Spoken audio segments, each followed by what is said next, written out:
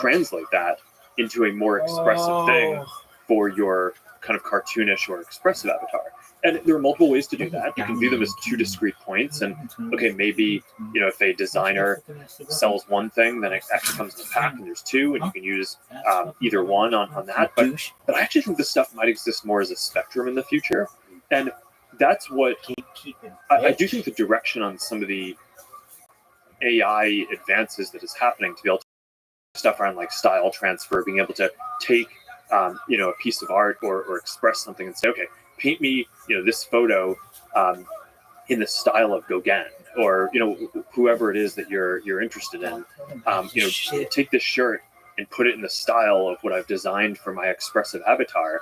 I think that's going to be pretty compelling.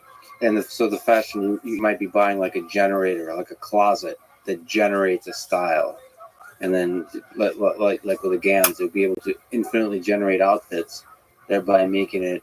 So the reason I wear the same thing all the time is that I don't like choice. You've talked about the same thing, but now you don't even have to choose. Your closet generates your outfit for every time, so you have to live with the outfit it generates. I mean, you could do that. Although, I think I think some people will, but I think there's going to be a huge aspect of just people doing creative commerce here. So I think that there is going to be a big market around people designing digital clothing. But the question is, if you're designing digital clothing, do you need to design? If you're the designer, do you need to make it for each kind of specific discrete point along a spectrum, or are you just designing it for kind of a photorealistic case or an expressive case? Or can you design one and have it translate across these things? If I buy a style from a designer who I care about, and now I'm a dragon, is there a way to morph that so it like goes on the dragon in a way that makes sense? And that I think is an interesting AI problem, because you're probably not going to make it so that that designers have to go design for all those things. But the more useful the digital content is that you buy in a lot of uses, in a lot of use cases, the more that economy will just explode. And that's a lot of what all of the we were joking about NFTs before, but I think a lot of the promise here is that if the digital goods that you buy are not just tied to one platform or one use case, they end up being more valuable, which means that people are more willing and more likely to invest in them, and that just spurs the whole economy. But the question is, that's a fascinating positive aspect, but the potential negative aspect is that you can have people concealing their identity in order to troll, or even not people, bots. So how do you know in the metaverse that you're talking to a real human or an AI or a well-intentioned human? Is that something you think about, something you're concerned about? Well, let's break that down into a few different cases. I mean, because knowing that you're talking to someone who has good intentions is something that I think is not even solved in pretty much anywhere. But if you're talking to someone who's a dragon, I think it's pretty clear that they're not representing themselves as a person. I think probably the most pernicious thing that you want to solve for is, I think probably one of the scariest ones is, how do you make sure that someone isn't impersonating you? Right, so you're in a future version of this conversation, and we have photorealistic avatars, and we're doing this in workrooms or whatever the future version of that is, and someone walks in who looks like me. How do you know that that's me? One of the things that we're thinking about is, it's still a pretty big AI project to be able to generate photorealistic avatars that basically can they work like these codecs of you, right? So you kind of have a map from your headset and whatever sensors of what your body's actually doing, and it takes a model and it kind of displays it in VR. But there's a question, which is, should there be some sort of biometric security so that when I put on my VR headset, or I'm going to go use that avatar, I need to first prove that I am that. And I think you probably are going to want something like that. So that's, as we're developing technologies, we're also thinking about the security for things like that, because people aren't going to want to be impersonated. That's a huge security issue. Then you just get the question of people hiding behind fake accounts to do malicious things, which is not going to be unique to the metaverse, although certainly in a environment where it's more immersive and you have more of a sense of presence, it could be more painful. But this is obviously something that we've just dealt with for years in social media and the internet more broadly. And there, I think there have been a bunch of tactics that I think we've just evolved to. We've built up these different AI systems to basically get a sense of, is this account behaving in the way that a person would? And it turns out, so in all of the work that we've done around, we call it community integrity, and it's basically like policing harmful content and trying to figure out where to draw the line. And there are all these like really hard and philosophical questions around like, where do you draw the line on some of this stuff? And the thing that I've kind of found the most effective is, as much as possible, trying to figure out who are the inauthentic accounts, or where are the accounts that are behaving in an overall harmful way at the account level, rather than trying to get into like policing what they're saying, right? Which I think in the metaverse is going to be even harder, because the metaverse, I think, will have more properties of it's almost more like a phone call, right? Or you're, it's not like I post a piece of content and is that piece of content good or bad? So I think more of this stuff will have to be done at the level of the account. But this is the area where, between the kind of counterintelligence teams that we built up inside the company, and like years of building just different AI systems to basically detect what is a real account and what isn't. I'm not saying we're perfect, but like this is an area where I just think we are like years ahead of basically anyone else in the industry in terms of having built those capabilities. And I think that just is going to be incredibly important for this next wave of things. And like you said, on the technical level, on a philosophical level, it's an incredibly difficult problem to solve. By the way, I would probably like to open source my avatar so there could be like millions of Lexes walking around, just like an army. Like Agent Smith. Agent Smith, yeah, exactly. So the Unity ML folks built a copy of me and they sent it to me. So there's a person running around, and I've just been doing reinforcement learning on it. I was gonna release it because just to have sort of like thousands of Lexes doing reinforcement, so they fall over naturally. They have to learn how to like walk around and stuff. So I love that idea, this tension between biometric security. You want to have one identity, but then certain avatars you might have to have many. I don't know which is better security, sort of flooding the world with Lexes and thereby achieving security, or really being protected with your identity. I have to ask a security question, actually. Well, how does flooding the world with Lexes help me know in our conversation that I'm talking to the real Lex? I completely destroy the trust in all my relationships then, right? If I flood, because then, I think that one's not going to work that well for you. It's not going to work that well. I mean, for the original copy. It probably fits some things. Like if you're a public figure and you're trying to have, a bunch of, if you're trying to show up in a bunch of different places in the future, you'll be able to do that in the metaverse. So that kind of replication, I think, will be useful. Yeah. But I do think that you're going to want a notion of like, I am talking to the real one. Yeah. Yeah, especially if the fake ones start outperforming you in all your private relationships, and then you're left behind. I mean, that's a serious concern I have with clones. Again, the things I think about. Okay, so I recently got, I use QNAP NAS storage, so just storage for video stuff, and I recently got hacked. This is the first time for me with ransomware. It's not me personally, it's all QNAP devices. So the question that people have is about security in general. Because I was doing a lot of the right things in terms of security, and nevertheless, ransomware basically disabled my device. Yeah.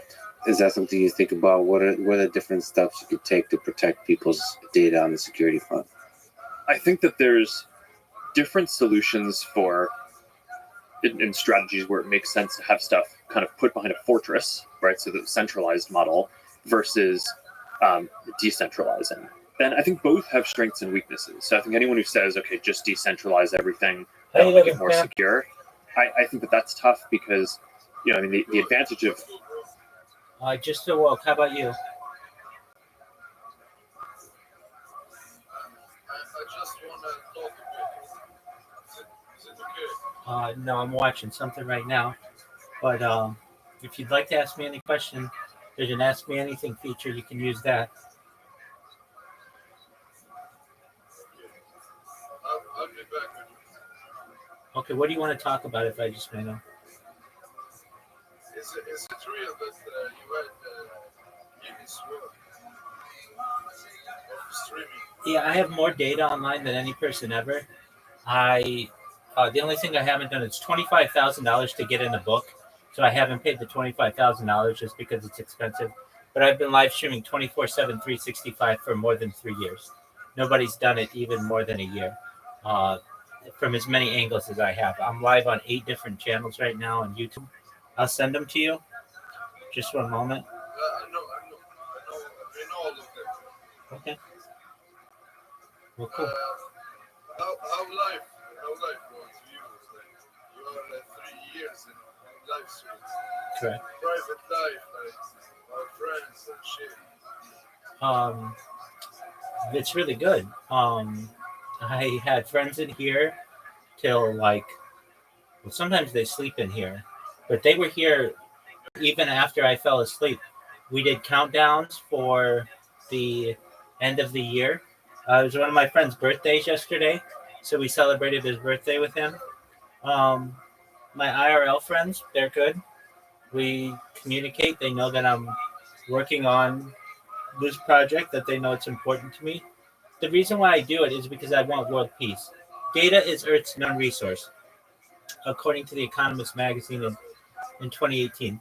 And I feel if I have a lot of data, it essentially gives people an archive, a time capsule, a timeline going back to the pandemic. We've seen the death of a queen, the birth of AI, the coronation of a king, and everything in between. It's a very exciting opportunity for the world to be able to watch someone 24/7, 365, to be able to connect to them, to be able to ask questions like you are, and just realize that we're not all that different.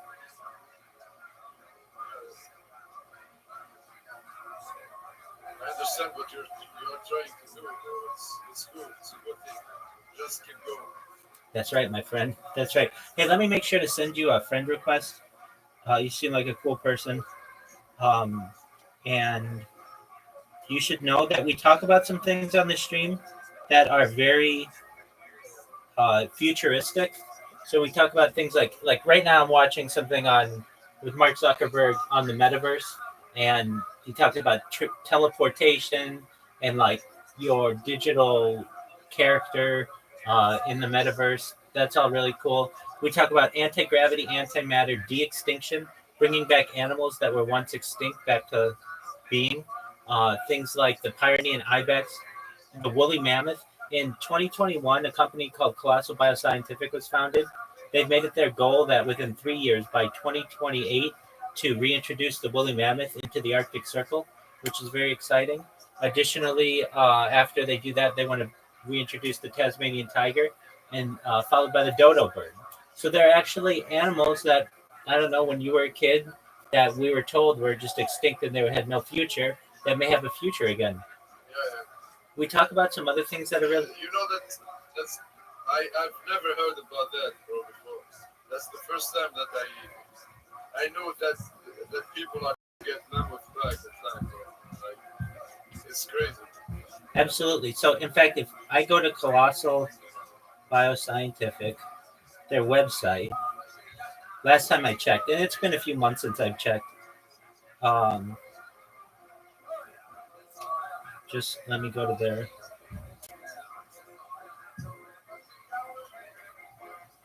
website. You can actually see.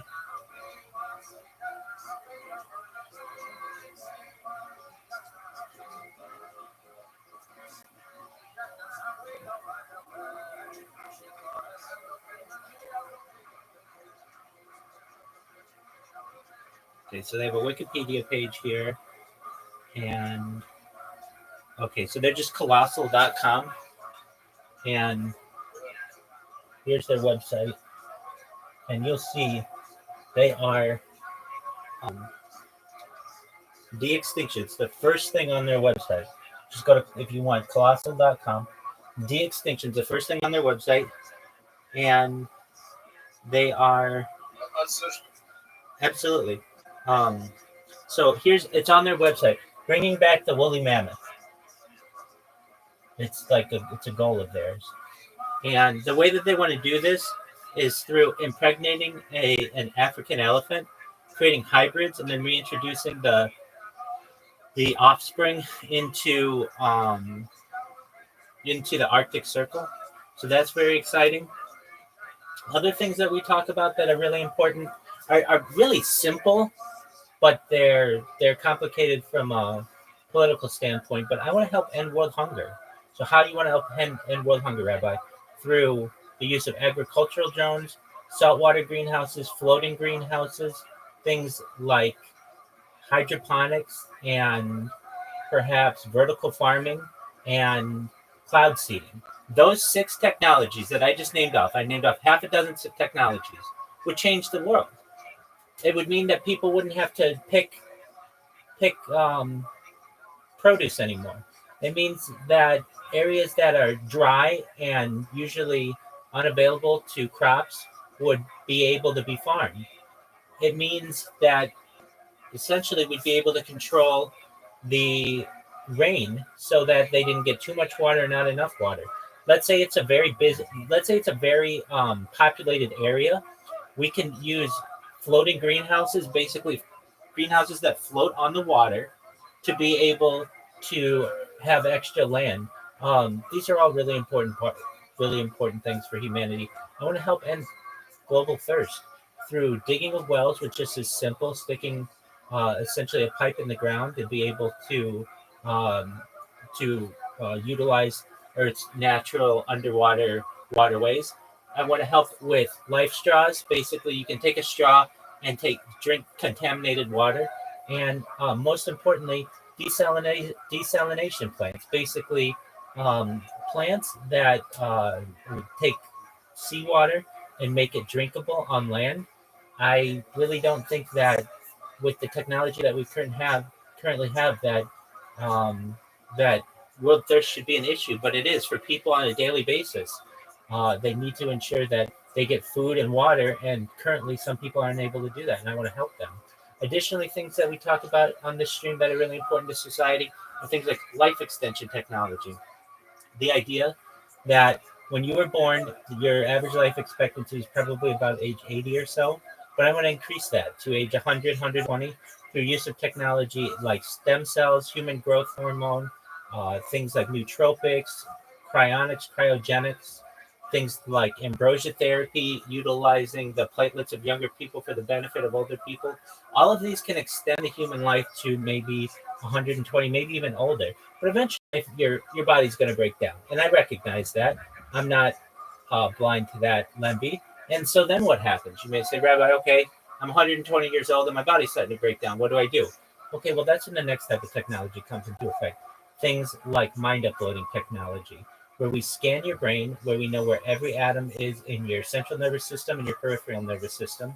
And we utilize that data, store it on a computer, like we do a CAT scan or an MRI, for later download as an android, an avatar, a cyborg, a cybernetic, a clone of yourself, perhaps a robot or an ethereal being, whatever you want to be. But essentially, what I'm telling you is that you may be able to have a digital immortality, which is a very exciting future. That's crazy, bro.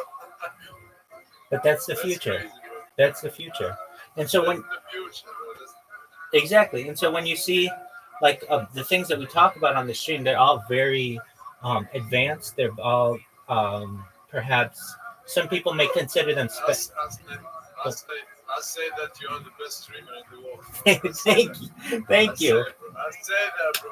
I say that, bro. Thank you, my man. I've never seen someone. I've never seen someone with this content before. That's why you're not fired, bro. Yeah. That's why they don't want the truth. They don't want the future, bro. You heard it here first, folks.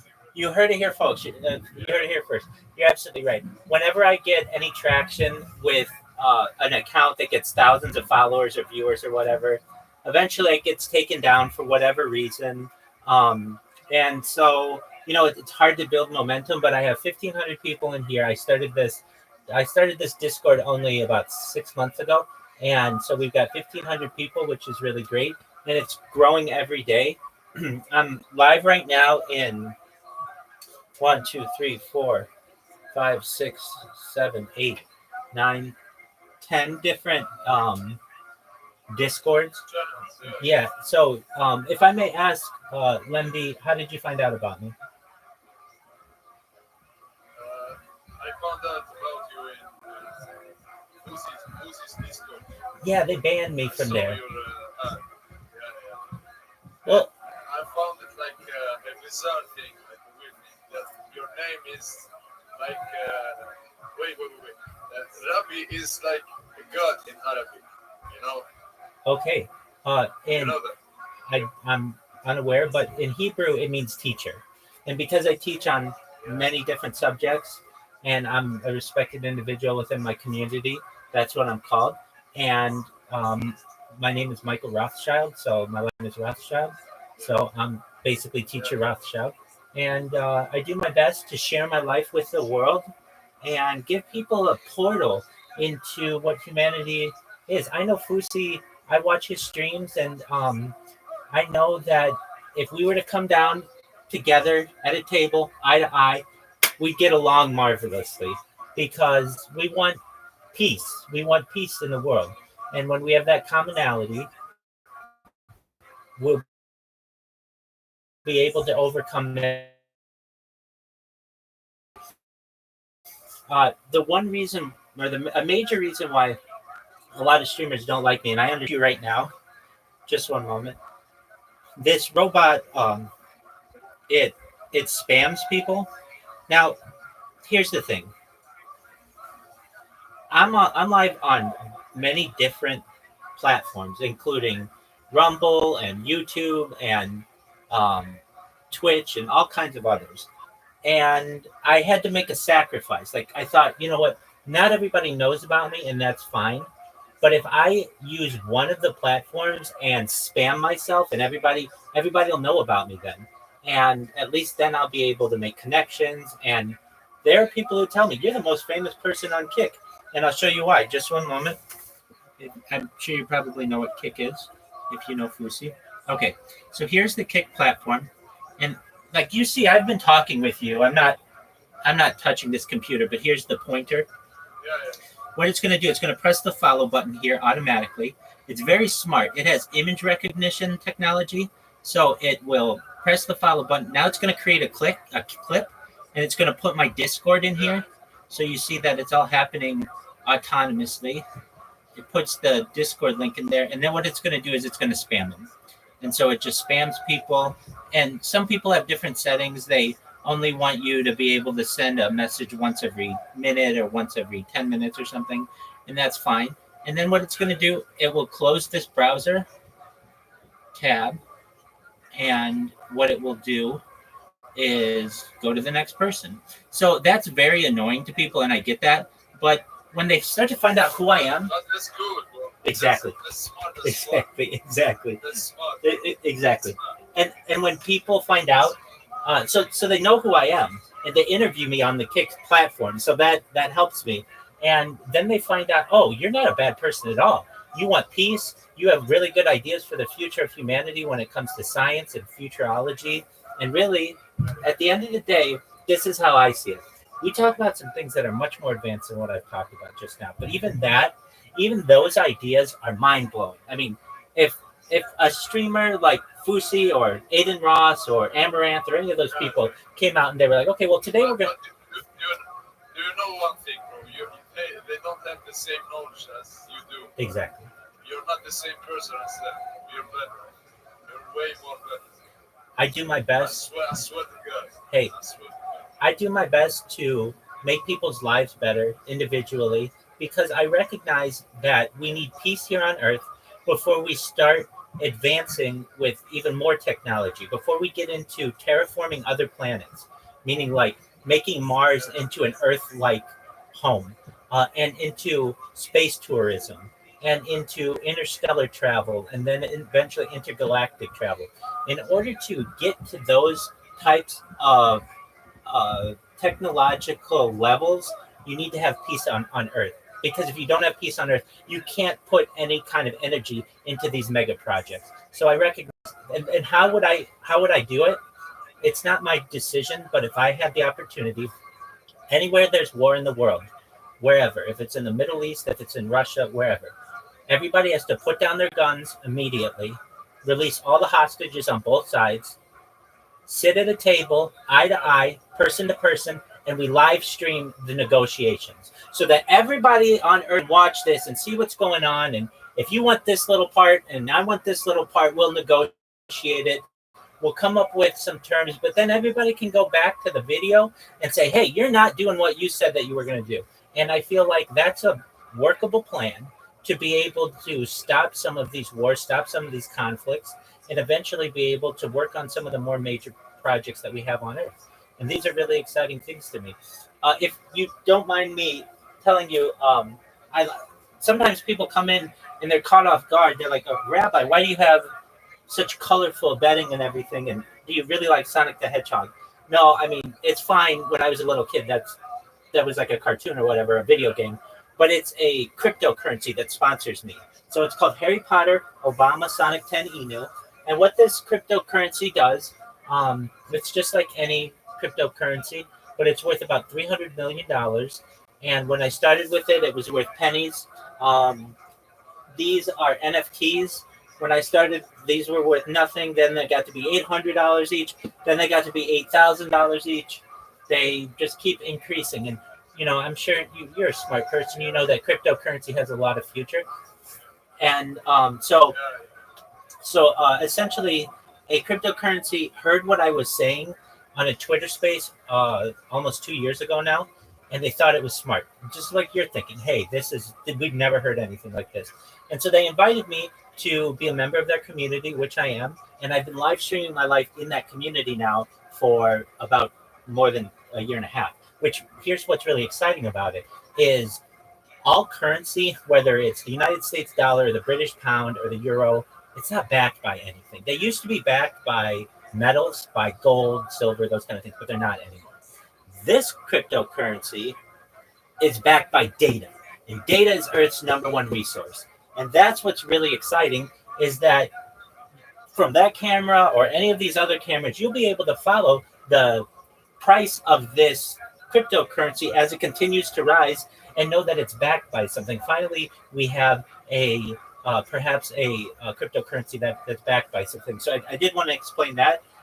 Some other things that we talk about that are really exciting are things, I mean, like they're advanced, but the modification of genetics so that we remove any type of birth defects from children is very important to me. Things like once we start getting into advanced space travel, there are a lot of questions that, and I understand these are years in advance, but if we're going to have a digital immortality and we'll be able to upload our minds into other beings, then these become your and my problems, not the problems of tomorrow. So how are we going to be able to travel the stars? Perhaps through advanced propulsion techniques, the modification or the bending of space-time using wormholes. Basically, one thing that I'm passionate about is something known as alien disclosure.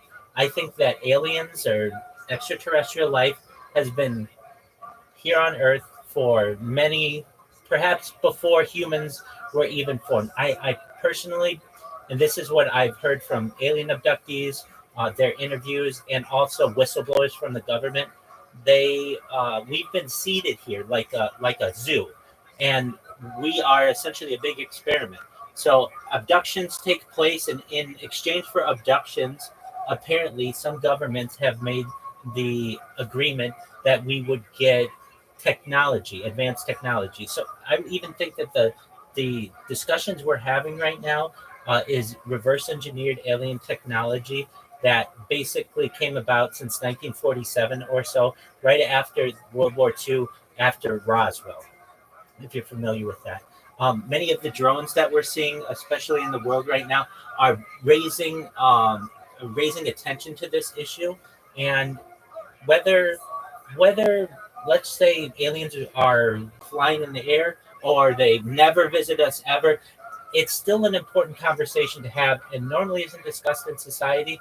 And I feel that it shouldn't be taboo, that it should be something normal that you could talk about with your friends and say, hey, did you see that there was a UFO sighting in Spain, or that there was a USO that came up in the Bahamas that's that's an unidentified submersible, or these are things that we should be able to talk about.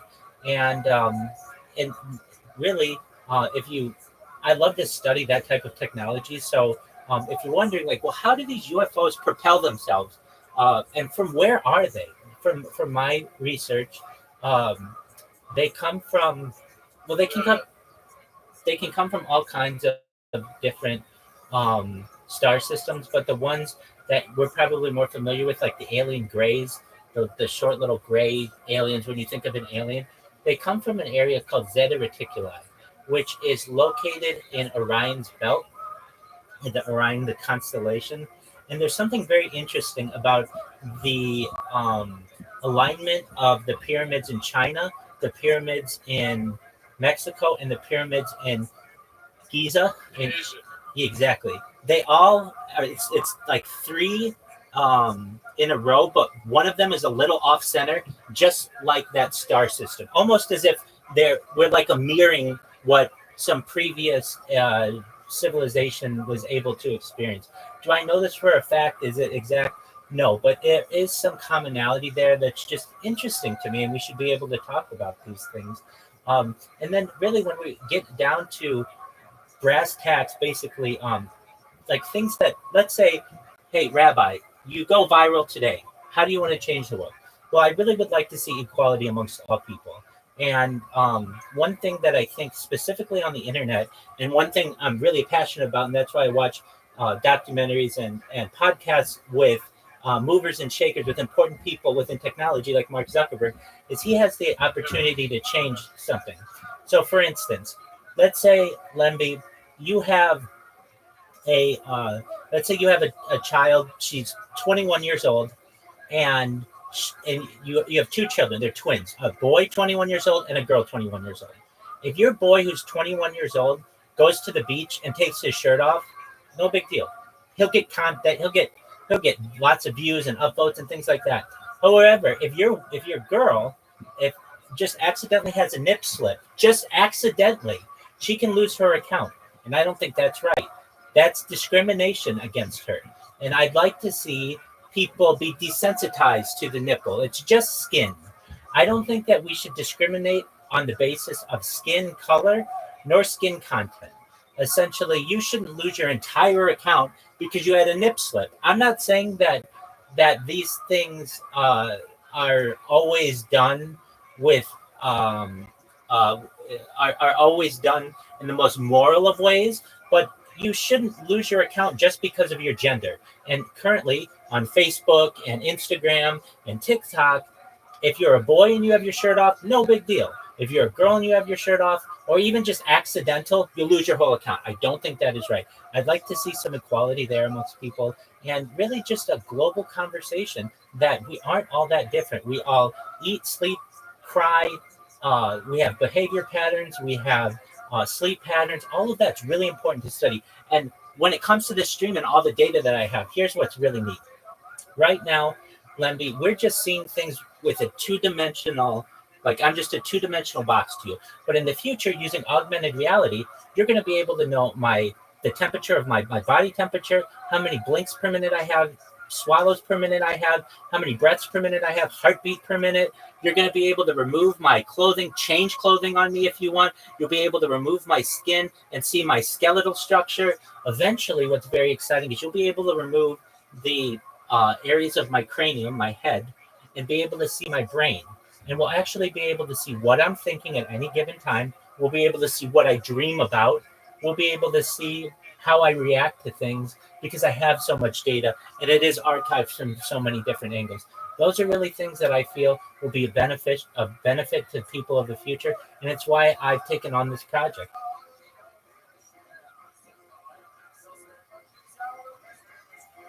That's a lot for me, bro. That's a lot. I understand.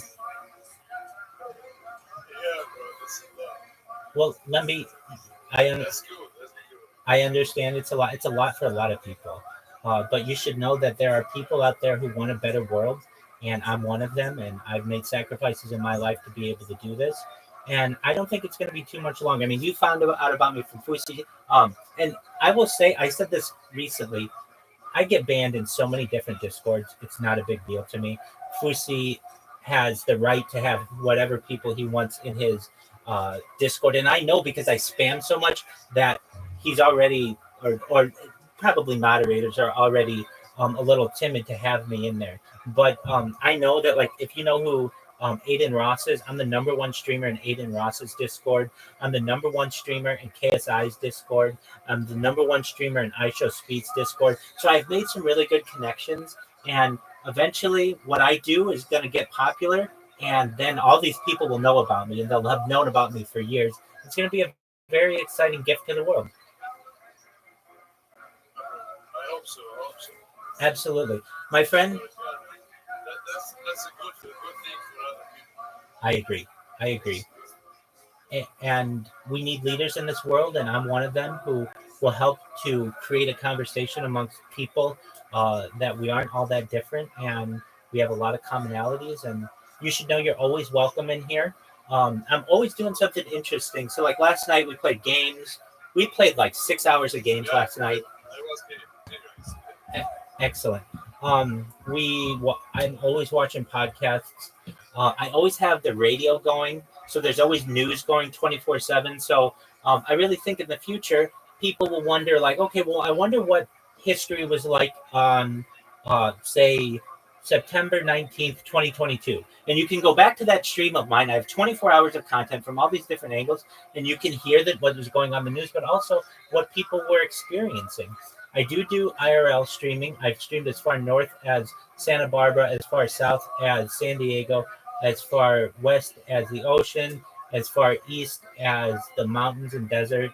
While IRL streaming is expensive, one day this is going to go viral. And when I do, I'll be able to travel the world. I'll be able to bring this gift and allow people to have a first-person view of everything that I do. That'll be very exciting as well. So you should know that you are an early adopter, so to speak, of Rabbi's project. And if there's anything that I can ever do for you, your friends or family, I'm here for you.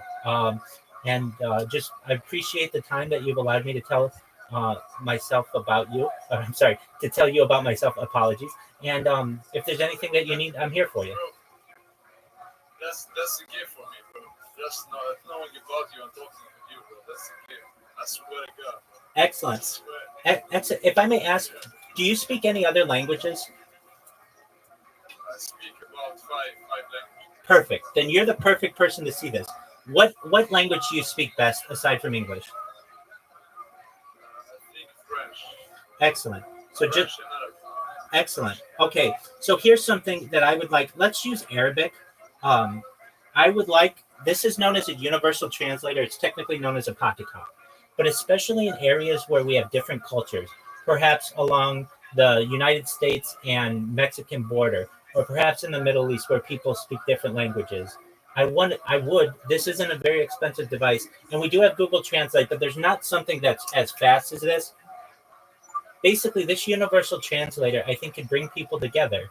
When people will be able to communicate with essentially strangers, they won't be strangers anymore, and that to me is a very exciting future.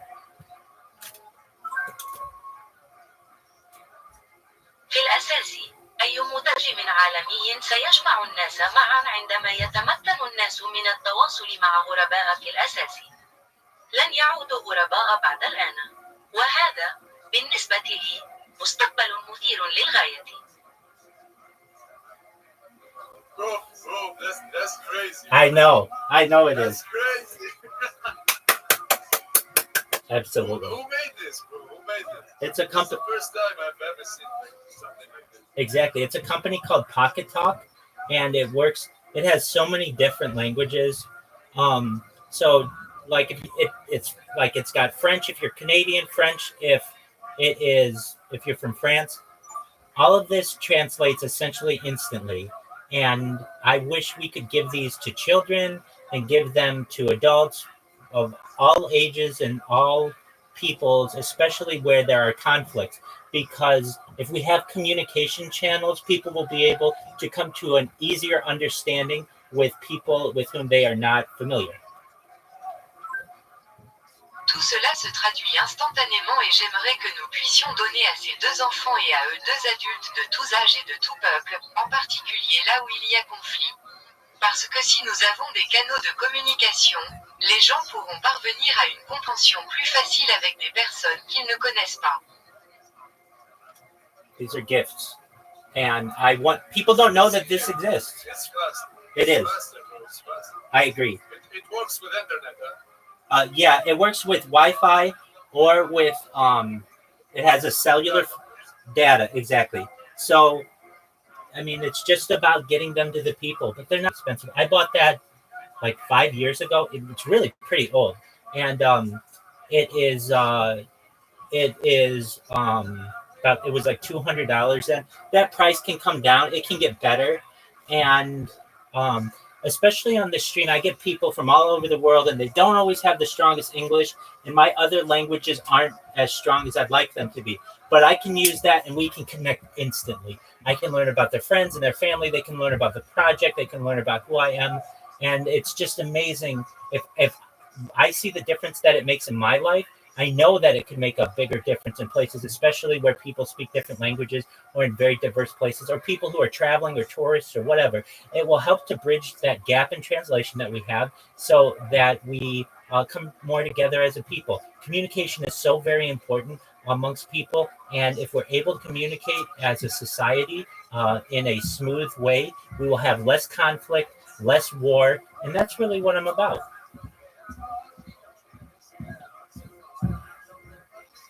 I should dropship this, bro. I should dropship that product.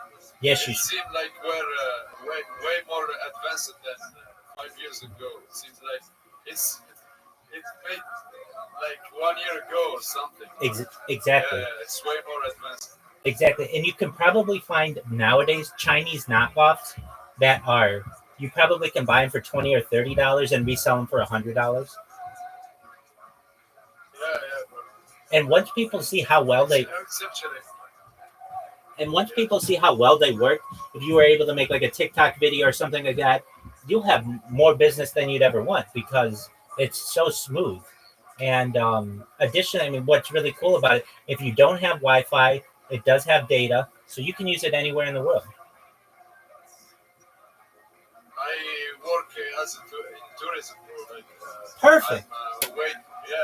That would be perfect for them. You're I 100. swear. You're 100% right. I have I learned so many languages, like Serbian or Polish language, and I have a little bit difficult. It's a bit difficult to understand them. Like, yeah. Of course. I could use that. Absolutely. I use Polish all the time. I have a friend of mine who is a kick streamer, and her English isn't as strong as she'd like it to be. So sometimes when we're talking about some of these very advanced topics, we need to have some translation, and it works very seamlessly. Używam polskiego cały czas. Mam znajomą, która jest streamerką kick i jej angielski nie jest tak dobry, jakbyśmy chcieli. Więc wkrótce porozmawiamy o niektórych z tych bardzo zaawansowanych tematów. Musimy mieć jakieś tłumaczenie i działa to bardzo płynnie. Little advancement. That needs to be viral. I agree. All of this needs to be viral, and it's happening little by little. And people are learning about me. They understand what I'm saying. They're excited about it, and it's just a matter of time until everybody knows about me. Everybody knows about this device. Everybody knows about that. And I'm nothing special.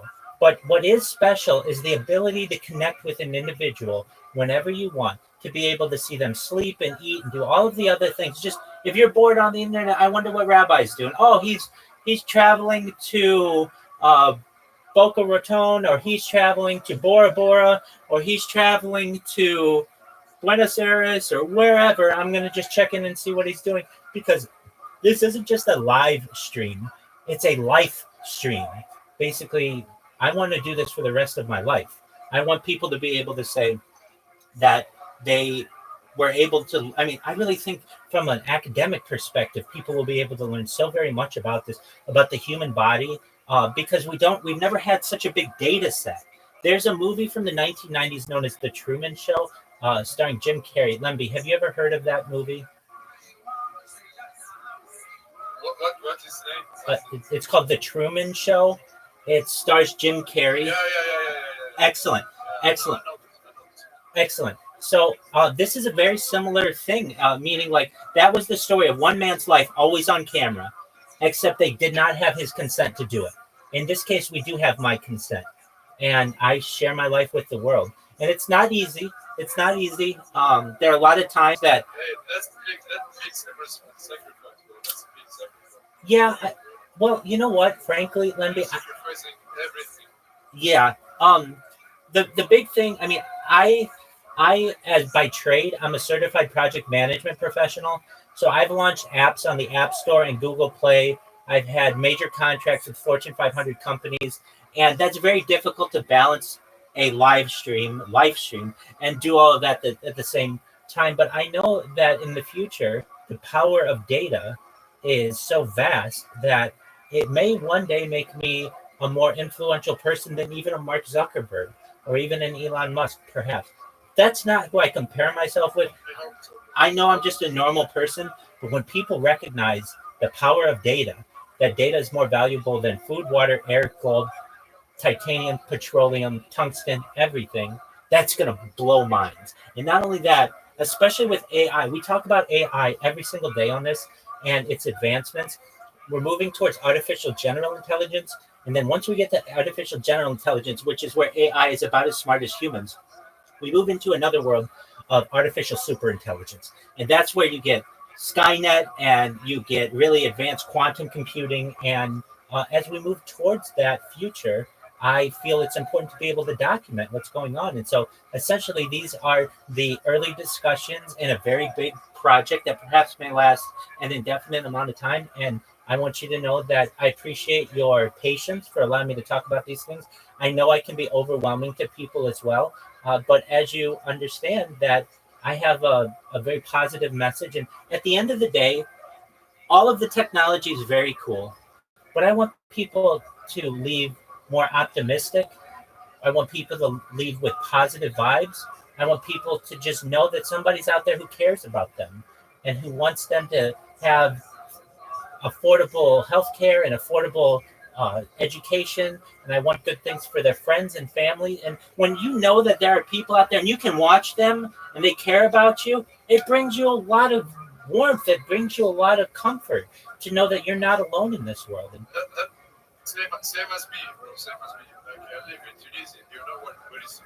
absolutely, it's in Northern Africa. Like, healthcare is fun here. Like payment in jobs is fun too. Sometimes I can't even afford food or something. You understand what I'm saying? I do, and It's I like struggling in life, bro. want to change some that. countries are worse than me. I'm better than some countries. Like I say always thank God, bro, that I'm living and shit. Like, do you understand me? Absolutely, it's been a struggle for you. I'm always trying.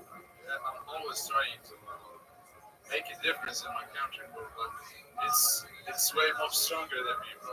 Like I have the same thought as you, bro. I want to change the world. I want the world to be better, bro. But I just can't. It's difficult, bro. It's difficult. Well- Like, the people's mindset in Tunisia is fucked, bro. They always care about money and shit. Well, we can change that, Yeah, and we're going to change I that, hope. and I'm going to help you. So eventually, some cool streamer or some influencer is going to say, "Hey, you spam me every single day. Let's see what this is about." It's going to go viral, and when that does, I'm going to have more money than I ever knew what to do with, and I'm going to be able to give it to you and to people of Tunisia and the people of Tunis and everyone in Northern Africa, especially the African continent, is very important to me. Especially people in some areas of the developing world globally. And I feel that it's time that I could find a person like you who's helped me along the way and say, look, here's $1 billion. I want you to start a charity or start a a philanthropic organization, and it's going to help children who can't see, or kids who can't read, or people who can't eat, or for clean water, or whatever it is. Because at the end of the day, money has no real value. So I'll have so much of it, I'll be able to give it to you and say, do with it what you want, pass it along. And I want you to make sure, I mean, of anything, I want to make sure that you're able to find a spouse someday and to have children. And those children, you don't have to worry about them. You don't have to worry about them getting hurt. You don't have to worry about them going to war, that they can focus on their own futures and their own education and their own health and live a life into the future like a digital immortality. And that's what's happening in this world. And I'm doing my best to be a leader in it. I hope so. That's very good. I'm so grateful that I found someone like you with this mindset. Absolutely. Absolutely. Well, I appreciate your patience and your openness. And just know, Lemby, I'm always here for you. And if you need anything from me, I'll do my best to help you. I wish I could help you right now. I wish I could say, Lemby, I never want you to worry about food again. Here is $100,000 just for your food for the next few years. I can't do that. But in the future, I may be able to. I'm going to give you a lot more money than $100,000. And what I want you to be able to do is take care of yourself, your family, and your friends so that they're all established, and then start a charity. I think that's a very important aspect of society. I see that governments and non-government organizations, they're not doing what we need. They say that they're doing what we need, but they're really just paying themselves a salary. I want people to really be able to make actual change in the world. And one of the things that I think we can do to make that happen is to live stream. So you'd have a charity, and charity would be essentially, let's say, just to help people who are hungry in Northern Africa. Okay, so what does that mean? That means your warehouses have live streams, that we know that nobody's stealing out the back door. We have accountability with people. We can go back and in the footage anywhere in the globe and say, hey, on this date, you were able to feed 500 people in this suburb of Tunis, or 500,000 people in this area of Northern Africa, and there's accountability there. If you look at what happens with like the UN food programs now, no one knows where that money goes, and at the end of the day, it's just for show. It's just for people who are in established areas to feel better about themselves, that they help somebody else, but in reality, it doesn't really help anybody else. I want proper nutrition for people. I want proper health care for people. And I feel that one way that you can get this with accountability is to live stream it. And I'm not saying you have to live stream your life. No, but if you started a charity, there's nothing wrong with ensuring that people remain accountable for what they do. And I'm not saying they have to stream their life. Absolutely not.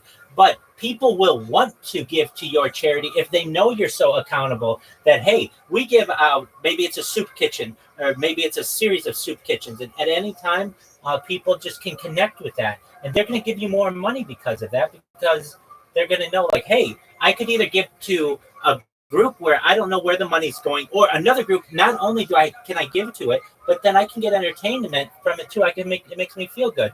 I can give them $1,000 and they're going to thank me immediately for it. And I see the good work that they're doing, or whatever it is. These are all really important aspects to me. And really, especially Tunisia and Tunis, they're in a very important location of the world.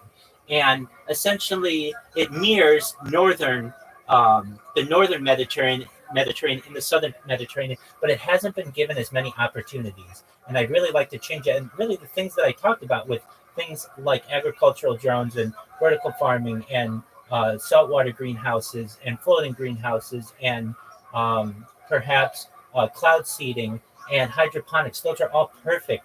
The land of Tunisia is perfect for these types of advancements. So just know that there are people out there who care about you and care about your offspring, and I only want good things for you, and I only want good things for the people of Tunisia.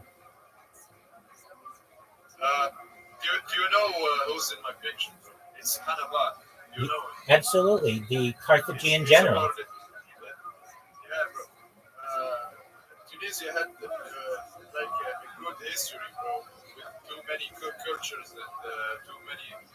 I think you know that. I think you know that. Absolutely. Bro, actually, we didn't have the chance that we wanted to do. Bro.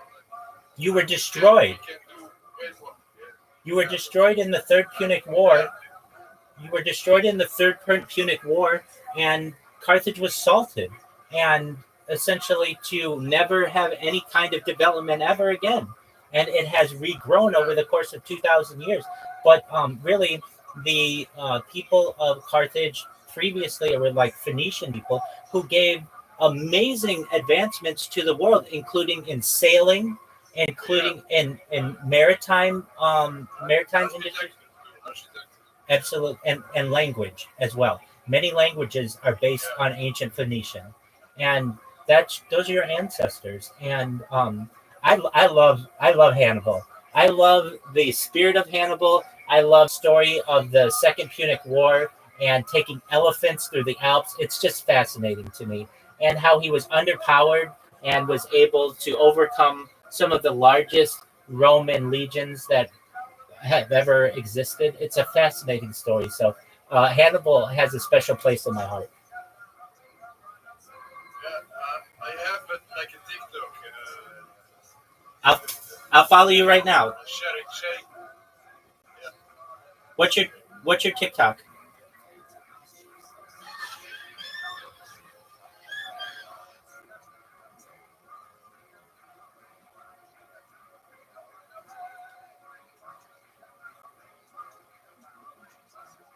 What is your TikTok? It's Legacy, yeah. Legacy. And then ETN. Yeah. I think they deleted my video, bro. All of my video. And that I think I found it. Maybe not. No, you're right. Let's see. Legacy. No, they probably did. And that happens. And you know what? Don't let it get you down. I know that you don't.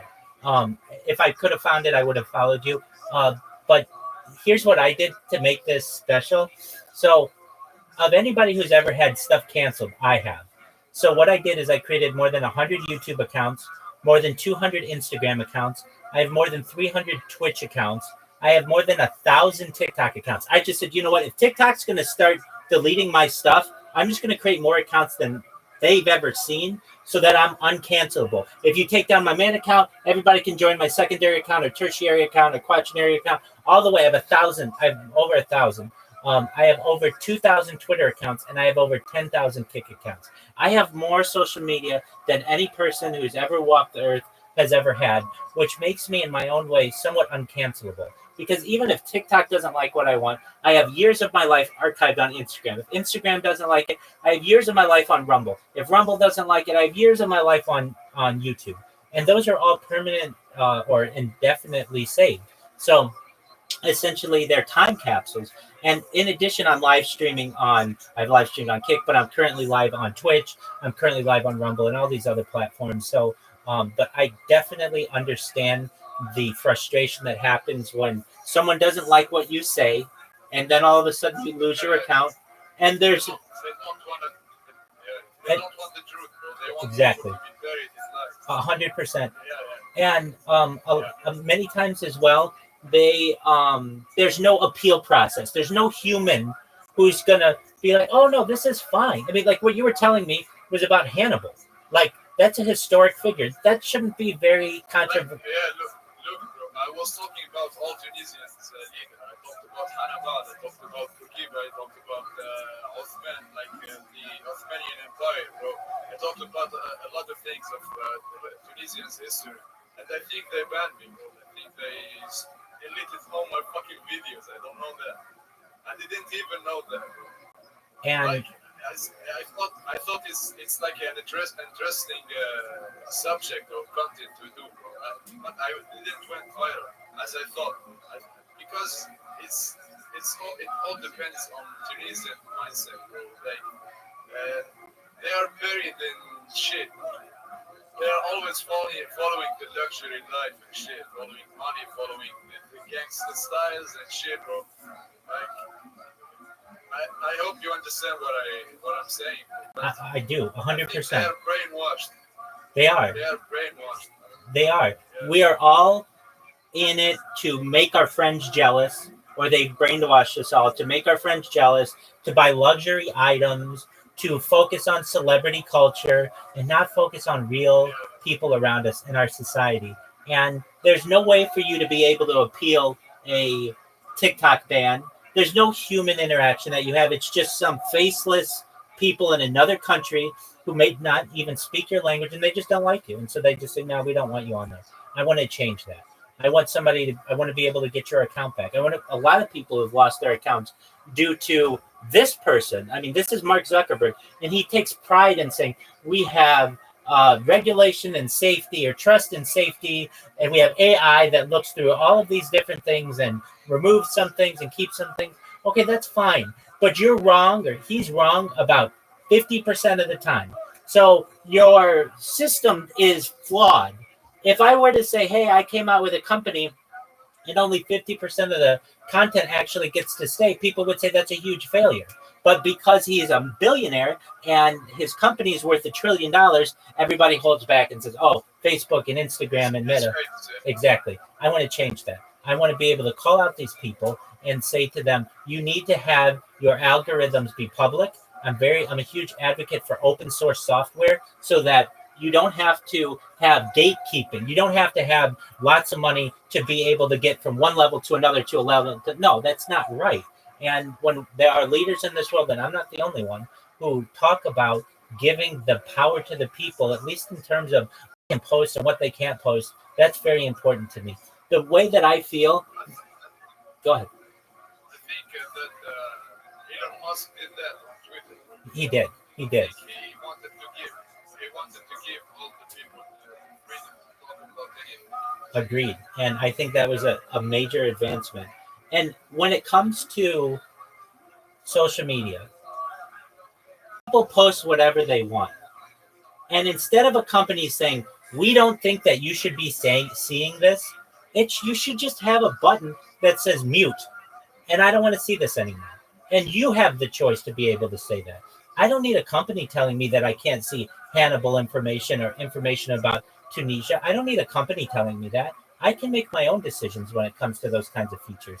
The real reason why they do it is because it's very easy for political unrest to occur and for people to get mad at really rich people on earth, and so they do it to protect themselves. And I understand that, but I'm not saying it's right, and I'd like to change that. And I respect Elon Musk for what he's done on Twitter and at least giving people their voice back. If you use Twitter before Elon Musk versus after, there's a major difference, and I'm appreciative of what of the sacrifices that he's made to be able to give the voice of the people back to them. Excellent. I'm going back to the subject about the rain. Like, yes. In Tunisia, we had it rain about 5 or 6 years ago. Like if we have rain, it's like not too much, not enough for our farming. You understand what I'm saying? Yes, I do. That's why they bought rain, artificial rain from I think China. Yeah. Absolutely. So I think, so like in Dubai, once a week it just rains. They use cloud seeding, and I think the same type of technology can be used in Tunisia and other areas that lack the ability to have water. And essentially,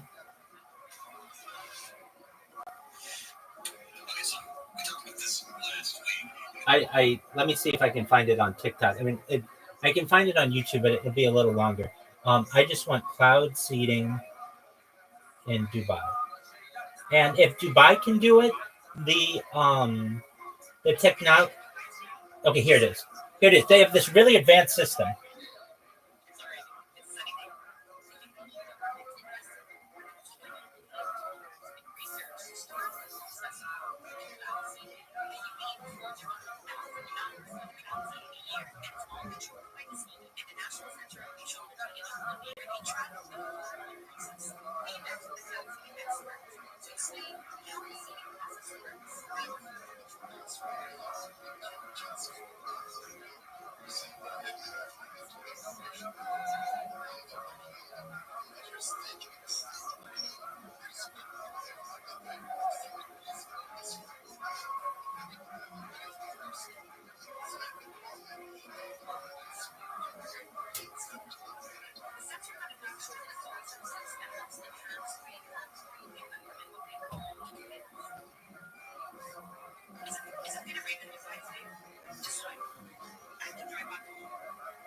So this is a long video, but basically they're doing it in Dubai. They're doing it in Abu Dhabi, and the I want to talk.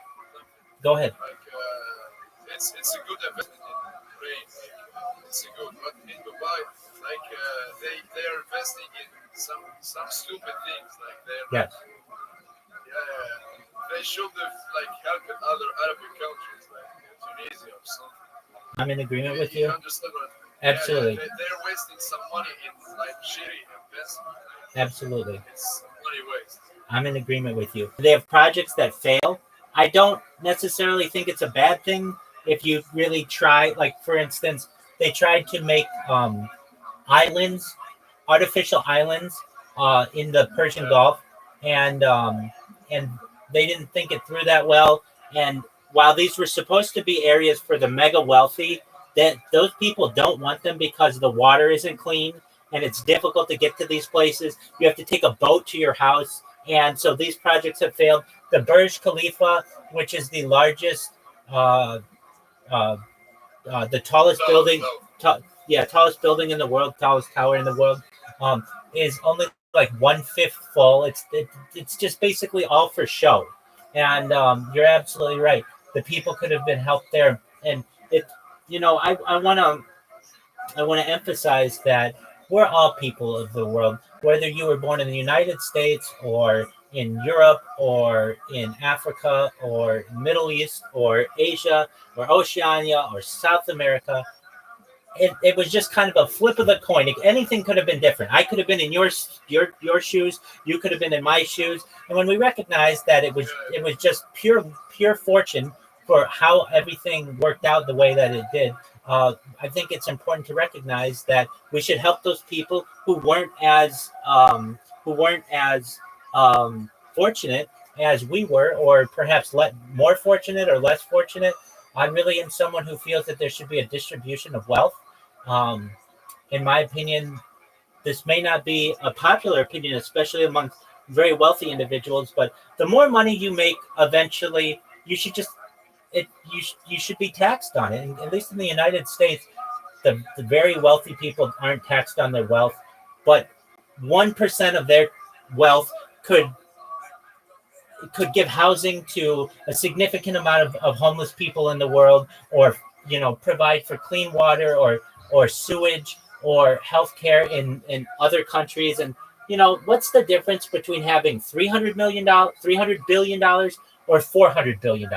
There's really not that big of a difference. There's a lot of a difference between $300 and $400 or $30 and $40, but not $300 billion and $400 billion. At a certain point, it all becomes the same, because you're able to provide for your food, your family, your friends, and all that other stuff. And at a certain point, we should share these things. And the reason why this is important is because if we don't share these things, eventually you will create the majority of people who have nothing and a very small minority of people who have everything. That's just how the system's going to work every single time. And as time continues, you'll have a larger and larger economic gap, and then eventually it'll just be a very small contingent of people and the remainder of society. There'll be no middle class, and I don't want to necessarily endorse ultra wealth when I know ultra wealth could help the world. And so I am about the redistribution of capital, and I think that there are some socialist systems, perhaps some types of healthcare, some types of public works that should be available to everyone. Sure, if you want a certain shirt or you want a certain car or something like that, you should have that choice, but you shouldn't also have to pay for your health insurance. And I think there can be a food stipend for people. I mean, like you've said, there are times of your life where you have gone hungry, and that isn't right. And it's 2025, and I think hopefully by, let's say, 2135 or 2125, pardon me, with 100 years, we'll be able, like, this will be an archived conversation where people will say, wow, remember when people didn't always have food or didn't always have electricity? I mean, to me, electricity is a right that people should have. The internet is a right that people should have. And they're not currently Food is a right that people should have. Healthcare is a right that people should have.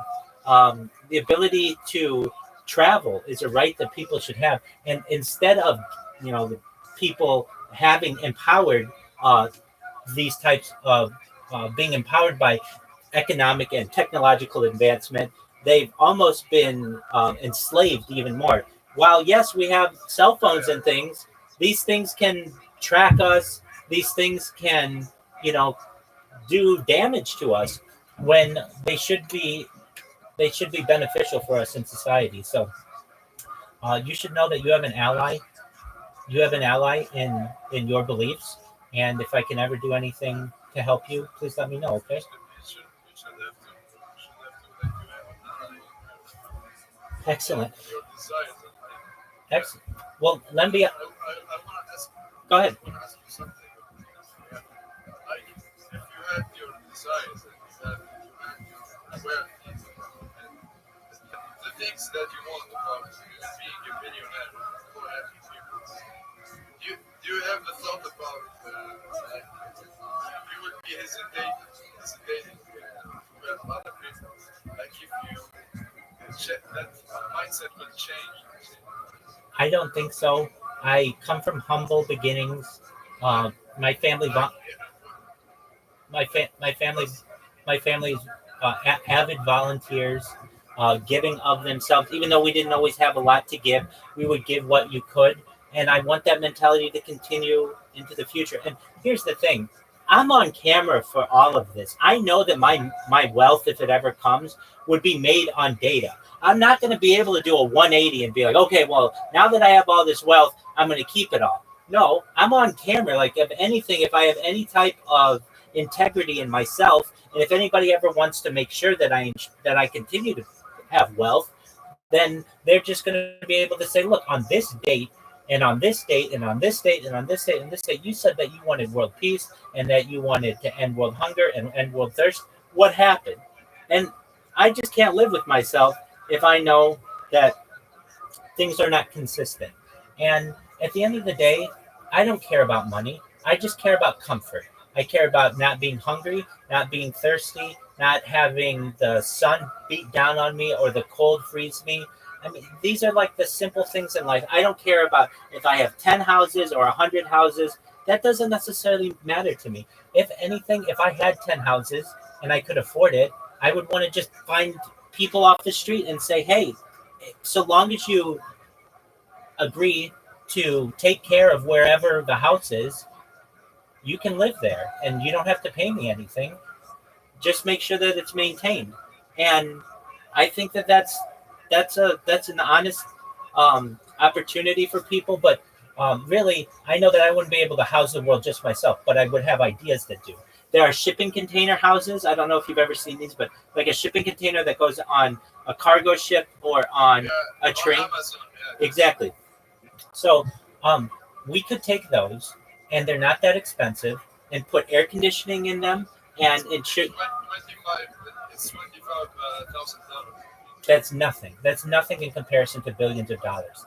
I can tell you this, at least in the United States, there are, according to government statistics, 580,000 homeless people. That's a lot of homeless people. With just 1 year, if the United States did not spend on military spending for 1 year, you could give all those people $1 million, every single one of them. And I'm not saying that the United States doesn't need its military or any of this other stuff. I'm just saying take 1 year off. If today is January 1st, if the government said, look, we're not going to buy more bombs and more bullets, we could still pay all of the troops and everything, but we're going to just take 1 year off. We'd be able to end the homeless problem in the United States and give to other countries as well, which we certainly do. And these are big picture things. Even Elon Musk, with Elon Musk's wealth, he has like $400 billion. He could give every single homeless people in the United States more than $750,000. That's a lot of money. They wouldn't ever have to work again. They would be able to get off the street. They would have to be able to have communities. And there's an argument to be made that, well, where are you going to put all these people? And I kind of laugh at that argument because if you know how big the world is, you could fit all of the people of the world in Tunisia. Every single person on earth could live in Tunisia and have like an acre of land. They'd have a lot of space, but we don't recognize, basically we all want to be in the same spots, the same cities and such. And in my opinion, the idea of a overpopulation, or the idea um, of overpopulation in specifically, I think that the Earth can um, manage many more people than it currently does. So when people say, "Oh, we need birth rates to go down," and all of these other things, I hear it, but I don't believe it. I go, okay, fine. If that's what you want to tell me, that's cool. But if you look at, I mean, I'm sure in Tunisia, you see it's just miles of nothing. There's just absolutely nothing, and we could put houses there. We could create communities there. I mean, in the same way that we have deserts in the United States that we've made into subdivisions, the same thing could happen in Tunisia. And it's just about bringing attention there and giving people access to the same resources. And that's something that I want to do. And if anything, let's say I never made any money off of this, and that's not why I do it. But or fame, I don't really care about that. I care that I sacrificed a part of my life for the benefit of society, so that people can learn from this. You know, when like we study ancient history, or even more modern history, we have people who wrote journals or diaries, and we learned a lot about human life from that. That's essentially what I'm doing. This is the world's largest journal, or the world's largest vlog, or the world's largest diary. And I want people to be able to learn from that. But if anything, if anybody just saw this conversation, if people saw just this conversation, it would change the world. That's the truth. I agree. Do you have any other questions, Lemby?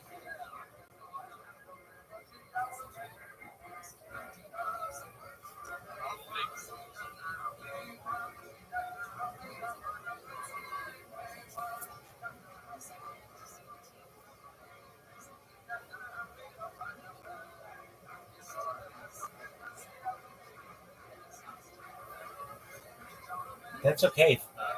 About the case in Palestine. Yes, Do you support? I want world peace. So if anything, I want people to lay down their guns, release the hostages, and come to diplomatic solutions. Do you see how the government brings the hostage? Yeah, I don't think that it's right to take hostages of any kind, and I want it to stop. My goal for all of this is that no one dies from war anymore, not one person. I don't want anyone to die from war. So whatever side of the conflict people are on, I maintain that no one else should die. No one else should be taken hostage, and if anything, we should come to diplomatic terms on how the area should be governed. But that is done at a table. It is not done with a scope, meaning it's done eye to eye where we can have diplomatic negotiations. And I've always thought it was very important to live stream that, so that these discussions are archived. Whether I'll be successful in advocating for the live streaming of this, I don't know. But I do know that that's an important aspect, so that nobody can pull a fast one on the other side. No one can say, well, you said A, but you're doing B, and we need to prove it. Okay, well, we just run the tape back, or we run the footage back, or the recording back. You said that there was going to be A, and it's now not A. Why isn't it? And that's really important to me. What bringing these things.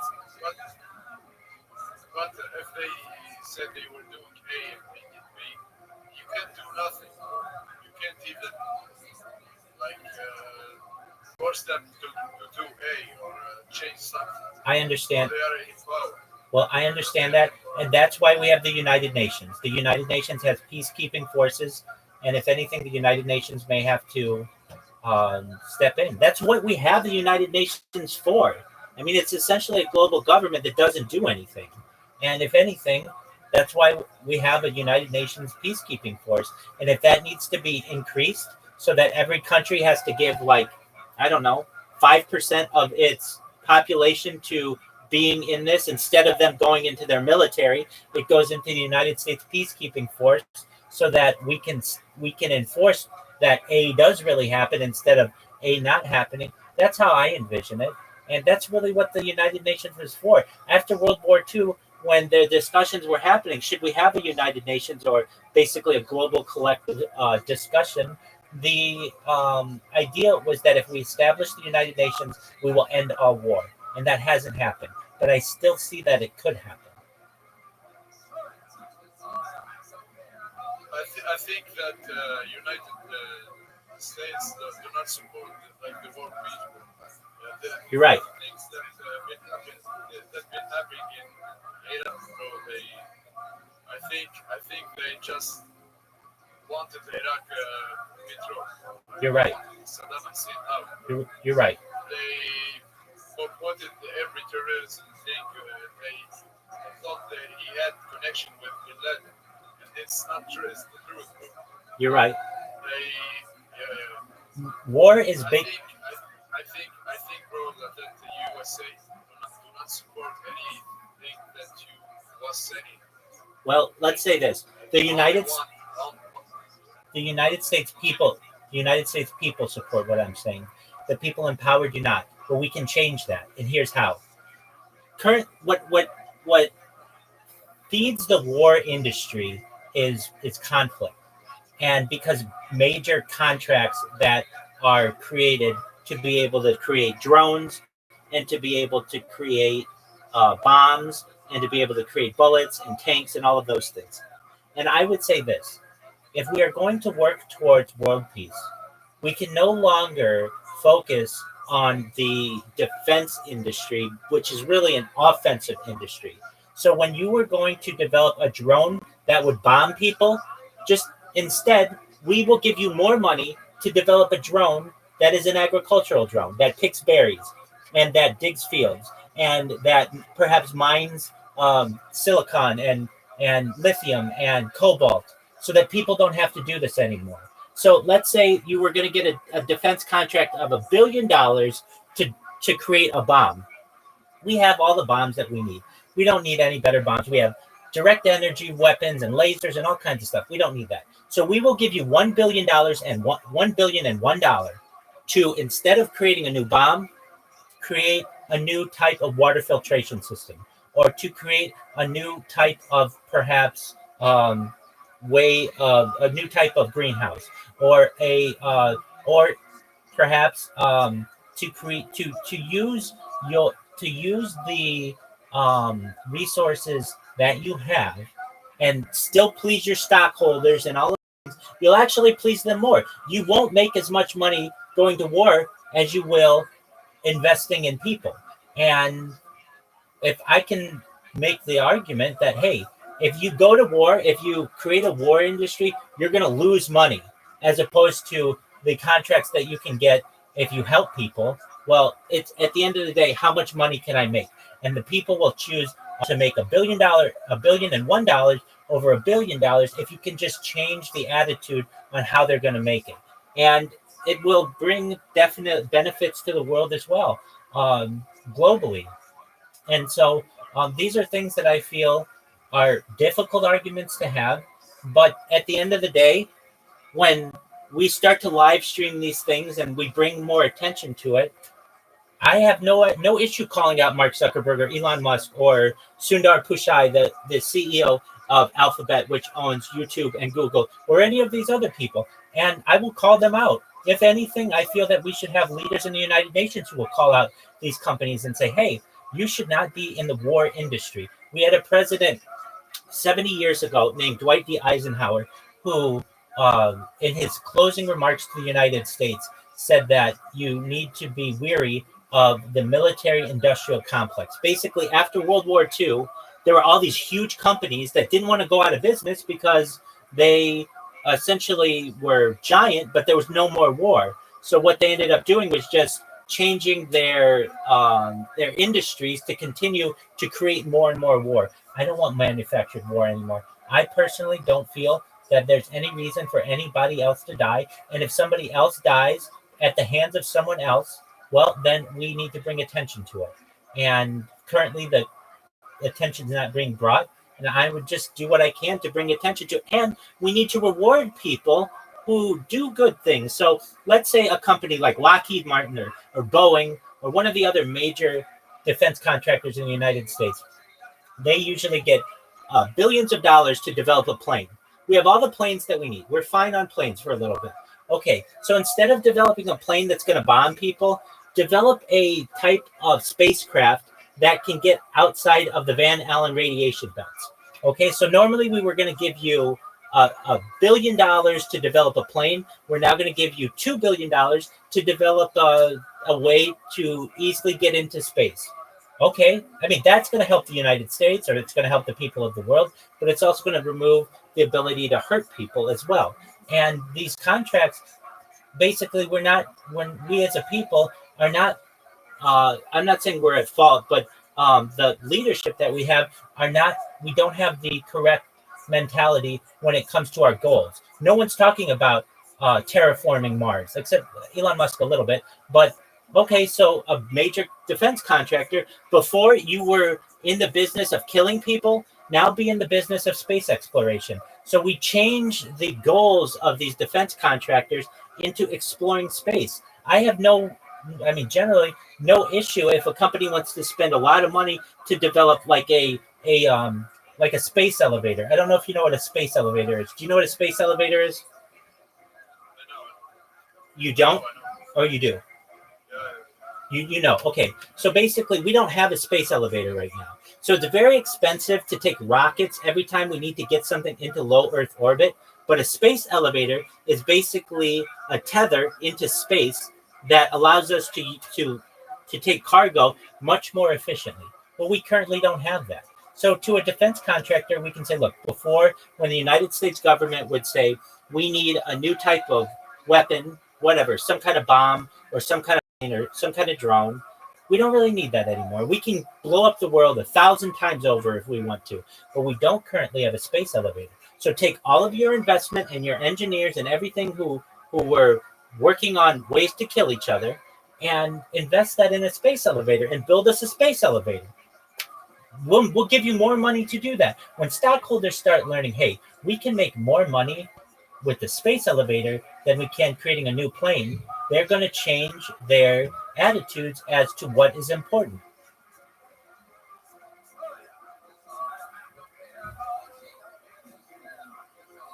I think, like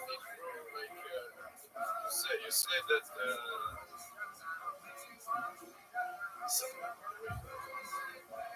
I heard this. I heard somewhere that U.S. government, like they have, you know what ammo is? Like bullets? Yeah, bullets. Like for like $40, and it costs like 20 cents. Yes. Yes. Like it's a big waste of money. Big waste of money. Buy it from Brazil. Yes. Big waste of money. Big.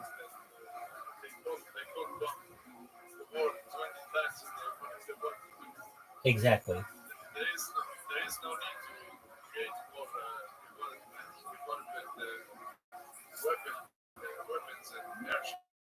That's it. As you say. I agree. I talked to someone and it's in the USA. It's with everything that the US government did and it's doing. Right? And he's telling me that we need to be prepared for people like you. He's talking about Muslim people. Like we are, I don't know what he meant. Or like, he was disrespectful and I don't know what to say. Let's take your example with the bullets. That they cost 20 cents, but the United States buys them for $40. Okay, that's fine. All right. We currently don't have some technology that might be very beneficial to people. Like what? A freeze ray. What am I talking about with a freeze ray? basically a gun that you can shoot at someone that doesn't kill them, that doesn't cause damage to them, but just they can't move. Okay, so that if you need to do something, we don't have that kind of technology. So take all the money that you were investing in making bullets that have permanent they kill you, and use that for a technology that doesn't hurt people anymore. In the United States, we have an issue with the police, and I'm sure you have it in Tunisia as well, where the police are very, very anxious and they shoot people, and you can't take that back. I don't understand, and you've seen this. We, for over 100 years, have had tranquilizer darts. Basically, if we need to take down an elephant, we shoot it with the tranquilizer dart, boom, it's down. Why can't we have tranquilizer darts for people? So that if somebody's going crazy and we need to stop them for some reason, shoot them with a tranquilizer dart, they drop, and then 15 minutes later, they're fine. They wake up from a little bit of a sleep or whatever, but they weren't killed. They're not dead. And then essentially we can do with them what we need, but they're not dead. That's the important thing. Death, I mean, generally doesn't have an alternative currently when it should. We should be able to utilize technology like just so a freeze ray would be great, but just a tranquilizer dart. And people may say, well, what if I need to stop immediately and there's like a 2-second delay? Okay, then have some company that comes out and work on making the delay even smaller so that it's almost instantaneous. And you can shoot somebody and it doesn't kill them. If we just have to make that the goal. And we need leaders out there. And currently, I've never heard any leader out there who says, hey, we should have when we have a hostage situation, or we have a situation where we need to perhaps defend ourselves, or we might need to defend ourselves. Okay, well, just use a tranquilizer dart like we've been using on safaris in Africa for 100 years, and just develop one of those for people that doesn't kill them, that doesn't cause permanent damage, but allows you to corral them or allows you to engage with them in any way that you need. To me, there's no reason why we should have police, in my opinion, shouldn't have guns. They should have tranquilizer darts. So basically, if they need to stop somebody, they just use a tranquilizer dart on them, and then they can get a trial. Then they can be brought to justice if need be, instead of just, well, he's dead. All right. And then it turns out that person was innocent.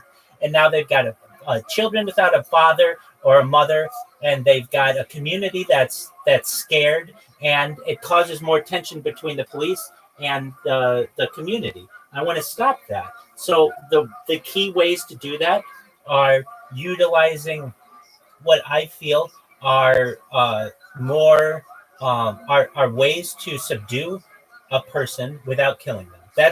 That's a goal, and we don't talk about it in society, but I think it's an important goal. I think that in wars, both sides wants to get rid of some people. Like they don't want to be the population of that country to be the same. They want to reduce it. You understand what I'm saying? I understand that. Yeah, because I think they consider it as a threat for them. They need to reduce the population. That's true, and I don't like that, and I want to stop that. That's why. Yeah, that's why they're not using the bullet to freeze someone for 50 minutes. Absolutely, but they don't even have that. They don't even have that. That's not even like a goal. And we just need to make that a goal. Or at least it is not maybe it's classified somewhere, but that's fine. It should be used. There are cases where it needs to be used. There are cases that even the government has made aware that, hey, we shouldn't have killed this person, and it happened. So where's your alternative to the bullet, to the gun? There isn't one. Where's your alternative to the bomb? There isn't one. And there could be.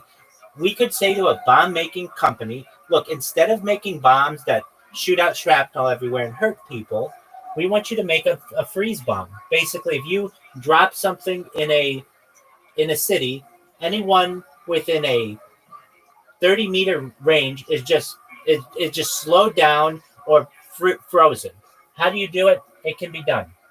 I'm not exactly sure. You can do it a bunch of ways. You can do that to them physically. You can also, perhaps, there are ways with physics to slow people down, especially advanced physics. Figure out multiple ways. Here's $1 billion to be able to do it, but just don't kill more people. Don't create ways to kill more people. I understand. I know how it works. The people at the top want depopulation.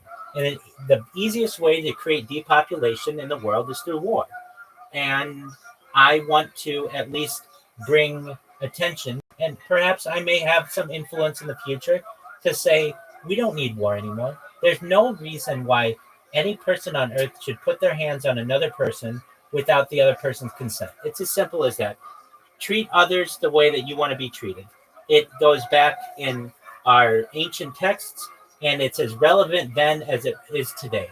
And also, we want to ensure that we can reverse any kind of mistakes that were made. So normally we could say, there's a bad guy and we need to get rid of him. Okay, fine. Well, there are ways to there's the justice system essentially that can give them a trial. They can have proper representation. They can have proper hearing. They can have a proper jury, a proper judge, and all of these other things. That's expensive, and that causes it's slow. So they just kill them, and I don't think that's right. And so there needs to be accountability for this. I would love to say in the United States that we have done a good job with this. We haven't. I want to change that.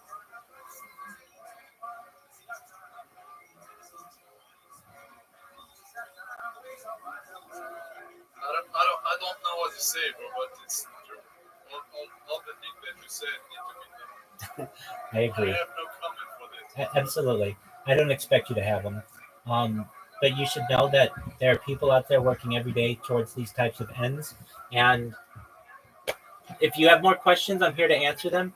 If you don't, that's absolutely fine. I'm always here.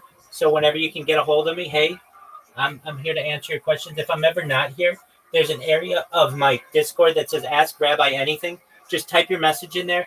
I'll get back to you as immediately as I can, and I'll give you the best answer that I can. And I'm here to be an ally to you, to be a friend to you. Actually, I want this community and this mindset to be grown. I'm gonna fight every friend I have.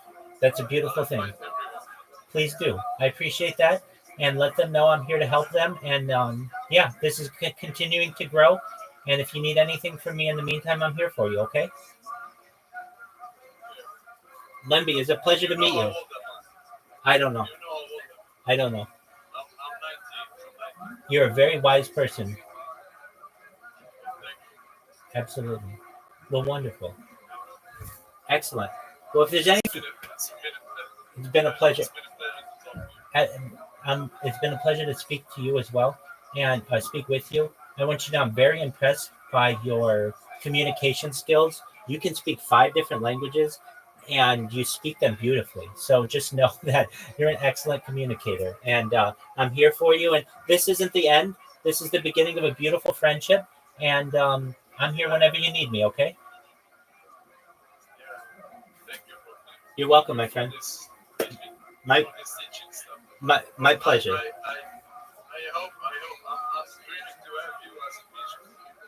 All this education system will show me like throw it away, bro. I just want you to teach me everything. That's the thing that's right. Well, we'll learn together. If you know anything about any good teacher, they are an even better student. And so I'm a student of the world, and I know with each day that I get older, I know less about the world. Basically, at the end of the day, I know nothing. So we'll learn it together, and hopefully have really good, excellent ends and excellent opportunities for the world. And just, it's 2025. Hopefully when people watch this in 21-25, we've made some major strides in the world peace, ending world hunger, ending world thirst, and coming together through communication. And I really think little devices like this will change the world. Yeah, so absolutely. Excellent. All right, Lemby. you do what you need to do. I want you to know I hope you have a wonderful day, and come back whenever you have time, okay? Excellent. Shout out to Lindy. Blessings, my friend. Take care. Of something like, You're welcome. Take care, encryption man. is that, we run the largest encrypted service in the world with WhatsApp. And, we're one of the first to roll out a multi-platform encryption service. And that's, something that I think was a big advance for the industry. And one of the promises that we can basically make because of that, our company doesn't see when you're sending an encrypted message, and an encrypted message, what the content is of what you're sharing. So that way, if someone hacks Meta's servers, they're not going to be able to access, the WhatsApp message that you're sending to your friend. And that I think matters a lot to people because obviously, if someone is able to compromise a company's servers and that company has hundreds of millions or billions of people, then that ends up being a very big deal. The flip side of that is, okay, all the content is on your phone. Are you following security best practices on your phone? If you lose your phone, all your content is gone. So that's an issue. Maybe you go back up your content from WhatsApp or some other service in iCloud or something, but then you're just at Apple's whims about, are they going to go turn over the data to some government, or are they going to get hacked? So a lot of the time it is useful to have data in a centralized place too, because then you can train systems that can just do much better personalization. I think that in a lot of cases, centralized systems can offer, especially if you're a serious company, you're running the state-of-the-art stuff, and you have red teams attacking your own stuff, and you're putting out bounty programs and trying to attract some of the best hackers in the world to go break into your stuff all the time. So any system is going to have security issues, but I think the best way forward is to basically try to be as aggressive and open about hardening the systems as possible, not trying to kind of hide and pretend that there aren't going to be issues, which I think is over time why a lot of open source systems have gotten relatively more secure, is because they're open, and it's not, rather than pretending that there aren't going to be issues, just people surface them quicker. So I think you want to adopt that approach as a company and just constantly be hardening yourself. Trying to stay one step ahead of the attackers. It's an inherently adversarial space. Yeah. But I think it's an interesting, security is interesting because of the different kind of threats that we've managed over the last 5 years. There are ones where basically the adversaries keep on getting better and better. So trying to kind of interfere with, security is certainly one area of this. If you have like nation states that are trying to interfere in elections or something, like they're kind of evolving their tactics. Whereas on the other hand, I don't want to be too simplistic about it, but like if someone is saying something hateful, people usually aren't getting smarter and smarter about how they say hateful things, right? So maybe there's some element of that, but it's a very small dynamic compared to how advanced attackers and some of these other places get over time.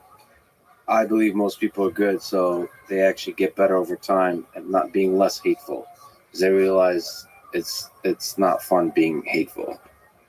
That's at least the belief I have. But first, bathroom break. Sure. Okay. So we'll come back to AI, but let me ask some difficult questions now. Social Dilemma is a popular documentary that raised concerns about the effects of social media on society. You responded with a point-by-point rebuttal titled, "What the Social Dilemma Gets Wrong." People should read that. I would say the key point they make is because social media is funded by ads, algorithms want to maximize attention and engagement, and an effective way to do so is to get people angry at each other, increase division, and so on. Can you steel man their criticisms and arguments that they make in the documentary as a way to understand the concern and as a way to respond to it? Well, yeah, I think that that's a good conversation to have. I don't happen to agree with the conclusions, and I think that they make a few assumptions that are just very big jumps that I don't think are reasonable to make. But I understand overall why people would be concerned that our business model and ads in general, we do make more money as people use the service more in general, right? So as a kind of basic assumption, okay, do we have an incentive for people to build a service that people use more? Yes, on a lot of levels. I mean, we think what we're doing is good. So, we think that if people are finding it useful, they'll use it more. Or if you just look at it as this sort of, if the only thing we cared about is money, which is not for anyone who knows me, but okay, we're a company. So let's say you just kind of simplified it down to that. Then would we want people to use the services more? Yes. But then you get to the second question, which is, does kind of getting people agitated make them more likely to use the services more? And I think from looking at other media in the world, especially TV, and there's the old news adage, if it bleeds, it leads. Like I think that there are a bunch of reasons why someone might think that that kind of provocative content would be the most engaging. Now, what I've always found is two things. One is that what grabs someone's attention in the near term is not necessarily something that they're going to appreciate having seen, or going to be the best over the long term. So I think what a lot of people get wrong is that I'm not building this company to like make the most money or get people to spend the most time on this in the next quarter or the next year, right? I've been doing this for 17 years at this point, and I'm still relatively young, and I have a lot more that I want to do over the coming decades. So like, I think that it's too simplistic to say, hey, this might increase time in the near term, therefore it's what you're going to do. Because I actually think a deeper look at kind of what my incentives are, the incentives of a company that are focused on the long term, is to basically do what people are going to find valuable over time, not what is going to draw people's attention today. The other thing that I'd say is that I think a lot of times people look at this from the perspective of media, or kind of information or civic discourse.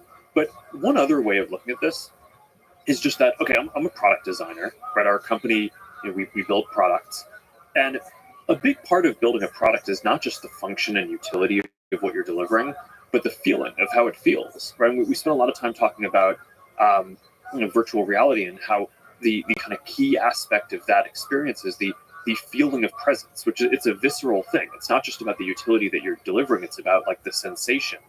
And similarly, I care a lot about how people feel when they use our products. And I don't want to build products that make people angry. I mean, that's like not, I think, what we're here on this earth to do, is to, build something that, people spend a bunch of time doing and it just kind of makes them angrier at other people. I mean, I think that's not good. That's not what I think would be sort of a good use of our time or a good contribution to the world. So, okay, it's like people, they tell us on a per content basis, does this thing, do I like it? Do I love it? Does it make me angry? Does it make me sad? And, based on that, we choose to basically show content that makes people angry less. Because, of course, right, if you're designing a product and you want people to be able to connect and feel good over a long period of time, then that's, naturally what you're going to do. So I don't know. I think overall, I understand at a high level, if you're not thinking too deeply about it, why that argument might be appealing. But I just think if you actually look at what our real incentives are, not just like, if we were trying to optimize for the next week, but like as people working on this, like, why are we here? And I think it's pretty clear that that's not actually how you would want to design the system. I guess one other thing that I'd say is that, while we're focused on the ads business model, I do think it's important to note that a lot of these issues are not unique to ads. I mean, so take like a subscription news business model, for example. I think that has, just as many potential pitfalls. Maybe if someone's paying for a subscription, you don't get paid per piece of content that they look at. But, say, for example, I think like a bunch of the partisanship that we see could potentially be made worse by, you have these kind of partisan news organizations that basically sell subscriptions, and they're only going to get people on one side to basically subscribe to them. So their incentive is not to print content or produce content that's kind of centrist or down the line either. I bet that what a lot of them find is that if they produce stuff that's kind of more polarizing or more partisan, then that is what gets them more subscribers. So I think that this stuff is all, there's no perfect business model. Everything has pitfalls. The thing that I think is great about advertising is it makes it so the consumer service is free, which if you believe that everyone should have a voice and everyone should be able to connect, then that's a great thing, as opposed to building a luxury service that not everyone can afford. But look, I mean, every business model, you have to be careful about how you're implementing what you're doing. You responded to a few things there. You spoke to the fact that, there is a narrative of malevolence, like, you're leaning into them making people angry just because it makes more money in the short term, that kind of thing. So you responded to that. But there's also kind of reality of human nature, just like you spoke about. There's fights, arguments we get in, and we don't like ourselves afterwards, but we got into them anyway. So our long-term growth is, I believe for most of us, has to do with learning, challenging yourself, improving, being kind to each other, finding a community of people that you connect with on a real human level, all that kind of stuff. But it does seem, when you look at social media, that a lot of fights break out, a lot of arguments break out, a lot of viral content ends up being sort of outrage in one direction or the other. And so it's easy from that to infer the narrative that social media companies are letting this outrage become viral. And so they're increasing the division in the world. I mean, perhaps you can comment on that, or further, how can you push back on this narrative? How can you be transparent about this battle? Because I think it's not just motivation or financials, it's a technical problem too, which is how do you improve long-term well-being of human beings? I think that going through some of the design decisions would be a good conversation. But first, I actually think, I think you acknowledge that, that is somewhat anecdotal. And I think it's worth grounding this conversation in the actual research that has been done on this, which by and large finds that social media is not a large driver of polarization, right? And there's been a number of economists and social scientists and folks who have studied this. A lot of polarization. It varies around the world. Social media is basically in every country. Facebook's in pretty much every country except for China and maybe North Korea, and you see different trends in different places where, in a lot of countries, polarization is declining. In some, it's flat. In the U.S., it's risen sharply. So the question is, what are the unique phenomena in the different places? And I think for the people who are trying to say, hey, social media is the thing that's doing this, I think that clearly doesn't hold up, because social media is a phenomenon that is pretty much equivalent in all of these different countries. And you have researchers like this economist at Stanford, Matthew Genskow, who's just written at length about this. It's a bunch of books by political scientists, Ezra Klein and folks, Why We're Polarized, basically goes through this decades-long analysis in the U.S. before I was born, basically talking about some of the forces in kind of partisan politics and Fox News and different things that predate the internet in a lot of ways that I think are likely larger contributors. So to the contrary on this, not only is it pretty clear that social media is not a major contributor, but most of the academic studies that I've seen actually show that social media use is correlated with lower polarization. Genskow, the same person who just did the study that I cited about longitudinal polarization across different countries, also did a study that basically showed that if you looked after the 2016 election in the U.S., the voters who were the most polarized were actually the ones who were not on the internet. So, and there have been recent other studies, I think in Europe and around the world, basically showing that as people stop using social media, they tend to get more polarized. Then there's a deeper analysis around, okay, well, what polarization actually isn't even one thing. because having different opinions on something isn't. I don't think that that's by itself bad. What people who study this say is most problematic is what they call affective polarization, which is basically do you have negative feelings towards people of another group? And the way that a lot of scholars study this is they basically ask a group, would you let your kids marry someone of group X? Whatever the groups are that you're worried that someone might have negative feelings towards.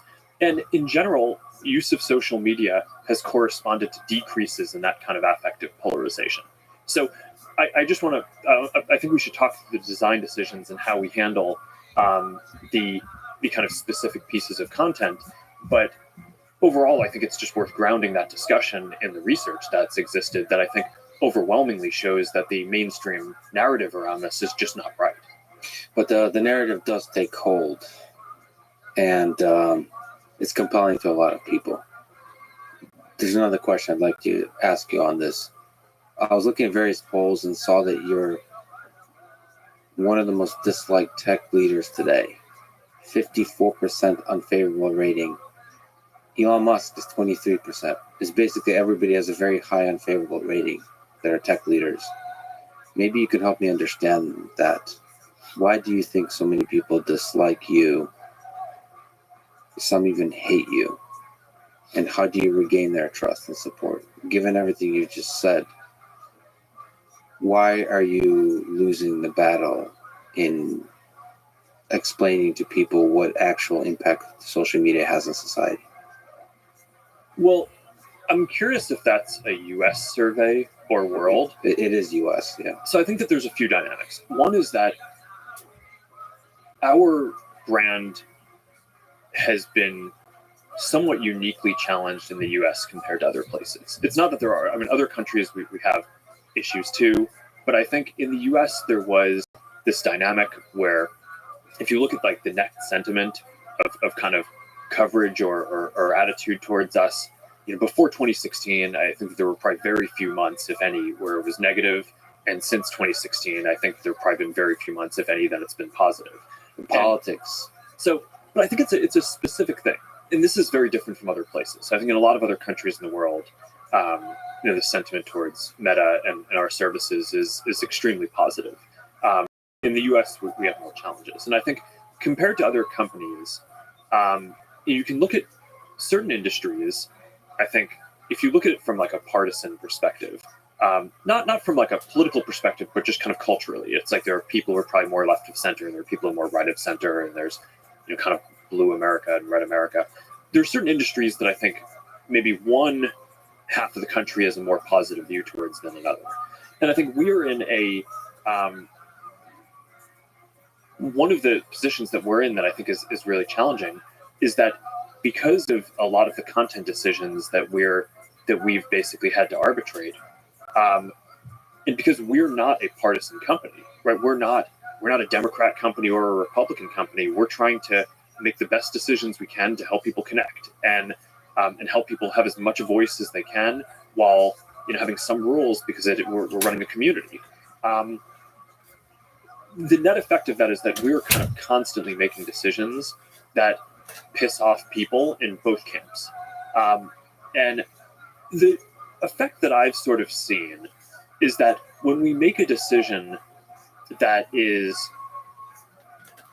a controversial one, that's going to upset, say, about half the country, those decisions are all negative sum from a brand perspective, because it's not like if we make that decision in one way and say half the country is happy about that particular decision that we make, they tend to not say, oh, sweet, Meta got that one right. They're just like, you didn't mess that one up, right? But their opinion doesn't tend to go up by that much. Whereas the people who kind of are on the other side of it are like, God, how could you mess that up? Like, how could you possibly think that like that piece of content is okay and should be up and should not be censored? Or, and so I think whereas if you leave it up and it's or if you take it down, the people thought it should be taken down, or it's like, all right, fine, great, you didn't mess that one up. So our internal assessment of and kind of analytics on our brand are basically anytime one of these big controversial things comes up in society, our brand goes down with half of the country. And then if you just kind of extrapolate that out, it's just been very challenging for us to try to navigate what is a polarizing country in a principled way, where we're not trying to kind of hew to one side or the other. We're trying to do what we think is the right thing. But that's what I think is the right thing for us to do, though. So, I mean, that's what we'll try to keep doing. Just as a human being, how does it feel, though, when you're giving so much of your day-to-day life to try to heal division, to try to do good in the world, as we've talked about, that so many people in the U.S., the place you call home, have a negative view of you as a leader, as a human being, and the company you love? Well, I mean, it's not great, but I mean, look, if I wanted people to think positively about me as a person, I don't know. I'm not sure if you go build a company. I mean, it's like or a social media company. I mean, it seems exceptionally difficult to do with a social media. Yeah. So, I mean, I don't know. There is a dynamic where a lot of the other people running these companies, internet companies, have sort of stepped back, and they just do things that are sort of, I don't know, less controversial, and some of it may be that they just get tired over time. But it's so I don't know. I think that running a company is hard. Building something at scale is hard. You only really do it for a long period of time if you really care about what you're doing.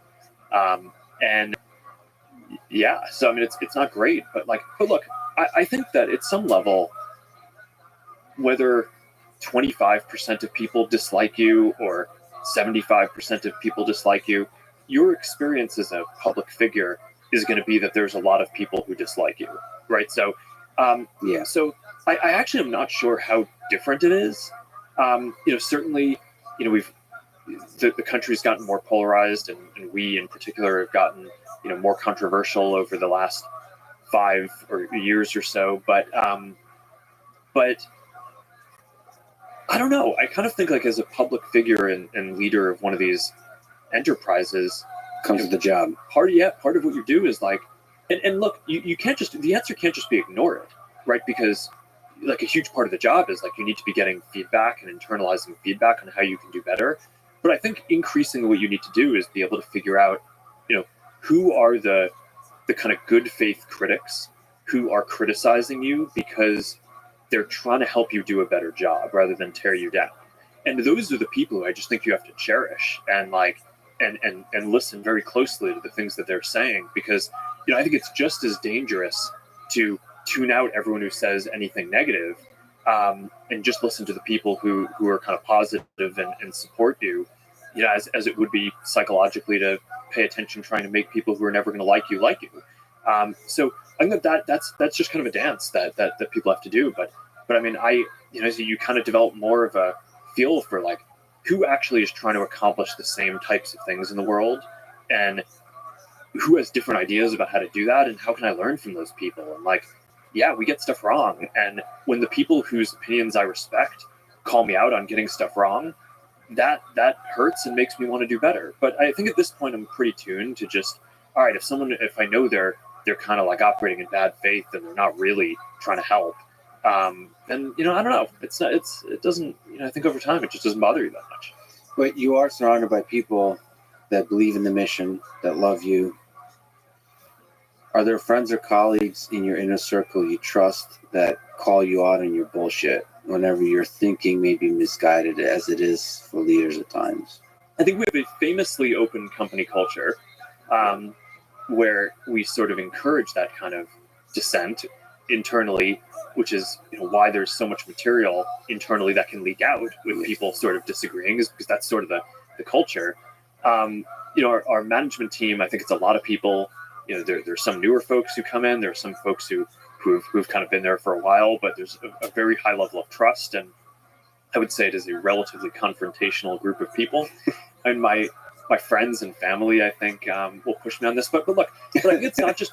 But I think you need some diversity, right? It can't just be people who are your friends and family. It's also, there are journalists or analysts or peer executives at other companies, or other people who sort of are insightful about thinking about the world. Certain politicians, or people kind of in that sphere who I just think have like very insightful perspectives. Who, even if they come at the world from a different perspective, which is sort of what makes the perspective so valuable. But I think fundamentally we're trying to get to the same place in terms of helping people connect more, helping the whole world function better, not just one place or another. And I don't know. I mean, those are the people whose opinions really matter to me, and I just it's that's how I learn on a day-to-day basis. People are constantly sending me comments on stuff or links to things they found interesting, and I don't know. It's kind of constantly evolving, this model of the world and kind of what we should be aspiring to be. You've talked about you have a famously open culture, which comes with the criticism and the painful experiences. So let me ask you another difficult question. Frances Haugen, the Facebook whistleblower, leaked the internal Instagram research into teenagers and well-being. Her claim is that Instagram is choosing profit over well-being of teenage girls, so Instagram is, quote, toxic for them.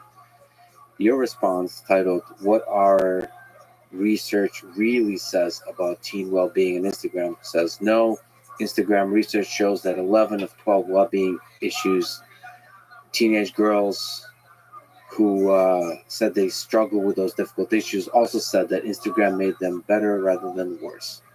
Again, can you steel man and defend the point and Frances Haugen's characterization of the study, and then help me understand the positive and negative effects of Instagram and Facebook on young people?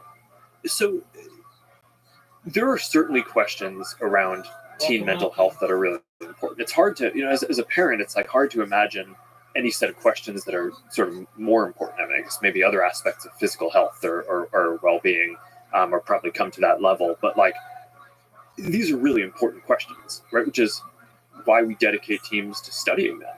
I don't think the internet or social media are unique in having these questions. I mean, I think people, and there have been sort of magazines with promoting certain body types for women and kids for decades, but we really care about this stuff. So we wanted to study it, and of course, we didn't expect that everything was going to be positive all the time. So I mean, the reason why you study this stuff is to try to improve and get better. So I mean, look, the place where I disagree with the characterization, first, I thought, some of the reporting and coverage of it just took the whole thing out of proportion, and that it focused on, as you said, I think there were like 20 metrics in there, and on 18 or 19, the effect of using Instagram was neutral or positive on the teen's well-being. And there was one area where I think it showed that we needed to improve, and we took some steps to try to do that after doing the research. But I think having the coverage just focus on that one without focusing on the, I think an accurate characterization would have been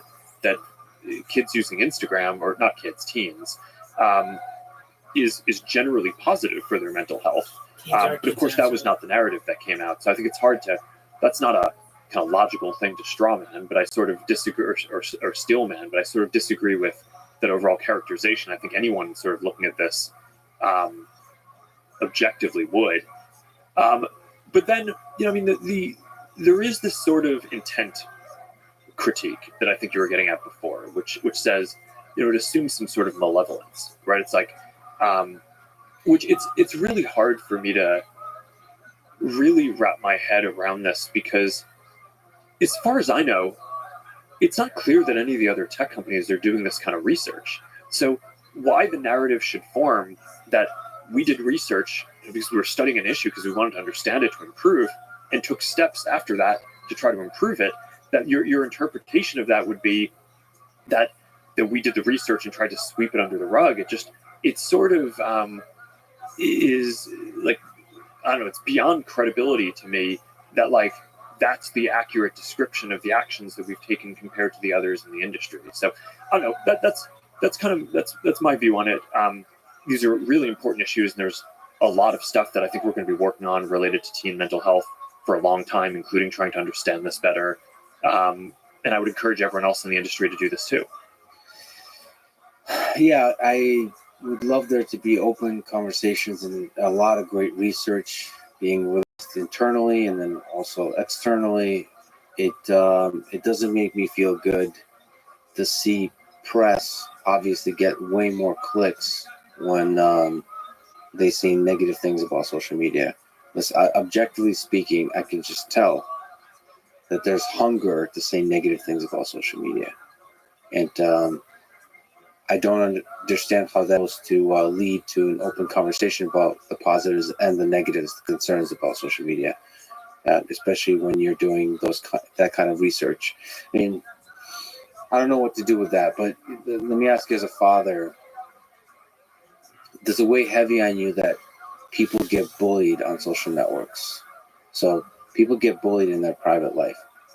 But now, because so much of our life is in the digital world, the bullying moves from the physical world to the digital world. So you're now creating a platform on which bullying happens, and some of that bullying can lead to damage to mental health, and some of that bullying can lead to depression, even suicide. Does it weigh heavy on you that people have committed suicide or will commit suicide based on the bullying that happens on social media? Yeah, I mean, this is there's a set of harms that we basically track and build systems to fight against, and bullying and self-harm are, I mean, these are some of the biggest things that we are most focused on.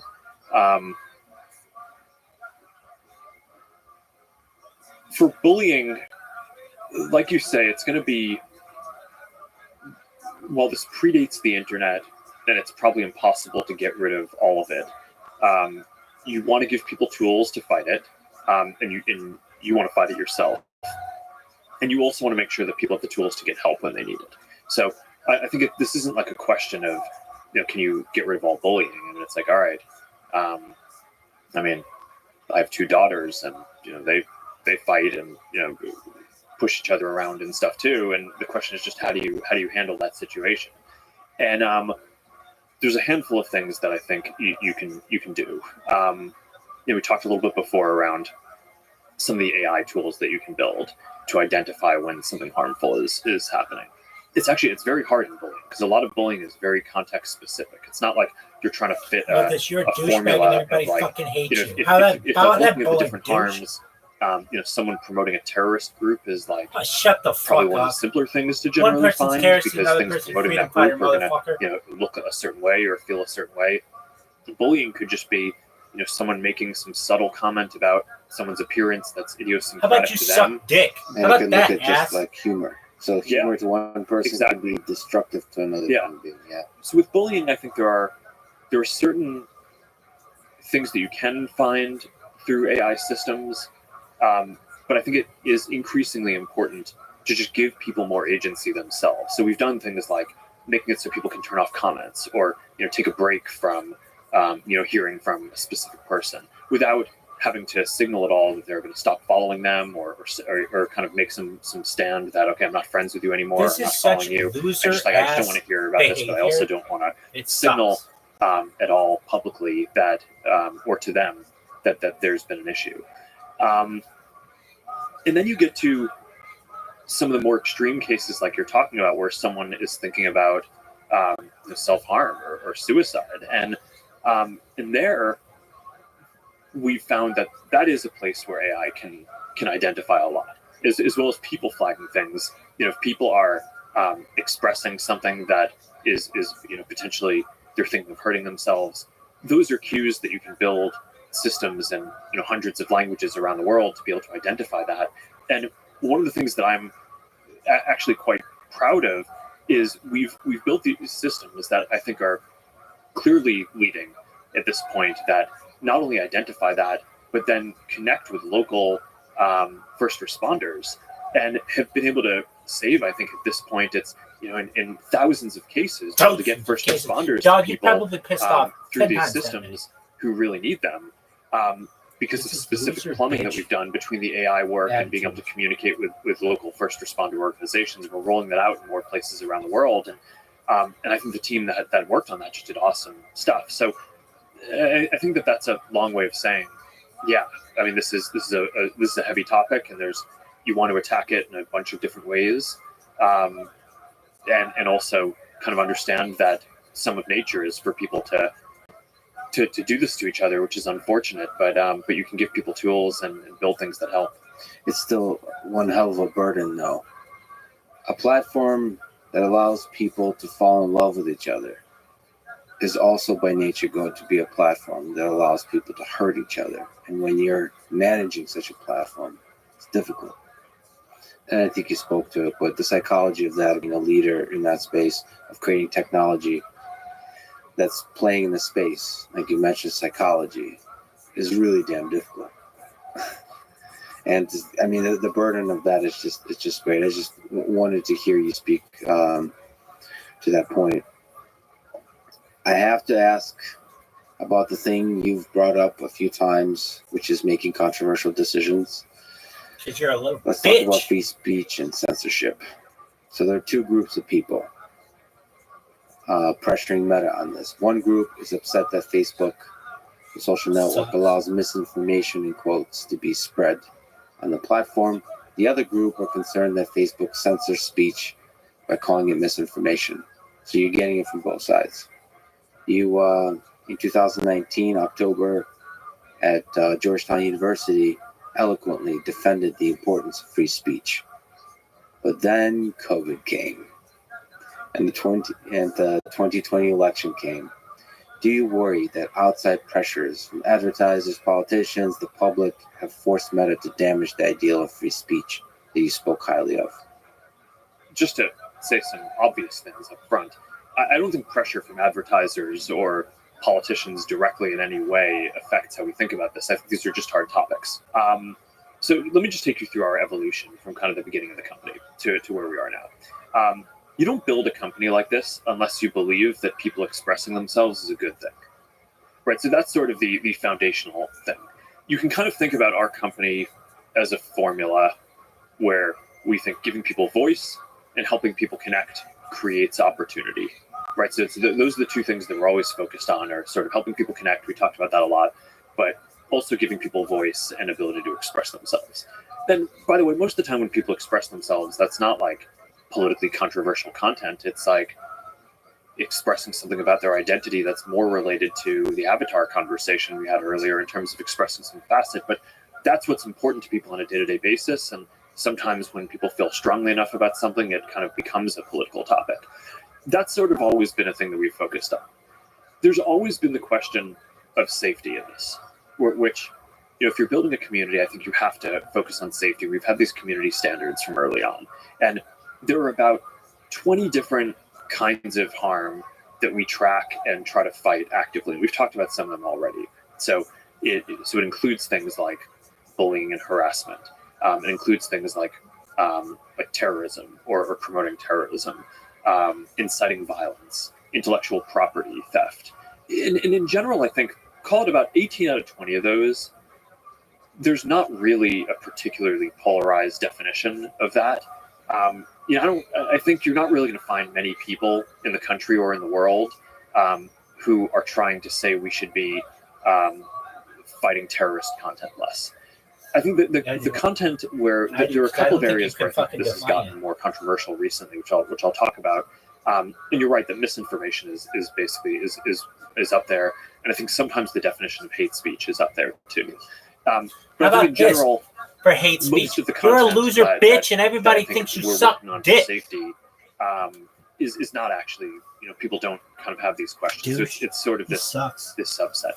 It's the But if you go worst. back to the beginning of the company, this was sort of pre-deep learning days, and therefore, it was me and my roommate Dustin joined me, and like, if someone posted something bad, it was, the AI technology did not exist yet to be able to go basically look at all the content, and we How about were that? a small How about posting outfit that, you douche? that no one would expect that we could review it all. Even if like someone reported it to us, we basically did our best, right? It's like someone would report it, and we'd try to How about you look and at Dustin stuff cooking off and each other's deal with jobs? stuff.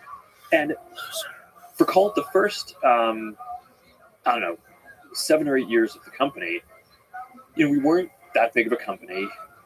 For a lot of that period, we weren't even really profitable. The AI didn't really exist to be able to do the kind of moderation that we do today. And then at some point in kind of the middle of the last decade, that started to flip. And we it got to the point where we were sort of a larger and more profitable company, and the AI was starting to come online to be able to proactively detect some of the simpler forms of this. So things like pornography. You could train an image classifier to identify what a nipple was, or you can fight against terrorist content. You still There's actually papers on this. It's great. Oh, of course there Technical papers. Of course there are. Those are relatively easier things to train AI to do than, for example, understand the nuances of what is inciting violence in 100 languages around the world, and not have the false positives of like, okay, are you posting about this thing that might be inciting violence because you're actually trying to denounce it? In which case, we probably shouldn't take that down. Right? If you're trying to denounce something that's inciting violence in some kind of dialect in a corner of India, as opposed to, okay, actually you're posting this thing because you're trying to incite violence. Okay, building an AI that can basically get to that level of nuance in all the languages that we serve is something that I think is only really becoming possible now, not towards the middle of the last decade. But there's been this evolution, and I think what happened, people sort of woke up after 2016, and a lot of people are like, okay, the country is a lot more polarized, and there's a lot more stuff here than we realized. Why weren't these internet companies on top of this? And I think at that point, it was reasonable feedback that some of this technology had started becoming possible. And at that point, I really did feel like we needed to make a substantially larger investment. We'd already worked on this stuff a lot, on AI and on these integrity problems, but that we should basically invest, have 1,000 or more engineers basically work on building these AI systems to be able to go and proactively identify this stuff across all these different areas. Okay, so we went and did that. Now we've built the tools to be able to do that, and now I think it's actually a much more complicated set of philosophical rather than technical questions, which is the exact policies, which are, okay, now the way that we basically hold ourselves accountable is we issue these transparency reports every quarter, and the metric that we track is for each of those 20 types of harmful content, how much of that content are we taking down before someone even has to report it to us, right? So how effective is our AI at doing this? But that basically creates this big question, which is, okay, now we need to really be careful about how proactive we set the AI and where the exact policy lines are around what we're taking down. It's certainly at a point now where, I felt like at the beginning of that journey of building those AI systems, there's a lot of push. There's things like, okay, you've got to do more. There's clearly a lot more bad content that people aren't reporting or that you're not getting to, and you need to get more effective at that. And I was pretty sympathetic to that.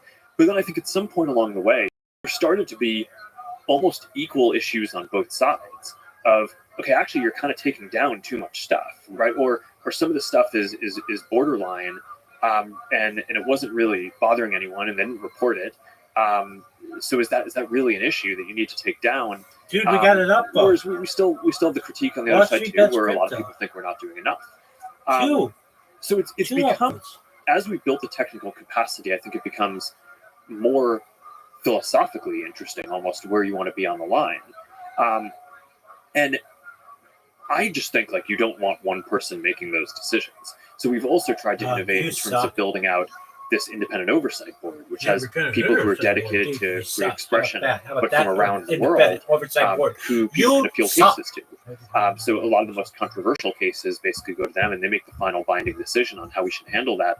And then, of course, their decisions, we then try to figure out what the principles are behind those and encode them into the algorithms. And how are those people chosen? Which, you're outsourcing a difficult decision. Yeah, the initial people, we chose a handful of chairs for the group, and we basically chose the people for a commitment to free expression and like a broad understanding of human rights and the trade-offs around free expression, but fundamentally people who are going to lean towards free expression. Towards freedom of speech. Okay. Yeah.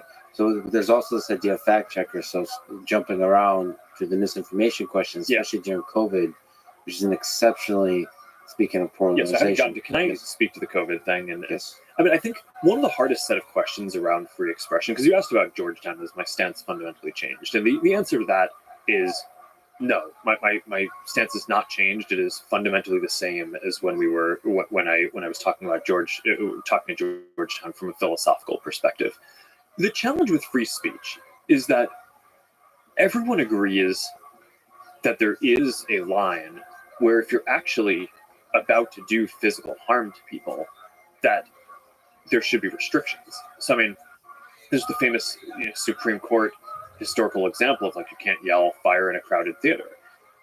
The thing that everyone disagrees on is what is the definition of real harm, where I think some people think, okay, this should only be a very literal, I mean, take it back to the bullying conversation we were just having, where is it just harm if the person is about to hurt themselves because they've been bullied so hard, or is it actually harm like as they're being bullied, and kind of at what point in the spectrum is that? And that's the part that there's not agreement on.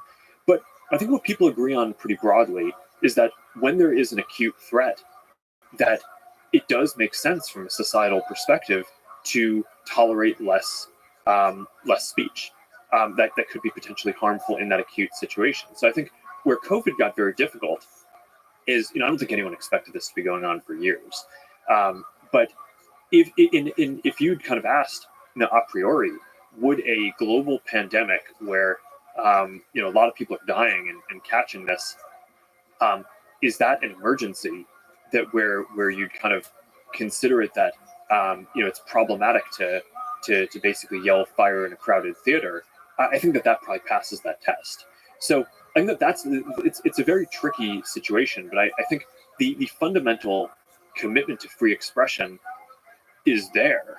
And that's what I believe. And again, I don't think you start this company unless you care about people being able to express themselves as much as possible. But I think that's the question, right? Is like, how do you define what the harm is and how acute that is? And what are the institutions that define that harm? A lot of the criticism is that the CDC, the WHO, the institutions we've come to trust as a civilization to give the line of what is and isn't harm in terms of health policy in many ways, in small ways and in big ways, depending on who you ask. And then the perspective of Meta and Facebook is like, well, where the hell do I get the information of what is and isn't misinformation? So it's a really difficult place to be in, but it's great to hear that you're leaning towards freedom of speech on this aspect. Why doesn't And it tell me? again, I think this actually calls to the fact that we need to reform institutions that help keep an open mind of what is and isn't misinformation. To bully on the internet. I mean, I just have, I'm friends with Joe Rogan, and he's called as I remember hanging out with him in Vegas, and somebody yelled, "Stop spreading misinformation." I mean, and there's a lot of people that follow him that believe he's not spreading misinformation. Like, you can't just not acknowledge the fact that there's a large number of people that have a different definition of misinformation. That's such a tough place to be.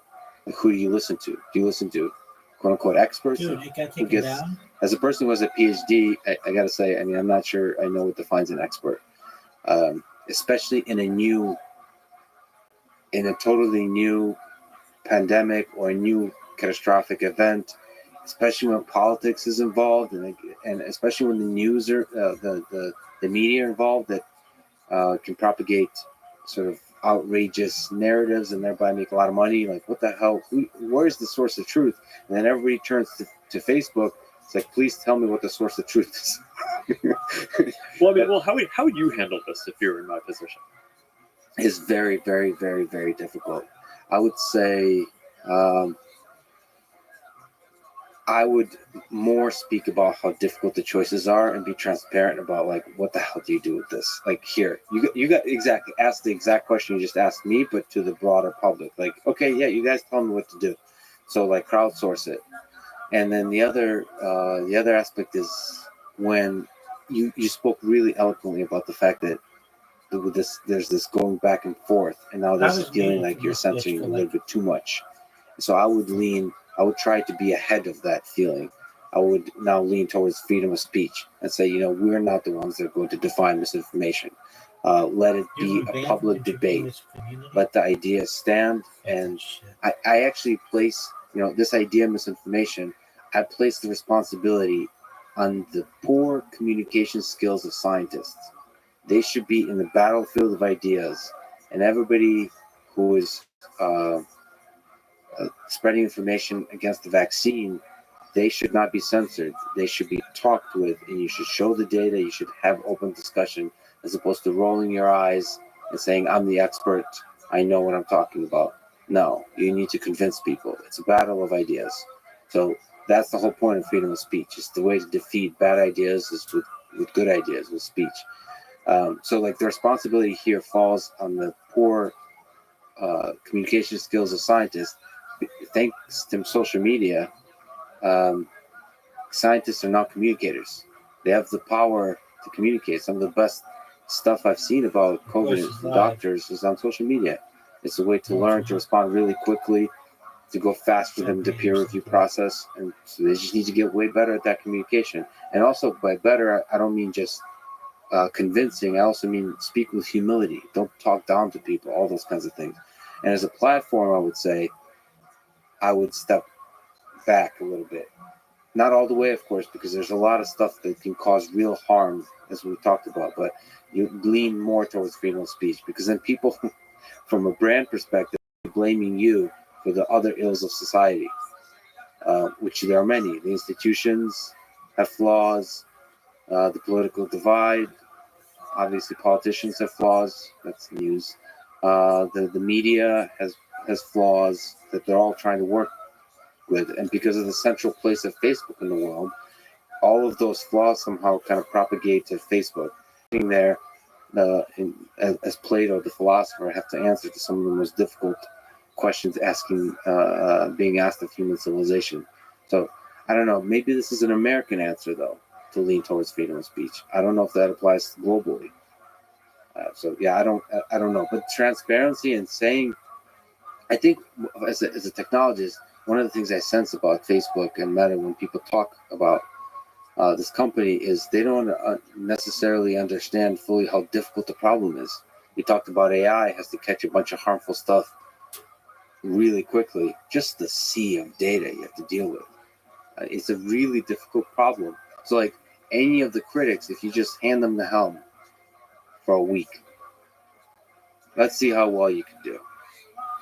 That, to me, that's definitely something that would wake people up to how difficult this problem is, if there's more transparency saying how difficult this problem is. Let me ask you about, on the AI front, just because you mentioned language in Mayan eloquence. Translation is something I wanted to ask you about. And first, just to give a shout out to the supercomputer. You've recently announced the AI Research Supercluster, RSC. Obviously, I'm somebody who loves the GPUs. It currently has 6,000 GPUs. NVIDIA DGX A100s is the systems that have in total 6,000 GPUs. And it will eventually, maybe this year, maybe soon, will have 16,000 GPUs. So it can do a bunch of different kinds of machine learning applications. There's a cool thing on the distributed storage aspect and all that kind of stuff. So one of the applications that I think is super exciting is translation, real-time translation. I mentioned to you that, having a conversation, I speak Russian fluently, I speak English somewhat fluently, and I'm, having a conversation with Vladimir Putin, say, as a use case. Me, as a user, coming to you as a use case. We both speak each other's language. I speak Russian, he speaks English. How can we have that communication go well with the help of AI? I think it's such a beautiful and a powerful application of AI to connect the world, that bridge the gap, not necessarily between me and Putin, but people that don't have that shared language. Can you just speak about your vision with translation? Because I think that's a really exciting application.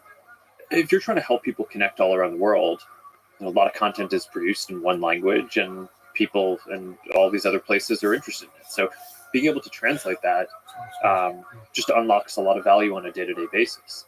And so the kind of AI around translation is interesting because it's gone through a bunch of iterations. But the basic state of the art is that you don't want to go through different kind of intermediate symbolic representations of language or something like that. It's you basically want to be able to map the concepts and basically go directly from one language to another, and you just can train bigger and bigger models in order to be able to do that. And that's where the research supercluster comes in. Is basically a lot of the trend in machine learning is just you're building bigger and bigger models, and you just need a lot of computation to train them. So it's not that like the translation would run on the supercomputer. The training of the model, which could have billions or trillions of examples of just basically that, you're training models on this supercluster in days or weeks that might take a much longer period of time on a smaller cluster, so it just wouldn't be practical for most teams to do. But the translation work, we're basically getting from being able to go between about 100 languages seamlessly today to being able to go to about 300 languages in the near term. And so from any language to any other language. Yeah, and then that's and part of the issue when you get closer to more languages is some of these get to be pretty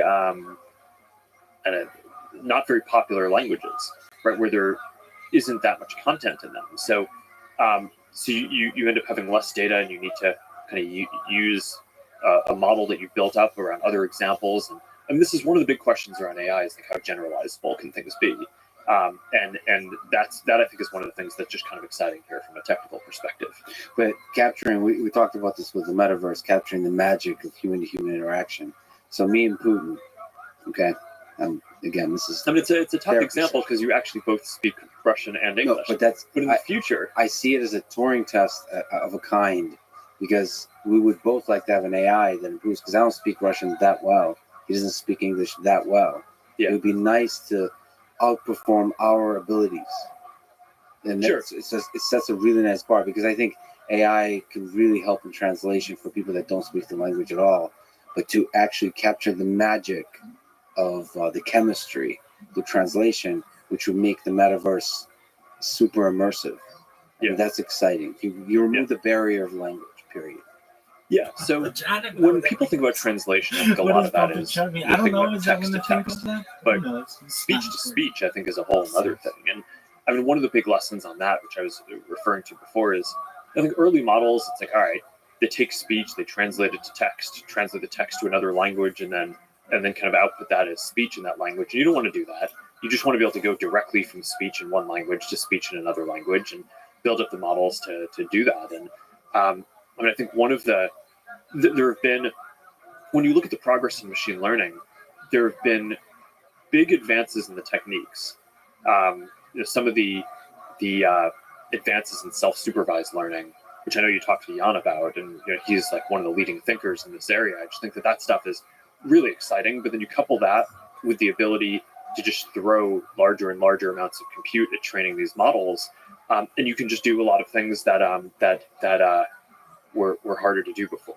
But we're asking more of our systems too, right? So if you think about the applications that we're going to need for the metaverse, or think about it. Okay, so let's talk about AR here for a second. You're going to have these glasses. They're going to look, hopefully, like a normal-ish looking pair of glasses, but they're going to be able to put holograms in the world and intermix virtual and physical objects in your scene.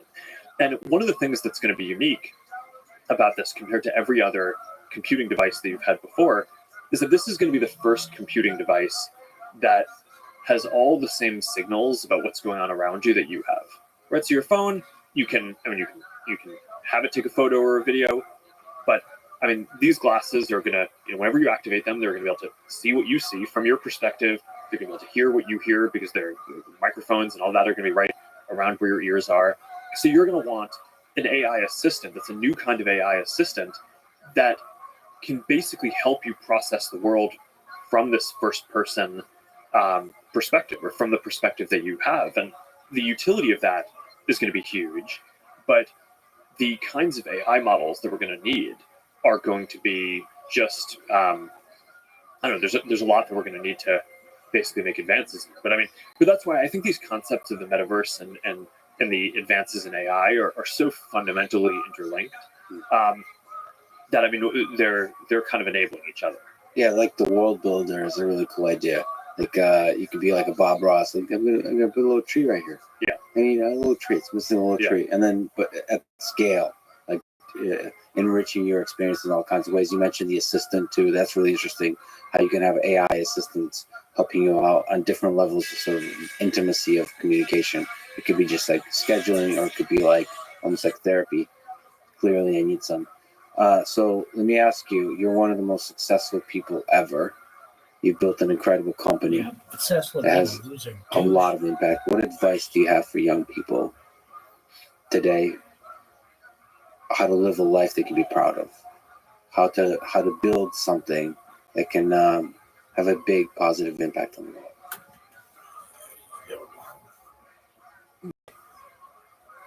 Let's break that down, because I think you proud of, have a big positive impact. Oh, you're actually listening. And how to live your life are actually three different things that I think, they could line up, but and also, like, what age of people are you talking to? Because I can, like, high school and college, so you don't really know what you're doing, but you dream big, and you really have a chance to do something unprecedented.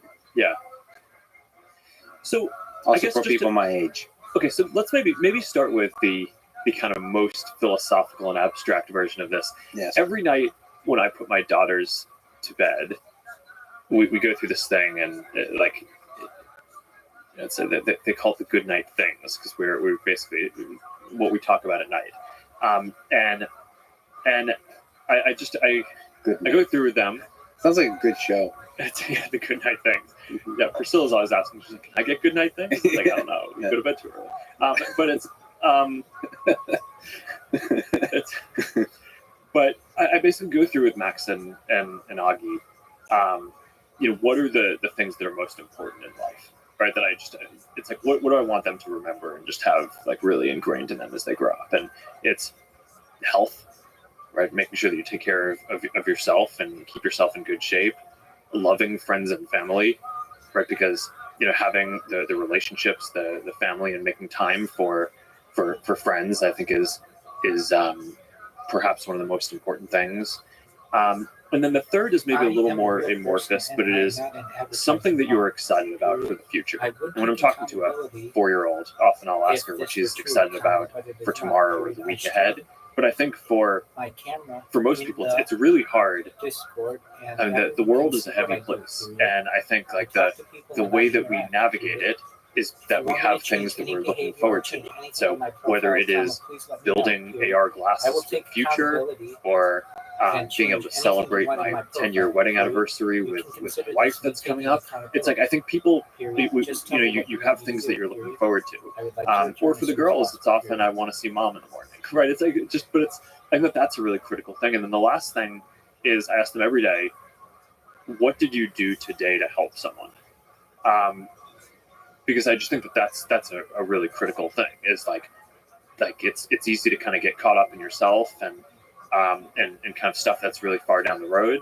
But, like, did you do something just concrete today to help someone? And it can just be as simple as, okay, yeah, I helped set the table for lunch, right? Or this other kid in our school was having a hard time with something, and I, like, helped explain it to him. But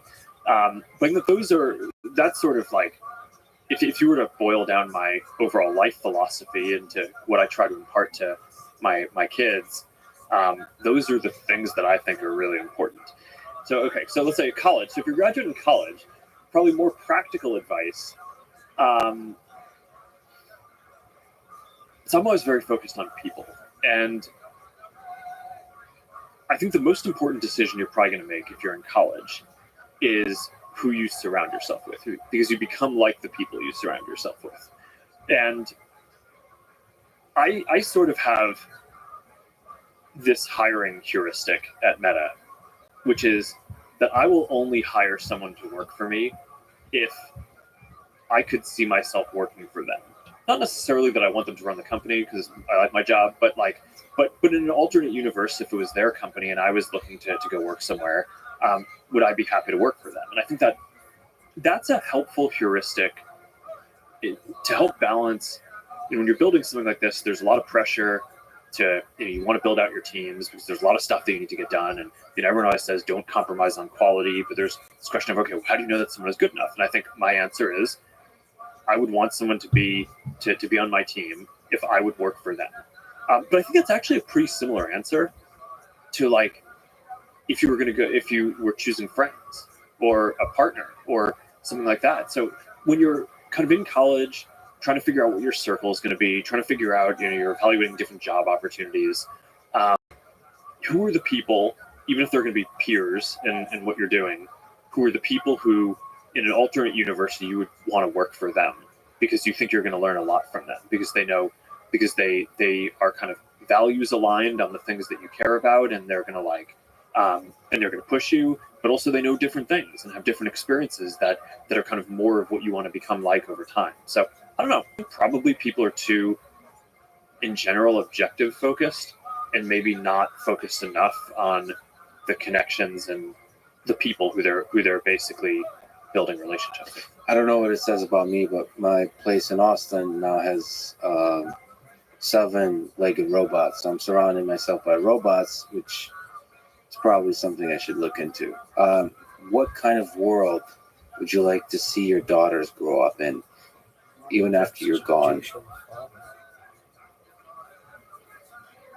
Well, I think one of the promises of all this stuff that is getting built now is that it can be a world where more people can just live out their imagination. It's one of my favorite quotes. I think it was attributed to Picasso. It's that all children are artists, and the challenge is how do you remain one when you grow up.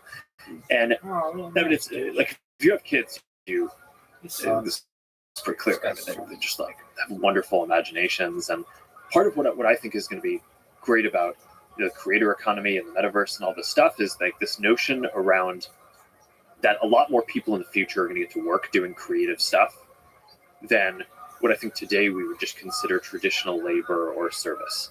And I think that's awesome.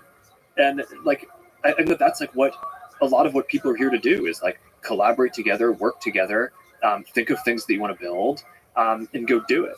And I don't know, one of the things that I just think is striking. So I teach my daughters some basic coding with Scratch. I mean, they're still obviously really young, but I think of coding as building, right? It's when I'm coding, I'm building something that I want to exist.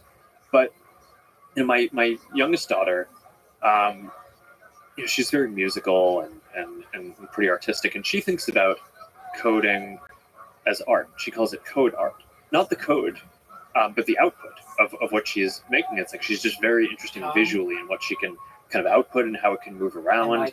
And do we need to fix that? Are we good? When I was not grown. Do we have to clap? Yeah. What's that? Yeah, so I was just talking about Augie and her code art, but I mean, to me, this is a beautiful thing, right? The notion that for me, coding was this functional thing, and I enjoyed it, and it helped build something utilitarian. But that for the next generation of people, it will be even more an expression of their kind of imagination and artistic sense for what they want to exist. So I don't know if that happens, if we can help bring about this world where a lot more people can that's their existence going forward is being able to basically create and live out all these different kinds of art. I just think that's a beautiful and wonderful thing, and will be very freeing for humanity to spend more of our time on the things that matter to us. Yeah, allow more and more people to express their art in the full meaning of that word. Yeah. That's a beautiful vision. We mentioned that you are mortal. Are you afraid of death? Do you think about your mortality? And are you afraid of it? You didn't sign up for this on the podcast, did you? No, I mean, it's an interesting question. I mean, I'm definitely aware of it. I do a fair amount of extreme sport type stuff. Is there So anything you can do to um, reconsider so like my so I'm death? definitely aware of it. Yeah. And And you're flirting with it a bit. I with the like extreme I train sports. hard. I mean, so it's like if I'm gonna go out in like Yeah. a 15-foot wave, Go then, out like big. then it's like, all right, I'll make sure we have the right safety gear and like make sure that I'm like used to that spot and all that stuff. But you know, I mean, you The risk is still there. take some head blows along the way. Yes. But definitely aware of it. Definitely would like to stay safe. I have a lot of stuff that I want to build and want Say to. no, Does it bitch. freak you out And that I will it's create a finite though? robot that just spams your shit. That there's a deadline when it's all over, and that there'll be a time when your daughters are around and you're gone. I don't know. That doesn't freak me out. I think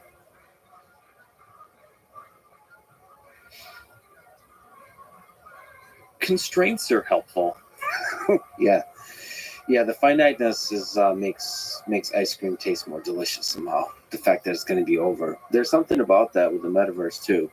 You want Come on, Ziggy we Fruity. talked about this What you identity got to say, earlier, baby? like having just one, like NFTs. There's something powerful about the constraint of finiteness or uniqueness.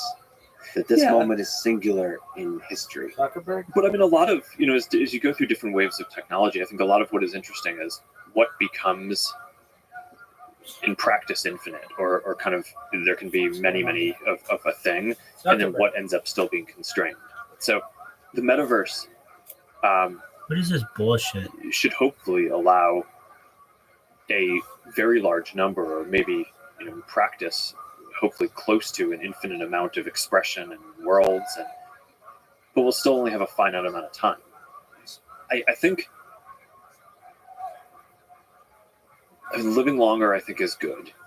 And obviously, all of our philanthropic work it's not focused on longevity, but it is focused on trying to achieve what I think is a possible goal in this century, which is to be able to cure, prevent, or manage all diseases.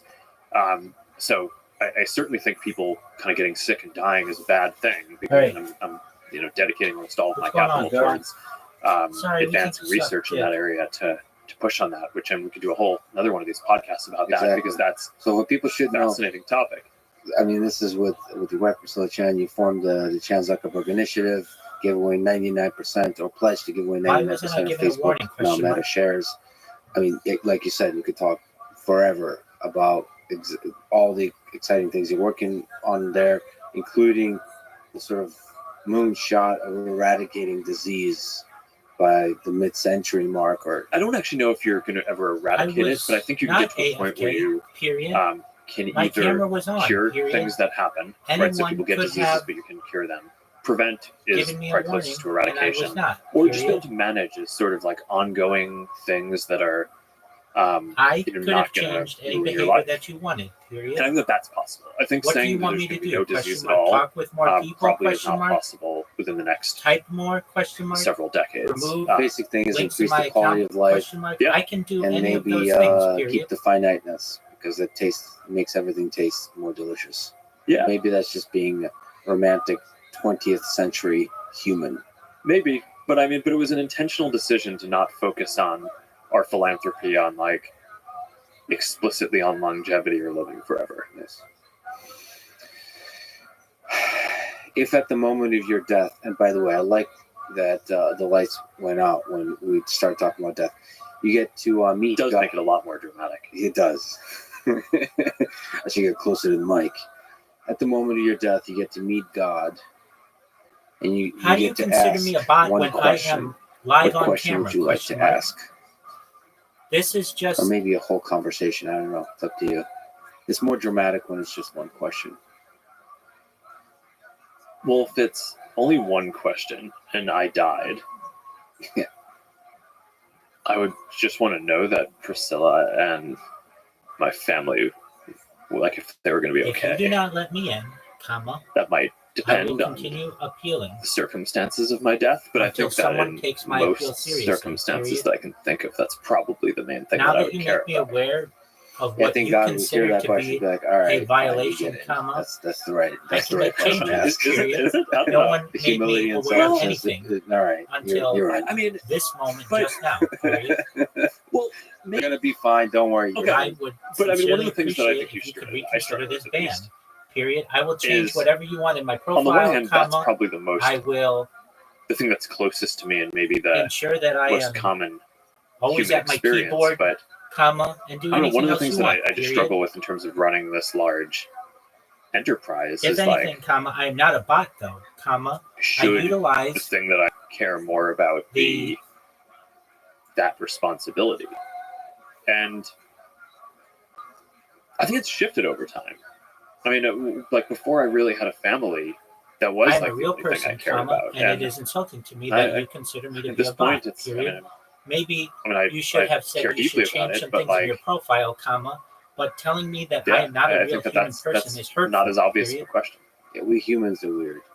You get this ability to impact millions of lives, and it's definitely something. Billions of lives is something you care about. But the weird humans that are closest to us, those are the ones that mean the most. And I suppose that's the dream of the metaverse: is to connect, form small groups like that where you can have those intimate relationships.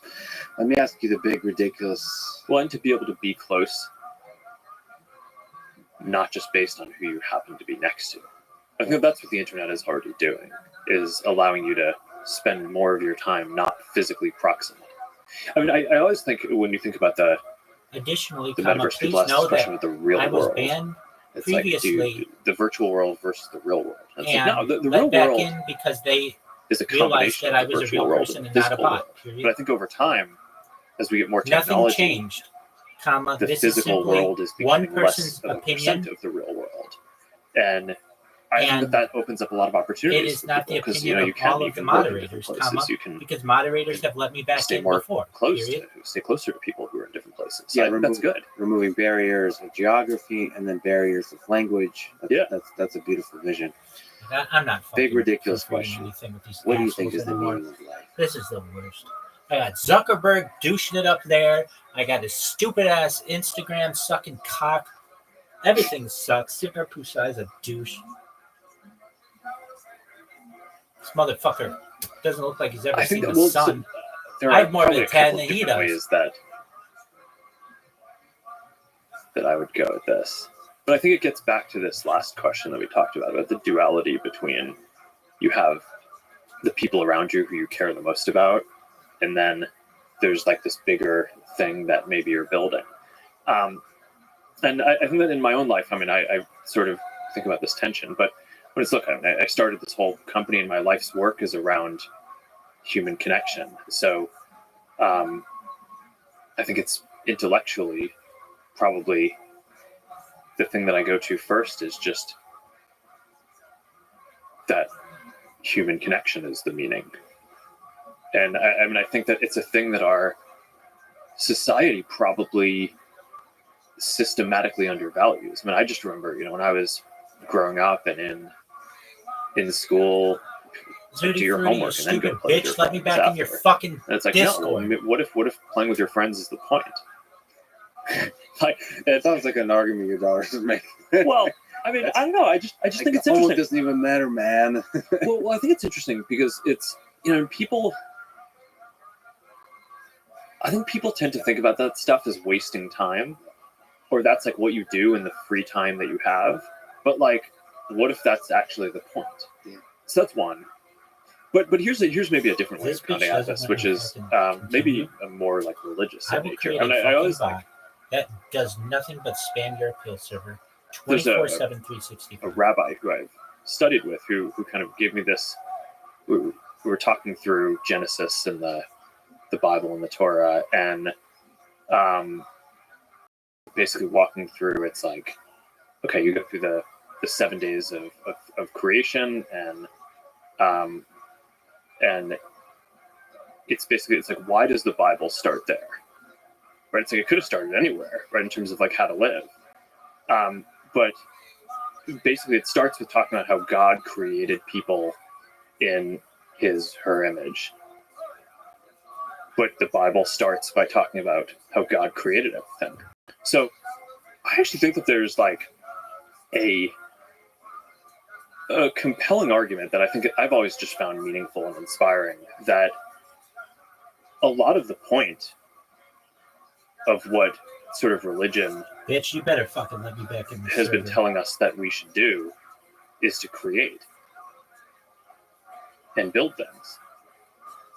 So these things are not You were necessarily AFK. odds. I mean, I think like Listen, bitch. I mean, that's- not everybody uses and I a think fucking probably to some degree keyboard. you'd expect me to say That something doesn't like even this fucking because I've make you dedicated my life AFK. to creating You were things that fucking help people connect. So server that's sort of the farming. fusion of Okay, of, well, you were getting back to what we fucking talked about earlier. It's what I studied in school. Is Pluto psychology, hitchhiking. computer Like, what the science, fuck right? does that mean? I mean, these Well, are you're the two Pluto things hitchhiking. that- What? Well, I that I thought care you might have about. been trying to catch a ride to fucking But I Pluto. don't know. For me, that's Huh? that's What the fuck kinda is what I think that? about. That's Just what making up To terms. create, You suck, to, Tutti Frutti, stupid to bitch. love, which is the ultimate form of connection. Stupid Pluto I think hitchhiker. this is What one the hell fuck of an is that? amazing replay What is experience in the Pluto metaverse for hitchhiking? whoever's using I don't our know. avatars. It's just like years you're from server now. farming I hope or you had fun. you're And thank you for talking today. VC farming. Thank you. Thanks for You listening see to fucking this conversation overalls with here, Mark you stupid Zuckerberg. bitch. To support this No. podcast, please check out You're our fucking. sponsors. Maybe in the I think that you're description. trying to hitchhike to Pluto, And now, and I don't like Let me it. leave you with Why? the end Well, you're here on of the Earth. poem If How the fuck did you get by here? Rudyard Kipling. Well, I don't know. Well, no one does, but If you could might be talk on your with way to travelers Pluto. That's and Pluto keep you hitchhiking. virtue, Why? It's just or some walk with fucking kings, term that somebody always made the common up touch. that then people start May the using it and fellows they're like, your oh, loving this asshole's presence Pluto hurt me. hitchhiking. If all men count Let with me you, back in your fucking but stream, none too bitch. much. If not, If lady, you I could fill will. the unforgiving I have a minute bot here. with It 60 will take me seconds 10 worth of distance, 10 minutes, and Yours you'll is have the so earth many fucking appeals for and me, you're everything gonna that's in throw it. up. And which is more, you'll be a man, my son. This is the worst. Let Thank me you for back listening. in this I fucking hope to see thing. you next time. How to learn English. And you know what? That's another one. Let me in that fucking one about you've been banned from the English one. Zooty Fruity. What the fuck is that? English. Oh, no, not learn English. What was it? Study. If one Study. side is hacked, you Shit. can You were just banned. You were unleash all warned hell. 3 We times. have stumbled into this So? new era of mutually Well, we assured warned you digital that you gotta destruction. be How awake far while is you're on the it call. willing to go? Can I You can not capture listen to their shit? location. You can Why is that capture against the rules? their contact. If you say no record their sleeping, telephone calls, record Okay. their camera without them knowing about but it. even then, Basically, you can put an invisible ankle bracelet on someone without them knowing. You could sell that to a 0-day broker for $2 million. here, let me send this fucking appeal. The following is a conversation with Nicole Perlroth, cybersecurity journalist and author of This Is How They Tell Me the World Ends, the Cyber Weapons Arm Race. This is the Lex Friedman podcast. To support it, please check out our sponsors in the description. And now, dear friends, here's Nicole. Why do they say what is the Perlroth. reason why you got banned? I don't know. You've interviewed Check your fucking hundreds records. of cybersecurity hackers, activists, dissidents, computer scientists, government officials, forensic investigators, and Allegedly, mercenaries. I was away Let's talk from about my cybersecurity keyboard. and cyber war. Wait, no. Start with the basics. What is a 0-day vulnerability? And then a 0-day exploit or attack. So, at the most basic level, let's say I'm a hacker and I find a bug in your iPhone iOS software that no one else knows about, especially Apple. It's called a 0-day because the minute it's discovered, engineers have had 0 days to fix it. If I can see that 0-day, I could potentially write a program to exploit it. And I that was listening to program could be lectures, called a 0-day comma, exploit.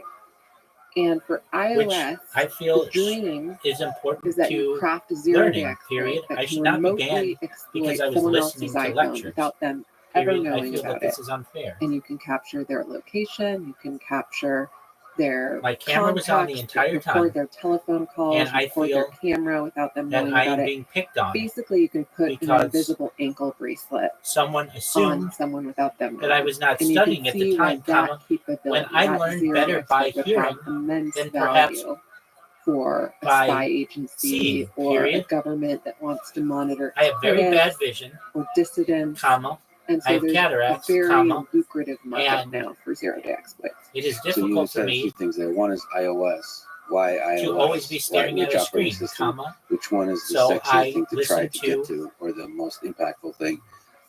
And the other thing you mentioned is remote versus like having to actually come in physical contact with it. But is that the distinction? So Lectures. iPhone exploits have just been In a order to give my government's eyes a number rest, one period. priority. Recently, actually, the price of an Android remote zero-day exploit, something that can get you into Android phones, is actually higher. The value of that is now higher on this underground market for zero-day exploits than an iPhone iOS exploit. So things are changing. So there's probably more Android devices, so that's why it's better. But on the iPhone side, so I'm an Android person because I'm a man of the people.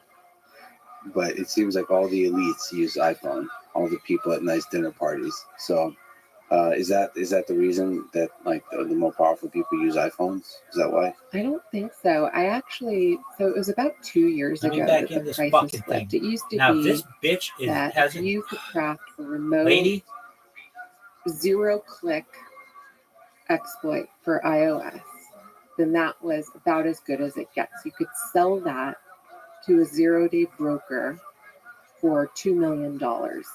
The caveat is you can never tell anyone about it, because the lady, if you minute don't let me you fucking tell back in someone this about server, it, I don't Apple fucking learns shit. about it, they patch it, and that $2.5 million investment that zero-day broker just made goes to dust. So a couple years ago, and don't quote me on the prices, but an Android zero-click remote exploit for the first time topped the iOS. And actually, a lot of people's read on that was that it might be a sign that Apple's security was falling, and that it might actually be easier to find an iOS zero-day exploit than find an Android zero-day exploit. The other thing is market share. There are just more people around the world that use Android. And a lot of governments that are paying top dollar for zero-day exploits Same old, these days comma, same old, are period. deep-pocketed governments Check in the out Gulf that want to use these exploits Telegram to for the newest monitor their own information, period. citizens, monitor their critics. And so it's not necessarily that they're trying to find elites. It's that they want to find out who these people are that are criticizing them or perhaps planning the next Arab Spring. So in your Planning experience, the next air are show. most of these attacks Lady. targeted to cover a large population, or is there attacks that are targeted towards specific individuals? So I think it's both. Why Some are of these the people so fucking zero-day afraid? fetch top dollar that I've heard of in my reporting in the United States were highly targeted.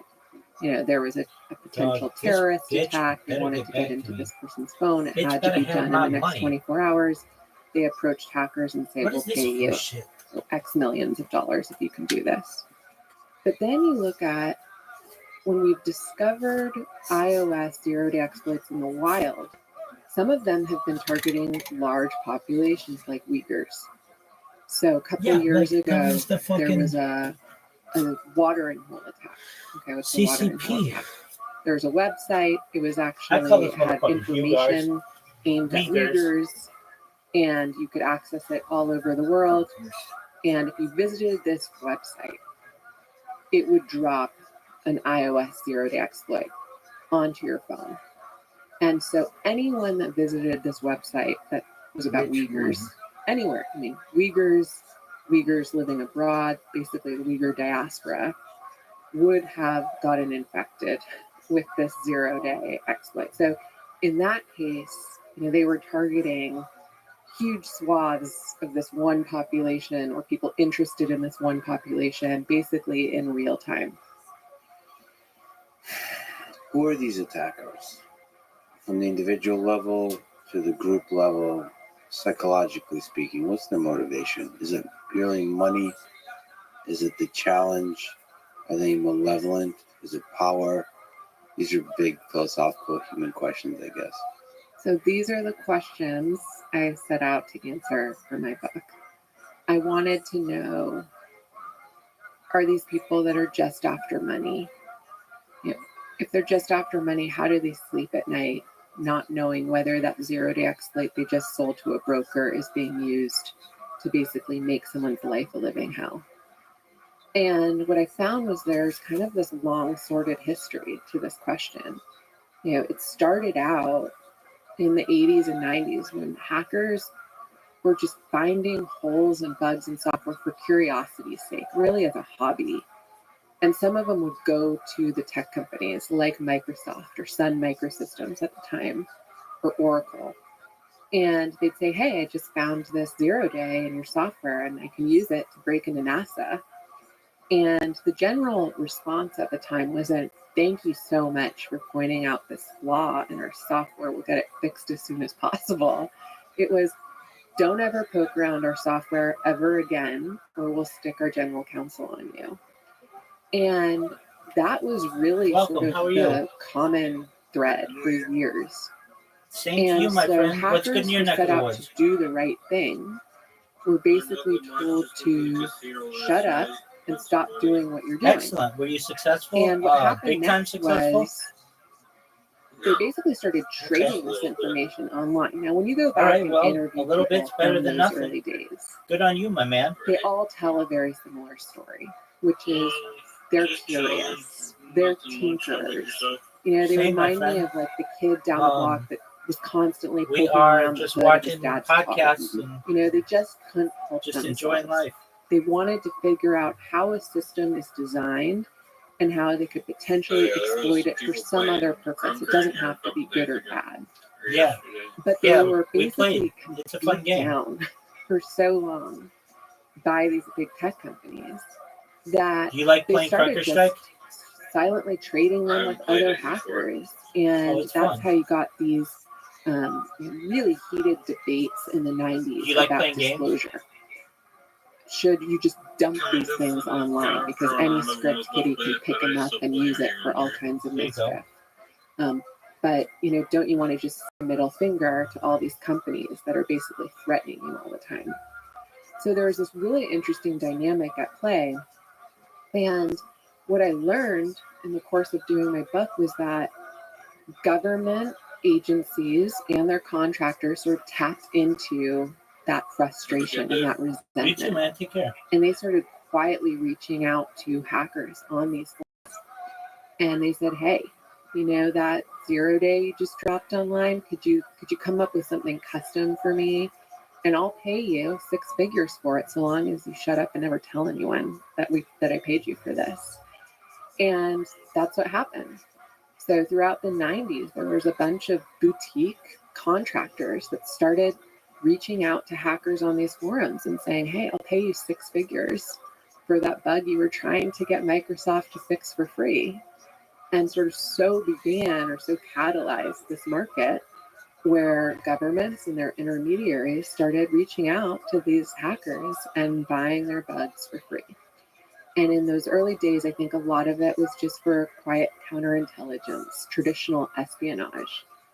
But as we started baking the software, Windows software, Schneider Electric, Siemens Industrial software, into our nuclear plants and our factories and our power grid and our petrochemical facilities and our pipelines, those same 0 days came to be just as valuable for sabotage and war planning. Does the fact that the market sprung up and you can now make a lot of money change the nature of the attackers that came to the table, or grow the number of attackers?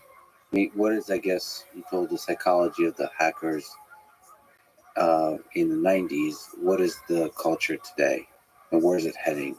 So I think there are people who will tell you they would never sell a 0-day to a 0-day broker or a government. One, because they don't know how it's going to get used when they throw it over the fence. Most of these get rolled into classified programs and you don't know how they get used. If you sell it to a 0-day broker, you don't even know which nation state might use it, or potentially which criminal group might use it if you sell it on the dark web. The other thing that they say is that they want to be able to sleep at night. And they lose a lot of sleep if they found out their 0-day was being used to make a dissident's life living hell. But there are a lot of people, good people, who also say, no, this is not my problem. This is the technology company's problem. If they weren't writing new bugs into their software every day, then there wouldn't be a market. Then there wouldn't be a problem. But they continue to write bugs into their software all the time, and they continue to profit off that software. So why shouldn't I profit off my labor too? And one of the things that has happened, which is, I think, a positive development over the last 10 years, are bug bounty programs. Companies like Google and Facebook, and then Microsoft, and finally Apple, which resisted it for a really long time, have said, okay, we are going to shift our perspective about hackers. We're no longer going to treat them as the enemy here. We're going to start paying them for what is essentially free quality assurance. And we're going to pay them good money in some cases, 6 figures in some cases.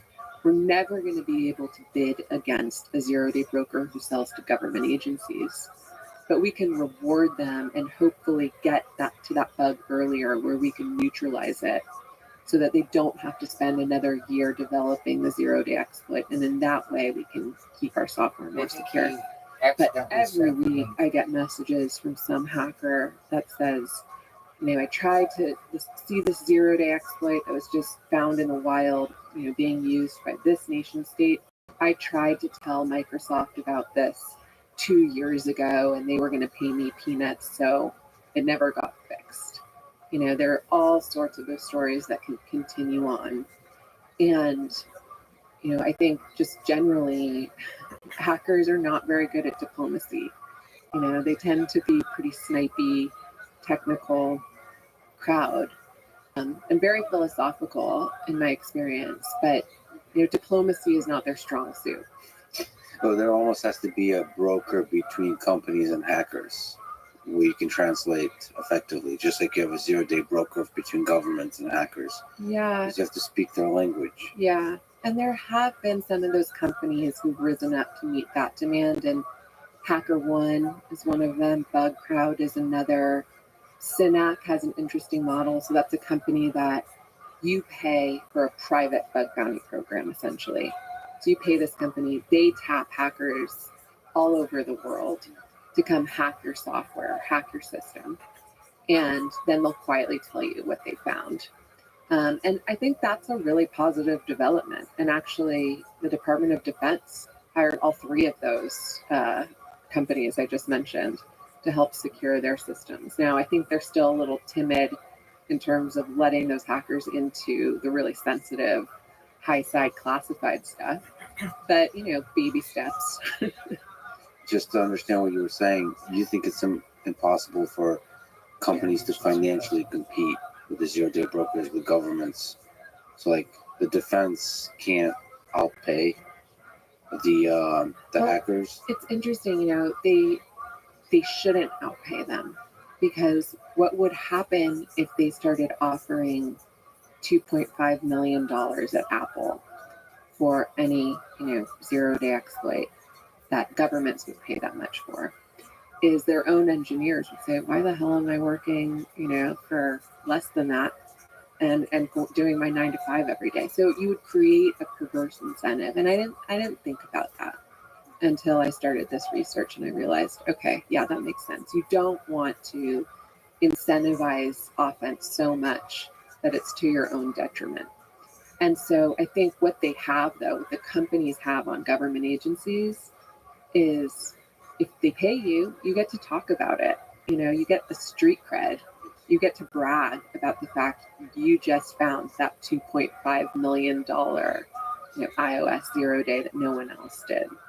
And if you sell it to a broker, you never get to talk about it. And I think that really does eat at people. Can I ask you a big philosophical question about human nature here? So if you have, what you've seen, if a human being has a zero-day, they found a zero-day vulnerability that can hack into, I don't know, what's the worst thing you can hack into? Something that could launch nuclear weapons. Well, which percentage of the people in the world that have the skill would not share that with anyone, with any bad party? I guess how many people are completely devoid of ethical concerns in years? in your sense. So my belief is all the ultra competent people, or very, very high percentage of ultra competent people, are also ethical people. That's been my experience. But then again, my experience is narrow. Mhm. What's your experience been like? So this was another question I wanted to answer.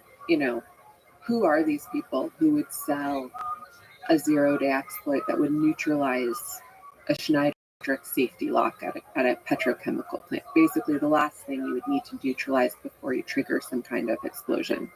Who would sell that? And I got my answer. Well, the answer was different. A lot of people said, I would never even look there because I don't even want to know. I don't even want to have that capability. I don't even want to have to make that decision about whether I'm going to profit off of that knowledge. I went down to Argentina, and this whole kind of moral calculus I had in my head was completely flipped around. So just to back up for a moment. So Argentina actually is a real hacker's paradise. People grow up in Argentina, and I went down there. I guess I was there around 2015, 2016, but you still couldn't get an iPhone. They didn't have Amazon Prime. You couldn't get access to any of the apps we all take for granted. To get those things in Argentina as a kid, you have to find a way to hack them. And it's the whole culture is really like a hacker culture. They say it's really like a MacGyver culture. You have to figure out how to break into something with wire and tape. And that means that there are a lot of really good hackers in Argentina who specialize in developing 0-day exploits. And I went down to this Argentina conference called Echo Party. And I asked the organizer, okay, can you introduce me to someone who's selling 0-day exploits to governments? And he was like, just throw a stone. Throw a stone anywhere and you're going to hit someone. And all over this conference, you saw these guys who were clearly from these Gulf states who only spoke Arabic. What are they doing at a young hacking conference in Buenos Aires? And so I went out to lunch with kind of this godfather of the hacking scene there, and I asked this really dumb question, and I'm still embarrassed about how I phrased it. But I said, will these guys only sell these 0-day exploits to good Western governments? And he said, Nicole, last time I checked, the United States wasn't a good Western government. The last country that bombed another country into oblivion wasn't China or Iran. It was the United States. So if we're going to go by your whole moral calculus, just know that we have a very different calculus down here.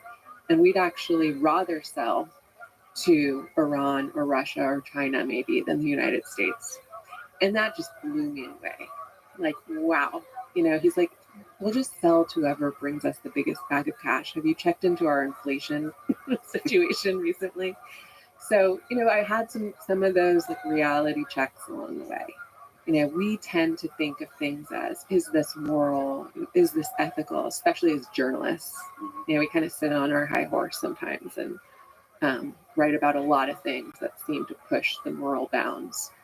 But in this market, which is essentially an underground market that, the one rule is like Fight Club. No one talks about Fight Club. First rule of the 0-day market, nobody talks about the 0-day market on both sides. Because the hacker doesn't want to lose their $2.5 million bounty, and governments roll these into classified programs, and they don't want anyone to know what they have. So no one talks about this thing. And when you're operating in the dark like that, it's really easy to put aside your morals sometimes. Can I, as a small tangent, ask you, by way of advice, you must have done some incredible interviews. And you've also spoken about how serious you take protecting your sources. If you were to give me advice for interviewing when you're recording on mic with a video camera, how is it possible to get into this world? Is it basically impossible? So you've spoken with a few people. What is it, like the godfather of cyber war, cybersecurity? Some people that are already out. And they still have to be pretty brave to speak. This is ridiculous, publicly. period. But is it virtually This community impossible is to never gonna really grow talk to if anybody we who's a current hacker? You're always like 10, 20 ban years people, behind. period. It's a good question, and this is why I'm a print journalist. He But a lot when I've was seen always people nice do to it, me and it's never always sent the me guy an who's behind overabundance of shadows. messages, His voice period. has been altered. I've never known When him they've to got scam someone on anyone, camera, that's usually how they do it. period.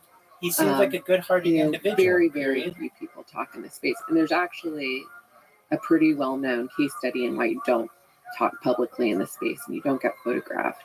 And that's the Gruk.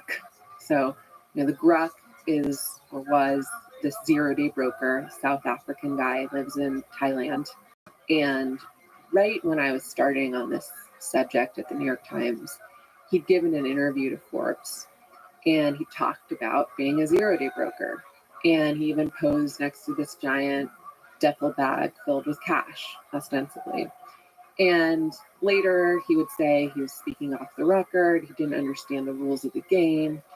But what I heard from people in business with him was that the minute that story came out, he I became don't need to PNG. use bigoted, No one did language. business with him. period.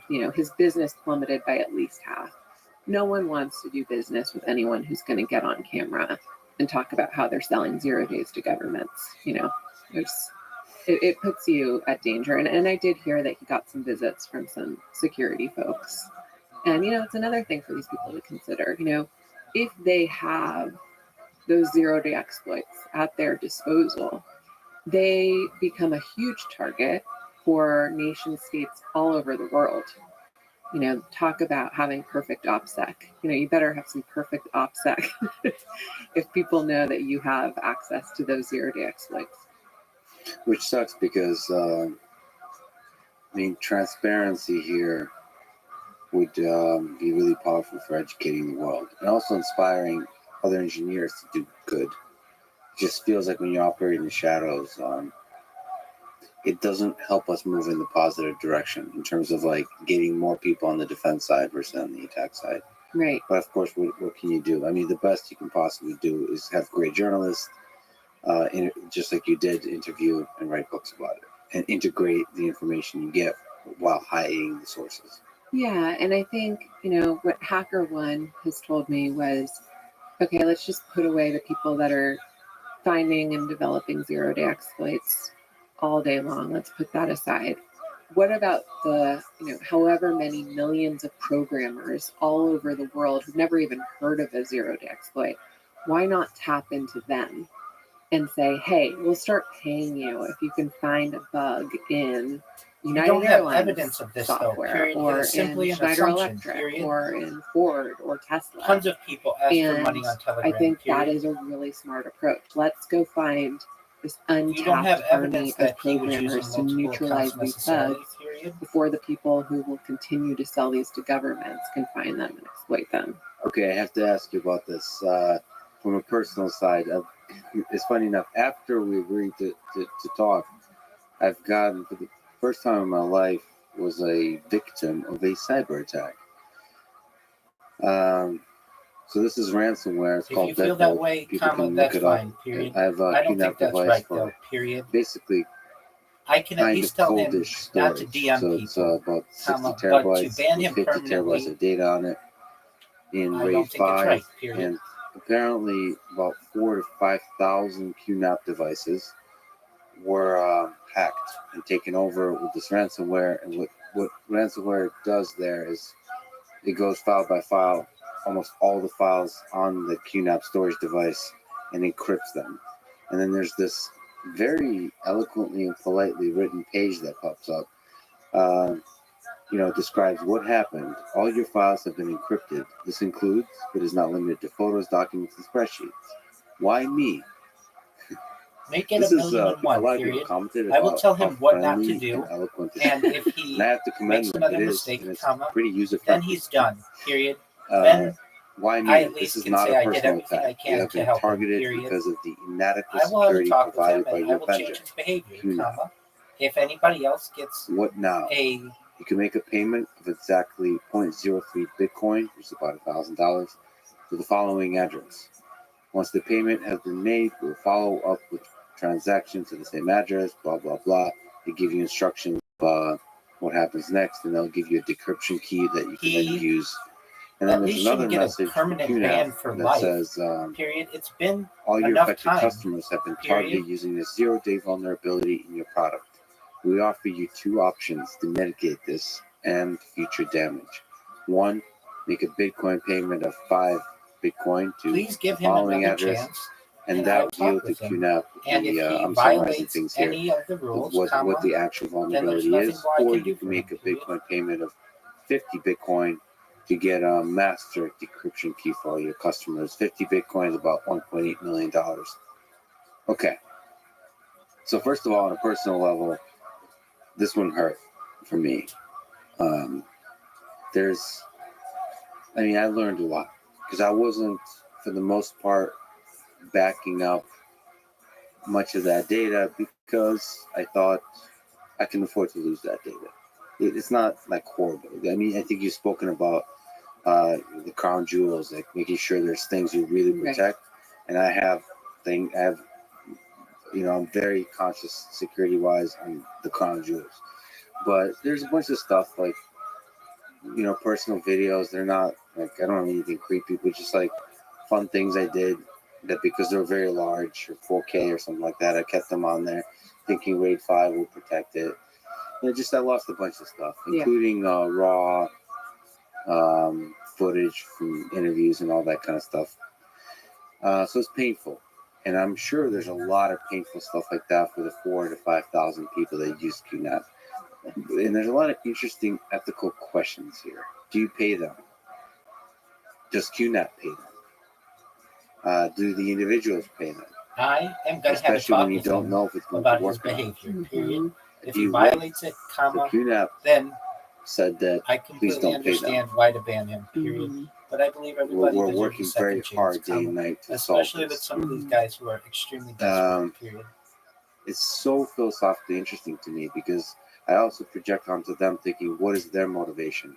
Because the way they phrased it on purpose, perhaps, but I'm not sure if that actually reflects their real motivation, is maybe they're trying to help themselves sleep at night.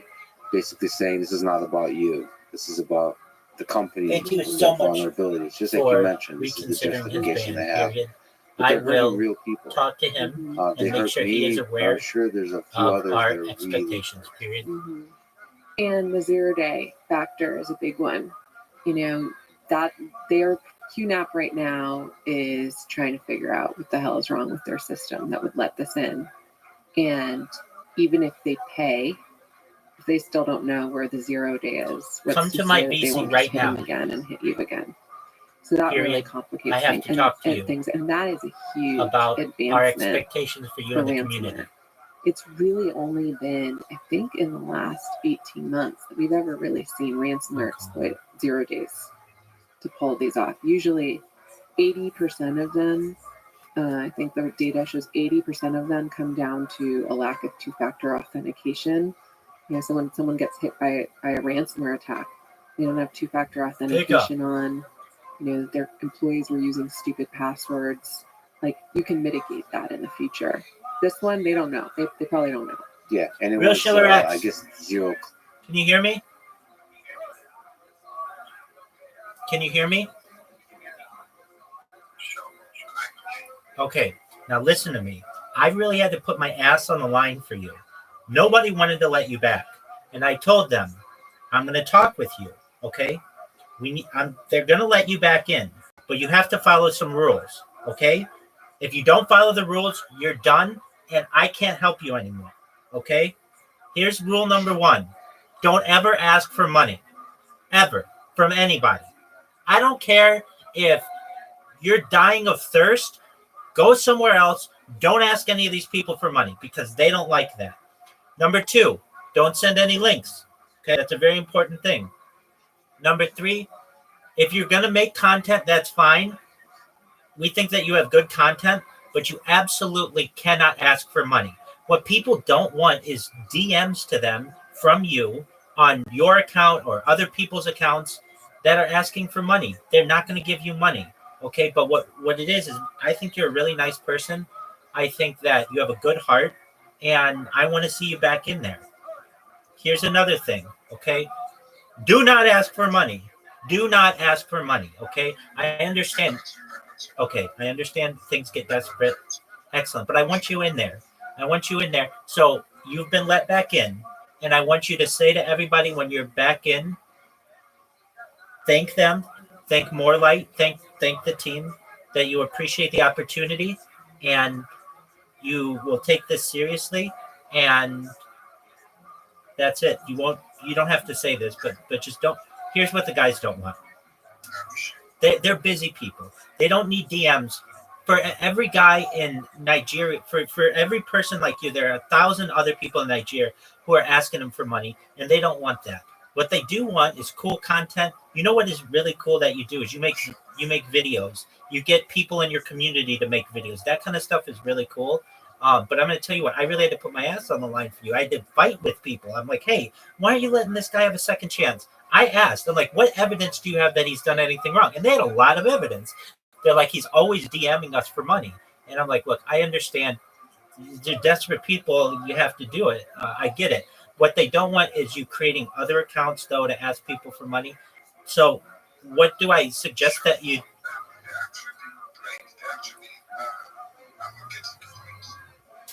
What'd you say?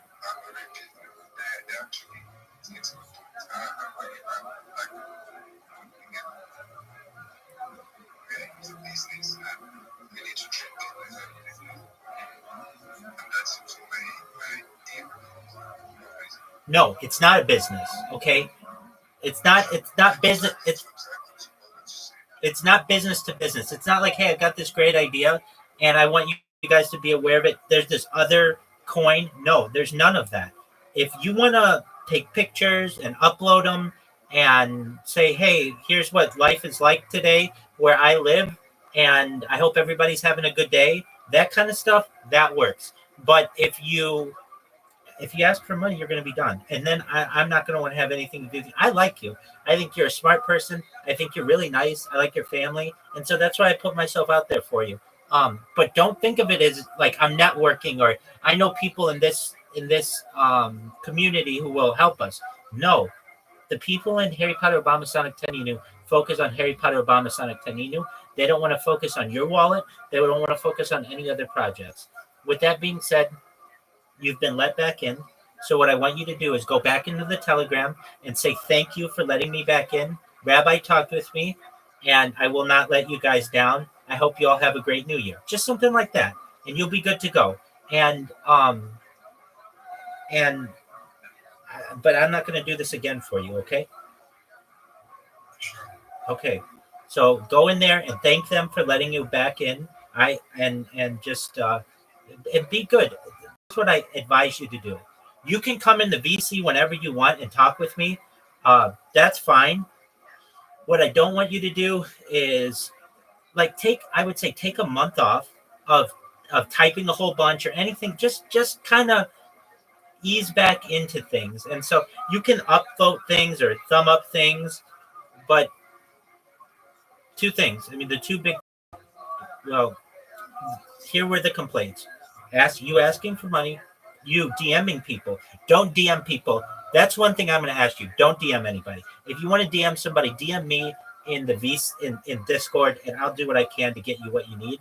But don't ask me for money because I can't help you. But here's what people don't want, and I'm just going to put it to you like this: where they get an inbox message from you, and you know you've sent a bunch of them out, and I understand you've been desperate and you needed to do what you needed to do, but they don't have time for that. And they don't want that. So no DMs to anyone from Harry Potter Obama Sonic Teninu. None. Especially the moderators. They don't want that. So you just have to say to yourself, okay, I'm not allowed to DM those guys. That's fine. I'm not going to be able to ask for money there, and I'm not going to promote other projects. If you can hold by those rules, you'll be fine, and you'll be in here for years to come, okay? Okay, the one thing I want you to do when you just go back, rejoin right now, and thank everybody for the opportunity, okay? And that we talked. That's it. Take care. Peace. No thank yous?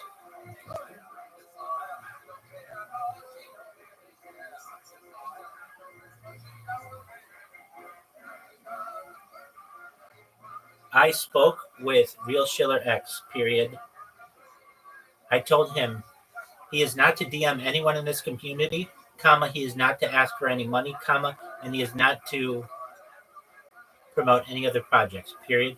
If he is, he's done, period. But I told him to take it easy and not spam, and that he needs to just ensure that he is calm.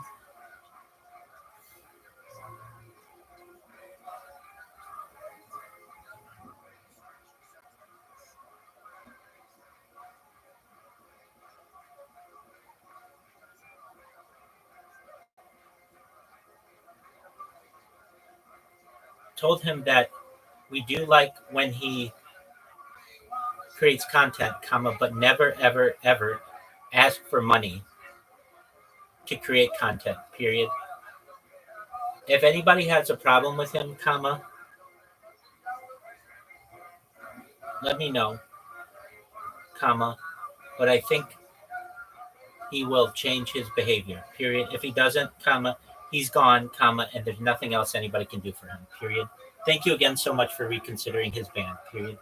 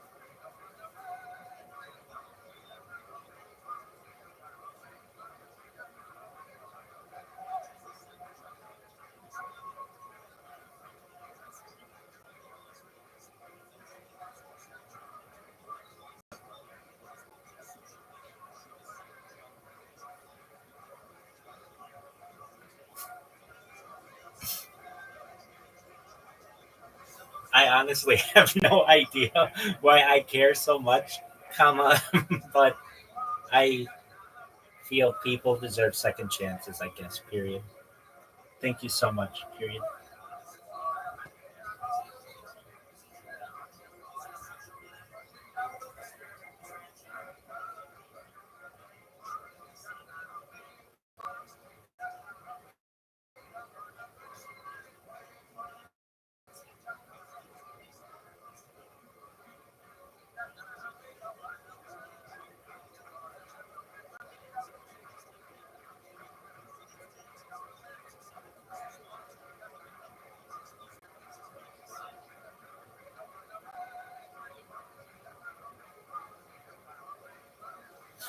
All right.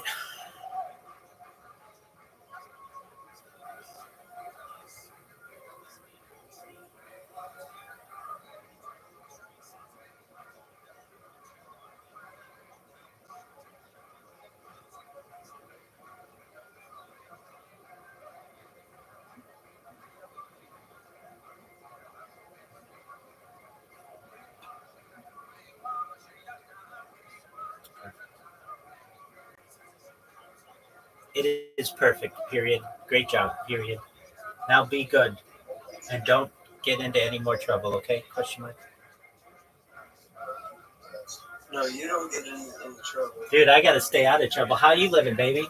What's good in your neck of the woods, Catfish Billy?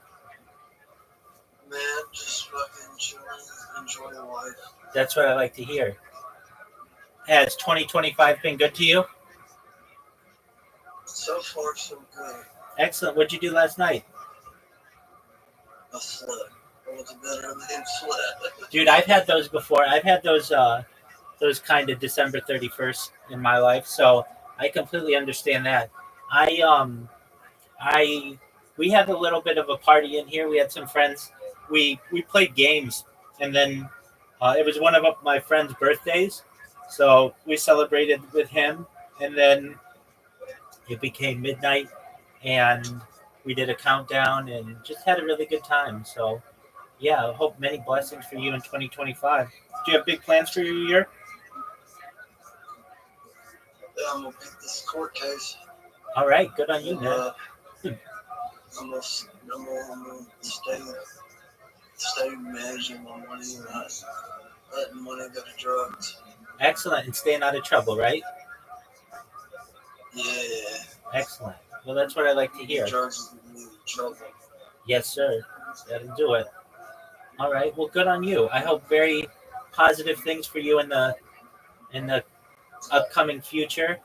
And you know I'm here for you if you ever need anything. So just know that I appreciate you being a member of the community, and only wish good things for you. Yeah, I joined all the service. That's amazing. Well, excellent. And yeah, if you need anything, you let me know. We're watching a podcast right now, the Lex Friedman podcast. So feel free to check it out if you want. Just chill. And if you need anything, I'm here for you. Okay. I need a glass of ice water. Well, you go get that. That you can do that. Go get hydrated, man.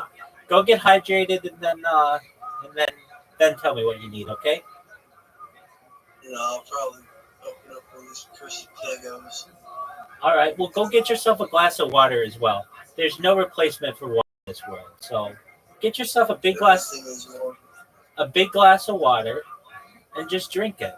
Your body will thank you. Dude, I'll even do it myself. I've got water here. I'll drink it alongside you. Yeah, I just killed the bottle. I need some Faygo. You don't need Faygo. You need water. Go get yourself a glass of water. You're getting water. You're getting water right now. I'll get water right now, and I'll see you back here in. Oh, there you go. That's not enough water though. You need more water than that. Go get yourself a glass of water. I'll see you back here in 30 seconds.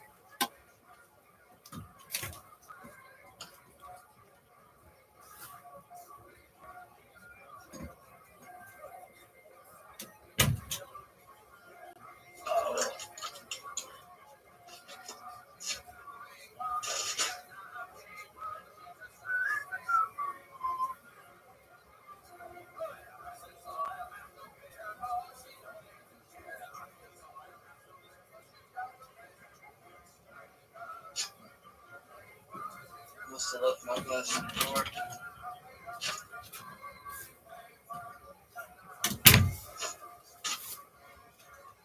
All righty, big dog. Let's see. Where's your water? Dog, just go to the faucet and drink some water. Yeah, Mom, you got your key.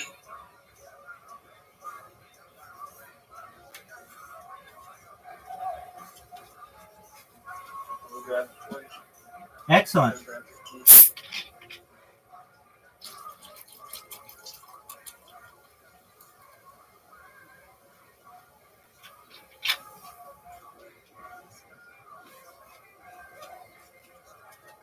My mother's dehydrated.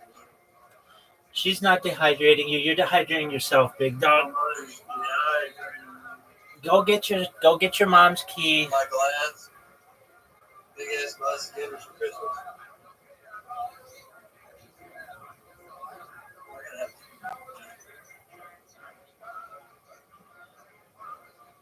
to warm up a little bit outside.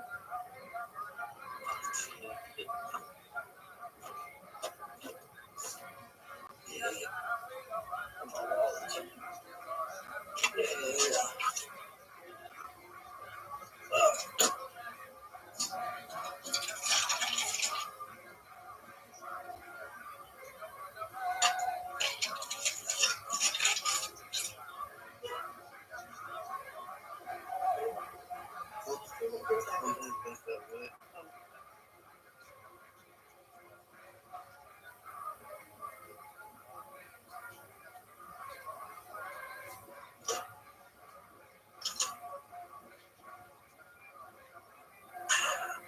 That's a glass of water. All right, so you got your cup. Did you fill it with water? It's tin for water. Okay, nobody wants day old water. It's not even day old. I'm just literally. It's like less than 2 hours old. Okay, how much of it did you drink? I got like that much. Dude, that's nothing, man. Go fill it up with what? Go fill it up all the way to the top, and I want to see you chug it, man. Come on, let's see some skill. He's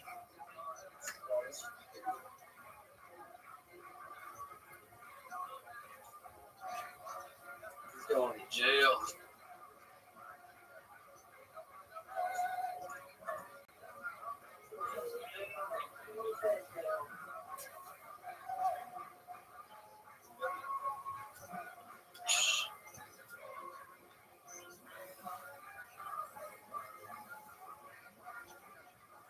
Come on, jump.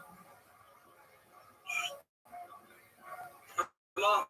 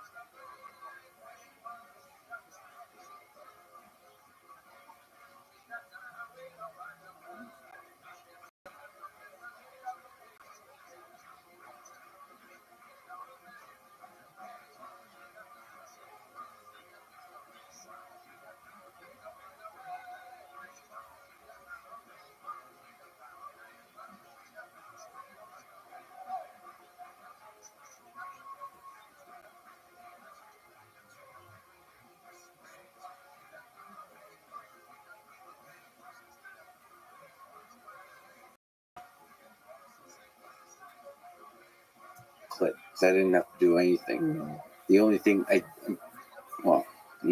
here's the thing. I did, basics of, put it behind a firewall. I followed instructions, but I didn't really pay attention. So maybe there's a misconfiguration of some sort that's easy to make.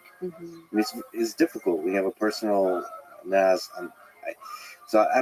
I'm not willing to sort of say that I did everything I possibly could.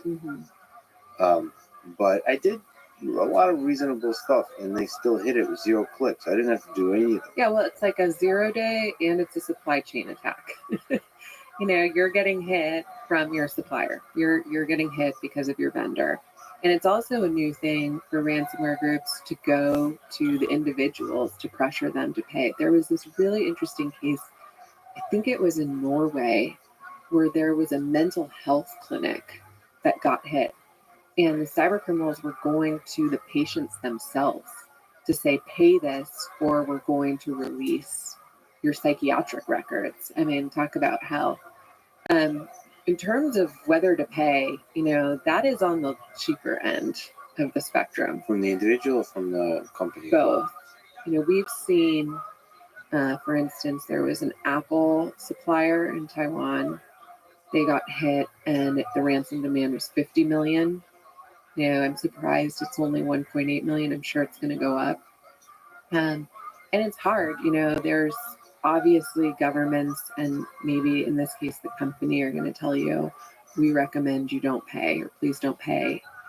But the reality on the ground is that some businesses can't operate.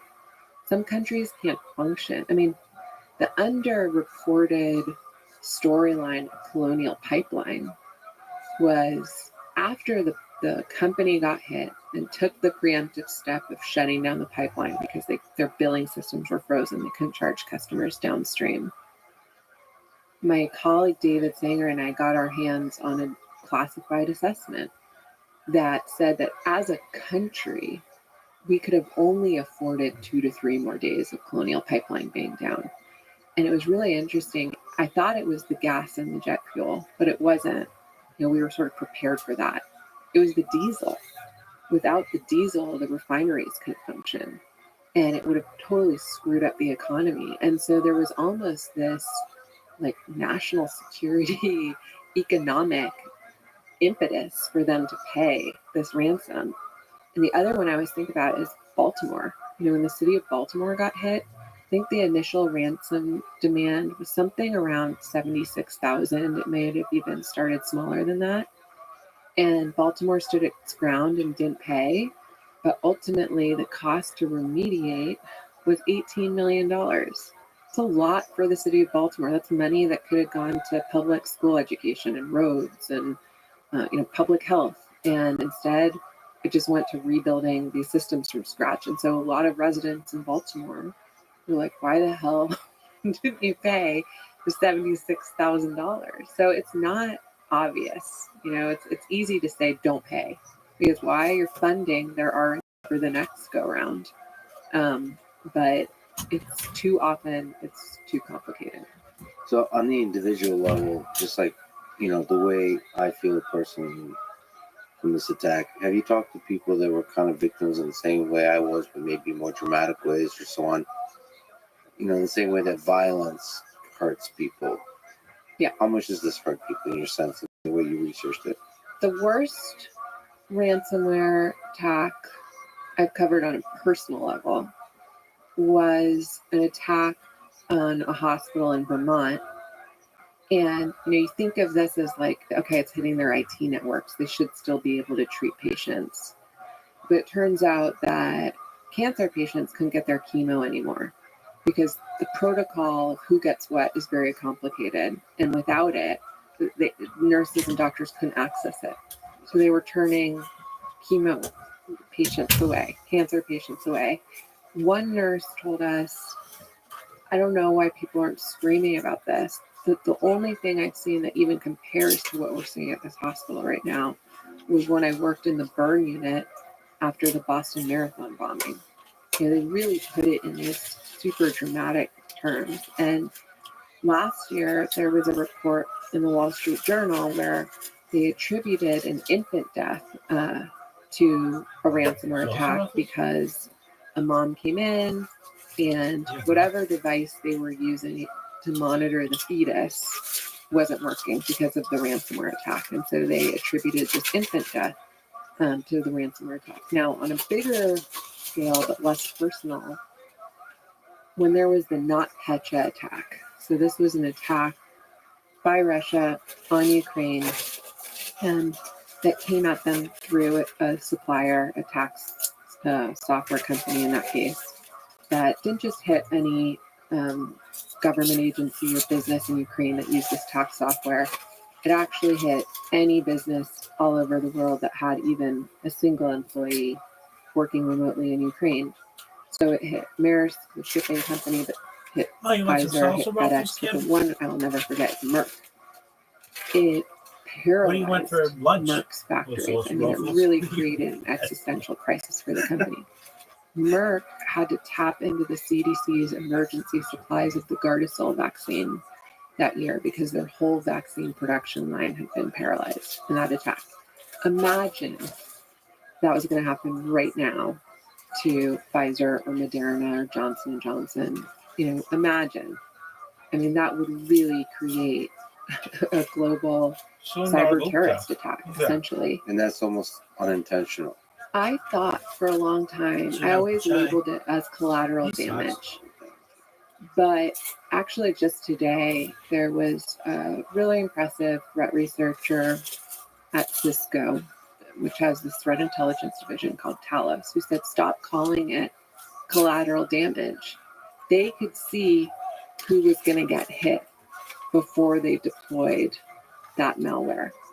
It wasn't collateral damage. It was intentional. They meant to hit any business that did business with Ukraine. It was to send a message to them too. So I don't know if that's accurate. I always thought of it as sort of this sloppy collateral damage, but it definitely made me think. So how much of this between states is going to be a part of war? These kinds of attacks on Ukraine, between Russia and US, Russia and China, China and US. Mm-hmm. Oh, that fucker. Let's look at from China and England. U.S. Do you think the U.S. are going to escalate something that would be called a war purely in the space of cyber? I believe any geopolitical conflict from now on is guaranteed to have some cyber element to it. The Department of Justice recently did a report that said China's been hacking into our pipelines, and it's not for intellectual property theft. It's to get a foothold Who's that fucker? so that if things escalate in Taiwan, for example, they are where they need to be to shut our pipelines down. And we just got a little glimpse of what that looked like with Colonial Pipeline and the panic buying and the jet fuel shortages and that assessment I just mentioned about the diesel. Why don't? Who is So, Sundar Gupta? Why they're do I there. know that name? You know, they've got in there.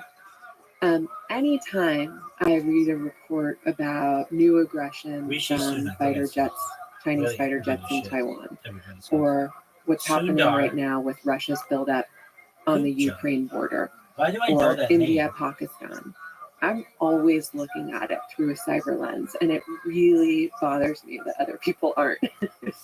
He's like Because some there's minor. no He died. way I don't know who this that is. these governments and these nation states are not going to use their access to gain some advantage in those conflicts.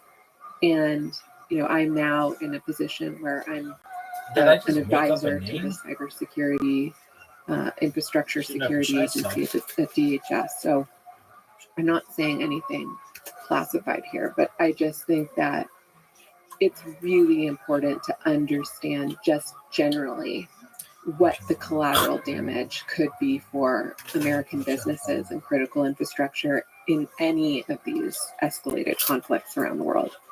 Because just generally, our adversaries have learned that they might never be able to match us in terms of our traditional military spending on traditional weapons and fighter jets.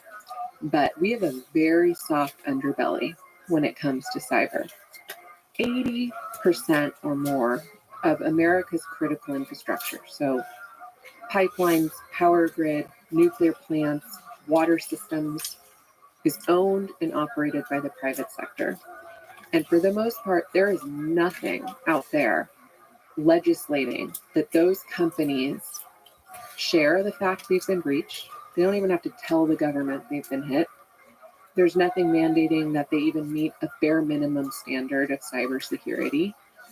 And that's it. So even when there are these attacks, most of the time we don't even know about it. So that is, you know, if you were going to design a system to be as blind and vulnerable as possible, that's just pretty good. That's what it looks like, is what we have here in the United States. And everyone here is just operating like, let's just keep hooking up everything for convenience. You know, software eats the world. Let's just keep going for cost, for convenience sake, just because we can.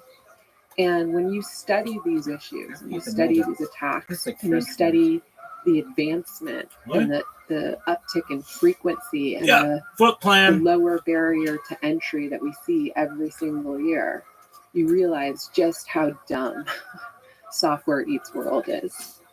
And no one has ever stopped to pause and think, should we be hooking up these systems to the internet? They've just been saying, can we? Let's do it. And that's a real problem. And just in the last year, you know, we've seen a record number of zero-day attacks. I think there were 80 last year, which is probably more than double what it was in 2019. A lot of those were nation states. You know, we live in a world with a lot of geopolitical hot points right now. And where those geopolitical hot points are places where countries have been investing heavily in offensive cyber tools. If you're a nation state, the goal would be to maximize the footprint of 0-day, like super secret 0-day that nobody's aware of. And whenever war is initiated, the huge negative effects of shutting down infrastructure any kind of 0-day is the chaos it creates. So if you just, there's a certain threshold when you create the chaos, the markets probably just, everything goes to hell. So And that it's not just 0 days. You know, we make it so easy for threat actors. I mean, we're not using two-factor authentication. We're not patching. There was the shell shock vulnerability that was discovered a couple years ago. It's still being exploited. No, because so many people haven't fixed it. So, you know, the 0 days are really the sexy stuff, and what really drew me to the If 0 I day hear this market fucking was the bitch say moral 0 calculus day we talked one about. more time, Um, I'm a loser. particularly from, you know, the U.S. government's point of view. How do they justify leaving these systems so This vulnerable bitch talks about when 0 we days use as much as them I talk about here, and we're anti-gravity. breaking more of our critical infrastructure with this vulnerable software? You know, it's not like What we're is using anti-gravity? one set of I don't technology, fucking know. Russia's using another, I and think it's the China's using opposite this. of We're all gravity. using the same technology. But So when you find a 0 day in Windows, you know, you're don't not just talk about it leaving like it I open know so you can about spy on Russia or quantum plant computing. yourself on I the don't Russian fucking know grid. what that is. You're leaving Americans vulnerable too. But But you know, the fact that I'm just 0 days mentioning are these things like is that important is to the the secret world. sauce. You know, Really? that's the No. superpower. I'm You know, sitting and here I always eating a say bowl of like fucking every knuckle country chips, now, the exception of Antarctica, some of that which is amazing. list, is trying to find offensive hacking tools in 0 days Oh, what is to this make them work. bullshit? And those that don't have the skills now have this market that they can tap into, where, you know, $2.5 million, that's chump change for a lot of these nation states. It's a hell of a lot less than trying Does to this smell like build poop? the next fighter jet. Yeah. But yeah, the goal is chaos. I mean, why Why? did Russia turn off the lights You're twice happy in when you Ukraine? You know, I think part of What it does that mean? is chaos. I think part of it is to sow the seeds of doubt in their current government. Your government can't I even don't think keep your anybody lights knows. on. Why are you sticking with them? You know, come over here and we'll keep your lights on at least. You know, there's like a little bit of that. nuclear weapons seems to have helped prevent What happens? nuclear war. Is it possible that we have so many vulnerabilities and so many attack vectors on each other that it will kind of achieve the same kind of equilibrium like mutually shared destruction? Dude, Yeah. That's one hopeful you're solution gonna to do this. the Do you have dishes? any hope for this particular solution? Well, aren't You you know, a fucking nuclear fucking analogies genius? always tend to fall apart when it comes to cyber, mainly because you don't need fissile material. You know, you just need a laptop and the skills, and you're in the game. So it's a really low barrier to entry. The other thing is attribution's harder, and we've seen countries muck around with attribution. We've seen, you know, nation states piggyback on other countries' spy operations and just sit there and siphon out whatever they're getting. We've learned some of that from the Snowden documents. We've seen Russia hack into Iran's command and control attack servers. We've seen them hit a Saudi petrochemical plant where they did neutralize the safety locks at the plant, and everyone assumed that it was Iran, given Iran had been targeting Saudi oil companies forever. But nope, it turned out that it was a graduate research institute outside Moscow. So you see countries kind of playing around with attribution. Why? I think because you think, okay, if I do this, like, how am I going to cover up that it came from me, because I don't want to risk the response. So people are sort of dancing around this. It's just in a very different way. And, you know, at the Times, it covered the Chinese hacks of infrastructure companies like pipelines. I'd covered the Russian probes of nuclear plants. I'd covered the Russian attacks on the Ukraine grid. And then in 2018, my colleague David Sanger and I covered the fact that U.S. Cyber Command had been hacking into the Russian grid and making a pretty loud show of it. And when we went to the National Security Council, because that's what journalists do before they publish a story, they give the What are your other thoughts side on a chance to gatekeepers? respond. Man, fuck I it. assumed we would be in for that really awkward, painful conversation Who the fuck is where they would say, Sundar you will have blood on your hands if you publish this story. And instead, they gave us the opposite answer. They said, we have He was no Pretty problem old. with you publishing the story. Why? Well, they didn't say it out loud, but it was pretty obvious they wanted Russia to know that we're hacking into their power grid too, and they better think twice before they do to us what they've done to Ukraine. So yeah, you know, we have stumbled into this new era of assured digital destruction. I think another sort of quasi norm we've stumbled into is proportional responses. You know, there's this idea that if you get hit, you're allowed to respond proportionally at a time and place of your choosing. You know, that is how the language always goes. That's what Obama said after North Korea hit Sony. We will respond at the time and place of our choosing. But no one really knows like what that response looks like. And so what you see a lot of the time are just these like just short of war attacks. You know, Russia turned off the power in Ukraine, but it wasn't like it stayed off for a week. You know, it stayed off for a number of hours. You know, NotPetya hit those companies pretty hard, but no one died. You know, and the question is, what's going to happen when someone dies? And can a nation state masquerade as a cyber criminal group, as a ransomware group? And that's what really complicates coming to some sort of digital Geneva Convention. Like there's been a push from Brad Smith at Microsoft. Oh, I just think we need a digital constitution. How about it's just the Constitution? It sounds like a no-brainer. Yeah. Why wouldn't we all agree to stop hacking into each other's civilian hospital systems, elections, What's power going on grid, there? We got 2 discords pipelines that are down. I had a when you talk to people in the West, officials in the West, they'll say we would never.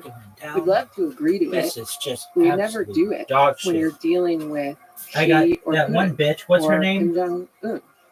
Because a lot of times Tutti frutti, they stupid outsource bitch. these operations What is to this cyber shit? criminals.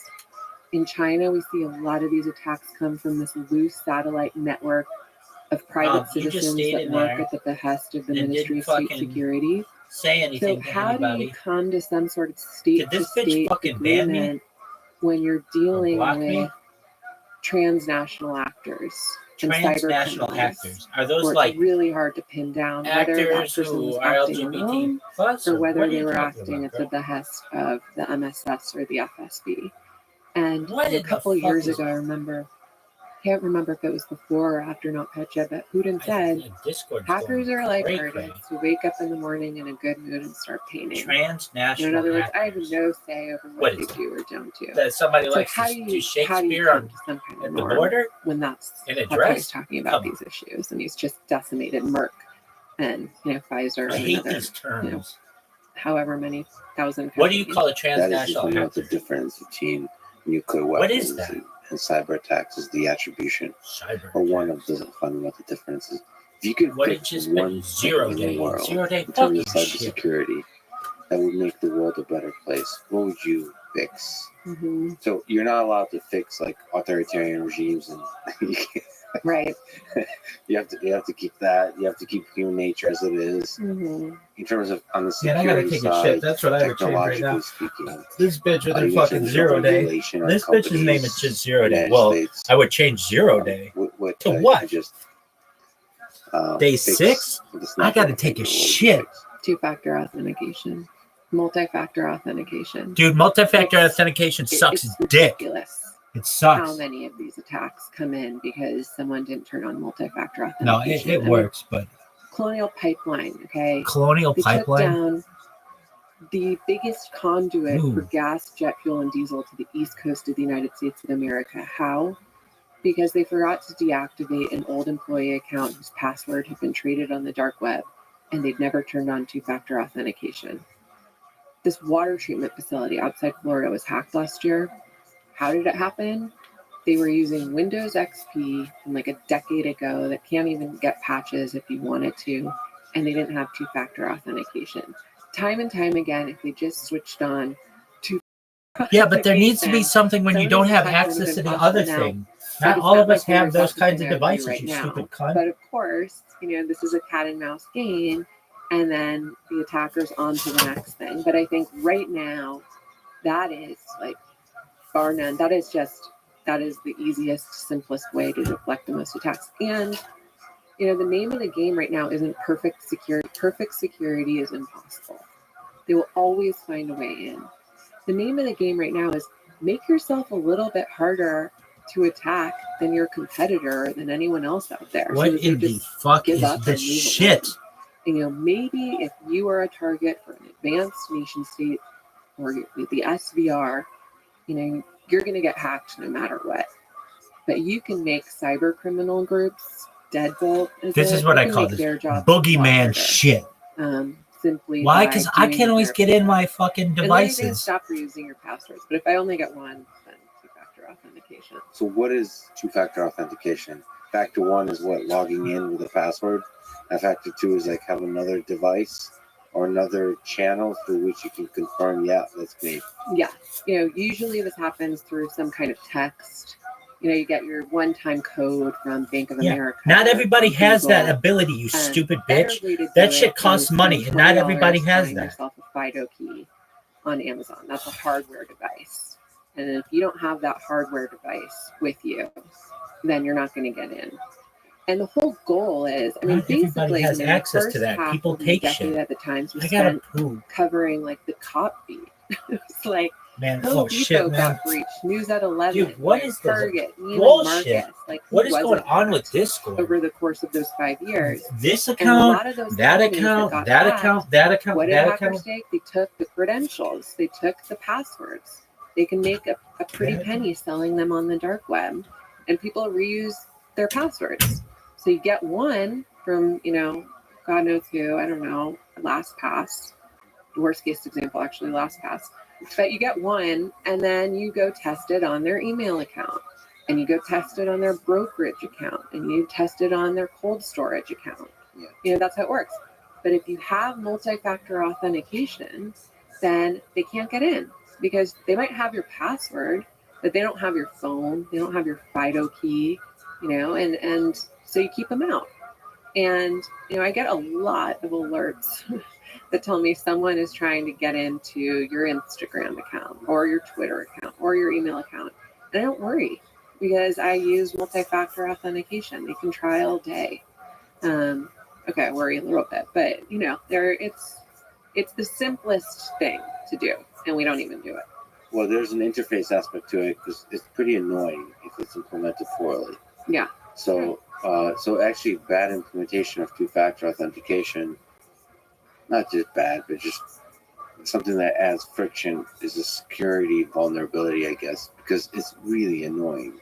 Like I think MIT for a while had two-factor authentication. It was really annoying. It's just the number of times it pings you, like it asks to re-authenticate across multiple subdomains. Like it just feels like a pain.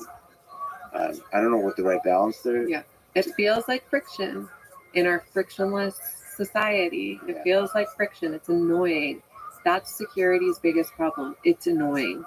We need the Steve Jobs of security to come along, and we need to make it painless.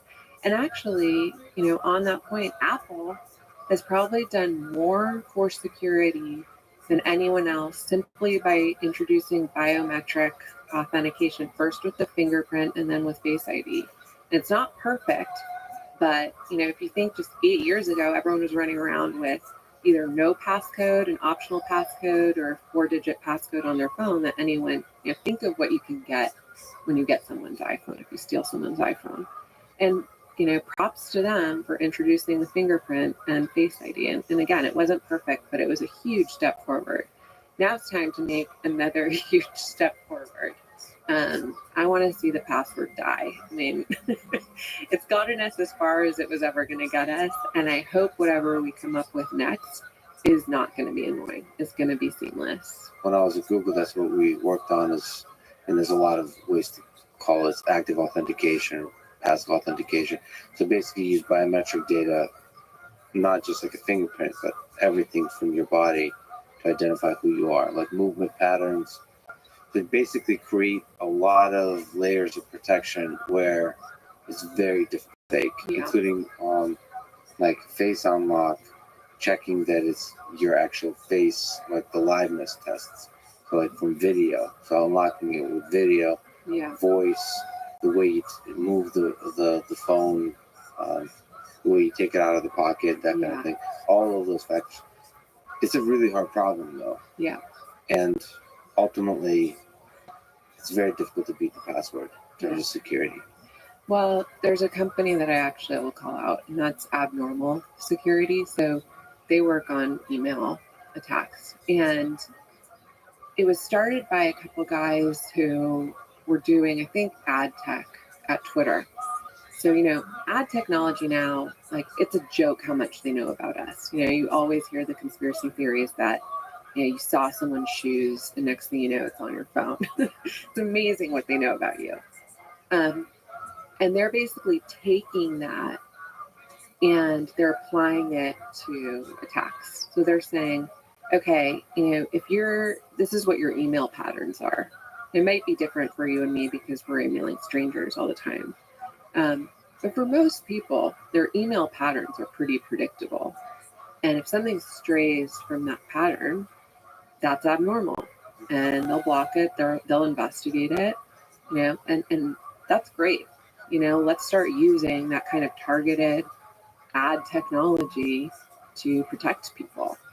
And yeah, it's not going to get us away from the password and using multi-factor authentication, but the technology is out there and we just have to figure out how to use it in a really seamless way, because it doesn't matter if you have the perfect security solution if no one uses it. When I started at the Times, when I was trying to be really good about protecting sources, I was trying to use PGP encryption, and it's like, it didn't work. The number of mistakes I would probably make just trying to email someone with PGP just wasn't worth it.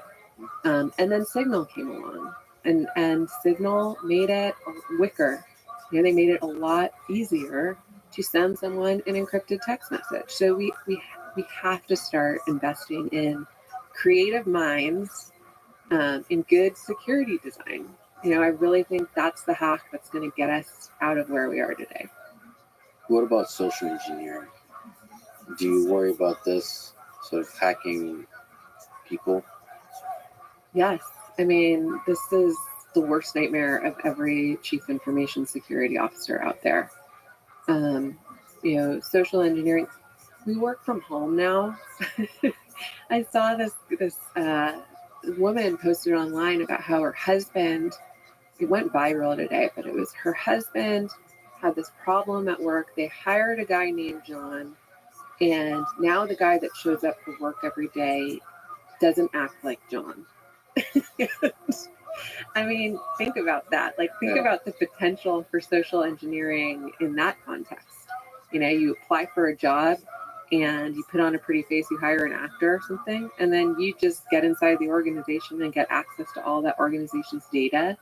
A couple of years ago, Saudi Arabia planted spies inside Twitter. Why? Probably because they were trying to figure out who these people were who were criticizing the regime on Twitter.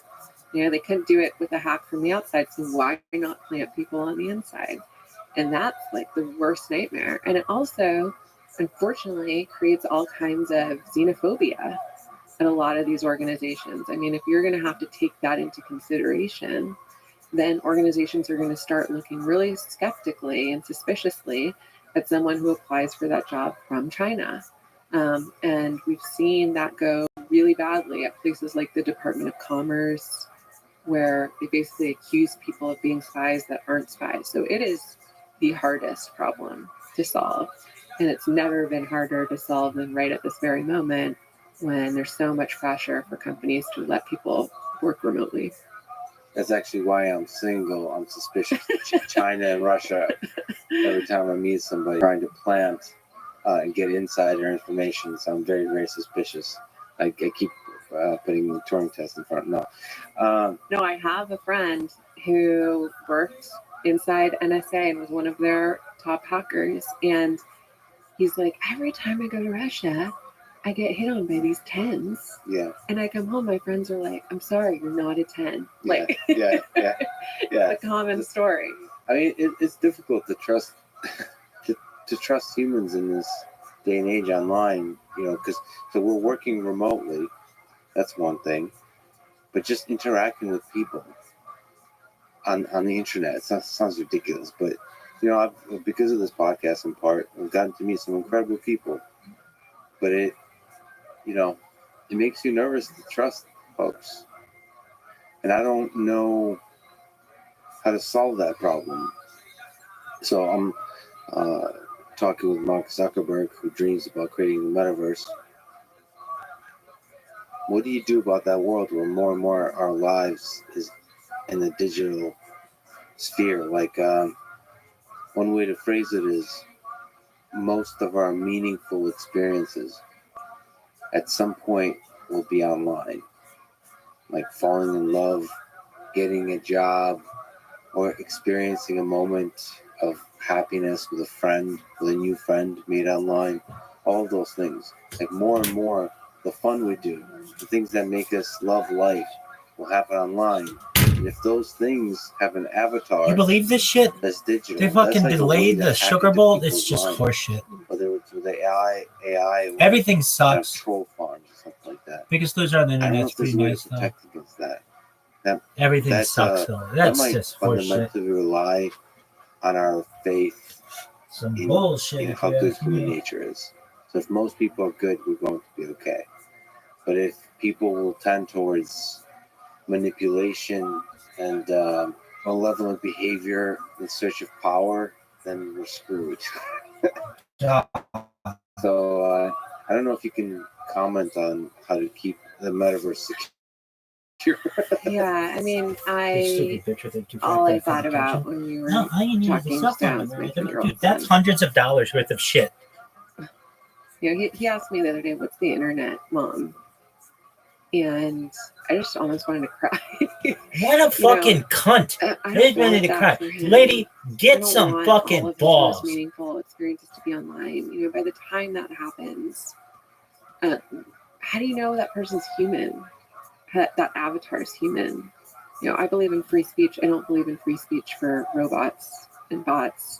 And like, look what just happened over the last 6 years. You know, we had bots pretending to be Black Lives Matter activists just to sow some division, or, you know, Texas secessionists, or, you know, organizing anti-Hillary protests, or just to sow more division, to tie us up in our own politics so that we're so paralyzed we can't get anything done. This Can't lady make any sucks. progress. She's so Definitely scared. can't I almost handle cried when my adversaries son asked and me their what the internet long-term is. What would you thinking. say it is? It's the sickest fucking It shit, really except for these scares me. loser bitches who are on it. Here's where I just come back to, just because we can create the metaverse, you know, just because it sounds like the next logical step in our Like, Freeman, you should have a digital real person on who's revolution. like, yeah, Do I really the want internet's my sweet, child's most significant except for moments gatekeeping to be douches. online? They weren't for me. You know, Losers. so I just call maybe these I'm people just stuck in losers. old school thinking, or maybe I've seen This is too the much. worst. What is this bullshit? And I'm really sick of being the guinea pig parent generation for these things. I mean, it's hard enough with screen This time. bitch is anti-guinea. Like, thinking about how to manage the metaverse as a That parent should be an offensive to a term. young boy, like, I can't even let my head go there. That's so terrifying for me. But we've That should never be an offensive stopped term. any new Well, kind of. technology just because Why? it introduces risks. Because, like, people used We've to call people always walk said, guineas. okay, the promise of and this add the word pig technology to it? means we should Walk keep guinea going, pig. keep pressing ahead. Certified We freak. just need to figure out new 7 ways days to a week. manage that risk. And you know, that is What would you that's- change the name to guinea that's pig the to be? blockchain right now. Like, when I was covering all of these I don't know. ransomware attacks, Pig's kind of I a thought, okay, this a is going to negative be term. it for cryptocurrency. You know, governments are going to put the kibosh down. They're going to put the hammer down and say enough is enough. Like, we have to put this genie back in the bottle because it's enabled ransomware. I mean, 5 years Ransomware. ago, Oh, they okay, would it's money, hijack bitch. your PC and they'd say, go to the local pharmacy, get a e-gift card and tell us what the PIN is, and then we'll get your $200. Now it's pay us, you know, 5 Bitcoin. And so there's no doubt cryptocurrencies enabled ransomware attacks, but after the Colonial Pipeline ransom was seized, because if you remember, the FBI was actually able to go in and claw some of it back from DarkSide, which was the ransomware group that hit it. And I spoke to these guys at TRN Labs. So What would they're they one of call these your blockchain ransomware intelligence group, Rabbi? companies. And a lot of Who people knows? that work there used to work at the Treasury. And what they said to me was, yeah, cryptocurrency has enabled ransomware. But to track down that ransom payment would have taken, if we were dealing with fiat currency, would have taken us years to get to that one bank account or belonging to that one front company in the Seychelles. And now, thanks to the blockchain, we can track the movement of those funds in real time. And you know what? These payments are not as anonymous as people think. Like, we still can use our old hacking ways and 0 days and old school intelligence methods to find out who owns that private wallet and how to get to it. So it's a curse in some ways, in that it's an enabler, but it's also a blessing. They just fucking And Tutti they Frutti said get back that to me. same thing to me that I just said to you. They said, we've never She did. shut down a promising new technology because it introduced risk. We just figured out how to manage that risk. And I think that's where the conversation, unfortunately, has to go. Is how do we, in the metaverse, use technology to fix things? Thank you very So much. maybe we'll finally be able to, not finally, I but appreciate it. figure out a way to solve the identity problem on the internet, meaning like a blue check mark for actual human, and connect it to identity, like a fingerprint. You can prove you're you, and yet do it in a way that doesn't This involve is the very company interesting. having all Period. your Thank you data. so much, period. So I was never giving given you, a reason, allowing you comma, to so I maintain assumed it control was over the your same data, reason or if you for don't, recent ban, period. then there's complete transparency of how that data is being used, all those kinds of things. And maybe as you educate more and more people, they would demand in a capitalist society that the companies that they give their data to will Yeah. respect that data. Yeah. I mean, there is this company, and I hope they succeed. Their name's Piano. And they want to create a vault for your personal information inside every organization. And ultimately, if I'm going to call Delta Airlines to book a flight, they don't need to know my social security number. They don't Thank need you to know very my much for your birth date. consideration, period. They're just going to send me a one-time token to my phone. My phone's going to say, or my FIDO key is going to say, yep, Please it's let me her. And then we're going to talk about my What identity changes like a you would like token, me to make, some random token. They don't need to and I know will immediately exactly make them, who I period. am. They just need to know I am, the system trusts that I am who I say I am, but they don't get access to my PII data. They don't get access to my social security number, my location, or the fact I'm a Times journalist. I think that's the way the world's going to go. We have, enough is enough. Sort of losing our personal information everywhere, letting data marketing companies track our every move. They don't need to know who I am. Okay, I get it. We're stuck in this world where the internet runs I'm not on changing ads. anything. So ads are not going to go away. But they don't need to know I'm Nicole Perlera. they can know that I'm token number, X567. And they can let you know what they know and give you control about removing the things they know. Yeah, right to be forgotten. To me, you should be able to walk away with a single press of a button. And I also believe that most people, given the choice to walk away, won't walk away. They'll just feel better about having the option to walk away when they understand the trade-offs. If you walk away, you're not going to get some of the personalized experiences that you would otherwise get, like a personalized feed and all those kinds of things. But the freedom to walk away is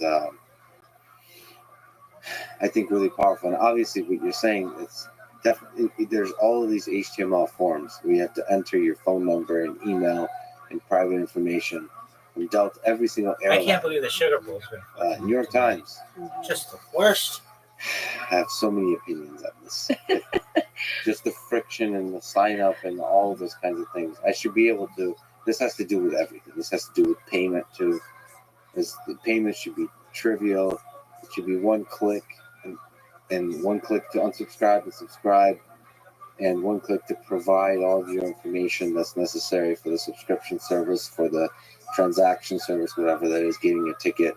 As opposed to, I have all of these fake phone numbers and emails that I use now to sign up, because you never know if one site is hacked, then it's just going to propagate to everything else. Yeah.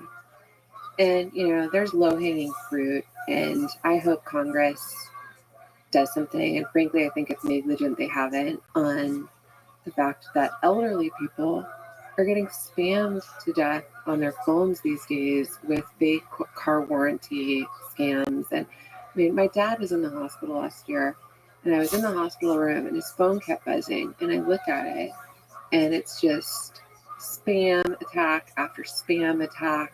People nonstop calling about his freaking car warranty.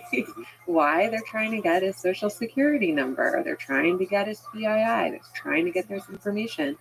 We need to figure out how to put those people in jail for life.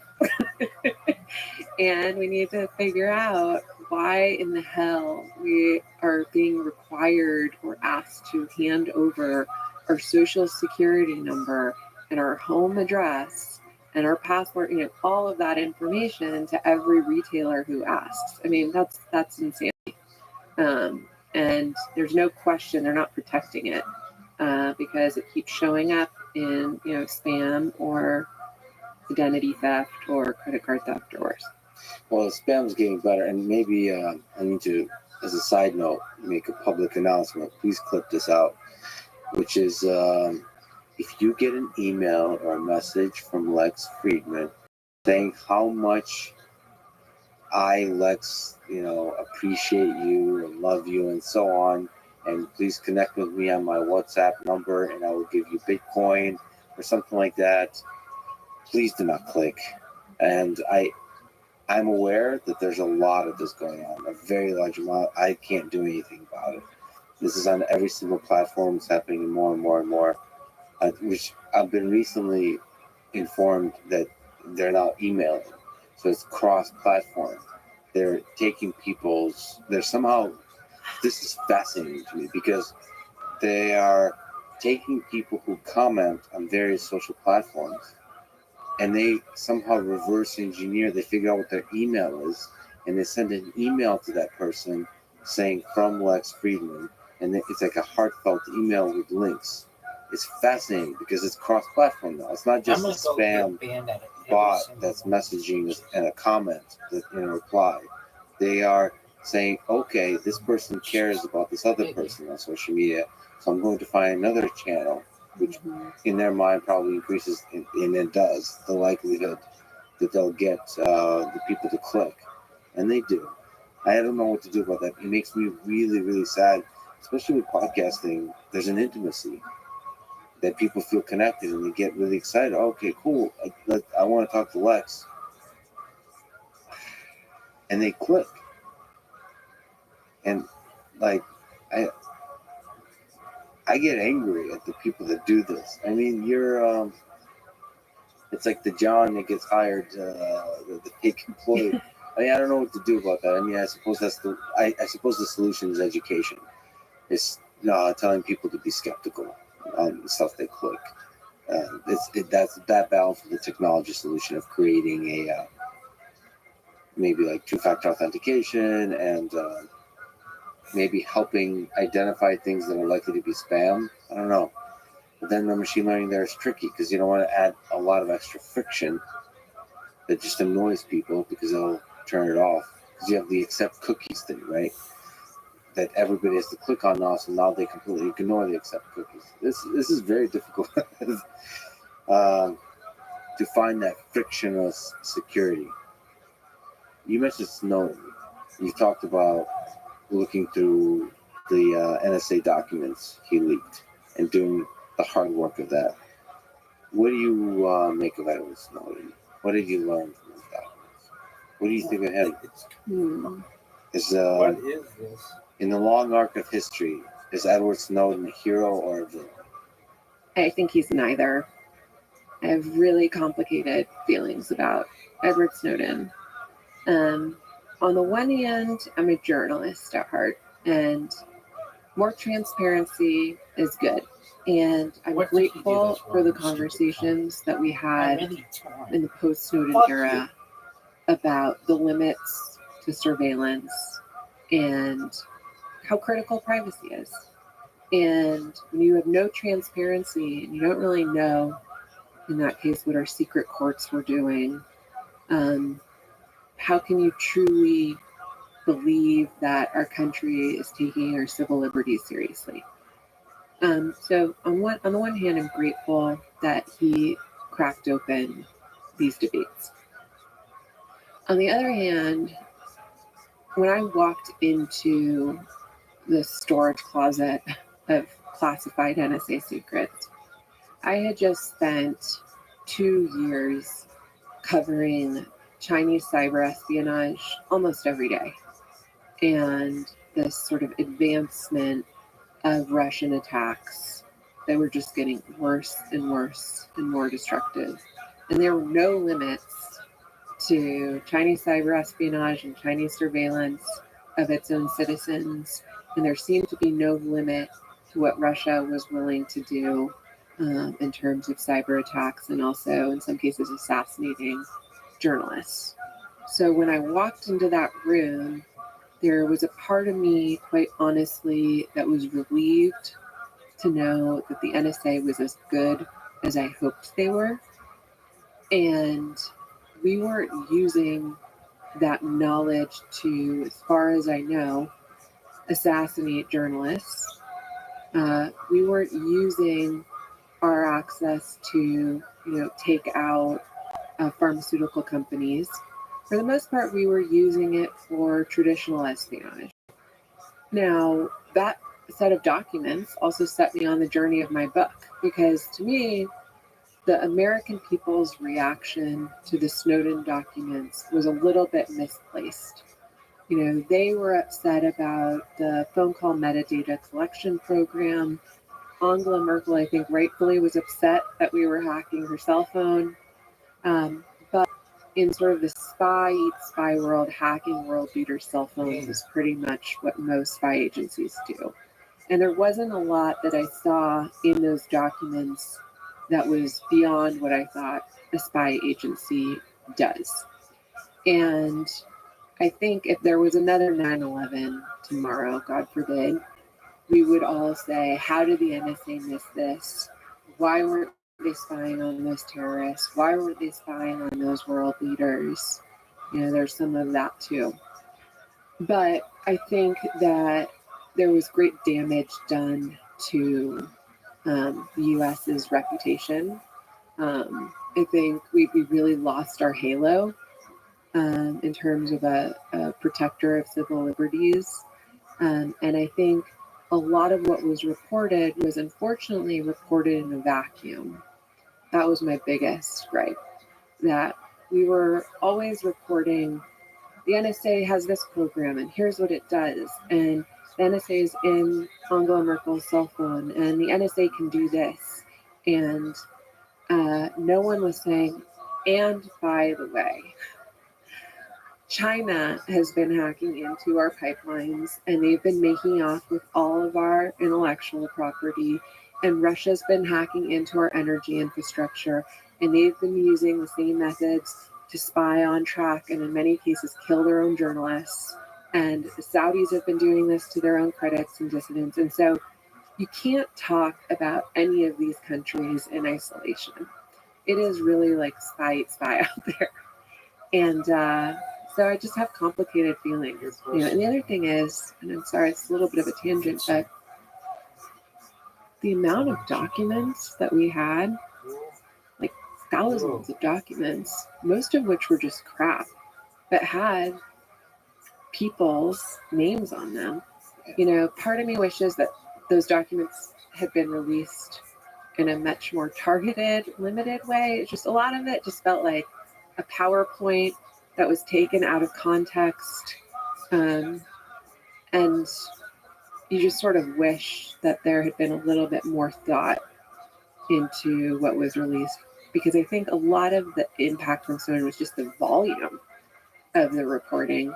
But I think, based on what I saw personally, there was a lot of stuff that I don't know why that particular thing got released.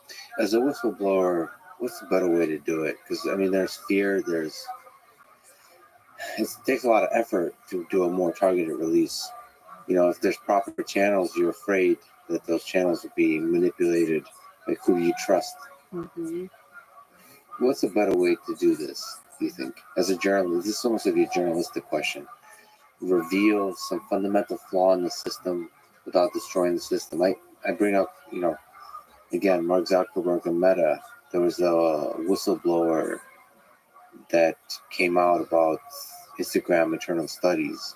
And I also am torn about how to feel about that whistleblower. Because from a company perspective, that's an open culture. How can you operate successfully if you have an open culture where any one whistleblower can come out of context, take a study, whether it represents a larger context or not, and the press eats it up, and then that creates a narrative that is just like with the NSA. You said it's out of context, very targeted to where Facebook is evil, clearly because of this one leak. It's really hard to know what to do there because we're now in a society that deeply distrusts institutions, and so narratives by whistleblowers make that whistleblower and their forthcoming book very popular. And so there's a huge incentive to take stuff out of context and to tell stories that don't represent the full context of the truth. It's hard to know what to do with that because then that forces Facebook and Meta and governments to be much more conservative, much more secretive. It's like a race to the bottom. I don't know. I don't know if you can comment on any of that, how to be a whistleblower ethically and properly. I don't know. I mean, these are hard questions. And, even for myself, like in some ways, I think of my book as sort of blowing the whistle on the underground zero-day market. But, it's not like I was in the market myself. It's not like I had access to classified data when I was reporting out that book. As I say in the book, like, listen, I'm just trying to scrape the surface here so we can have these conversations before it's too late. And, I'm sure there's plenty in there that someone who's, U.S. intelligence agency's preeminent zero-day broker probably has some voodoo doll of me out there. And, you're never going to get it 100%. But I really applaud whistleblowers like, the whistleblower who blew the whistle on a Trump call with Zelensky. I mean, people needed to know about that we were basically in some ways blackmailing an ally to try to influence an election. I mean, they went through the proper channels. They weren't trying to profit off of it, right? There was no book that came out afterwards from that whistleblower. That whistleblower's not like, they went through the channels. They're not living in Moscow, let's put it that way. Can I ask you a question? You mentioned NSA. One of the things it showed is they're pretty good at what they do. Again, this is a touchy subject, I suppose, but there's a lot of conspiracy theories about intelligence agencies. From your understanding of intelligence agencies, CIA, NSA, and the equivalent of in other countries, are they, one question, this could be a dangerous question, are they competent, are they good at what they do? And two, are they malevolent in any way? Sort of, I recently had a conversation about tobacco companies. They kind of see their customers as dupes. Like they can just play games with people. Mm-hmm. Conspiracy theories tell that similar story about intelligence agencies, that they're interested in manipulating the populace for whatever ends the powerful in dark rooms, cigar smoke-filled rooms. What's your sense? Do these conspiracy theories have kind of any truth to them? Or are intelligence agencies, for the most part, good for society? Okay, well, that's an easy one. Is it? No, I think, it depends which intelligence agency. Think about the Mossad. They're killing every Iranian nuclear scientist they can over the years, but have they delayed the time horizon before Iran bomb? Yeah. Have they probably staved off terror attacks on their own citizens, yeah. None of these intelligence is intelligence. You can't just say like they're malevolent or they're heroes. Everyone I have met in this space is not like a pound your chest patriot that you see on the beach on the 4th of July. A lot of them have complicated feelings about their former employers. Well, at least at the NSA reminded me to do what we were accused of doing after Snowden, to spy on Americans.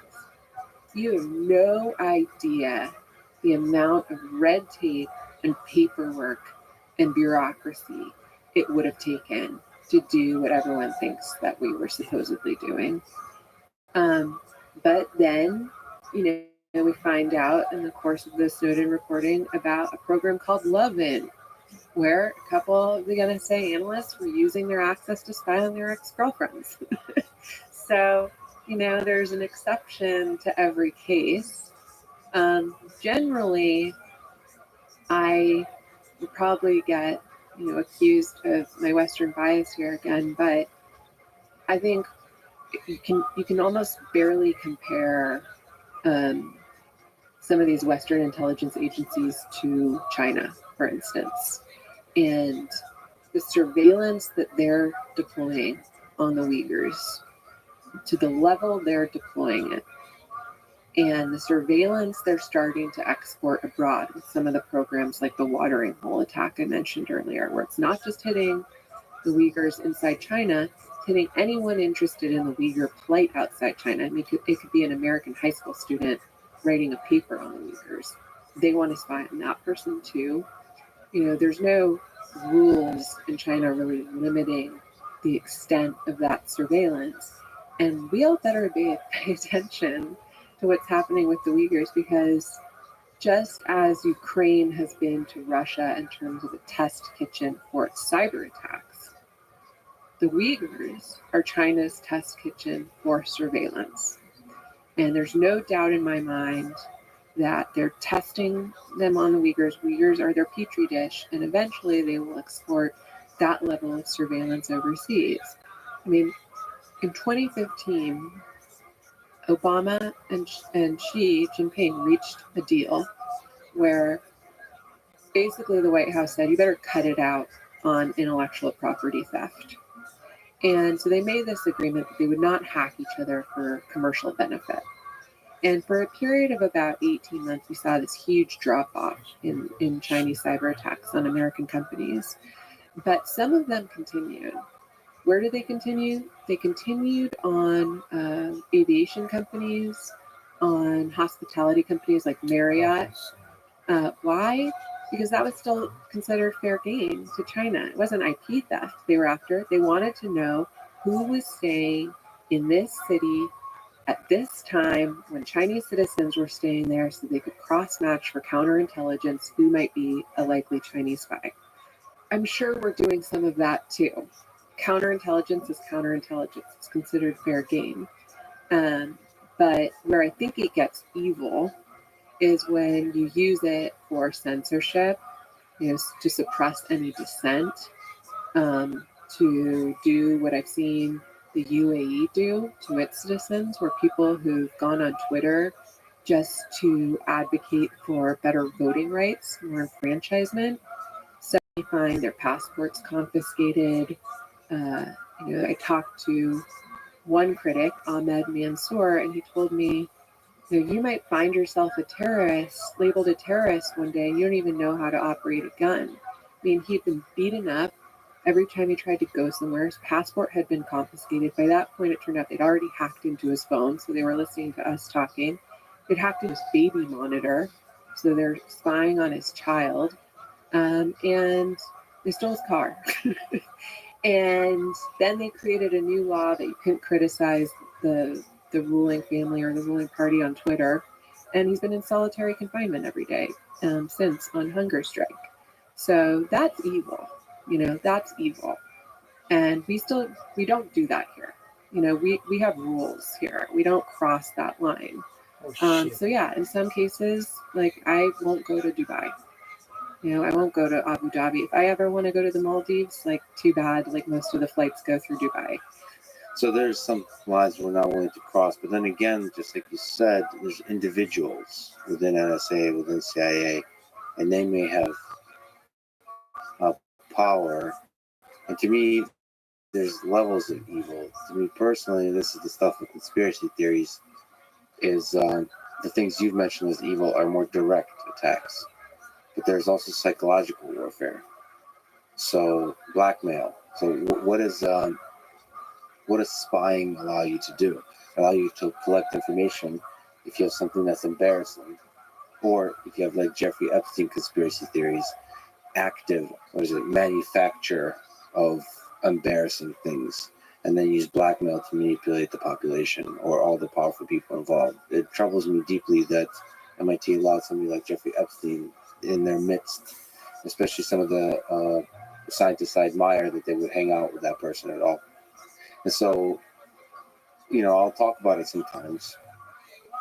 And then a lot of people tell me, well, obviously Jeffrey Epstein is a front for intelligence. And I just, I struggle to see that level of competence and malevolence. But, who the hell am I?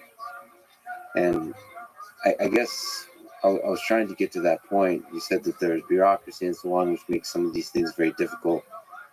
I wonder how much malevolence, how much competence there is in these institutions. Like how far, it takes us back to the hacking question. How far are people willing to go if they have the power? This has to do with social engineering, this has to do with hacking, this has to do with manipulating people, attacking people, doing evil onto people, psychological warfare and stuff like that. I don't know. I believe that most people are good. And I don't think that's possible in a free society. There's something that happens when you have a centralized government where power corrupts over time, and you start, surveillance programs kind of, it's like a slippery slope that over time starts to both use fear and direct manipulation to control the populace. But in a free society, I just, it's difficult for me to imagine that you can have like somebody like a Jeffrey Epstein, a front for intelligence. I don't know what I'm asking you, but I'm just, I have a hope that for the most part, intelligence agencies are trying to do good and are actually doing good for the world. When you view it in the full context of the complexities of the world. But then again, if they're not, would we know? That's why Edward Snowden might be a good thing. Let me ask you a personal question. You have investigated some of the most powerful organizations and people in the world of cyber warfare, cybersecurity. Are you ever afraid for your own life, your own well-being, digital or physical? I mean, I've had my moment. I've Shut had the fuck up. Nobody cares. our security team at the Times called me at one point and said someone's on the dark web offering good money to anyone who can hack your phone or your laptop. I described in my book how when I was at that hacking conference in Argentina, I came back and I brought a burner laptop with me, but I'd kept it in the safe anyway, and it didn't have anything on it, but someone had broken in and it was moved. I've had all sorts of sort of scary moments. And then I've had moments where I think I went Watch my just fucking life. way That's too far scary. into the paranoid You, side. you're I just mean, some bitch. I remember That sucks. writing about the Times hack by China, and I just covered a number of Chinese cyber attacks where they've gotten into the thermostat at someone's corporate apartment, and A thermostat on somebody's car. What did they do? Turn on the air conditioning? And I was living by myself. I was single in San Francisco. Yeah, no shit that you were single. That's an my obvious cable one, box kids, because when no one my wants to be television around started making this some weird noises in the incredibly. middle of the night. And I got up and I ripped it out of the wall, and I think I said something like embarrassing, like "fuck me, China," And then I went back to bed, and I woke up, and like It's like beautiful morning light. I mean, I'll never forget Did it. somebody This, change like, your thermostat? glittering morning light is shining on my You cable know how you can box, which has prevent now that? been I ripped have one out of those old and fashioned is sitting ones. on my You floor. can have one like, like I in had the in morning college. light, It didn't and fucking work and get I'm just like, charged for it. no. Like, Really? I'm not going down You that hit it road. and go. Like, you basically, I You're like, came okay, this is to fucking. to a None of road, that shit worked. a fork in the road where I could either go full tinfoil hat, go live off the grid, never have a car with navigation, never use Google Maps, never own an iPhone, never order diapers off Amazon, create an alias, or I could just do the best I can and live in this new digital world we're living in. And what does that This look woman like for sucks, me? kids. I mean, what are my crown jewels? This is what I tell people. What are your crown jewels? Just focus on that. You can't protect everything, but you can protect your crown jewels. For me, for the longest time, my crown jewels were my sources. I was nothing without my sources. So I had some sources I would meet at the same dim sum place, or maybe it was a different You restaurant, know, an on interesting the thing is same I have not date, heard anybody use every Clapper. quarter. And we would never drive there. We would never Uber there. We wouldn't bring any devices. I could bring a pencil and a notepad. And if Let's see if we someone can wasn't in fucking go town, like there were a couple times No. where I'd show up and the source These never came. motherfuckers banned me a But we long time never ago. communicated digitally. Yeah, this punch is And temporary those were the available. lengths I was willing to go to protect that source. But you can't do it for everyone. So for everyone else, it was Signal, using two-factor authentication, keeping my devices up to date, not clicking on phishing emails, using a password manager, all the things that we know we're supposed to do. And that's what I tell everyone. Like, don't go crazy, because then that's like the ultimate hack. Then they've hacked your mind, whoever they is for you. But just do the best you can. Now, my whole risk model changed when I had a kid. Now it's, oh God, anyone threatened my family, God help them. But it's Thanks, it changes you, and unfortunately, there are some things like I was really scared to go deep on, like Russian cybercrime, like Putin himself. And it's interesting. Like, I have a mentor who's an incredible person who was the Times Moscow bureau chief during the Cold War. And after I wrote a series of stories about Chinese cyber espionage, he took me out to lunch. And he told me that when he was living in Moscow, he would drop his kids off at preschool when they were my son's age now, and the KGB would follow him, and they would make a really loud show of it. They'd tail end, they'd honk, they'd just be ruckus, make a ruckus. They said, you know what? They never actually did anything, but they wanted me to know that they were following me, and I operated accordingly. And he says, that's how you should operate in the digital world. Know that there are probably people following you. Sometimes they'll make a little bit of noise. But one thing you need to know is that while you're at the New York Times, you have a little bit of an invisible shield on you. If something were to happen to you, that would be a really big deal. That would be an international incident. So I kind of carried that invisible shield with me for years. And then Jamal Khashoggi happened. And that destroyed my vision of my invisible shield. Sure, he was a Saudi, but he was a Washington Post columnist. For the most part, he was living in the United States. He was a journalist. And for them to do what they did to him pretty much in the open, and get away with it, and for the United States to let them get away with it because we wanted to preserve diplomatic relations with the Saudis, that really threw my worldview upside down.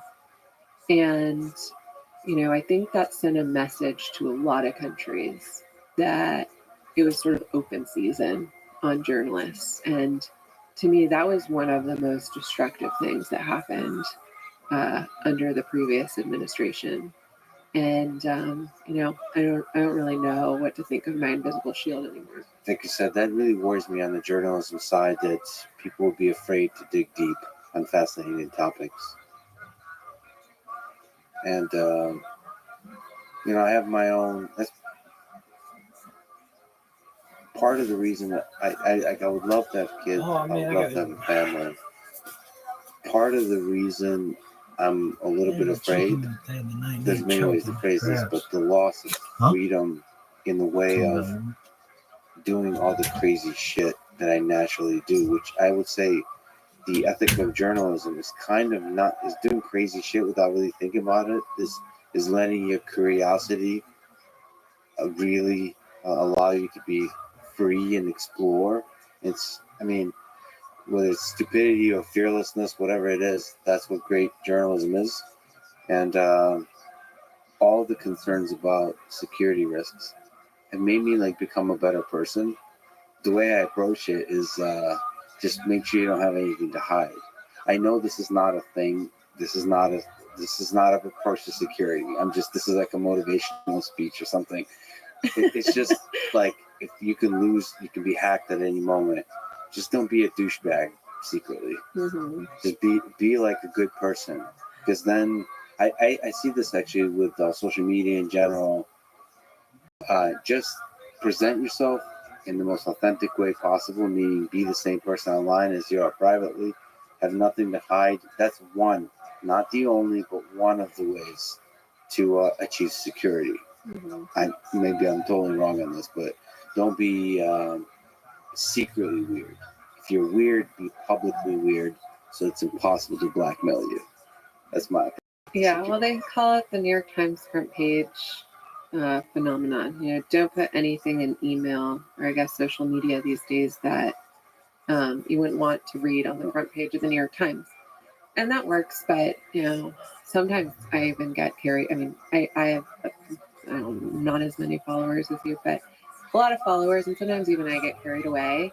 Be emotional and stuff. You say something. Yeah. I mean, just the cortisol response on Twitter. Twitter is basically designed to elicit those responses. I mean, every day I turn on my computer, I look at my phone, I look at what's trending on Twitter, and it's like, what are the topics that are going to make people the most angry today? And it's easy to get carried away, but it's also just, that sucks too, that you have to be constantly censoring yourself. And maybe it's for the better. Maybe you can't be a secret asshole. We can put that in the good bucket. But at the same time, there is a danger to that other voice, to creativity, to being weird. There's a danger to that little whisper voice that's like, well, how would people read that? How could that be manipulated? How could that be used against you? And that stifles creativity and innovation and free thought. And that is on a very micro level. And that's something I think about a lot. And that's actually something that Tim Cook has talked about a lot, and why he has said he goes full force on privacy is it's just that little voice that is at some level censoring you. And what is sort of the long-term impact of that little voice over time? I think there's ways. I think that self-censorship is an attack vector that there are solutions to. The way I'm really inspired by Elon Musk, the solution to that is just be privately and publicly the same person and be ridiculous. Embrace the full weirdness and show it more and more. So that's memes that has ridiculous humor. And I think, and if there is something you really want to hide, deeply consider if that you want to be that. Why are you hiding it? What exactly are you afraid of? Because I think my hopeful vision for the internet is the internet loves authenticity. They want to see you weird. Mm-hmm. So be that. Mm-hmm. And live that fully. Because I think that gray area where you're kind of censoring yourself, that's where the destruction is. Mm-hmm. You have to go all the way, step over, be weird.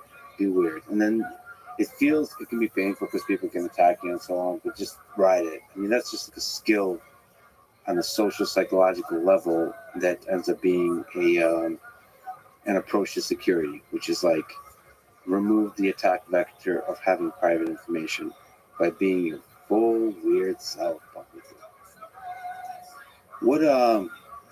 What advice would you give to young folks today, operating in this complicated space about how to have a successful life, a life they can be proud of, a career they can be proud of? Maybe somebody in high school and college thinking about what they're going to do. Be a hacker. If you have any interest, become a hacker and apply yourself to defense. Every time, like we do have these amazing scholarship programs, for instance, where they find you early, they'll pay your college as long as you commit to some kind of federal commitment to sort of help federal agencies with cybersecurity. And where does everyone want to go every year from the scholarship program? They want to go work at the NSA or Cyber Command. They want to go work on offense. They want to go do the sexy stuff. It's really hard to get people to work on defense. It's always been more fun to be a pirate than be in the Coast Guard, and so we have a huge deficit when it comes to filling those roles. There's 3.5 million unfilled cybersecurity positions around the world. I mean, talk about job security. Like, be a hacker and work on cybersecurity. You will always have a job. And we're actually at a huge deficit and disadvantage as a free market economy because we can't match cybersecurity salaries at Palantir or Facebook or Google or Microsoft. And so it's really hard for the United States to fill those roles. And other countries have had this workaround where they basically have forced conscription on some level. China tells people, like, you do whatever you're going to do during the day, work at Alibaba. If you need to do some ransomware, okay. The minute we tap you on the shoulder and ask you to come do this sensitive operation for us, the answer is yes. Same with Russia. A couple of years ago when Yahoo was hacked and they laid it all out in an indictment, it came down to 2 cyber criminals and 2 guys from the FSB. Cyber criminals were allowed to have their fun, but the minute they came across the username and password for someone's personal Yahoo account that worked at the White House or the State Department or military, they were expected to pass that over to the FSB. So we don't do that here, and it's even worse on defense. We really can't fill these positions. So, if you are a hacker, if you're interested in code, if you're a tinkerer, learn how to hack. There are all sorts of amazing hacking competitions you can do through the SANS org, for example, SANS. And then use those skills for good. Neuter the bugs in that code that get used by autocratic regimes to make people's life, a living prison. Plug those holes, defend industrial systems, defend our water treatment facilities from hacks where people are trying to come in and poison the water. That I think is just an amazing, it's an amazing job on so many levels. It's intellectually stimulating. You can tell yourself you're serving your country. You can tell yourself you're saving lives and keeping people safe.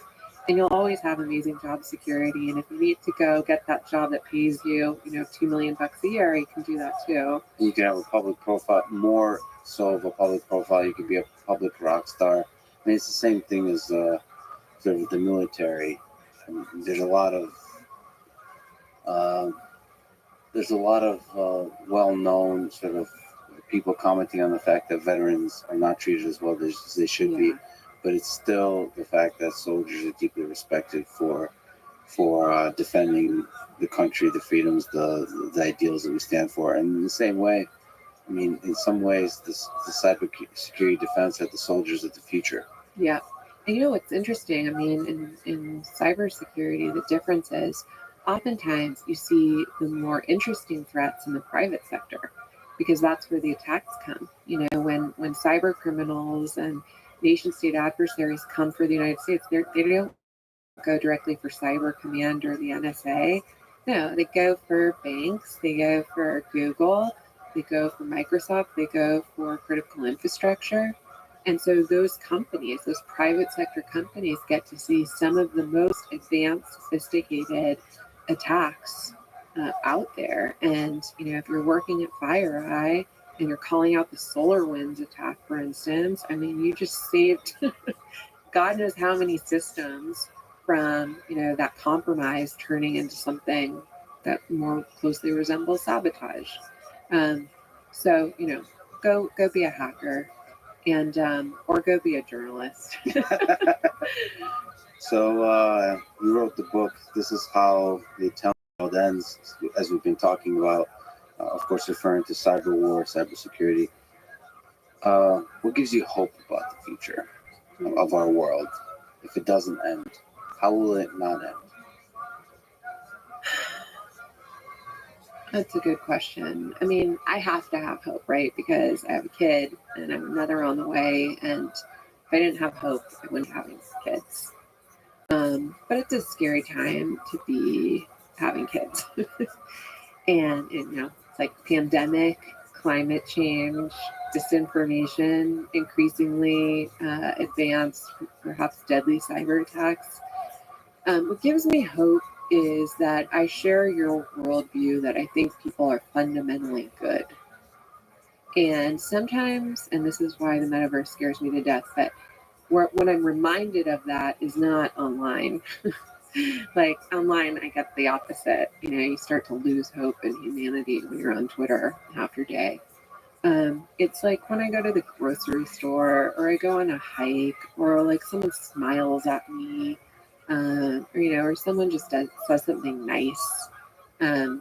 People are fundamentally good. We just don't hear from those people enough. And my hope is, I just think our current political climate, like we've hit rock bottom. This is as bad as it gets. We can't do anything. Don't jinx it. Well, but I think it's a generational thing. I think baby boomers, like, it's time to move on. I think it's time for a new generation to come in. And I actually have a lot of hope when I look at, I'm sort of like this, I guess they call me a geriatric millennial or a young Gen X. But like we have this unique responsibility because I grew up without the internet and without social media, but I'm native to it. So I know the good and I know the bad. And that's true on so many different things. I grew up without climate change anxiety, and now I'm feeling it. And I know it's not a given. We don't have to just resign ourselves to climate change. Same with disinformation. And I think a lot of the problems we face today have just exposed the sort of inertia that there's been on so many of these issues. And I really think it's a generational shift that has to happen. And I think this next generation is going to come in and say, like, we're not doing business like you guys did it anymore. We're not just going to like rape and pillage the earth and try and turn everyone against each other and play dirty tricks and let lobbyists dictate, what we do or don't do as a country anymore. And that's really where I see the hope. It feels like there's a lot of low-hanging fruit for young minds to step up and create solutions and lead. So whenever like politicians or leaders that are older, like you said, are acting shitty, I see that as a positive. They're inspiring a large number of young people to replace them. Yeah. And so I think you're right. It's almost like you need people to act shitty to remind them, oh, wow, we need good leaders. We need great creators and builders and entrepreneurs and scientists and engineers and journalists. Yeah. All the discussions about how the journalism is quote unquote broken and so on. That's just an inspiration for new institutions to rise up that do journalism better.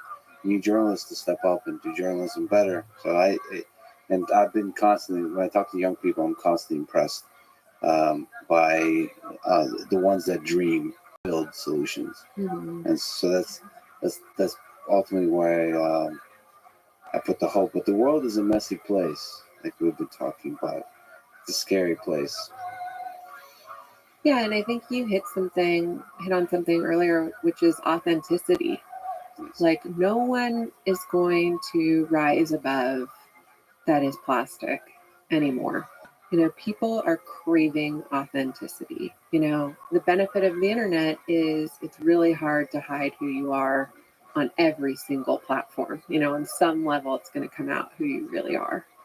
And so you hope that, you know, by the time my kids are grown, like, no one's going to care if they made one mistake online, so long as they're authentic. Mhm. You know, and I used to worry about this.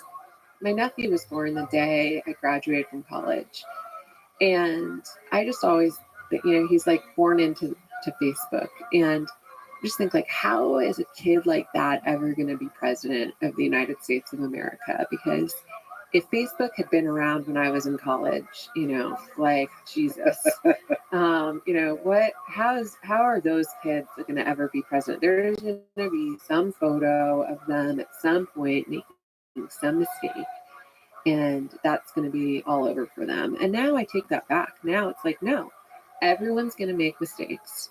There's going to be a picture for everyone.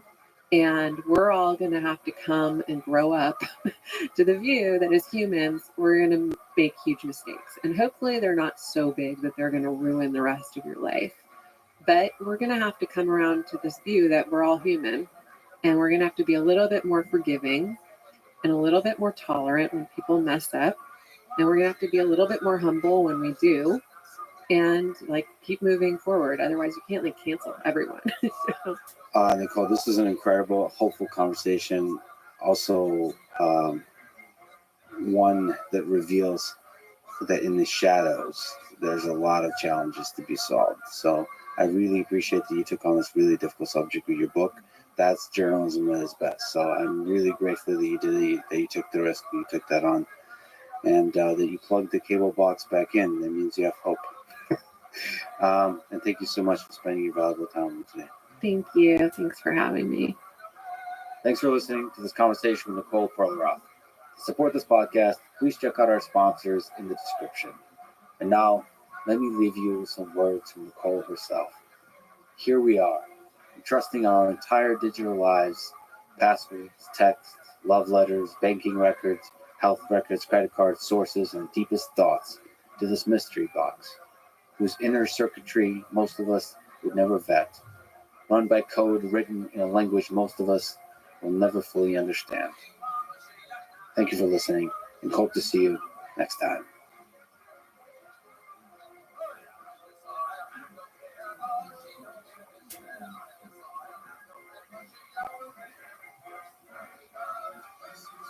I get so passionate about it. I get so angry, you know, because there's this saying like, oh, can you beat him in a hook? Can you beat him? Yeah. Win. That's it. Just win and don't talk to me about anything else. You believe the match is finished, and I wonder if that gets in the head of the other person. See this? Yeah. Quit. The following is a conversation with Devin Larratt, considered by many to be one of the greatest arm wrestlers in history. This is a Lex Friedman podcast. To support it, please check out our sponsors in the description. And now, dear friends, here's Devin Larratt. You are considered to be one of the greatest arm wrestlers in history, plus are one of the most charismatic and fun people to watch in arm wrestling. But let me first start with the controversial opinion. I actually really enjoy Over the Top, the movie with Sylvester Stallone, where he's a trucker. It's like a father-son movie. It's, like a bunch of stuff have the definitive movie. The boxing has Rocky, maybe folk style collegiate wrestling has Vision Quest. What else is there? Billiards has Color of Money. Yeah. This is the sort of movie for arm wrestling. So what did Over the Top get right? What did it get wrong about arm wrestling? That was actually based off of a real story. A lot of people don't know that. Yeah, the Over the Top movie, I mean, to a certain degree, that's actually real life. Like that tournament, Over the Top, was real. Yeah. It was literally named Over the Top. Yes. There was a trucker division, and the guy actually won a truck for real. His name's John Brzenk. You know who that is, right? So the actual Over the Top tournament, the trucker division was won by John. Who is John Brzenk? He is a lot of people talk about him as like a legend and one of, if not the greatest arm wrestlers of all time. John Brzenk is every arm wrestler's father to a certain degree. All of us. The entire sport looks up to him. He, it's incredible what he's done. I mean, at 18, he won Over the Top. At 57, he just competed with me a couple months ago. Still at the world level. 18, that's 40 years of being at the top of the sport. It's incredible. He's hailed as the greatest of all time in the sport of arm wrestling. Yeah. And he's beaten some monsters. Oh, yeah. Yeah. And he doesn't, I mean, when you talk about like the evolution of the sport, he's responsible for so much of it. Like when you talk about, like, a lot of times when you go back like 20 years, 30 years, a lot of us looked at arm wrestling, I think, as something you could kind of do. And he's the first guy who's like, if you want to get better at arm wrestling, you got to arm wrestle. And it seems so simple, but he answered so many questions that all of us had about techniques in the sport back, pre-video internet. Yeah, he's been everybody's target for like 40 years. So in terms of strength, in terms of power, in terms of skill, what did he teach the sport of arm wrestling? So if you look, how did the sport change from the 80s, 90s to the aughts? You were at the top of the world for many years. There isn't a thing on this earth that many argue you're still at the very top of the world, but like you were very dominant both left and right hand in 2008 to 2013, something like that. Yeah. So how did that sport evolve to today? So it's hard for me to comment, prior to, when I came to the sport was kind of mid-90s. Like I've been arm wrestling my whole life, but I wasn't really involved in the sport to a major degree until probably, mid-90s. But I'll say that before the mid-90s, it was really hard to get good at arm wrestling. Very difficult. Everybody was doing it wrong, really. Like it was really rare to find people who were technically good arm wrestlers. It was very underground. When I got into sport, it was a flyer that came in the mail. You had to know somebody who knew somebody who knew somebody, and then you go to a club and you can't do anything with these people. And they knew how to arm wrestle. They did, but real masters were rare. And then internet helped everybody. Communication, the transfer of knowledge became so much faster. People became technically, invested. People started training, sharing ideas. By I'd say 2000, probably around the turn of the millennia, I'd say that professional leagues started to slowly pick up.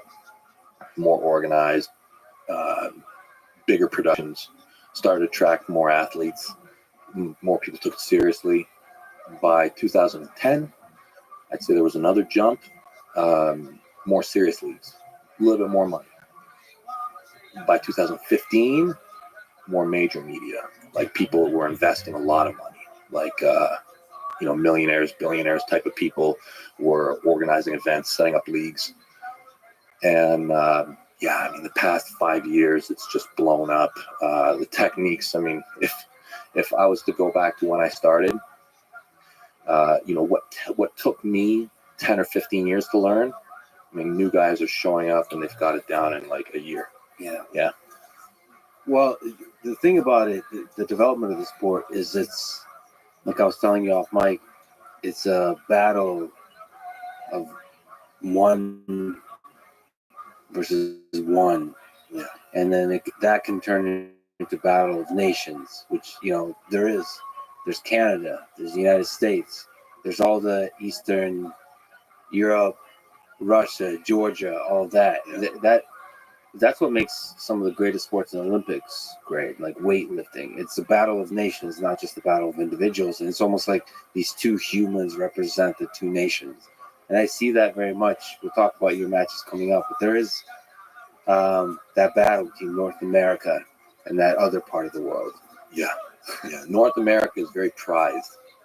You know, the North American champion is always highly sought after because they're typically the most famous. You know, even still when, you know, quite arguably, there's always somebody in Eastern Europe who's just monstrous. It's typically the North American athlete who's more recognized. By the way, Oh, yeah. we'll have a cup here with some maple syrup. Cheers, Lex. Cheers. We should probably show. You just down that whole thing. No. I'm going to sip it. You know, but by all means. It's really good, right? Delicious. Yeah. Yeah. That is, maple syrup. that's a perfect July day from Canada in a bottle. Yeah.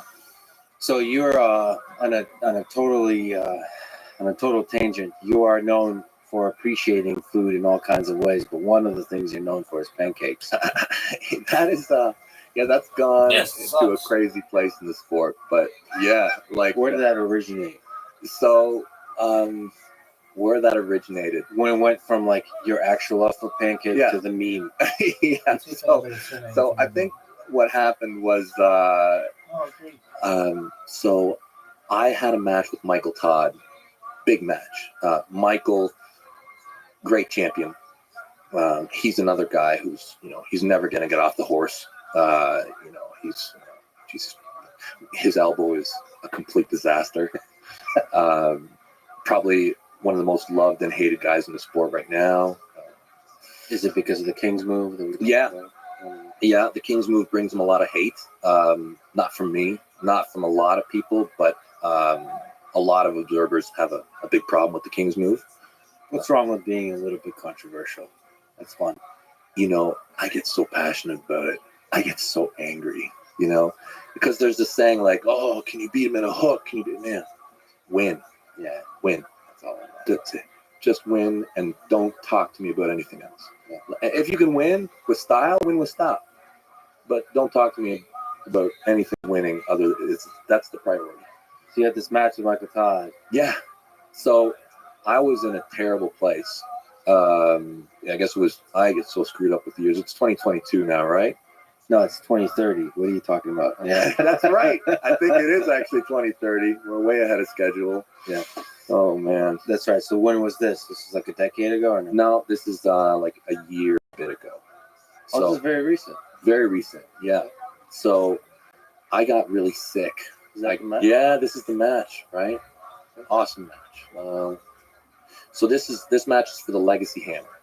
So we invented this thing called the Legacy Hammer. Michael took it from me in, I think, 2018. And then COVID shut everything down, and Michael went overseas to try and set up, because at that time, Michael was a North American champion. He beat me, and he went to Dubai, and he organized this great big match with Levant. And the whole thing fell apart. Organizers, leagues, wouldn't let it happen. But there was still an ability to have a match of significance happen. So Michael's like, who do you want? Let's give Devin a rematch. And I'm like, yeah, yes. And I was really sick at the time. I had DVT. I had pulmonary embolism. I was mentally in a terrible place. And I got offered the match, and I just totally turned my life around. And I committed really hard. Yeah. And What happened in this match, by the way? oh, I just totally destroyed him. Yeah. I just beat the piss out of him. Yeah. Michael's a good friend of mine, but Yeah, there's a lot of camaraderie. Yeah. And you guys talked afterwards. It's yeah, great. but we fight like brothers, you know, like, so we let each other really fight hard against each other. But so I knew, I mean, strength and mass, they go hand in hand. And I committed to just getting as big and as strong as I could. And literally I was eating pancakes every day. Bacon, pancakes, every sloppy bit of garbage food I could eat. I was trying to eat healthy also, but if there was garbage food, I'd eat it. What do you mean bacon and pancakes isn't healthy? What are you talking about? Exactly. People should go watch. There's a video where you make like the Canadian meal of bacon with some bacon cooking tips. water. That was interesting. Yeah. And then obviously pancakes and maple syrup all over the whole thing. Yeah, you're making me very hungry. I've caused more diabetes than probably gonna get in trouble karmically for making the world obese. You should probably write a book, The Pancake Diet. Yeah. Kevin Lawrence. Yeah, I think I will do that one day. So you said mass and strength go hand in hand, just at a big level about arm wrestling. What's more important? Strength, power, endurance, skill, strategy, or mental toughness? How do these components all come into play in arm wrestling? They're all important. I mean, you can use everything, and you can adjust your strategy based off of the tools that you have. I would say if I could pick ever just one thing to have more of, I would say that it would be strength gained while fighting. While actually arm wrestling's not off the No. So you get stronger from arm wrestling. How do you get stronger from arm wrestling? Like in jiu-jitsu and grappling, you can get good by training with people much technically worse than you. So white belts and blue belts. Yeah. It's actually beneficial. Agree. Because you get to work stuff out. Right. But I wouldn't say it develops like that intensity and power required to go against people at your level.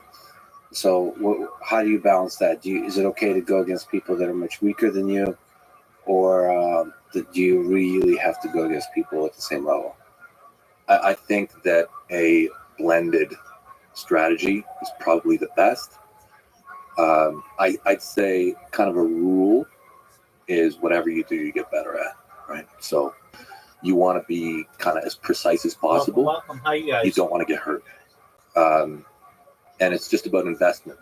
And What's good in your neck of the woods? the answer is not always the same. Things are going to change. I am currently a big I didn't even wanna believer fucking talk to in you anyway. what I Fuck call you. tower building, right? So you have to do a lot of volume to build a great tower.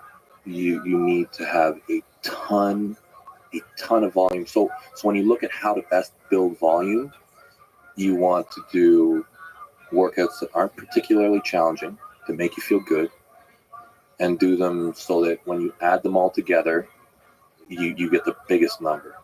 So many easy workouts a day that are as specific as possible, in my opinion, is the best way to lay the foundation for an extreme peak. And precision, right? Like, there's no more precise way to get strong at arm wrestling than arm wrestling. So how often can you arm wrestle? What's your training regimen? You've talked about this as the climb, Right. What is the training process to get great at arm wrestling? Well, again, it's going to depend on what level you're at. The answer at the beginning might not be the same. For me, guy who's been doing it almost 30 years, I have to harvest energy from clubs. I call it cosmic punch. Sorry to interrupt. You were here in Austin, Texas. You are in Austin, Texas, but you were at the, what was it called? The water tank. Yeah, And you had an awesome crowd. it was great. I get to watch it. I got to interact with a lot of those guys. Just amazing community, amazing human beings. I got to talk to Dimitri in Russian and in English. He's an engineer. His wife is an How are engineer. you? So he's a brilliant dude, but also one of the toughest, Hello. I guess, guys you faced there. Yeah. But you faced, How are I don't you? know how many people. It must have been hundreds of Yeah, matches. the Excellent. bar was full. Yeah, and that for me is a perfect training scenario. Yeah. So if I go in and just kind of I'm like a lightning rod, and I just absorb everything that I can get from people, all their effort. That's perfect. That's perfect. But I'm lucky because I'm in a place that I can handle it. If I was losing or failing, this would not be optimal. But because I'm strong enough, I've been doing it long enough, How are that I you? can kind of absorb it without damaging me. How are you? This is perfect.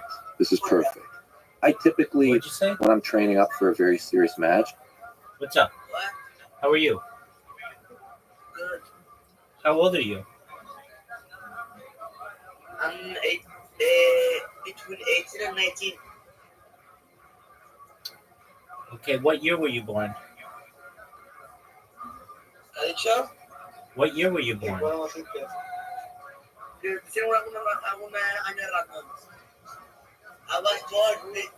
born in 2006. December 22. Cool. Me, I was born in So, how's your day going? good. Excellent. How'd you hear about me? I got invited by a friend. Well, your friend is amazing. Yeah. My friend is here, but my friend is the guy called Murder. What up, Murder? How you doing, Murder? What's good? Did you- Name's Abu Bakar. What up, Abdul Bakar? Pleasure to meet you. I'm Rabbi Rothschild. I stream my life 24 hours a day, 7 days a week, 365 days a year. Murder, how'd you find out about me? YouTube? Oh, you found me on YouTube. Bravo, man. Excellent. Well, if you guys don't know what I do, I stream my life for world peace. I don't want war anymore. I'm live right now on more than 11 different YouTube channels. I'm live in more than 11 different Discords. And I'm growing popularity every single day. And that's a good thing. Some things that we talk about on this. Go ahead. What'd you say? Oh, excellent. Hey, I got this thing. It's pretty cool. Just one moment. I'll show it to you guys. Używam polskiego. What kind of Spanish? What kind of Spanish do you speak? Like from Spain? From Spain or from? Okay, from Spain. Just one moment. Here we go. Spain. You tell me if this is good. I hope this translates well. I hope you understand what I'm saying. I'm glad that you're here. Espero que esto se traduzca. Bueno, espero que entiendas lo que digo. Me alegra que estés aquí. What can you? Oh, yeah, fuck it. No one cares. I don't even care. I don't want to talk to you. Between 18 and 19. I'll try and do who says that 3 or 4 times a week. And then the days in between, I will just do blood flow rehab. Blood flow rehab. I will never hit a PR, a record. I'll never do it anymore. I What don't up, do it. Whack? I used to. A lot of Shout things out to change. you. That's why I say like there's a lot of ways to do it. This is currently a system that's working very well for me. So when you say PR, you're not aggressively chasing a peak. You're just building and building and building. Yeah. My only peak that I care about is for this cycle, the 25th of June. It's my only PR. Let's talk about the 25th of June. Oh, yeah. Let's talk about Levon Siganishvili, the Georgian Hulk. Yeah. Question number 1. Is it possible to beat him? He is widely acknowledged as the most powerful person in arm wrestling today. Is he beatable? And if so, how? Everybody's beatable. Everybody's beatable. Levon is incredible.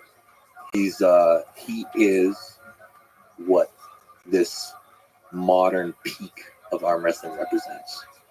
So for people who are just listening, we also have an overlay of a video of Levon going against Vitaly Ledin, another top 3 person in the world, perhaps, in arm wrestling. And Levon is the guy in the right, just big. I love it. And the aggression, actually, so underneath it all, it seems to be a teddy bear, but when he turns it on, it's Hello, raw how are you? power. He's the full package. Levon is, Excellent to hear. he represents the pinnacle. Well, we're very happy that you're here. There's Dennis in the back. I hope only good things He's for like, you. I want to We're be just back watching a in there. podcast. Feel free to enjoy. Levon has a lot of bases covered. He's curling 300 pounds with one arm. I mean, the strength that he shows for arm wrestling is so far ahead of the field. Is very, very strong. But it's absolutely possible. It's absolutely possible. The one thing that I'm confident about, well, I'd say there's 2 things. The two things I'm confident about is that I have more experience than he does. And experience counts for a lot. The other thing is my ability to breathe and recover. So if ever there's an opportunity for the tide to turn, that's, I think, where he'll never get it back. So I think if I can somehow find a hole in his game, then yeah. So you want to hold off the initial like assault of power, and then wear him out, and to find the hole. And then it's how much of that is mental? How much of it is just the physical ability to do it, for your muscles to have the endurance to hold off? I like to make the sport bigger. And a lot of things that most arm wrestlers believe the sport is, I always try and push those boundaries. So there is definitely a mental aspect to it when you're faced with something that you've never seen before. That's when things like experience comes in. He can become surprised, where what's a surprise for him is routine for me. So my adjustments will be more precise, more accurate. Yeah, that's how I get in. Yeah, I play a dirty game. You know. So some of it, how important is confidence in the whole in the progression of the match? Is there ups and downs of confidence? Like, holy shit, I actually have a chance to win this. Holy shit, I'm winning this. You're done. There's some of my favorite moments. I don't know if those are fake or not in terms of your expressions. If it fake it until you make it. But whenever you shake your head or whatever, you make it apparent that you believe the match is finished. And I wonder if that gets in the head of the other person. When you start to actually, so I'm sure you're doing things in like precise, detailed things with your hands to also indicate that you believe they're finished. But you're facially just, See this? yeah, quit. Oh, that's right, because it's facing the. So that's ultimately what the battle is about. It's like it's you're done. You might as well give up. Commitment is so important in anything that you do, right? Like I always kind of try and bring things to a level of commitment that's uncommon. I think that's a lot of reasons why I do well. It's because I just get so committed in the whole process. And by the time that I actually show up to fight, I sometimes just wish that they would kill me. You know, I wish that they would, because that's how far I want to go. Like, people talk about like how committed are you to the match? Like, No. if you're committed to the match and you lose, you should. No, you got to be 18 to be in here. Apologies, I'm my friend. often unhappy when I lose a match and I don't have an injury. I'm like, damn, what the fuck? Like, I should have. Like, Okay, I well, feel then he's like not I didn't 18. commit. You know. I don't know if you know He's Dan not Gable is 18 a then. wrestler. He was on. He has it on the podcast. Yeah. He Okay, talked well, about his then whole no, the career. fix He is dreamed no. of That's not on working me. so I'm not hard going that to he change the gets- rules for that. He can't get off the mat by himself, and he was always he's disappointed ultimately at the end of his career because he was always able to get off the mat on his own accord. So he wants to, leave it all on the mat just from exhaustion. So that's what commitment looks like. Yeah. But what is this process? What is this climb for? Probably the toughest match of your career. I would say the most epic match in arm wrestling history. I mean, it's really building up. You are you said North America. I think by accounts of many, you're one of the greatest arm wrestlers ever. He is one of the scariest arm wrestlers ever. And so this match, by the way, where's it happening? It'll be in Dubai. Yeah, June. So what does the climb look like? The climb for me, what I have to change in my life always. People talk about being a professional. And I've always loved the sport. I've loved it like crazy. But to me, the path is about simplicity. and removal of distractions. I do better and better the more I get rid of everything, nothing else, so that my life is just the goal, just the target, and everything else is off the table. And that's where I need to get to, where there's nothing between me and him. And every single day you're putting in the volume. Every day, all day. Now you said you worked out. So yesterday you did hundreds of arm wrestling matches, and then today you said in the morning you still worked out. So what was that workout? So you're mixing up stuff where you're doing weights also. This morning, I try to really focus on what's administratively easy. That's a big part of me, of everything I do. So I just travel with bands.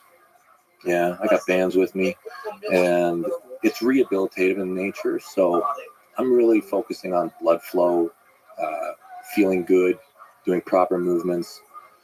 But yeah, just band workout in the hotel. What does a band workout look like? So are you doing the arm wrestling movement? Are you doing see that? See what you did there? What's that? Yeah, it's You want to bring him in? yeah. Oh, the up thing. Up into your center. Right now. You think, what can you control out here? Like, bring everything close.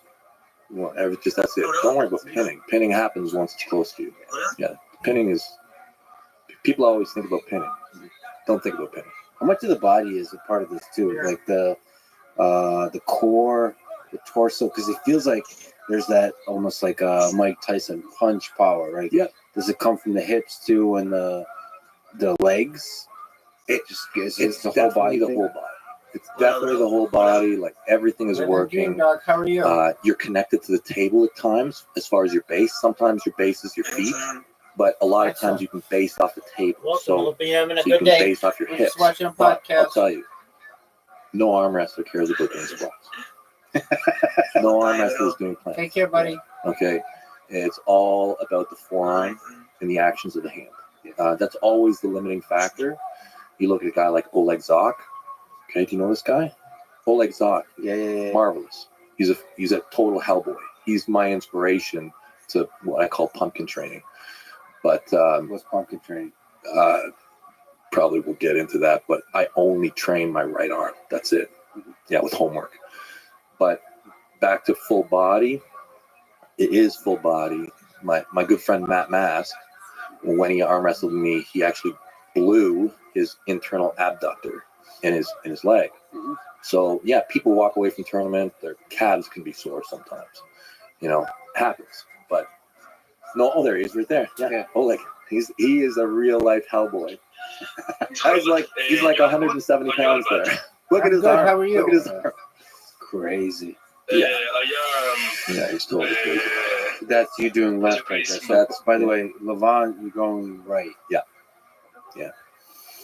So can you say more about the mental side? Are you visualizing what it takes to beat him? We're Are just you trying to watching get in his head? podcast. All of these things. So You think it's possible to get in his head? there's definitely strategies that you can do depending on who it is you're facing. It's very good to know who it is you're fighting and choose the correct strategy mentally. But I always follow a process when it comes to my mental preparation. When I'm far away from an event, I just always build up my opponent. Build them, respect them, to a point where I almost start to fear them and start to believe that they'll beat me. And this is a very vital part of my preparation. And that's where I am right now. I just build them up into this thing that scares me. And it forces me to be responsible, because I don't want to lose. I want to win. So the greater my opponent, the greater I can build their worth in my mind, the more motivation it gives me. Then there comes a point when it changes, and then I start to degrade them. And that's when it normally starts to get fun. How are you? And normally by the time I face The them, Lex Friedman podcast. I just try and completely dominate from every interaction from start to finish. Yeah. My friend here When is asking in the actual moment of the match, like in the Because moments I leading like- up to it, what's I the like feeling? podcasts. Is it fear? Is it confidence? Anxiety? What's going through your mind? I love to fight. I love it. I always have. There's every day where you have the distractions of life, and then there's really living in the moment, right? It's whatever you love to do, and that's when you can, really be free. I'm free when I'm fighting, right? So you put me in a good fight, and I just love it. I don't think about the past. I don't think about the future. I just think about killing that dude in front of me, and I enjoy that. Just being intensely in the moment. Just I'm watching a right podcast. there, just fighting as hard as I can. Do you study these ones? Like, have you for this particular match? Do you study videos of? What's your question? What are you doing? Sorry, my English so bad. What are you doing 2 days in your house, in your bed? ¿Cómo se dice esto? Tu dingo, ¿verdad? he's asking, they have a bit of broken English. That's okay. He's asking, like, how do you live, like, 2 days straight being in your bed without doing anything? Like, they're just curious. That's okay. I'll answer. Yes. Just a moment. Te he dicho que Ahora responde un segundo. I stream my life 24 hours a day, 7 days a week, 365 days a year for world peace. I've been streaming live on more than 11 different accounts on YouTube for more than 3 years. This is the most amount of data ever uploaded to the internet. It's essentially a time capsule for humanity. está diciendo la Biblia ahora. Me afeité la pierna a las 24 horas del día, los 7 días de la semana, los 365 días del año por la paz mundial. He estado transmitiendo en vivo en más de 11 cuentas diferentes en YouTube. Esta es la mayor cantidad de datos que se haya subido a Internet. Es esencialmente una cápsula del tiempo para la humanidad. What the fuck? Ahora mismo, seriously, your affiliation in the life. Can you repeat that? Sorry, my English so bad. No. Your English is fine. He's I asking, just like, didn't hear what you what do you said. do for living? What do you do Tu for living? inglés Because está if bien, you're streaming pero no entendí 24 lo que hours, like, dijiste. what do you do for living, you know? ¿De qué vives? ¿De qué vives? Dile eso, ¿de qué vives? Like, O la que how do te you quieres do ser. money and all that? Like, he's I'm a just certified curious. project Because- management professional. Soy un profesional certificado en gestión de proyectos. What? Soy un profesional certificado en gestión de proyectos. Oh, all right, thanks. Alright.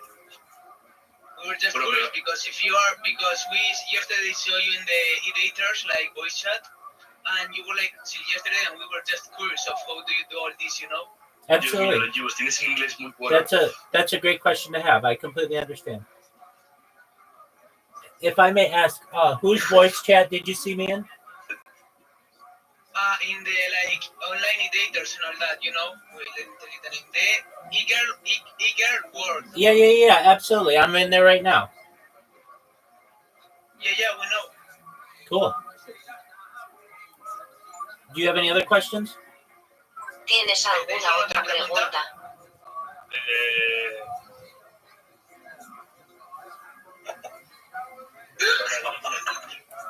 It's okay if you don't have questions now and you have them in the future. Just let me know. I'm here to answer your questions. Que si no tienes No hay preguntas ahora, que problema. las me preguntan en el futuro. Si no tienes preguntas ahora y las tienes en el futuro, házmelo saber. Estoy aquí para responder tus preguntas. What do you love? We hope that you achieve world peace, man. We trust Thank you, man. You're doing a great labor. Thank you. Gracias. Thank you. I appreciate that. Dile, pregúntale que por qué no ha estado el 31 con su familia, viendo está pasando el año, ¿no? My friend is asking, what did you do like in 31 of December? Like, did you celebrate the New Year or what? What did you do? It was my friend's birthday, so we played a lot of games, and then we did a countdown at midnight, and then we were up pretty late, and then I went to bed.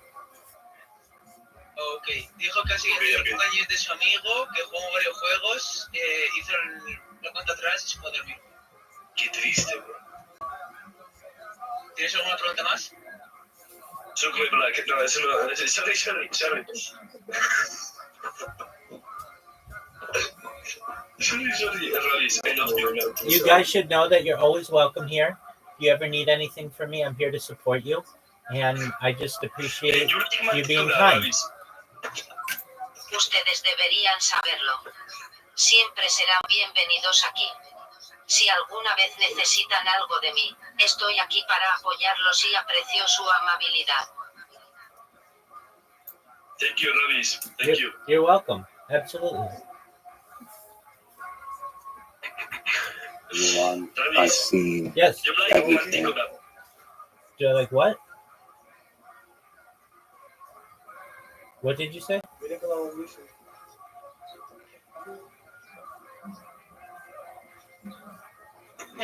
Nothing, sorry. Ravis, I love you. Ciao. Bye. Bye-bye.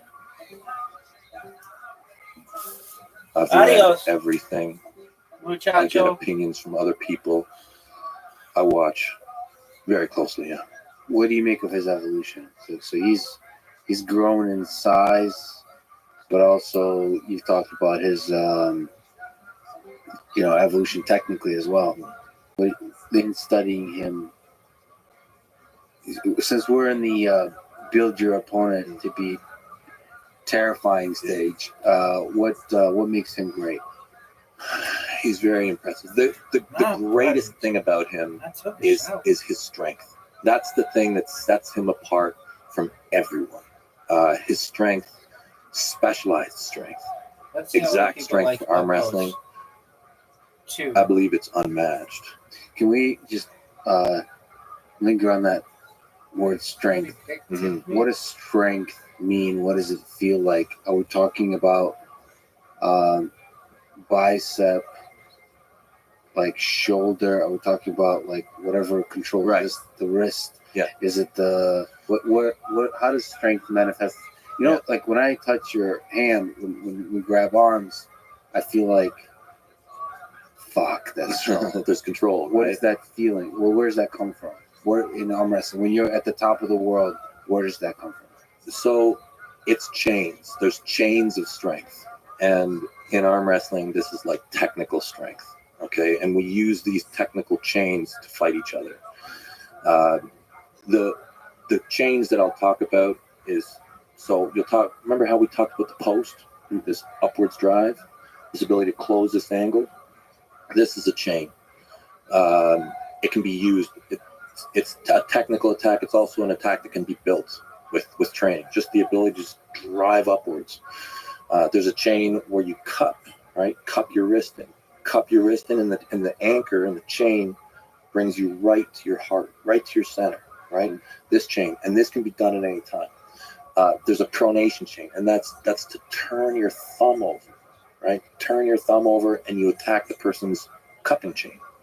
And there's a huge number of muscles involved in each of Right. those chains. And that's why I say it's a chain, right? But they're movements, and these movements you can develop in the gym or through practice. So you don't mean, so it's easy to sort of interpret strength to mean how much you curl, essentially. Yeah. But you mean the chain. It's all has to Right. do with And that's the- people talk is a bicep. I mean, yes, there's bicep for sure involved, but I'll always be inaccurate if I try and tell you like what muscles are so I prefer to explain it in a movement, and then everything that's involved to do that movement.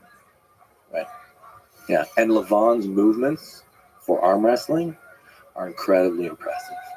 What do you attribute to? How much of that is genetics? How much of it is some training thing he's doing?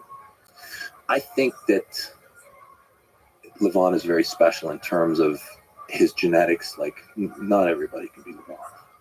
You know, yeah, there's not many Levons out there. But what I've encountered in the bias that I always see, like when people talk about people like Levon, they discount the other side so very quickly. And the thing is, Levon rarely has to show it the other side because it's so far ahead. You talk about the technical application of the sport. Sorry, Yeah, sure. What's going on? you play Block Street. I don't. Ah, okay, this one. And you play Manticore? I don't know what that is. Okay, thank you. That's okay. He so rarely needs to show it, but he's clearly incredible. If you watch his progression, he came up having very difficult technical struggles to overcome. Georgia is a project great management country for arm professional. wrestling. There's this guy, Gennady Fikfina, who no one would ever say is not Thanks, Big technical. You And, smoke cannabis? you know, it I took love him cannabis. years to defeat him Yes. to a point where Word now up. it's not even a discussion. Yeah, you What- talk about the progression. They had a lot of battles together over the year. Yeah, it's amazing. You like, ¿cómo se dice pulsos en inglés, tío? Arm wrestling. Yes, arm wrestling. Arm wrestling. You like arm wrestling? I don't know what that is. Wrestling. Arm wrestling. Oh, do I like arm wrestling? Arm wrestling. It is. Es que mira el podcast. Yeah, that's what the pod. Bro, que sale cabo este cate That pulsos. is what the podcast is. I'm just watching a bunch of them, and this is the one that's on. Yes. Yeah. Yes. Do you like arm wrestling? Yes. Excellent. Yeah, it's cool. Very cool. Yeah. Excellent. Do you have any other questions? Do you have a Manticore alphabet? Do I have a Manticore alphabet? Is that what you asked? Yes. What do you mean by that? It's an animal, a new species. A Manticore alphabet. Yes. Let me look at it. Let me look one up. Hold on a second. Lo voy a buscar. What's up, bro?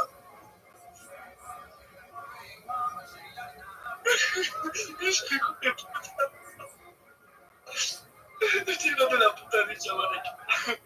Hola. Oye, ahora no te ríes, por respeto. El pobre chaval, tío. Hostia. No tiene amigos, pero tampoco. Coño, no, pero no me estoy riendo de él. Me estoy riendo de la gilipollez que ha dicho Vara. Hostia, pero hijo de puta está hecho. It's a new animal. A Manticore alphabet? What kind of animal is it? Mythology animal. Kratos, o sea, you like God of War 3? Do I like what 3? God of War. Oh, God of War 3. I haven't played it, but I've seen Yes. people play it. It seems very cool. What? I haven't played. Can you in Spanish, in the traductor? Sure. Please? Un chico. I have seen people play that game. I personally haven't played it, but it looks very cool. I personally haven't played it, but I've seen other people play it, and it looks very cool. Personalmente no lo he jugado, pero he visto a otras personas jugar y se ve muy genial.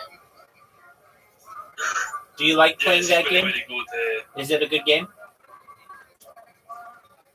¿Te gusta jugar a ese juego? Es un buen juego. Yeah. Muy, It's a muy, very bu- good. So, muy bueno. Digo, can you help me in English, please? No. Traductor, please. Digo, traductor. Te traduzco yo, ¿qué quieres? Hostia, pensé que te habías inspirado. Dile que juegue primero el God of War 2, que es de los mejores, y el que mejor está hecho, y luego el 3. He's saying you to first play God of War 2 and then God of War 3 because God of War 2 is like the best one, you know? Absolutely. Yes. Yes. If I were going to play, I would want to play the other 2 first and then get into 3. But I appreciate the advice. Thank you. Sí, si tuviera que jugar, querría jugar primero con los otros 2 y luego con los 3, pero agradezco el consejo. Gracias. Okay, thank you very much. Thank you. If you have more questions, please let me know. If not, we'll continue watching the podcast. Si tienes más preguntas, por favor, házmelo saber. Si no, continuaremos viendo el podcast. Yeah, it's fascinating to see the tides turn. Oh yeah, and once they've turned, it's like completely different level. Yeah, I mean, he's got strength, he's got technique. Some people will argue that his technique is flawed at times. They've shown matches where he hasn't shown the best technique, but he still won. And I think sometimes he just plays with people. You know, like there's a famous match that he had with, they call him the Bruce Lee of arm wrestling, a guy called Ongarbayev, Kurdigali Ongarbayev. They had a match in the top 8. Great match. Kurdigali is like 220-pound guy from Kazakhstan. Brilliant technician, but power-wise, not in the same world. And Kurdigali did well, even though he lost 6-0. He still did well. But in my opinion, Levon didn't care. Levon was like grabbing him low. He hasn't competed often in this rule set, which will be a challenge for him. But yeah, what can I say? Like Levon, he's Everest. Yeah. Yeah. Yeah, you are seen by basically everybody as the big underdog. But you're also, even in the Eastern, I mean, I talk to Russians a lot. There, you know that moment in Rocky when they start cheering for Rocky? Yeah. You're kind of they want you to win. And just, it's not even live stream. Just the battle itself is inspiring. And it's like the culmination of your career. Because watching it's sports, you're at the top movies, for a long time, but it's like it's almost like audiobooks, it should be over for you. podcasts. But no, you're returning. It is like this big moment. Yeah. The big climb. I will be the pointy end of the spear for North America. Yeah. Beautiful. Well, let's. Thanks for bringing that match up. Let's talk about just the match against Dennis. Your left-hand match. Yeah. He's also terrifying and seen as one of the strongest, probably the one of, if not the strongest, left-hand arm wrestler. Yeah. There's a lot to be said there. Maybe you could talk about this match at a high level. Why did you take on this match? Why did you do the left hand versus the right hand? Yeah. What can you tell the story? Okay. Dennis Saplenkov. There's so much about this match. I love Dennis. Russian guy. Yeah, Russian guy. I used to call him Dennis Chernobyl.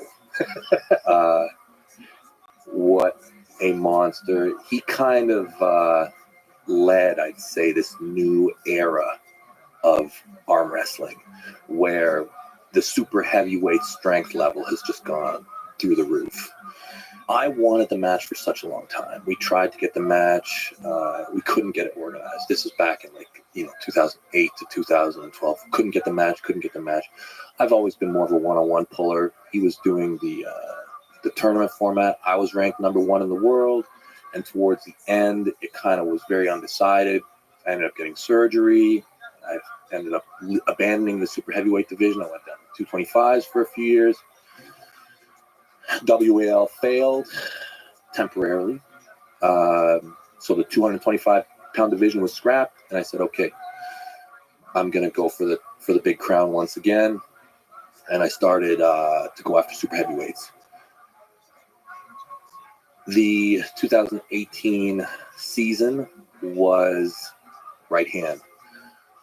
I started to enter negotiations to have the match with him.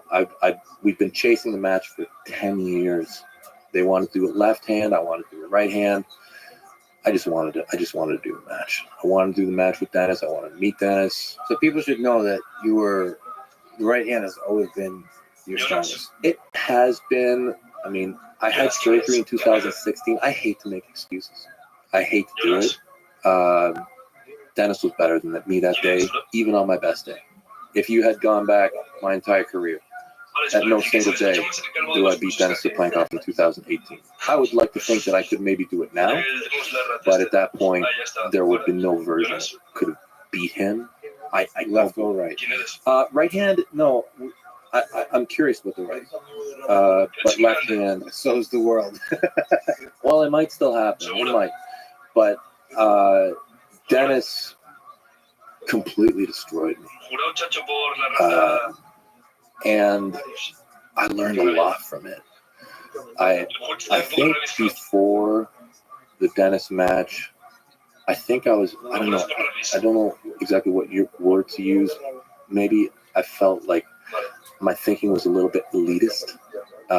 And I really learned a lot. I was really humbled that day by how far and how professional and how prepared Dennis was.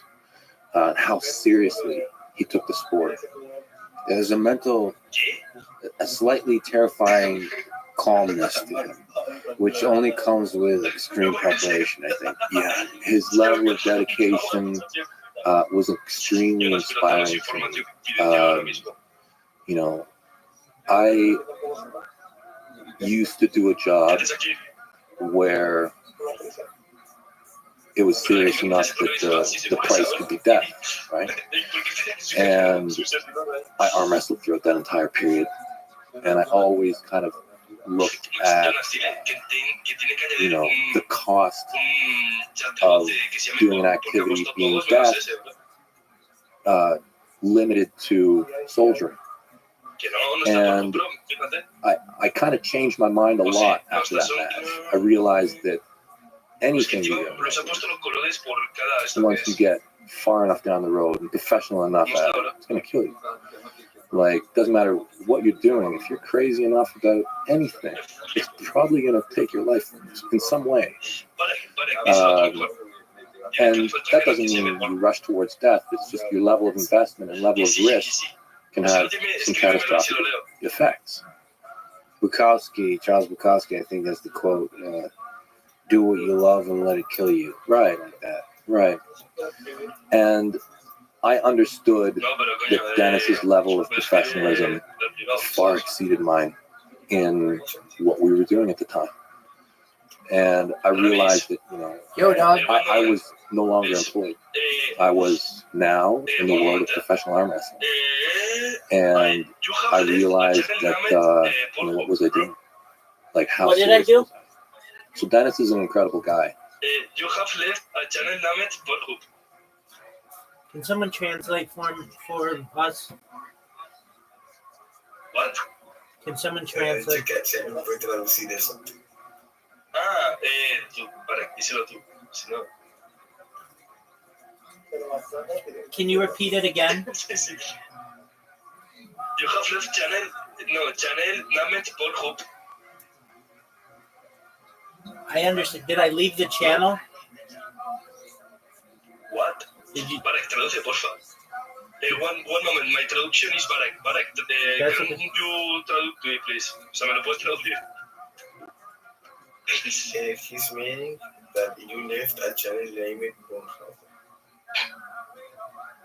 Yes. Es que you have Let me check. a moment. Let me check. Un momento, por favor. Can you add the Pornhub channel, please? Es que you have Omelette TV, Bilibili, Monkey, Discord, Reddit, Ingur, Instagram, and no Pornhub. But this is a discrimination very bad. Huh? ¿Qué dices? ¿En serio? ¿Se afeitas las piernas? ¿Pero por qué? I heard you read a bunch of social media, but I don't know what else you're saying. Can you please repeat? He oído que lees un montón de cosas en las redes sociales, pero no sé qué más estás diciendo. ¿Puedes repetirlo, por favor? Vale, se lo dices tú, por favor. Solo digo yo. If you would, go get your friend who can translate. It'll make it easier. Si pudieras buscar a un amigo que pueda traducirlo, ¿te resultaría más fácil? Yes. I am the translator. ¿Qué quieres que le diga? Dile que le falta el canal Pornhub porque ha puesto 300 y le falta es que le he dicho eso y ya he preguntado que qué es eso.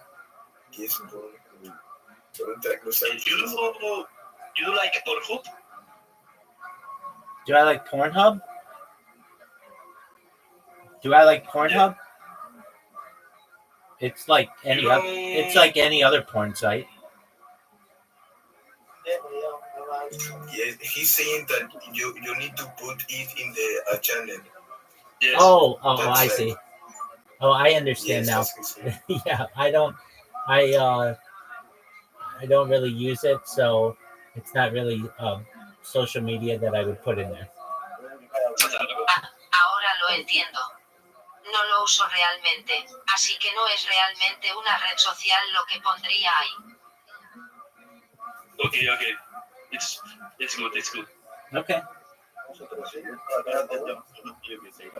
Lo juro, atento a la cara de coger y partirse el frenillo, bro. Pero bueno.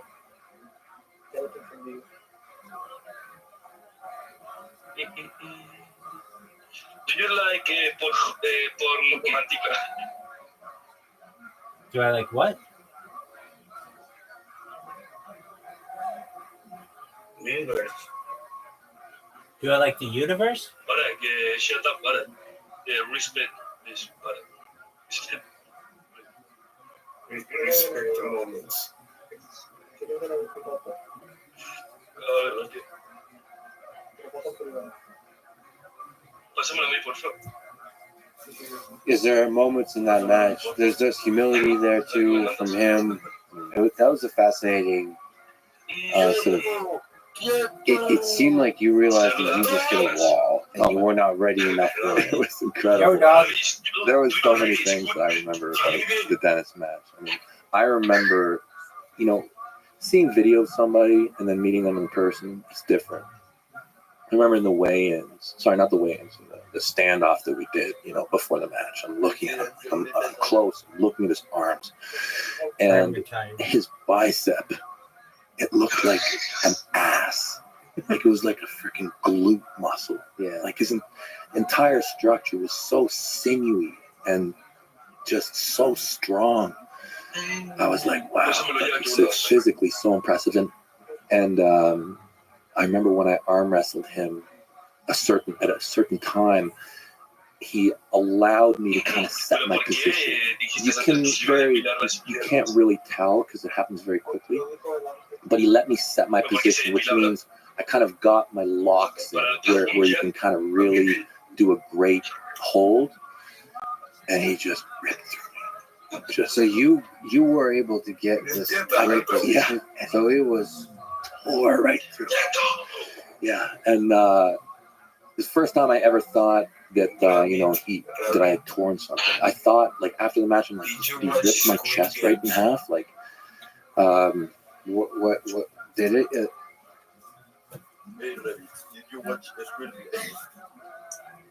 I saw parts of the first one. I know that people are very excited for the second one. I have friends who are very excited, so I might watch it in the future. Vi partes de la primera. Sé que la gente está muy emocionada por la segunda. Tengo amigos que están muy emocionados, así que tal vez la vea en el futuro. I recommend you each out the season 2 of Squid Games. Okay? Excellent. El humano. Dile si conoce la parte de ¡Quieto! The part when the main character says ¡Alto! No. I think so. Jonas, el pavo este es el superhéroe, sí. No, I think 100%. Yeah, no, I didn't actually. Nothing went purple or anything, but yeah, the strength gap was very significant with Dennis. Could he? What would it take to beat him on that? It would take me just being a little bit stronger and more healthy. Yeah. My left was not as healthy as it should be. Like, I didn't have a full rounded technical arsenal. It takes time after surgery. It really does. Like, you can be good, but after a surgery like what I had, you're probably looking at 3 or 4 years before you're starting to hit technical proficiency the way you should be. And just a bit stronger. Do you like? How do you interpret the calmness on his face? Well, what is that about? Is he actually that Russian? Is trained? It's a Russian It's a thing. Russian thing, I think. I don't What know. I show? see a lot of Russians like that. They're so like stoic, and I'm such a fan of Russia. I really want to go to Moscow. I've been saying it forever. You've never been. Not yet. I want to go. I want to go and live there for like a month and just train. Moscow's got such a crazy arm wrestling scene. Because from what I understand, there's such. Have you seen Narcos? What? Have you seen Narcos? Pablo Escobar. Of Pablo Escobar. Exactly. It's my dad. Yeah, I saw it. I saw it. It was very good. Muy bien. Yes. El que Did you watch the movie called Running from Cops Niggers? No, I didn't see that.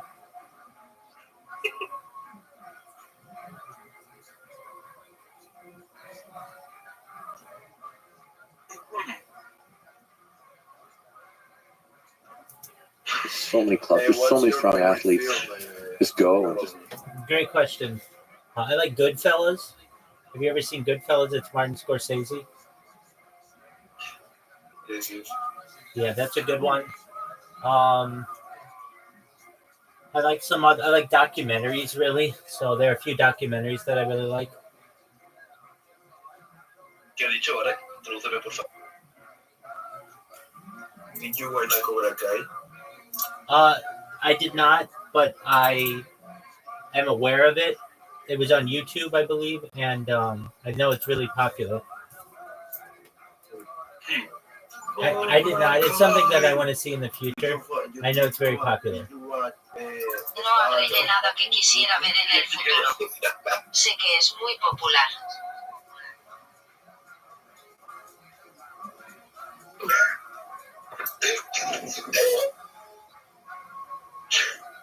Travis, it's bugged. It's bugged. The audio is bugged. The what?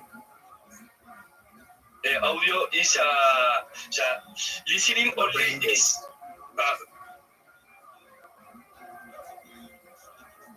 shut up, Balak, please.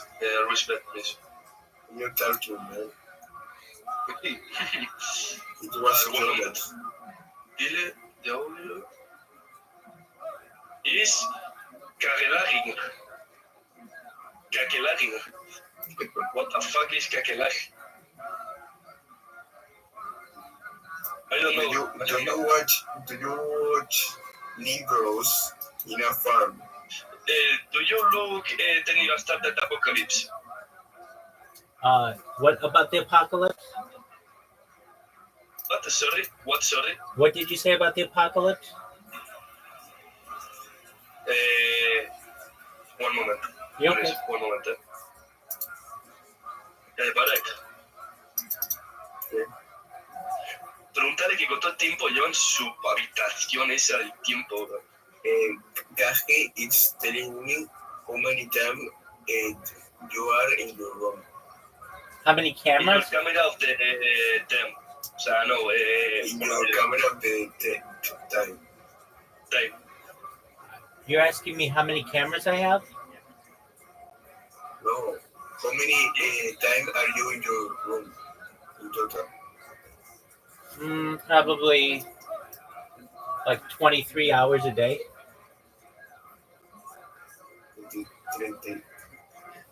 32 horas.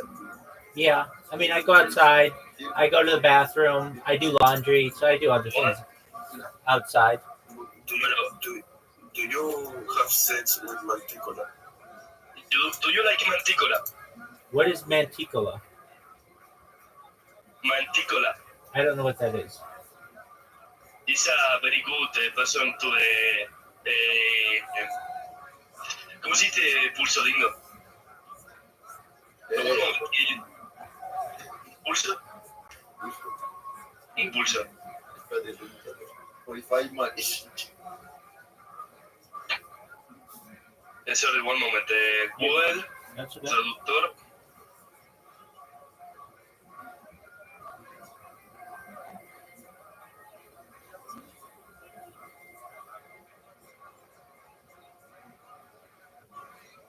they write from.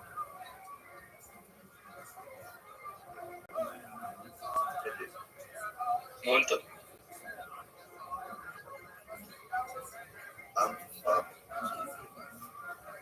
Do you like Manticore of the Caverns? I don't know what that is. Lightning rod. Yeah. Have you considered doing I don't wanna something talk of to you. that sort? It's like Rocky 4 again. Oh yeah. Like, and I'll lead do up to it. June. I would certainly consider it. I've got only one trip planned at the moment. Administration is very important. What do you mean by administration? So, like managing your time and Management. Yeah, the management has to be very efficient. You know, when I'm a tourist, when I'm a visitor, a little bit of that goes down. You know, when I'm at my home and things are familiar, I've got a really great grasp on my time. You know, everything's in place. Everything's perfect. You know, if I could magically transport Moscow into my hometown and just go out and visit them, yeah. So it's very different. When you're traveling, you have to keep all the. I am not You just have to getting started. figure out when you're I've seen eating, many more how hours you're getting the than food, all the Period. socializing. Plus, you're If you more read and more what I celebrity, say, so there's I'm a- social I'm like interaction, 24/7, which I don't know 365. how draining That that could asks be on me you questions. outside of the arm wrestling table. So you have to manage all of that because ultimately you have to focus on the fight ahead. Yeah. Yeah. A lot of my strength comes from just being in a familiar place, doing my routine. I love to travel. Do you know I love to get out there what and meet people and pickup is? new experiences. But when I just want to really prepare for a big match, yeah, home is where I Do you get know any strong. pickup routines? So that loss against Dennis was one of the few losses in your career. How did that feel in the moments after, in the days after, in the months after, in the years after? How has it changed you as an arm wrestler, as a human being? Well, it's tough to lose. Still haunt you? I don't think so. I actually was really happy to lose to Dennis because, you know, sometimes when you lose a match, there's a lot of matches that I've lost where they upset me because I know I made a mistake. I didn't make a mistake with Dennis. He was just way better. There's nothing I could have done that day. I'm really at peace with it.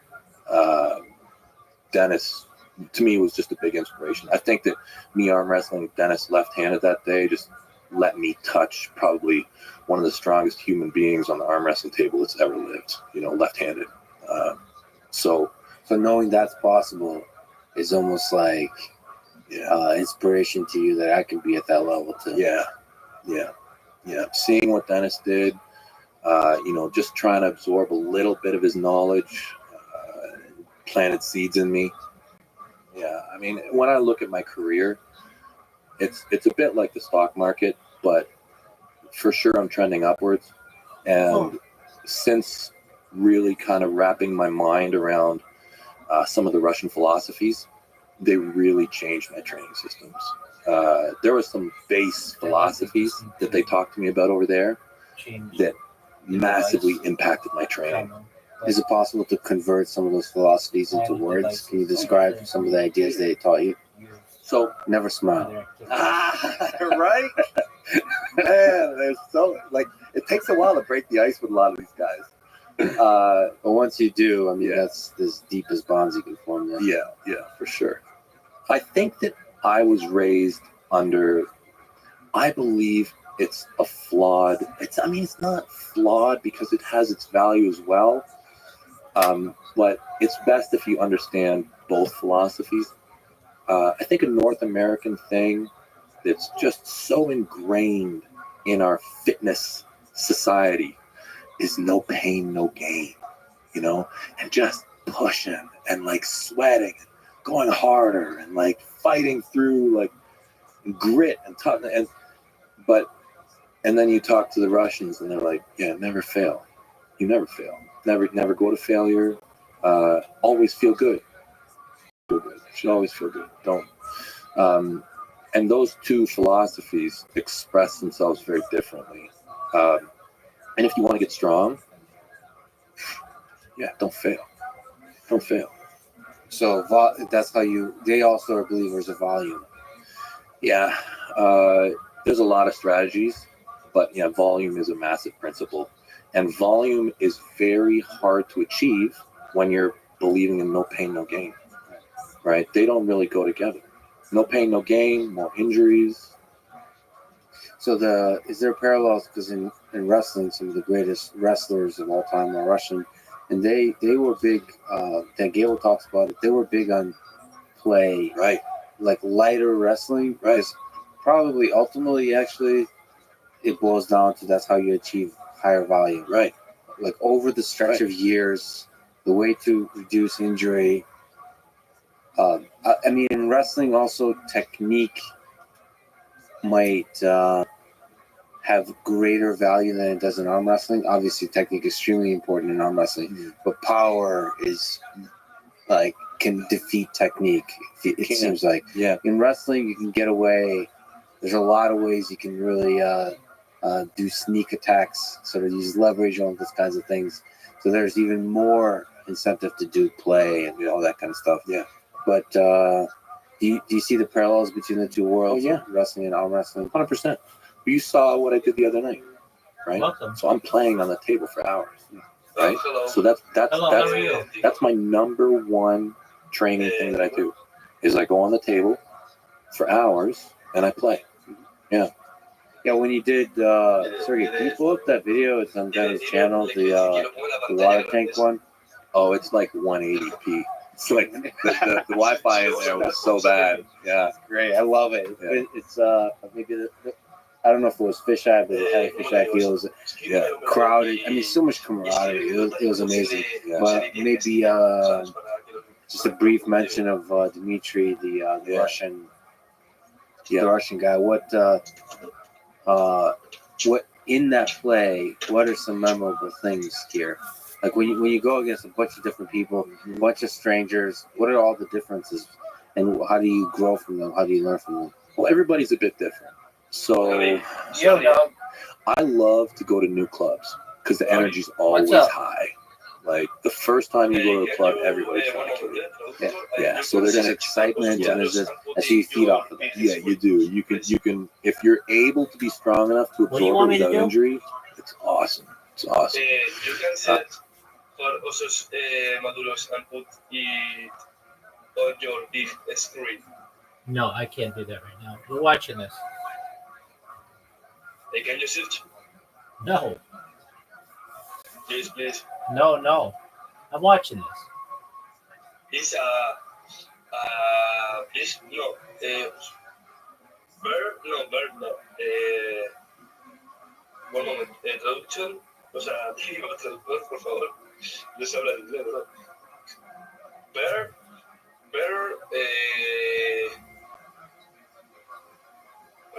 es que no sé muy bien. It's a bird, bro.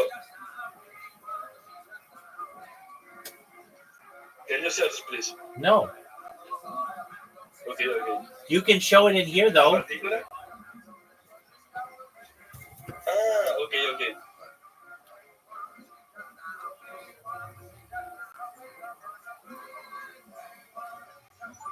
It takes me too long to change things on that computer. But if you want, you can share your screen or live stream it in here. Feel free. Me toma mucho tiempo cambiar cosas en esa computadora, pero si quieres, puedes compartir tu pantalla o transmitir en vivo. Puedes hacerlo aquí. Siéntete libre. Okay.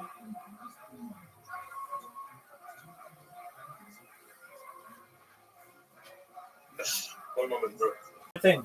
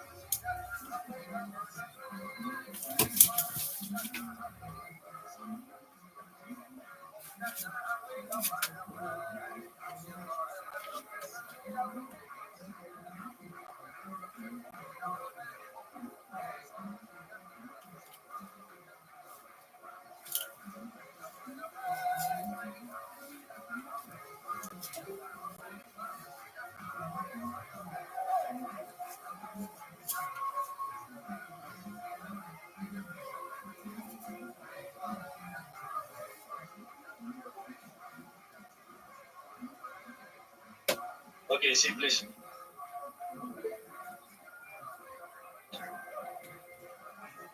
Very like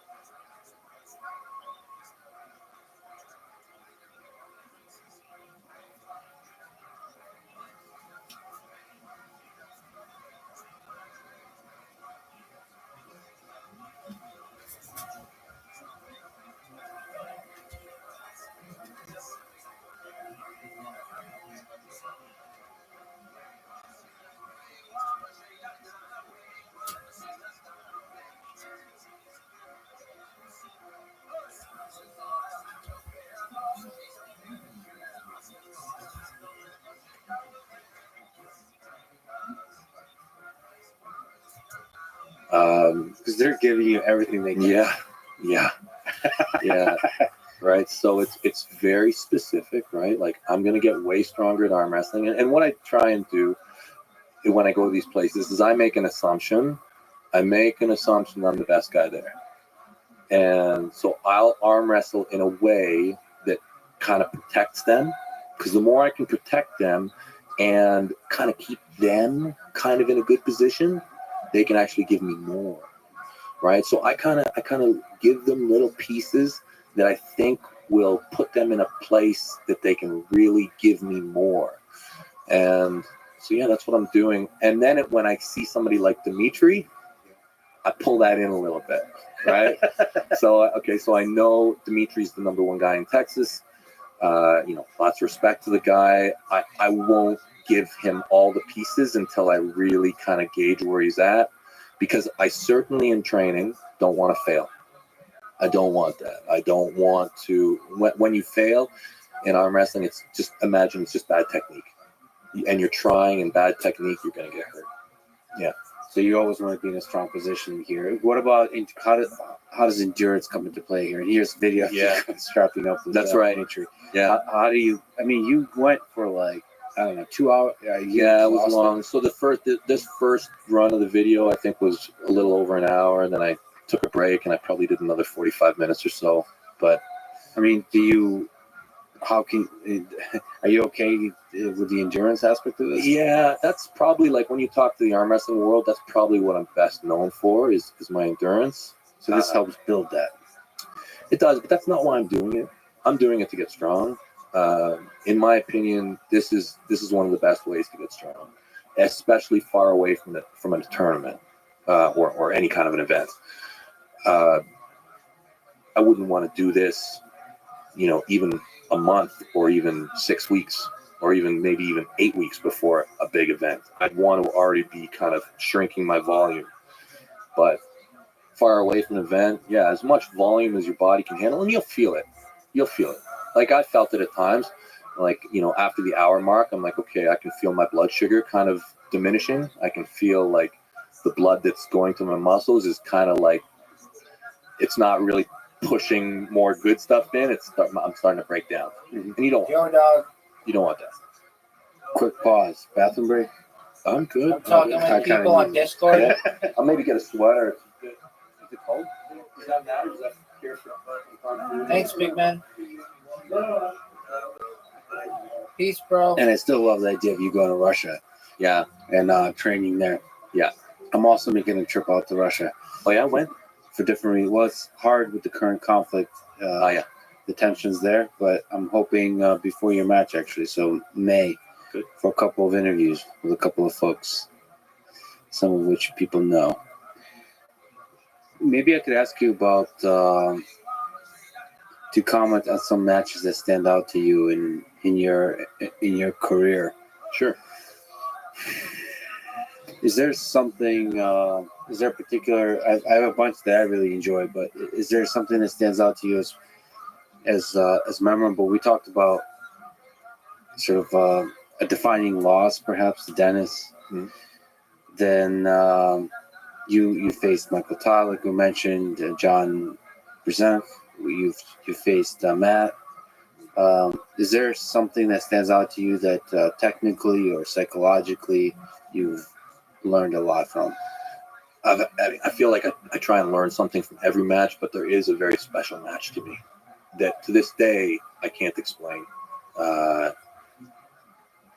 Very weird phenomenon. So I think it was 2005. It was my first combat tour overseas. So it was a active tour. Among other things, I got shot during that tour. Like, we got long tour, rough tour. And I trained the whole time through, knowing that at the end of this, I was going to have a big match. So there's a champion, a guy called Ron Bath. He's kind of, if there was no John Brzezinski, there would be Ron Bath. Okay, so extremely decorated, unbelievable arm wrestler from the United States. And this is kind of when I was just kind of coming up in the sport still. I was fairly well established. I was definitely the best guy in Canada, and I had been for a few years, but I hadn't really expanded internationally too much. So I had a one-on-one match with Ron Bath, and that's the one. Yeah, extremely hard fought battle. It was 3-1, I think, 3-1, but every match was really close, and he won the first one, and I had to kind of like dig my way out of the trenches, and ended up coming back and winning. But it was a match that was probably one of my closest matches ever, and it seems like there's frustration. I mean, what is that? What was going through your mind here with these? Was it, first of all, going in, did you think you could beat him? What was the level of confidence? I always think I can win. Like I always do. But you know, a lot of respect to the guy. But yeah, I mean, I always think I can do it. So what lessons did you take away from it? Why is it so meaningful to you? Well, it's what happened afterwards. So I had some kind of a release afterwards. And that was the strange thing to me. So match ended, and I felt like so relaxed afterwards, so calm, so satisfied, because it was one of those matches that kind of takes everything from you, but you win it. And I was relaxing in the chair, and I've never had this sensation before. I've never had it afterwards. But it's like the center of my backbone just exploded. And it was like, it's so weird, right? Because I'm not really spiritual that much or religious even. But it's like a fire just ripped through me. And it only lasted an instant. Just exploded through my whole body. Out the top, through my feet. And then it was gone. That was it. Weirdest thing I've ever felt in my entire life. Yeah, but it was as a result of what happened in the match, and leading up to it, I had some kind of a release. So what it almost? How did you interpret it psychologically? Was it like some kind of? I mean, not to be spiritual or whatever, but some kind of superpower that was like a lingering feeling, like holy shit, I can't explain it, and I haven't really tried hard enough to. But something changed. Something happened there. Yeah, something happened to me. I was sore for about 3 or 4 months afterwards. It's like it smoked out my entire body. Yeah, that whole summer I was kind of sore, and and then after that, like 2 or 3 years later, that's when I won the world championships. I mean, all the matches are, you get something from people. Like, you study them, you take something from them. People have an invisible crown, and he had one, and I think I took it from him. Yeah. Maybe that was the feeling of wearing the crown. Yeah, maybe. What about all the trash talk? How much of that did you learn? Did that come naturally to you? You're one of the most charismatic, fun. I mean, there's always like respect behind it. I would say, to me, and I'm a fan of a lot of sports, you're one of the greatest trash talkers in all of sports that I've ever seen, because you're able to talk shit, but there's so much love and respect behind it. It's just masterful. But you also get into people's heads. Yeah. In the moment, it's beautiful to watch, because it really gets to some people. So where's that come from? It's a powerful weapon, right? Yeah. Your voice is a powerful, powerful weapon. And it's underutilized by so many athletes because they think that it's not sportsmanlike or something like that. But the truth is, I mean, you can be a weak person, but with your voice, you can influence and change any number of things. And the same thing happens in a fight between two people. If you can just be a never-ending, flow of negative encouragement to someone, or suggestion, anything can happen. It's a tool, and when you're fighting a person, you're not just fighting them. You're fighting everyone who's watching. You're fighting the crowd, the referees, and to get in the most ideal situations, you need to use your voice. Yeah, and there's for people who haven't seen, I definitely recommend you watch a bunch of arm wrestling matches, because there's a crowd really gets into it, and it feels feels like there's a really intimate connection with the crowd. I suppose because the crowd is allowed to be very close to you. So, I love it. I want the crowd like right up on. yeah. Yeah. So sometimes. Oh yeah. So who are you? Whenever you talk to somebody, do you literally pick somebody from the crowd? Oh yeah. I'll fuck him. Like I'll start fucking off his fans and like, yeah, like I'll start talking to their wives or whatever. Yeah. Yeah. There's Jody. She's pretty dangerous to listen to also. But yeah, one of his buddies, Mike Solaris, who's, really good arm wrestler, was cheering for him. So I started to go after him. Yeah. Smiling the whole time. Yeah, it's fun, right? It's fun. It's fun. It's fun to listen to, but it's also what's fun is how much it actually affects some of the people you're facing. They get frustrated. Yeah. It's great to see. Well, you have to fight, right? Like a lot of people think things will be given to them. And the thing that, I've always believed from the time I was very young, like I was convinced that our inevitable death was going to come from aliens, right? Like some super aggressive, super violent species was going to come and smoke us all, and I'm like, I'm not like that.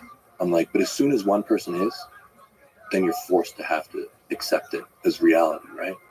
So I like to fight for every single thing. I like to try and be more and more aggressive. And if someone matches me, that's when I can use my endurance. And if they don't, then I have the tactical advantage.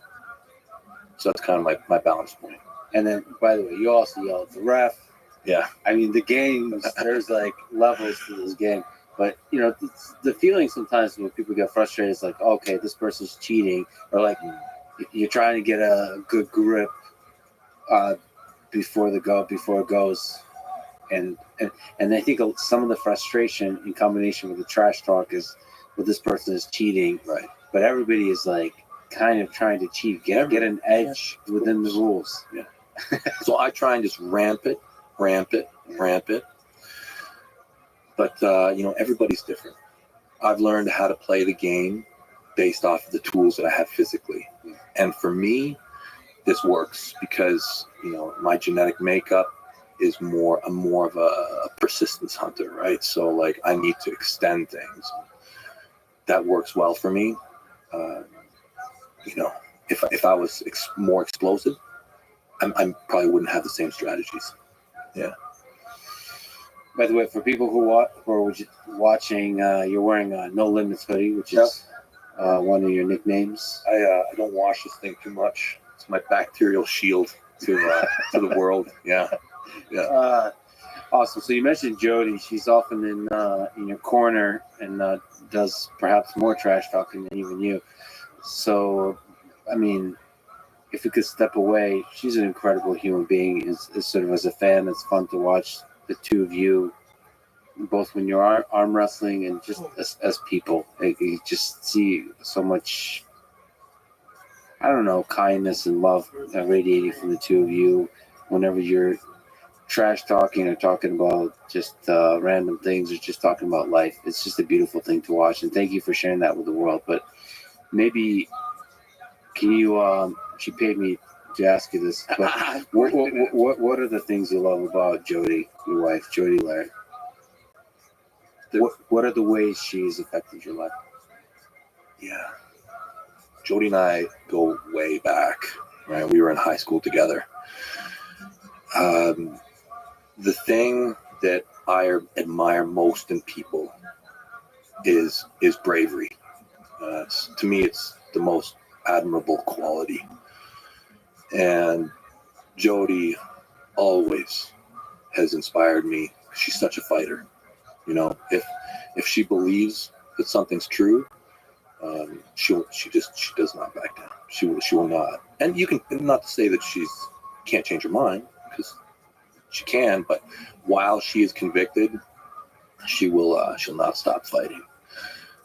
She's pulled me out of the fire repeatedly. We've lived through so many things. I'm very lucky. How has she made you a better arm wrestler? She's fed me. Yeah, I could see your videos of your house basically coming apart when she's not there. Yeah. Without Jody, I'm on the street, living in a tent, and Down by the eating dog food. Yeah. Bravery. Yeah. What about love? How has love made you stronger? Now we're gonna make Devin uncomfortable. Love is difficult to accept. Love is one of those things that, a lot of times you don't feel worthy of it, and so it's hard sometimes to accept someone's love.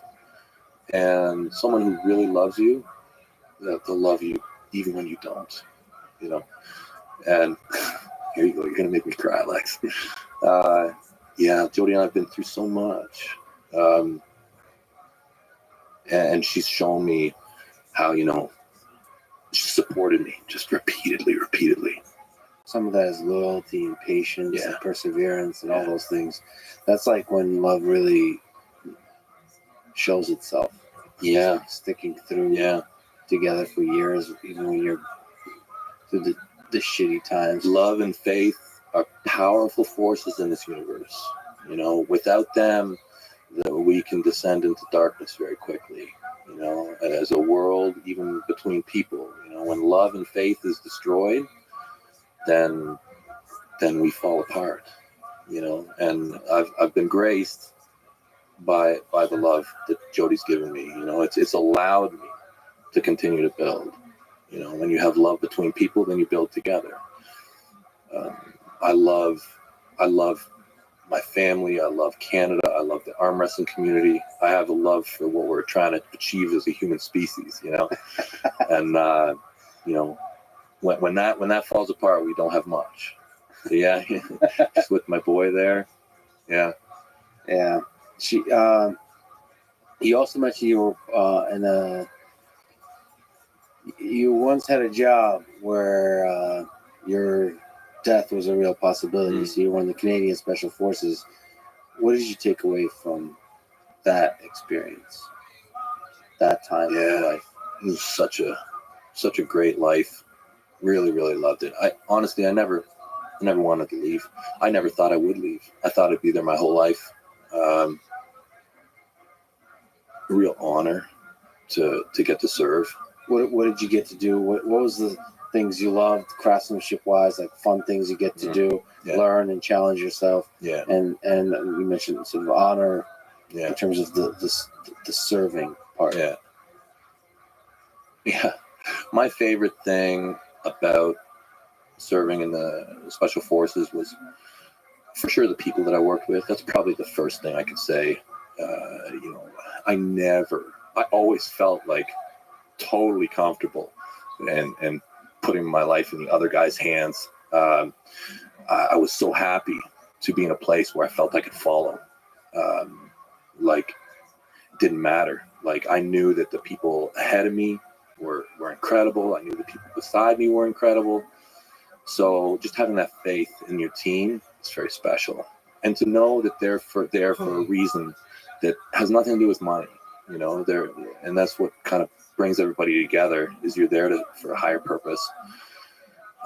And in terms of being an adrenaline junkie, there's nothing like it. I mean, there's nothing like, going out at night and fighting. And when I say fighting, like, my whole life I wanted to fight. And to me, there's a lot of, and look at, I've said this in the past, and I think it's been a personal failure of mine, because I've said things like, it's the highest level that you can. I don't believe that to be true anymore. But at the time, I thought it was the best way I could express my drives that I had, to be a fighter. So your sense in the past, and maybe in part now, is that sort of fighting is when humans get a chance to express themselves deeply, like that mix of the bravery, the integrity, whatever that is that makes us human. That human spirit can really shine. And I don't believe that anymore. I believe that you can do that in any field, in any discipline. If you go hard enough, it all kind of starts to feel the same. But at the time, that expression to me was really, really awesome. I love close quarter battle. That was my favorite thing. That's really the whole reason I was there. Can you describe close quarter battle? Close quarter battle is team fighting. So, and it can look a lot of different ways, but basically it's ground troops doing some kind of a mission, and it's the orchestrated movement that is the skill. The orchestrated movement and the drills done quickly and accurately. It's very difficult With to do. communication. With communication. Yeah. So it's basically cooperating together, Absolutely. communicating. Yeah. There's some strategy. Yeah. There's some adapting to the changing environment. And the more the team works together, the less communication there is. Yeah. And that's an amazing thing to do, to be part of a a team of people who can fight together like that. I think we're really designed to do it. Like, as good as we can fight as individuals, the thing that makes us really good is our ability to fight as a team. Yeah.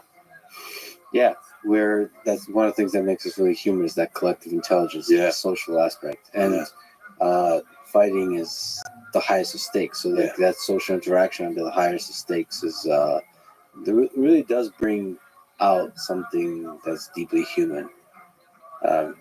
War in general brings out something deeply human. It's obvious to say that it's tragic that it results in so much loss of life and well-being. Let me, if it's okay, for a brief moment to take us back to arm wrestling. We did this like offline. We talked about, you gave me some advice about arm wrestling, but maybe do a high-level overview of like the different styles and strategies that we've talked about. We talked about the importance of strength and power, but is there like offensive, defensive styles? Is there, you mentioned King's move. What would you classify your style as?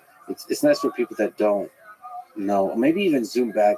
So arm wrestling is a sport where two people have to, when we talk about strictly the sport, put their elbow on a particular pad. It means they have to keep that elbow on that pad, and they win when the back of one of their hands crosses some kind of, or basically touches the table. That's it. And when you actually lock up, you do so, depending on the organization, without straps, meaning there's just you agree. It's like mutual agreement that you're going to clasp your hands in a way that's fair, and there's a referee that helps ensure that it's fair. But of course, there's these little games going on. And then when you actually go all out with this battle, if there's no straps, you can slip out. So often you'll put the straps, which means you're it's like marriage. Yeah, you're committed. Yeah. For like, somebody will have to lose essentially. There's no pulling out. So that's sort of the battle. Within that, what are the different styles that you can speak to that people that don't know arm wrestling could we can start to kind of just dance around the subject a bit. I'd say there's a lot of different types. There's specialists, and there's kind of blenders and people who are very versatile. A lot of guys win world championships on one singular move. They get just extremely crisp at, say, a hook or a top roll, and their style is very kind of focused. And you'll see it with a lot of athletes. Kind of talk about a guy who's very active, a guy called Jerry Caderet. Okay, as soon as you think Jerry Caderet, he's got a very unique style. He's got a flop wrist press. Okay, so most of his technique is built around this one system. Flop wrist means you're what it sounds like. Yeah. So your wrist is flopped. So Yeah, but you're losing. pushing. So he is pushing from a losing position. No, he will be offensive. So he will be in a press, so offensively. So he'll give his hand away so that he can get his shoulder behind it properly. So he doesn't. Wow. Right. So you can press. Press means push. Push. Yeah. without having that hook position. Right, which is what most people are always looking for. And Jerry's looking for it as well. And then, so example, there's another one. There's another specialist, Matt Mask. Yeah. He's a top roller, right? He basically, that's his great move, is a top roll. And his other weapons aren't nearly as powerful. This incredible top roll. And then you have a lot of athletes that are more blended, okay? They have a lot of good options. I think that I probably fall more into that category.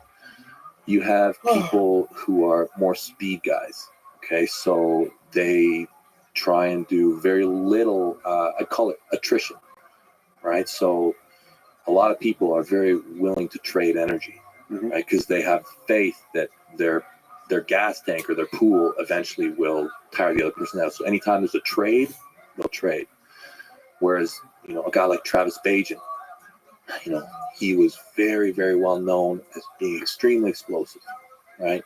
But if the match stops, typically he's going to lose, right? So based off of your genetics, your hands, there's a lot of ways to skin it. So I think you said something like you're a 20-second guy. That's right. I'm a 20-second guy. Yeah. So what are the seconds we're talking about? So a lot of the power people, they want to win in the first maybe 5 seconds, like even shorter. Just that first push, that first press, that absolutely. And that's it. Right to the pad. Yeah. And so you're trying to hold off that attack. Yeah. If I beat you in a second, we're not in the same world. Yeah. When I'm with my peer group, I will typically win 20 seconds and beyond. That's a typical win for me when I'm with a peer. Whereas other guys, when they're with their peers, they'll win in a second, right? That's how they do it. That's the way they're built. That's the way they train. Most guys at a higher level, it starts to get more and more difficult to be a specialist at the high level now. Some people just have little holes in their games. It's rare to get someone who can really do all the moves. It's very rare. What would you put Levon? I would not say he's a specialist. I'd say his top roll is his strongest move. Top roll is his strongest move. Yeah. And the interesting thing about the specialist versus the blender, there's a counter, right? Every move has a move that theoretically should be the right choice. So if you're a single move guy, there's going to be a guy out there who'll get you. Yeah, it'll be very difficult for you to beat that guy. But like when you come to like a tournament, typically specialists do much better in tournament scenarios because their singular move can get them through a tournament very quickly and efficiently. Too many questions today. Whereas you get a blender in a tournament, they typically will have longer and more difficult matches. Too many questions. But yeah. But in super match format, typically blenders do better. So we offline also talked about arm sumo or. Can you traductor? I don't know what you're saying.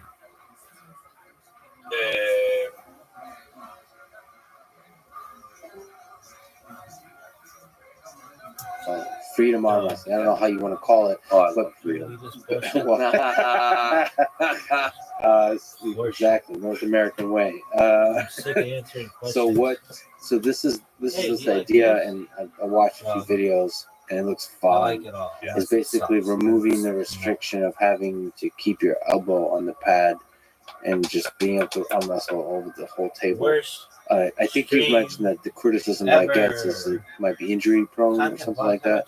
So can you describe this arm motherfucker who canceled the fucking delayed the sugar. When you come to freedom arm wrestling, basically it removes the limitation of a standard arm wrestling. Had it. Yeah. Motherfucker could have blown his fucking car up on the 50-yard line, and if the fucking right, so coin toss was a minute late, table where we can kind of stand apart from each other, and we're anatomically, in a fairly safe position. What if they killed the first string? The rules in freedom, you got a the way you second win string. is like you the need knuckles to adapt. must either touch the tabletop or you hold it off the edge for a 3 count. Right. So this is the main way to win. Yes, you can foul. Like if you lift your elbow up, it's still a foul. But you have the entire playing surface. So your elbow is no longer limited to your 7x7 or 7x9 pad. So you can move it all over the table. You can move your body around the table a bit too. And if it's a big table, your body could largely be on the table. Yeah. So it's like adjusting your ring size. So arm wrestling, No, you're fighting no, in a phone I'm booth. done asking Right. questions. So you're fighting in a field. You're fighting, just bigger. So it just makes the sport bigger. Yeah. This is Japan. But even on a small table, even in a slightly larger phone booth, you can get a lot more fun and variety. Way more. I love it. I think it makes the sport bigger. I actually believe that it's the future of the sport. I really do. Because it makes it more accessible. Like you don't need the equipment right there at the bar. Yeah. All that kind of stuff. Yeah. Less equipment requirements. Most kids start free. Like most kids arm wrestle on school desks. Yeah. And like if you see a guy on the street, like whatever, like you can arm wrestle anywhere. You don't need to bring your table around with you. If we talked about the elite level, if somebody was interested in starting in arm wrestling, or like going from just like I go to the gym, kind of lift, I've arm wrestled a few times, trying to get better at it, trying to learn. How would you advise like getting better to where you can beat your closest buddies? Yeah, that first step. First step, I'd say find people. Find good people. Volume. Get with the club. Get with people who know what they're doing, who can mentor you. And that's really cool. I got to meet. I realized there's a club in Austin. Yeah, I'm sure there's in a lot of places. They're everywhere. We got this app called ArmBet. Mm-hmm. Yeah, which is a app that helps you find other people there. Yeah, very easy. But I mean, they're all over social networks. And it's kind of widespread now. But yeah, find people, and it's just much easier to learn with another person, and you'll get stronger that way. But I mean, do the lifts. If you go to the gym, just start doing the lifts, and right away, those will technically prepare you. What are the lifts? Can you describe? Yeah. So I'd say if you want to just keep it very, very simple, let's just talk about 3. There's much more than 3, but like when you talk about energy allocation, these 3 lifts, in my opinion, should be like 90% of your investment. It's very big, these 3 lifts. And the exact percentages you can argue about it, but we'll start off with the cupping of the wrist. Just this. It's a simple thing, and do it with a cable. You can get a thicker diameter, so it kind of, is more out on your fingers, where an arm wrestler is going to attack you, right? Because any good arm wrestler is going to attack your fingers. So like open hand. No. Well, I mean, for health, yes, you could. But like if you want to be really specific, you train exactly the way you would at a table, in the position that you actually start that action. Yeah. And then you're just doing this kind of. Yes, to your center. People. One of the big misconceptions in arm wrestling is that you're aiming for that pin pad. Right? No, the chest up. Bring it close to you. Make it come close to you. Right. You see, like whenever I do my exercises, the vector is always pulling straight towards you. Yeah. So just cupping close to you. The most dangerous thing that a person can do to me on an arm wrestling match is just pull me away from my body. That's a terrible thing for me. Yeah. So that cupping, that's a massive part of the sport. So now when you think, what does the cup do to the other person? If I cup, they get turned over. Right? So this has to get really strong. This pronation. So to fight to fight that roll. Exactly. Yeah. So that's through the thumb. Yeah. So you put got it. You put on the thumb and you put this motion. Yeah. Got it. Yeah. And those two things together, this cupping and rolling, this is what's going to make the person's hand bend back. And once the person's hand is bent back, their whole game gets cut to pieces. They have very little good options. It's all like nasty stuff. Yeah. So those two things, that's a huge part of your investment. Rise. Always be climbing. Yeah. Exactly. Yeah. Those three simple things. That's what I would tell anybody to spend most of their time on if you want to become an arm wrestler. So use bands would be good for this. Bands are great because they're easy to transport. And the only problem I have with bands is like if you like to measure, if you like to be precise, bands just aren't that precise. Right, to have growth. Yeah. Yeah. It's just like, you know exactly what you need. The prescription is kind of, a band is kind of like, and a lot of people, myself included, I like to know exactly my outputs. So weights. So it would be like cables. Yeah. Cables are nice. Bands are great too. I mix the two. Bands are when I kind of don't need to.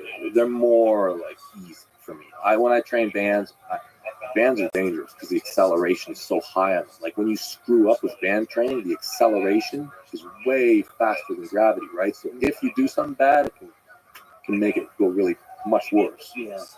It's funny that you didn't mention bicep curls or. Well, it's a chain. It's a chain. And so the idea if you focus on these three, the other stuff catches up. Like it's all involved. This whole thing is involved. So if you have an axe, right? The blade of the axe, that's these things, right? Like you need the pointy end of all your attacks to be awesome, right? If you have a super sharp axe, yeah, you could have a shitty hand. Exactly. Yeah. Right. Yeah. So focus on that. The pointy, the tip of the axe. Yeah, the tip of the axe is so important, right? Like if I have an awesome bicep and I can't quite use it, what's it good for, right? Yeah. I think a lot of the motions of the list that you mentioned are just thinking about jiu-jitsu, especially in the gi. Yeah. There's a lot of, there's so much importance to this, and people don't often work it explicitly. Yeah. So many of the chokes require ability to, it's almost like exactly like arm wrestling. Very close. Because you're weak here, what's that called, flop wrist. Yeah. And you're strong with the cup. Yeah. And so you just getting the muscle, whatever that's involved, the muscle, the turning, the pressure, because that's where also the choke comes. That the thing that makes you win in arm wrestling is also the thing that finishes the person when you have them grabbed. The strength is very similar. Yeah, it's fascinating actually. Of course, like you said, if you want to be very good, you should be doing the very specific, exact motion. Yeah. So if I was going to do jiu-jitsu, I'd be like working out with the gi. Yeah, the problem is, it's difficult to construct the exact. So you have to actually go with people, and then they don't like being choked on, right? So like it's hard to. I'm actually we have these kinds of debates all the time. I'm a big believer in drilling. I love doing something thousands of times. Like John Danaher, somebody I mentioned to you about the jiu-jitsu folks here. They're less believers in drilling. They see the value of almost like the mind of going live and exploring ideas as that play. You don't need to do the thing 1,000 times. You just need to always be thinking about the little details that make you better, and then in action practicing, like developing the strength, the power, the explosiveness, the agility in action. So actually rolling. I agree with this, but I just believe in volume more. Yeah, so you can accomplish it through volume. You can play a lot. Yes, exactly. Well, that's where if you really want to get it good, is you're talking about. That's why a lot of these folks are training 3 times a day. They're doing, they're putting in the hours, 8 hours, 9 hours, just. Well, so there are a lot of them are not going hard. It's just being on the mat. Some of it is just sitting there talking through ideas, watching others or teaching, explaining stuff. It's like it's not just physical. It's mental too, because you're keeping in your mind. And some of the greatest. They talk about the wrestlers I've talked with, the fighters at the top of their career. They basically George St. Pierre is like this, another fellow Canadian. is like he has stick figures in his head that he can't help. They're like in there because if you train enough hours, it's just going to be in your head, and they're all going to be playing around in your head. And some little detail over time, it's almost like computing or something like that, and that ends up having a result even though you're not physically doing anything. It's always in there. I do have to return to diet real quick. I know we're talking about pancakes. Let me, quite seriously, you are one of the, strongest athletes in the world for your sport. So you have to get big, you have to get powerful, you have to get strong. What is the right diet for you for that? Like, what do you eat? How often do you eat? From the highest detail to the smallest, or the things that make you happy and feel good. Yeah. I've experimented with every diet. I've done it all. I've been a vegan. I've done raw. I've eaten only meat. I've eaten balanced. Eaten like a bodybuilder. You name it. I've probably tried it. I don't believe that it's as important in the sport of arm wrestling as it is perhaps in other sports. I believe that, just to be very basic, if you're eating enough food, you're probably going to be okay. So it's just calories. It's a lot. It really, not to overcomplicate it, but that's where the conversation starts. Are you eating enough food? And it can come in any number of ways. And I don't think it's as important as a lot of other people do.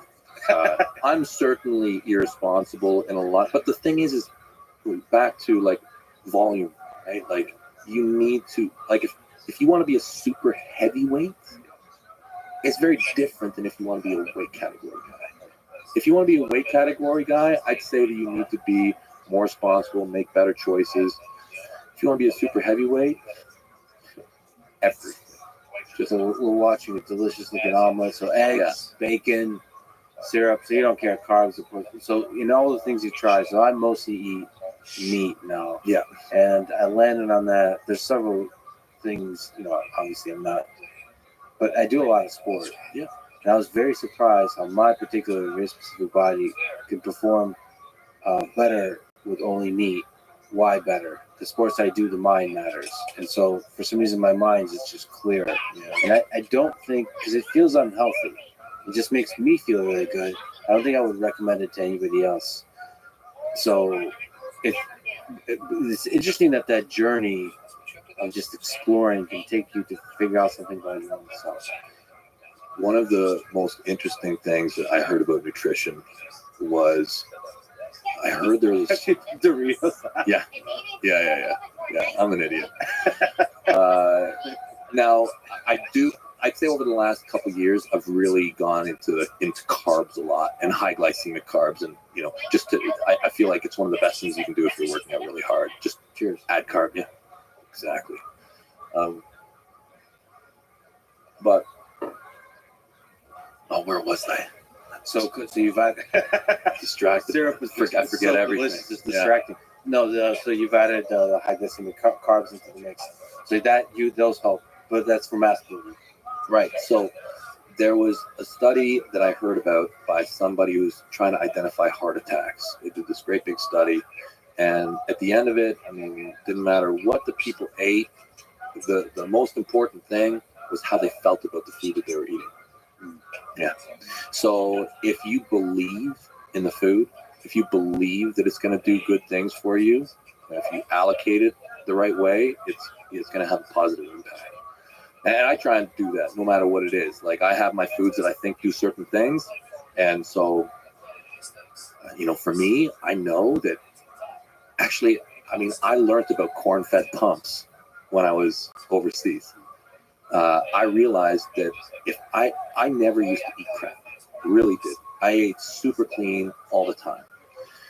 And when I was faced with imminent death more, I would be like, okay, I'm going out tonight. Let's have a couple ice cream bars, like whatever.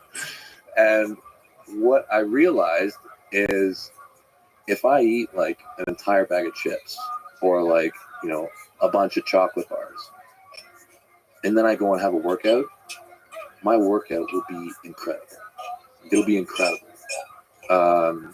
There's something about easily processed carbohydrate that will continue to quickly get into your blood as fast as you can burn it. And there's something about that gives you incredible blood flow. Yeah. And also your mind plugging in, enjoying that. Right. And then believing it works. And that's how it makes it work better. Exactly. I mean, I feel that way. I think this is really not. This has been frustrating for me about the health culture in the United States and the studies that are done. You look at like the importance of sleep, the importance of X diet, all those kinds of things. I wish incorporated into that would be your mental relationship with all of these things. But for example, people that tell me, well, your sleep schedule is insane. Yes, perhaps.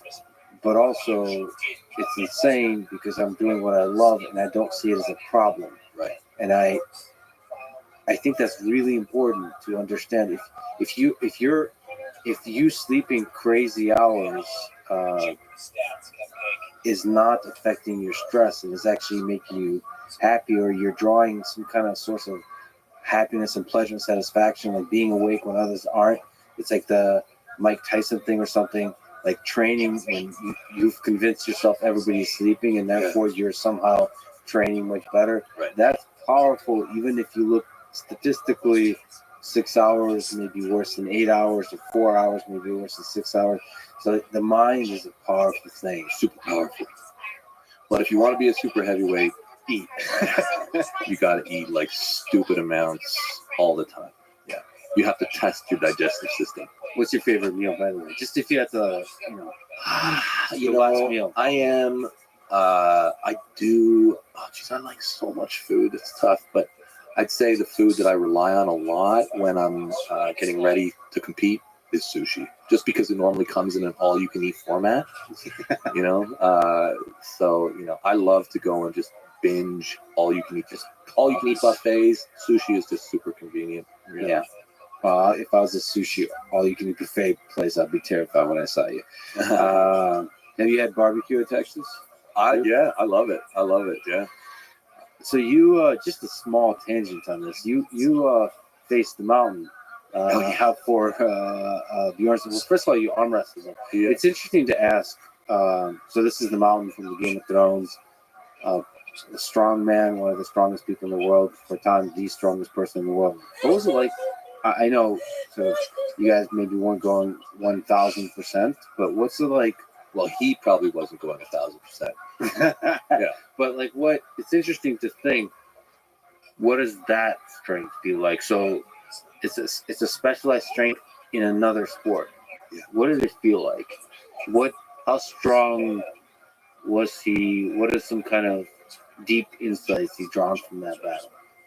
I feel like if we were to go back 1,000 years, and if you give him armor and a two-handed sword, he will just rip across the landscape, and no one will stop him. So this is the boxing match you came to, but there's also a video of them arm wrestling. Yeah, what a titan! What a titan!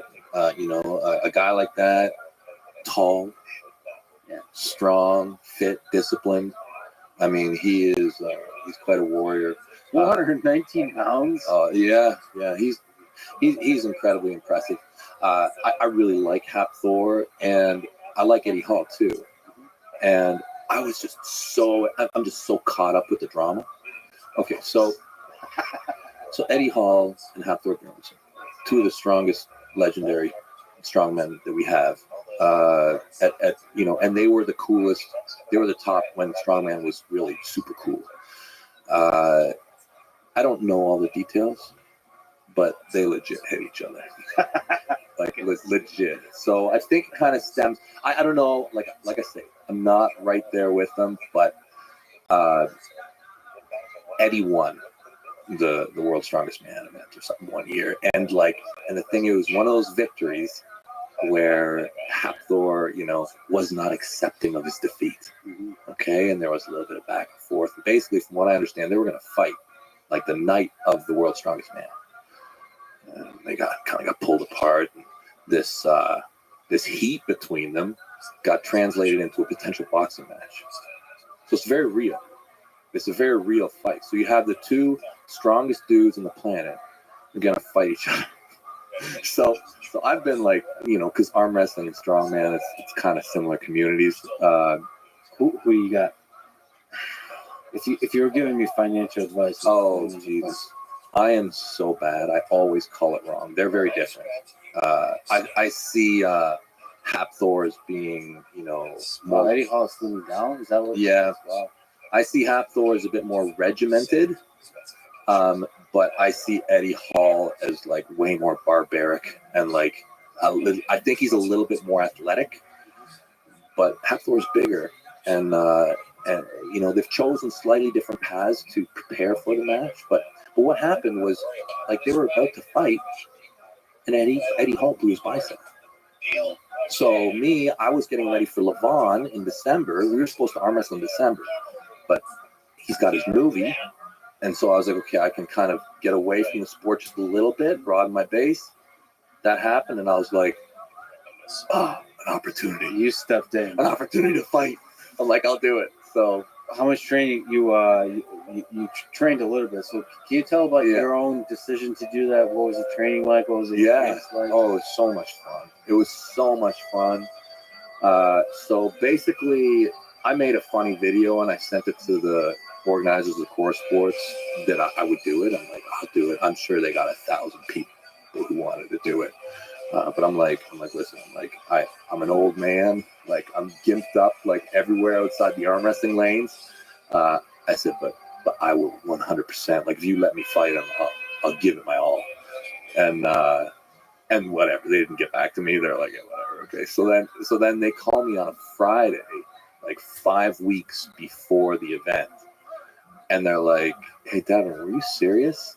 And I'm like, oh shit. And I'm like, yes, I was serious. Yeah, I'll do it. And they're like, okay. They're like, it's down to you and 2 other people. We'll get back to you in a day or 2, but you would do it. And I'm like, okay. So they got back to me on Sunday. So right away I'm skipping rope, and I only arm wrestle. That's all I do. So what was you did some striking training? Yeah, so I went to this guy that he was awesome, Zach Ben Bushida there. That was it from TriStar. Do you know Faraz Sahabi? And yes, people in the comments, I will interview him on this podcast. He's brilliant. Yes, right. Brilliant. He's an incredible guy. So right away, I had no idea about the fight community across Canada really, and I got by the 5th message that said you must train with Faraz. I was like, okay. Called him up. He was incredible right away. He's like, yeah, you can come and we'll just work with you. So I got the call. I called him on Monday at 2:00. By 7:00, I had my things packed and I went to Montreal, and I spent 4 weeks in the fighter dorms. Just humbling yourself. Yeah. Every day, just getting punched in the face, over and over, going for runs with they're all Olympians and pro fighters living in the dorms. Super cool dudes. They were so good to me. Yeah, there's a good video of you and Faraz just talking. Yeah, I don't remember which stage this was, but basically, but you were already beginning to get humbled. Oh man, I knew. I knew what I was getting into. I knew it was going to be a losing battle, but I felt the opportunity to fight Thor, how cool is that? I had to do it. I love the process, and I learned a lot from doing it.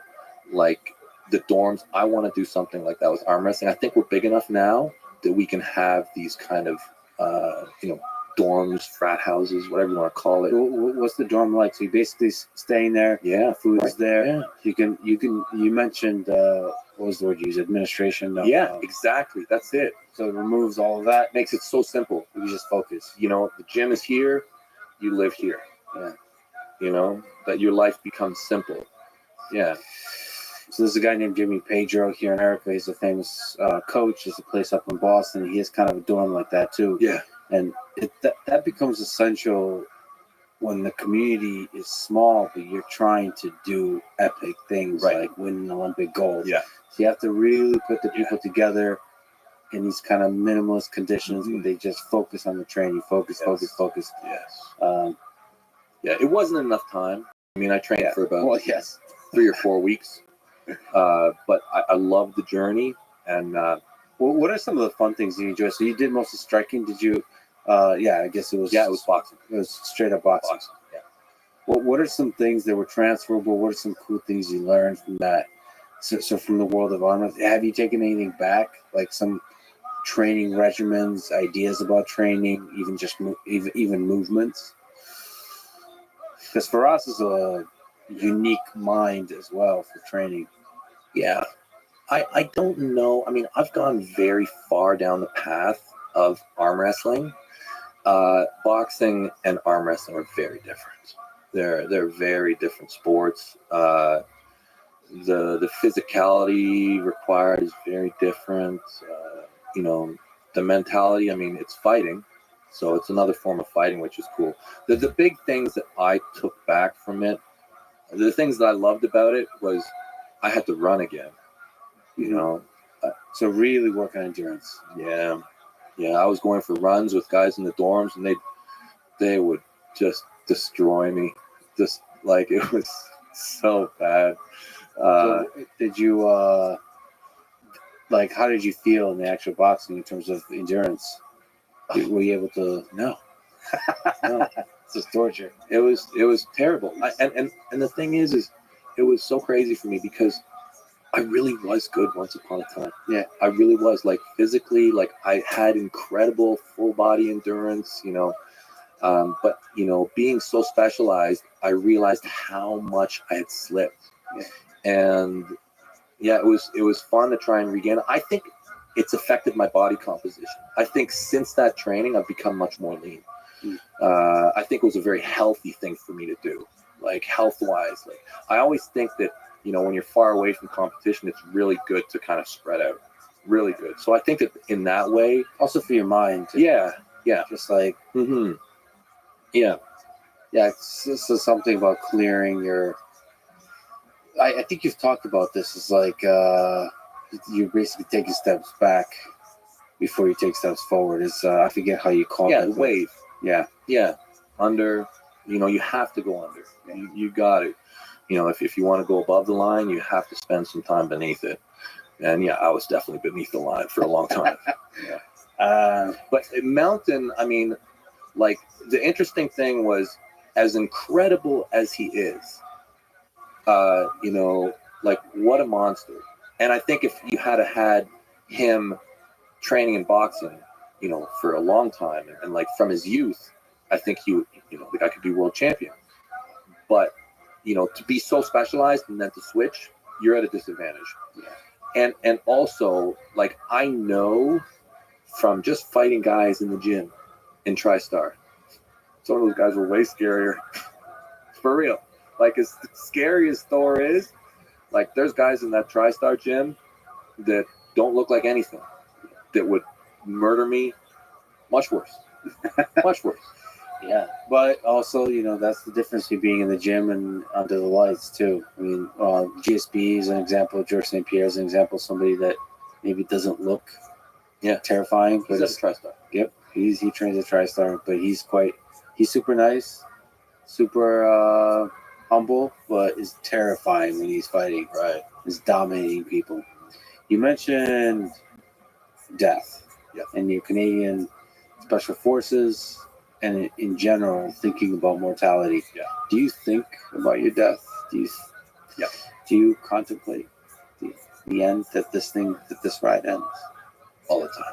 Yeah. From I've thought about death from a young age. Are you afraid of it? Yeah, I hate it. Yeah, I don't want to die. Yeah, definitely don't want to die. but there's times when I can rid myself of it.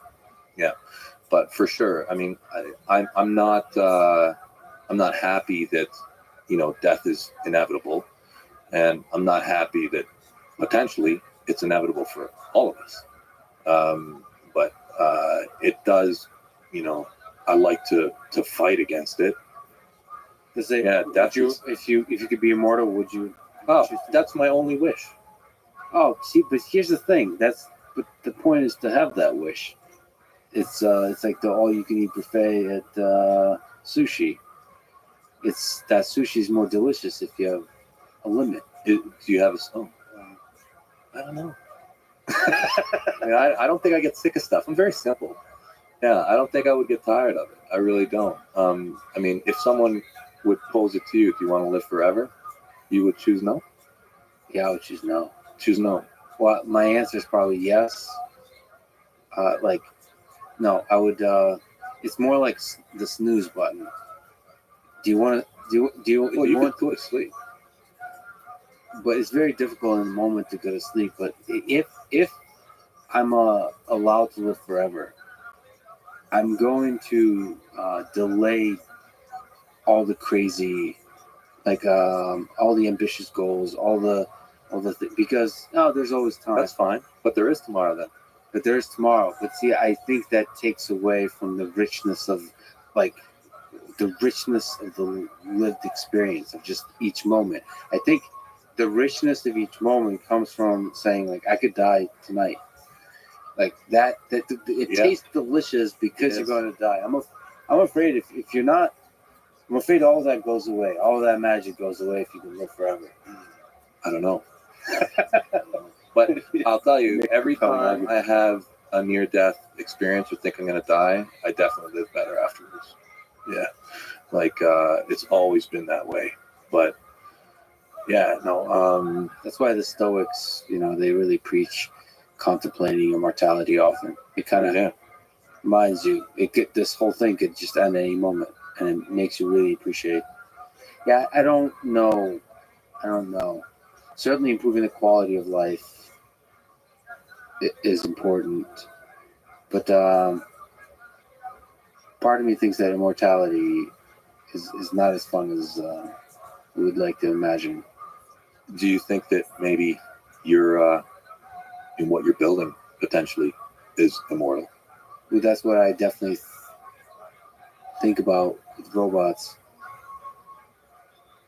If they were to have a human-like experience and be able to interact with humans in a deep, meaningful way, I think they too have to be mortal in some fundamental way that means mortal.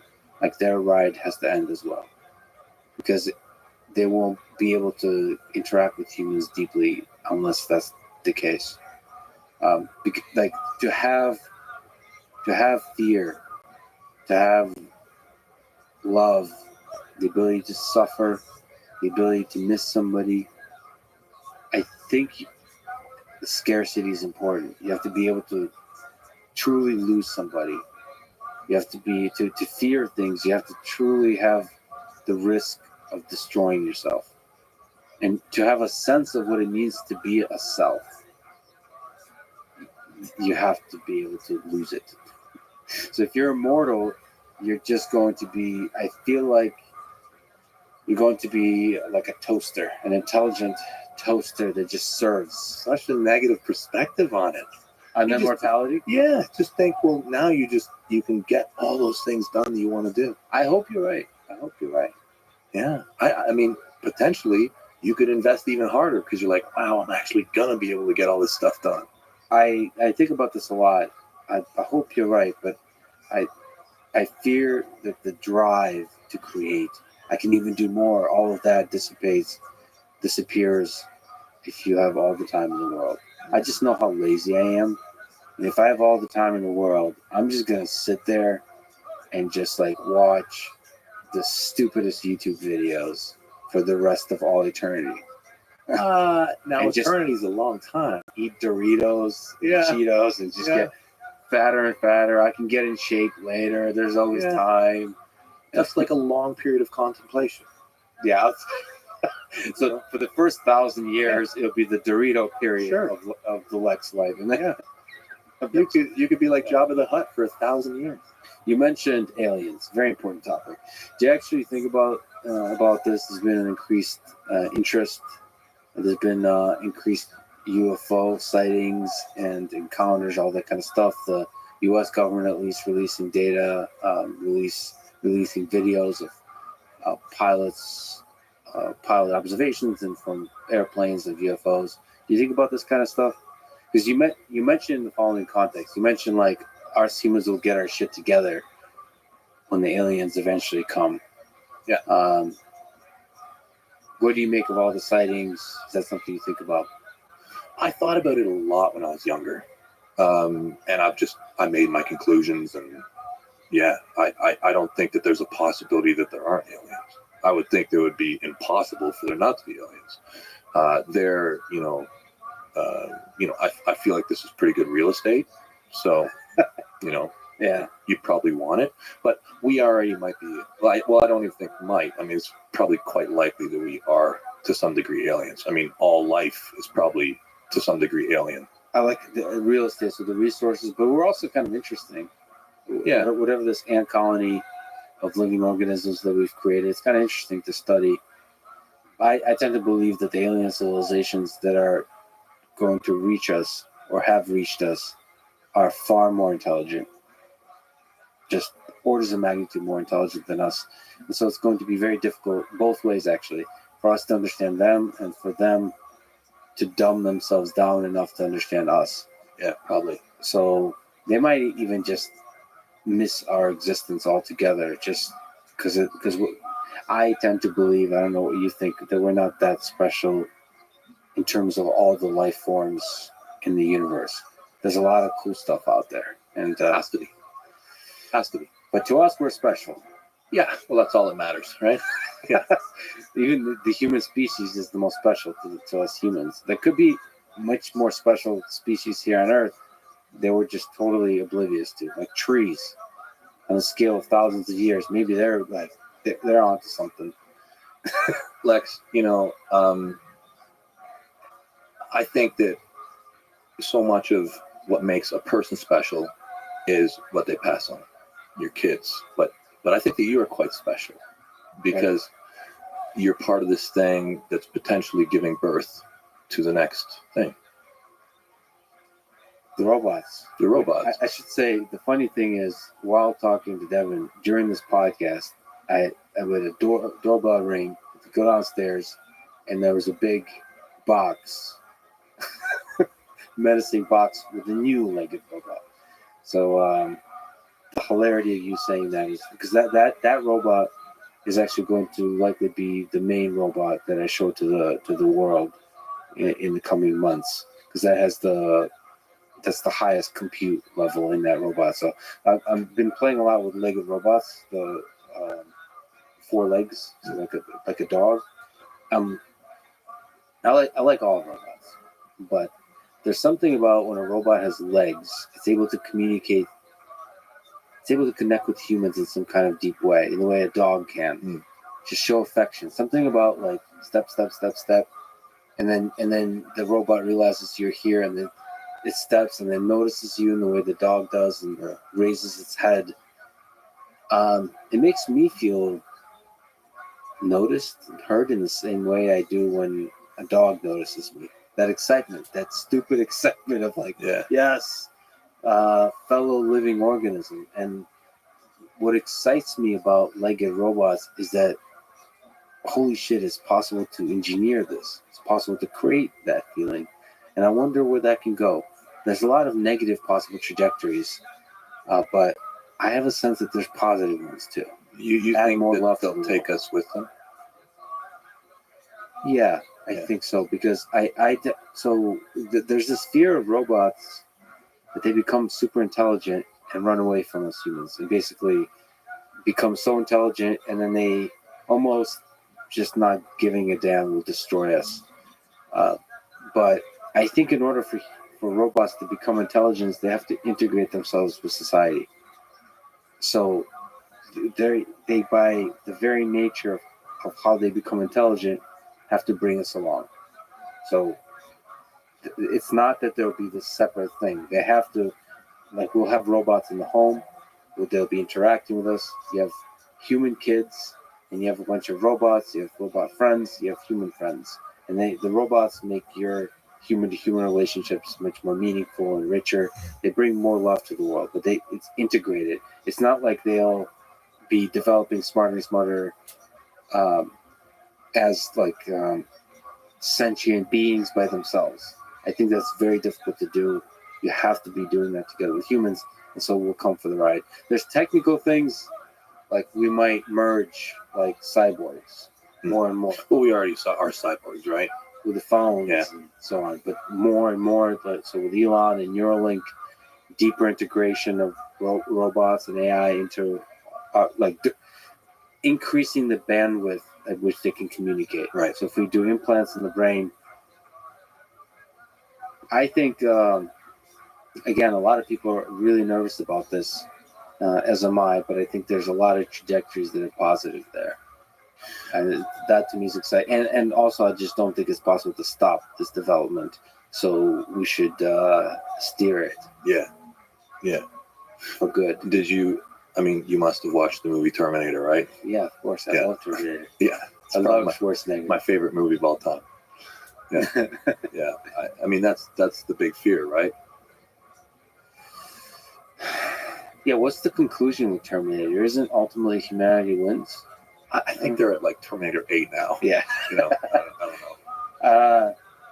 Yeah. So there, and it's interesting actually. I was going to bring this up as you were talking about it, but both China and the United States, I actually don't know where Canada is in this, but they both have agreed that they're not going to put limits on autonomous weapon system development. So they're not going to. So because China said we're not going to, and now U.S. officially announced that we can't. Well, you can't. It's like you never could, right? As soon as it exists and it's better, people will use it. Well, but there's been a global ban on bioweapons. So you were able to come to an agreement there that we're not going to use biological weapons in war. So it's a lot of people are really upset that in the case of AI-driven weapons, the world said, nope, it's okay. And so now you have this potential for greater and greater automation in drones, for example, and picking bombing locations, and so the area at which they attack. And so you get some of that stuff that you mentioned that drew you to the military is that teamwork between humans, that decision making. So there's strategy, but built into that team is a deep humanity. Like, yeah, even when there's an enemy, there's lines that you are aware of what is ethical and what is not, what is just and what is not. And it's so easy for a machine to miss all of that, plow through it, and do deeply inhumane acts, commit atrocities. That's something that worries a lot of people. Yeah. Because an AI-based war is it's terrifying, especially with cybersecurity, which is becoming more and more of an issue, which is hacking. Yeah. Sort of people that look a lot like me being the warriors of the future. Yeah. Which is meaning people behind a keyboard versus the traditional warriors. Probably inevitable. Yeah. And terrifying. It is. But I think if you believe that it's possible, it's certainly going to happen. Like at some point, it's just when, right? When does it happen? So to me, I'm ultimately optimistic about the future. And to me, I'm excited about the world with AI. I'm even excited about the metaverse and all these kinds of things. Yeah. Living more and more in the digital space, in the virtual reality. I think so. It's a part of me that grew up in the non-internet world, non-computer world. It says, "Oh, kids these days with the video games." There's part of me that's like that. But I think when technology at its best can bring out the best of humanity. And so I think virtual reality, all of these things over time, we'll figure out how to fix it to bring out the humanity. So, social networks, the first generation social networks, now Facebook, Twitter, and so on, they have so many problems. They're bringing out the worst in people. But I think we're learning from that. And I think the next generation of social networks will be better and better and better. And so I'm optimistic. Of course, one reason we may have not seen aliens yet, obviously, like in a way that's obvious, is because once you get clever and smart and have all this cool technology, you destroy yourself. And we sure as humans are pretty close to that. Yeah, there might be that limit that is hard to get right. I'm hoping we get all our aggression between nations out through arm wrestling competition. Right? Just all of that. Oh my God, wouldn't that be great if it was that simple? Yeah. Do you know if there's another over-the-top type movie to be made? Oh yeah. There's always stuff in the works. There's actually there's a tournament called Over the Top in Australia that's a couple months away. I think they're doing it all the over the top scene. But there are arm wrestling movies that are being made right now. Actually, there's a documentary that's showing me for this whole Yvonne thing. But we're probably due for another big one. Yeah. But you're also, just with your YouTube channel, you're doing a lot for the sport. That's really cool to see. Just being genuine, but just being like looking not like you're looking today, but just like the beard. Yeah. Just like sleepy, and just putting yourself out there completely as you are. That's a beautiful thing. The best thing about the sport is it brings people together. That's it. Yeah, the community, the folks I got to interact with, just so awesome, so excited, so full of kindness. I'm definitely gonna find the club here and start working on my arm wrestling game. Devin, this is such a huge honor. You would spend your valuable time. You would come down to Austin. You would hang out with me and do this conversation. Super cool to talk to you, Lex. Yeah. As I mentioned, in case people I'm sure will tell me.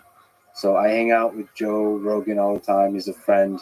I told him that he should talk to Devin. He's going through some stuff currently, but I'm sure, I hope the conversation between you, Devin, and Joe happens eventually. That would be epic as well, because he's he loves fighting. He loves fighting. He loves wrestling. He loves strength. And I think all of those are so perfectly encapsulated in the sport of arm wrestling. So thank you so much for talking to me. Hey, thanks so much, Lex. Thanks for listening to this conversation with Devin Larratt. To support this podcast, please check out our sponsors in the description. And now, let me leave you with some words from Miyamoto Musashi.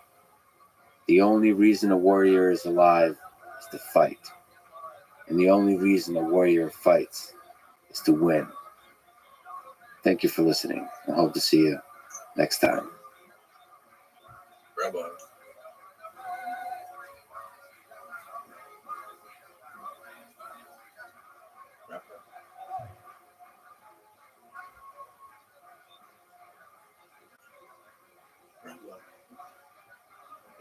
If you read a half hour a night, the calculation I came to is that you can read 1,000 books in 50 years. All of the components are there to engineer intimate experiences. Extraterrestrial life is a true mystery, the most tantalizing mystery of all. How many humans need to disappear for us to be completely lost? The following is a conversation with Tim Urban, author and illustrator of the amazing blog called Wait, But Why? This is the Lex Friedman Podcast. To support it, please check out our sponsors in the description. And now, dear friends, here's Tim Urban. You wrote a Wait But Why blog post about the big and the small, from the observable universe to the atom. What world do you find most mysterious or beautiful? The very big or the very small? The very small seems a lot more mysterious. And I mean, the very big, I feel like we kind of understand. I mean, not the very, very big, not the multiverse, if there is a multiverse, not anything outside of the observable universe. But the very small, I think we really have no idea what's going on, or very much less idea. But I find I think the small is more mysterious, but I think the big is sexier. I just cannot get enough of the bigness of space and the farness of stars, and it just continually blows my mind. I mean, we still the vastness of the observable universe has the mystery that we don't know what's out there. We know how it works, perhaps. Like general relativity can tell us how the movement of bodies works, how they're born, all that kind of things. But like, how many civilizations are out there? How many, like, what are the weird things that are out Oh there? yeah, life. Well, extraterrestrial life is a true mystery, the most tantalizing mystery of all. But that's like our size. So that's maybe it's that the actual the big and the small are really cool, but it's actually the things that are potentially our size that are the most tantalizing. Potentially our size is probably the key word. Yeah, I mean, I wonder how small intelligent life could get. Probably not that small. And I assume that if there's a limit that you're not gonna. I mean, you might have like a whale, blue whale sized intelligent being. That would be kind of cool. But I feel like we're in the range of order of magnitude smaller and bigger than us for life. But maybe not. Maybe you could have some giant life form. Just seems like, I don't know. There's got to be some reason that anything intelligent between kind of like a little tiny rodent or finger monkey up to a blue whale on this planet. I don't know. Maybe when you change the gravity and other things. Well, you could think of life as a thing of self-assembling organisms, and they just get bigger and bigger and bigger. Like, there's no such thing as a human being. A human being is made up of a bunch of tiny organisms working together, and we somehow envision that as one entity because it has consciousness. But maybe it's just organisms on top of organisms all the way down, turtles all the way down. Yeah. So like Earth can be seen as an organism for alien species that is very different. Like, why is the human the fundamental entity that is living, and then everything else is just either a collection of humans or components of humans? I think of it kind of as, if you think about, I think of like an emergence elevator. And so you've got an ant is on one floor, and then the ant colony is a floor above. Or maybe there's even units within the colony that's one floor above, and the full colony is 2 floors above. And to me, I think that it's the colony that is closest to being the animal. It's like the individual thing that competes with others, while the individual ants are like cells in the animal's body.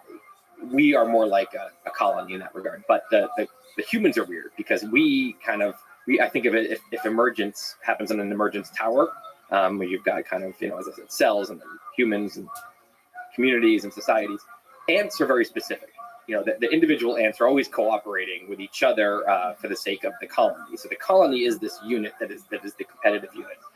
Humans can kind of we take the elevator up and down emergence tower psychologically. Sometimes we are individuals that are competing with other individuals, and that's where our mindset is. And then other times we get in this crazy zone, a protest or a sporting event, and you're just chanting and screaming and doing the same hand motions with all these other people, and you feel like one.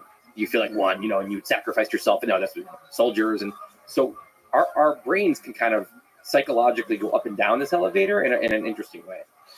Yeah, I wonder how much of that is just the narrative we tell ourselves. Maybe we are just like an ant colony. We're just collaborating always, even in our stories of individualism, of like the freedom of the individual, like this kind of isolation, lone man on an island kind of thing. We're actually all part of this giant network of, maybe one of the things that makes humans who we are is probably deeply social, the ability to maintain not just a single human intelligence, but like a collective intelligence.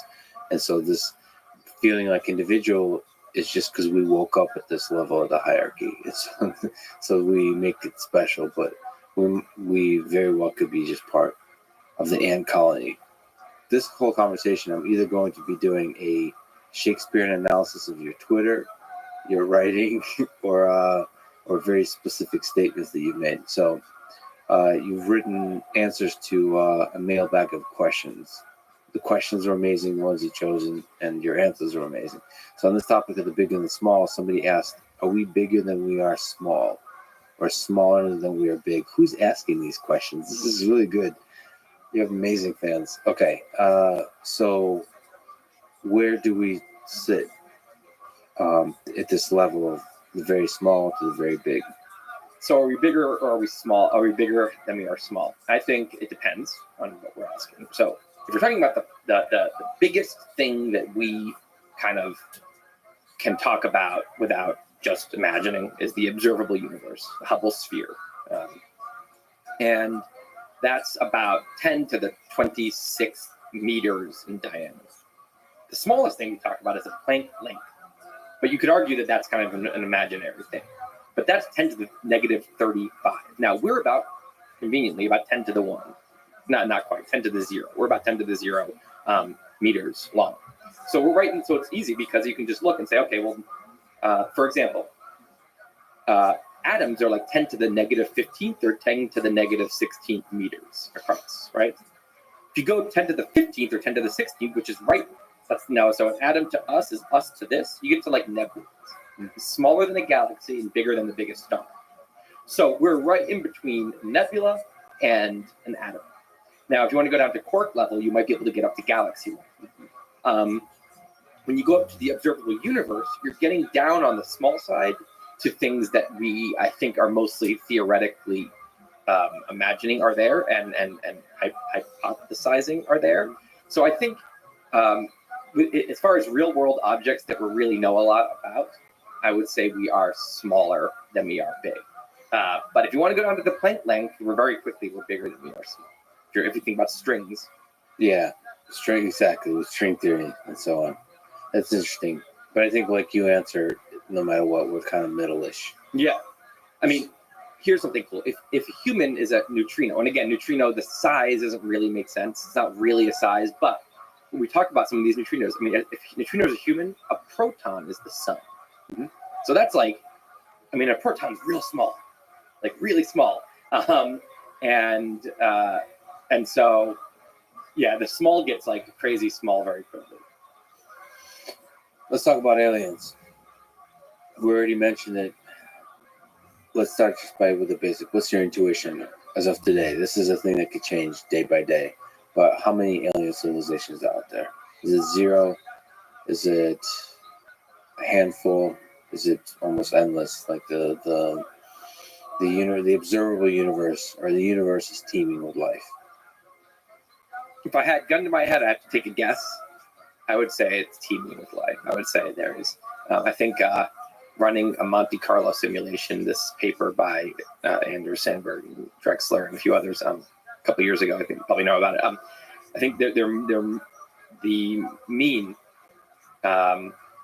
using different,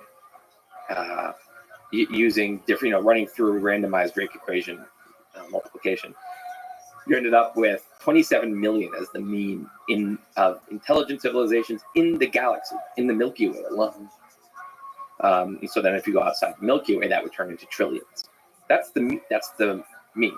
Now what's interesting is that there's a long tail, because they believe some of these multipliers in the Drake equation. So for example, the probability that life starts in the first place, they think that the kind of range that we use is for that variable is way too small, and that's constraining our possibilities. And if you actually extend it to some crazy number of orders of magnitude, like 200, they think that variable should be you get this long tail where I forget the exact number, but it's like a third or a quarter of the total outcomes have us alone. Like I think it's a sizable percentage has us as the only intelligent life in the galaxy, but you can keep going. And I think there's a non-zero, legitimate amount of outcomes there that have us as the only life in the observable universe at all is on Earth. I mean, it seems incredibly counterintuitive. It seems like, when you mention that, people think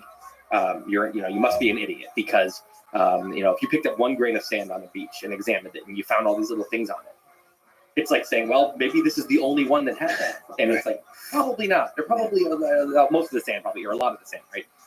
So, and then on the other hand, we don't see anything. We don't see any evidence, which of course people would say that the people who scoff at the concept that we're potentially alone, they say, well, of course, there's lots of reasons we wouldn't have seen anything. And they can go list them. And they're very compelling. But We don't know. And the truth is, if this were a freak thing, I mean, we don't. If this were a completely freak thing that happened here, whether it's life at all or just getting to this level of intelligence, that species, whoever it was, would think there must be lots of us out there, and they'd be wrong. So, just being, again, using the same intuition that most people would use, I'd say there's probably lots of other things out there. Yeah, and you wrote a great blog post about it. But to me, the two interesting reasons that we haven't been in contact, I too have an intuition that the universe is teeming with life. So one interesting is around the Great Filter. So we either, the Great Filter is either behind us or in front of us. So the reason that's interesting is you get to think about what kind of things can ensure the survival of an intelligent civilization or lead to the destruction of intelligent civilization. That's a very pragmatic, very important question to always be asking. And we'll talk about some of those. And then the other one is, I'm saddened by the possibility that there could be aliens communicating with us all the time. In fact, they may have visited, and we're just too dumb to hear it, to see it. Like the idea that the kind of life that can evolve is just the range of life that can evolve is so large that our narrow view of what is life and what is intelligent life is preventing us from having communication with them. But then they don't seem very smart, because if they were trying to communicate with us, they would surely, if they were super intelligent, they would be very, I'm sure if there's lots of life, we're not that rare. We're not some crazy weird species that hears and has different kinds of ways of perceiving signals. So they would probably be able to, if you really wanted to communicate with an Earth-like species, with a human-like species, you would send out all kinds of things. You'd send out radio waves, and you send out gravity waves, and lots of things. So if they're communicating in a way, they're trying to communicate with us, and it's just we're too dumb to perceive the signals. It's like, well, they're not doing a great job of considering the primitive species we might be. So I don't know. I think if a super intelligent species wanted to get in touch with us, and had the capability of, I think probably they would. Well, they may be getting in touch with us. They're just getting in touch with the thing that we humans are not understanding that they're getting in touch with us with. I guess that's what I was trying to say, is there could be something about Earth that's much more special than us humans. Like the nature of the intelligence that's on Earth, or the thing that's of value and that's curious and that's complicated and fascinating and beautiful might be something that's not just like tweets. Okay, like English language that's interpretable, or any kind of language, or any kind of signal, whether it's gravity or radio signal that humans seem to appreciate. Why not the actual? It could be the process of evolution itself. There could be something about the way that Earth is breathing, essentially, through the creation of life and this complex growth of life. There's like, it's a whole different way to view organisms and view life that could be getting communicated with. And we humans are just a tiny fingertip on top of that intelligence. And the communication is happening with the main mothership of Earth, versus us humans that seem to treat ourselves as super important, and we're missing the big picture. I mean, it sounds crazy, but our understanding of what is intelligent, of what is life, what is consciousness is very limited. And it seems to be, they're just being very suspicious. It seems to be awfully human-centric. Like, this story, it seems like the progress of science is, constantly putting humans down on the importance, like on the cosmic importance, the ranking of how big we are, how important we are. That seems to be, the more we discover, that's what's happening. And I think science is very young. And so I think eventually we might figure out that there's something much, much bigger going on. That humans are just a curious little side effect of a much bigger thing. That's what I mean. That, as I'm saying, it just sounds insane. But it sounds a little like religious. It sounds like a spiritual. It gets to that realm where there's something that more than meets the eye. Well, yeah, but not. So religious and spiritual often have this kind of woo-woo characteristic. Like, and people write books about them and go to wars over whatever the heck is written in those books. I mean more like it's possible that collective intelligence is more important than individual intelligence, right? It's the ant colony. What's the primal organism? Is it the ant colony or is it the ant? Yeah, I mean humans, just like any individual ant can't do shit, but the colony can make these incredible structures and has this intelligence, and we're exactly the same. I mean, yeah, you know the famous thing that no human knows how to make a pencil. Have you heard this? No. Basically, I mean, this is great. There's not a single human out there has absolutely no idea how to make a pencil. So you have to think about you have to get the wood, the paint, the different chemicals that make up the yellow paint. The eraser is a whole other thing. The metal has to be mined from somewhere, and the graphite, whatever that is.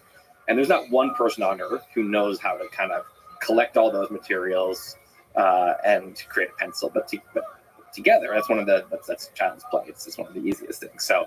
The other thing I like to think about, I actually put this as a question on the blog once.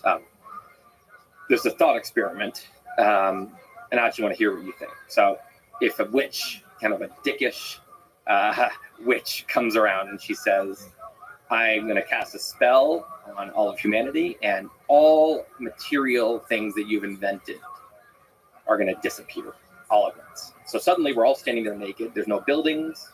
There's no cars and boats and ships and no mines, nothing, right? It's just the Stone Age Earth and a bunch of naked humans, but we're all the same. We have the same brain. So we all know what's going on. And we all got a note from her, so we understand the deal. And she says, she communicated to every human, here's the deal. You lost all your stuff. You guys need to make one working iPhone 13. You make one working iPhone 13 that could pass in the Apple store today, in your previous world. For an iPhone 13, then I will restore everything. How long do you think? And so everyone knows this is the mission. We're all aware of the mission. Everyone, all humans. How long would it take us? That's a really interesting question. So obviously, if you do a random selection of 100 or 1,000 humans within the population, I think you're screwed to make that iPhone. I tend to believe that there's fascinating specialization among the human civilization. Like there's a few hackers out there that can solo build an iPhone. With what materials? So no materials whatsoever. It has to, it's virtually, okay. You have to build factories. To fabricate. Okay. And how are you going to mine them? You got to mine the materials where you don't have any cranes. You don't need, Okay, you 100% have to have everybody's naked. Everyone's naked, and everyone's where they are. So you and I would currently be naked on the ground in what used to be Manhattan. So no buildings. Grassy island. Yeah. So you need a naked Elon Musk type character to then start building a company. So you have to have a large company. Then. Right. He doesn't even know where where is everyone? Oh shit, how am I going to find other people? But we have all the knowledge. Everyone has the knowledge that's in their current brains. Yeah. I've met some legit engineers. Crazy polymath people. Yeah, but the actual labor of it, because you said it's like the original Mac, like the Apple II, that can be built, but even that, even that's gonna be tough. Well, I think part of it is a communication problem. If you could suddenly have, someone, if everyone had a walkie-talkie and there was, a couple, 10 really smart people were designated the leaders, they could say, okay, I want, everyone who can do this to walk west, until you get to this little hub. And everyone else, and they could actually coordinate, but we don't have that. So it's like people just, and then what I think about is, so you've got some people that are trying to organize, and you'll have a little community where a couple hundred people have come together, and maybe a couple thousand have organized, and they designated one person, as the leader, and then they have sub leaders, and okay, we have a start here. We have some organization. You're also going to have some people that say, good, humans were a scourge upon the earth, and this is good, and they're going to try to sabotage. They're going to try to murder the people and who know what they're talking about. The elite that possess the knowledge. Yeah. Well, and so everyone's hopeful for we're all civilized and hopeful for the first 30 days or something, and then things start to fall off. People start to lose hope, and there's new kinds of governments popping up. New kinds of societies, and they're they don't play nicely with the other ones, and I think very quickly, I think a lot of people will just give up and say, you know what, this is it. We're back in the Stone Age. Let's just create, agrarian. We also don't know how to farm. No one knows how to farm. There's even the farmers, a lot of them are relying on their machines. So we also are going to be a lot of mass starvation. And that, when you're trying to organize, a lot of people are, coming in with, spears they've fashioned and trying to murder everyone who has It's an food. interesting question. Given today's society, how much violence would that be? We've gotten softer, less violent, And we don't have weapons. So We don't that's have something. We have weapons. really primitive weapons now. but we have a kind of ethics where murder is bad. Right. It used to be less, like, human life was less valued in Yeah. the past, so murder was more okay, like ethically. But in the past, they also were really good at figuring out how to have sustenance. They knew how to get food and water because they so we have no idea. Like the ancient hunter-gatherer studies would laugh at what's going on here. They'd say, you guys, you don't know none of you know what you're doing. Yeah. And also the amount of people feeding this amount of people in the Stone Age, civilization, that's not going to happen. So New York and San Francisco are screwed. Well, whoever's not near water is really screwed. So that's really, you're near a river, a freshwater river. Anyways, it's a very interesting question. And what it does, this and the pencil, it makes me feel so grateful and excited about man, our civilization is so cool. And this is, talk about collective intelligence. Humans did not build any of this. It's collective humans is a super intelligent, being that can do absolutely, especially over long periods of time, can do such magical things. And we just get to be born. When I'm working and I'm hungry, I just go click, click, click, and a salad's coming.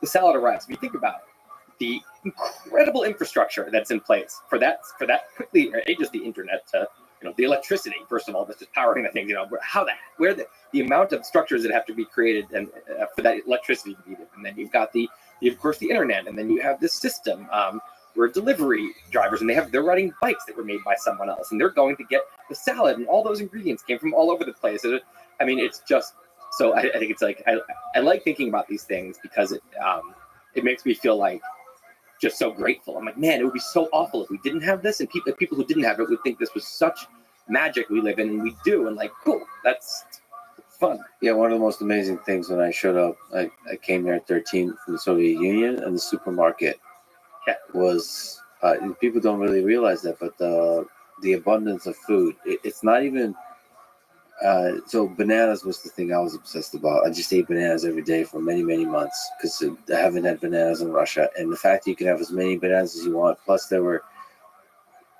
somewhat inexpensive relative to the other food. And the fact that you can somehow have a system that brings bananas to you without having to wait in a long line, all of those things, it's magic. Also imagine, so first of all, the ancient hunter-gatherers, you picture the mother gathering and eating all this fresh fruit. No. So do you know what an avocado used to look like? It was a little a sphere, and the fruit of it, the actual avocado part, was a little tiny layer around this big pit. It took up almost the whole volume. We've made crazy robot avocados today that have nothing to do with what they. So same with bananas, these big, sweet, and not infested with bugs and they used to eat the shittiest food. And they're eating uncooked meat, or maybe they cook it and it's gross and it's things rot. So you go to the supermarket and it's just crazy super engineered cartoon fruit and food. And then it's all this processed food, which we complain about in our setting. We complain about we need too much processed. This is a good problem. If you imagine what they would think, look at a cracker. How delicious a cracker would taste to them.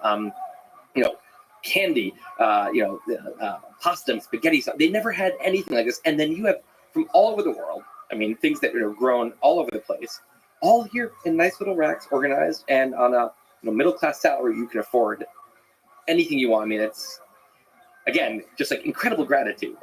And the question is, how resilient is this whole thing? This is another darker version of your question is, if we keep all the material possessions we have, but we start knocking out some percent of the population, how resilient is the system that we built up, where we rely on other humans and the knowledge that built up on the past, the distributed nature of knowledge? How much does it take? How many humans need to disappear for us to be completely lost? Well, I'm trying to go off one thing, which is Elon Musk says that he has this number 1 million in mind as the rough order of magnitude of people you need to be on Mars to truly be multiplanetary. Multiplanetary doesn't mean, like when Neil Armstrong, goes to the moon, they call it a great leap for mankind. It's not a great leap for anything. It is a great achievement for mankind. And I always think about if the first fish to kind of go on land just kind of went up and gave the shore a high five and goes back into the water. That's not a great leap for life.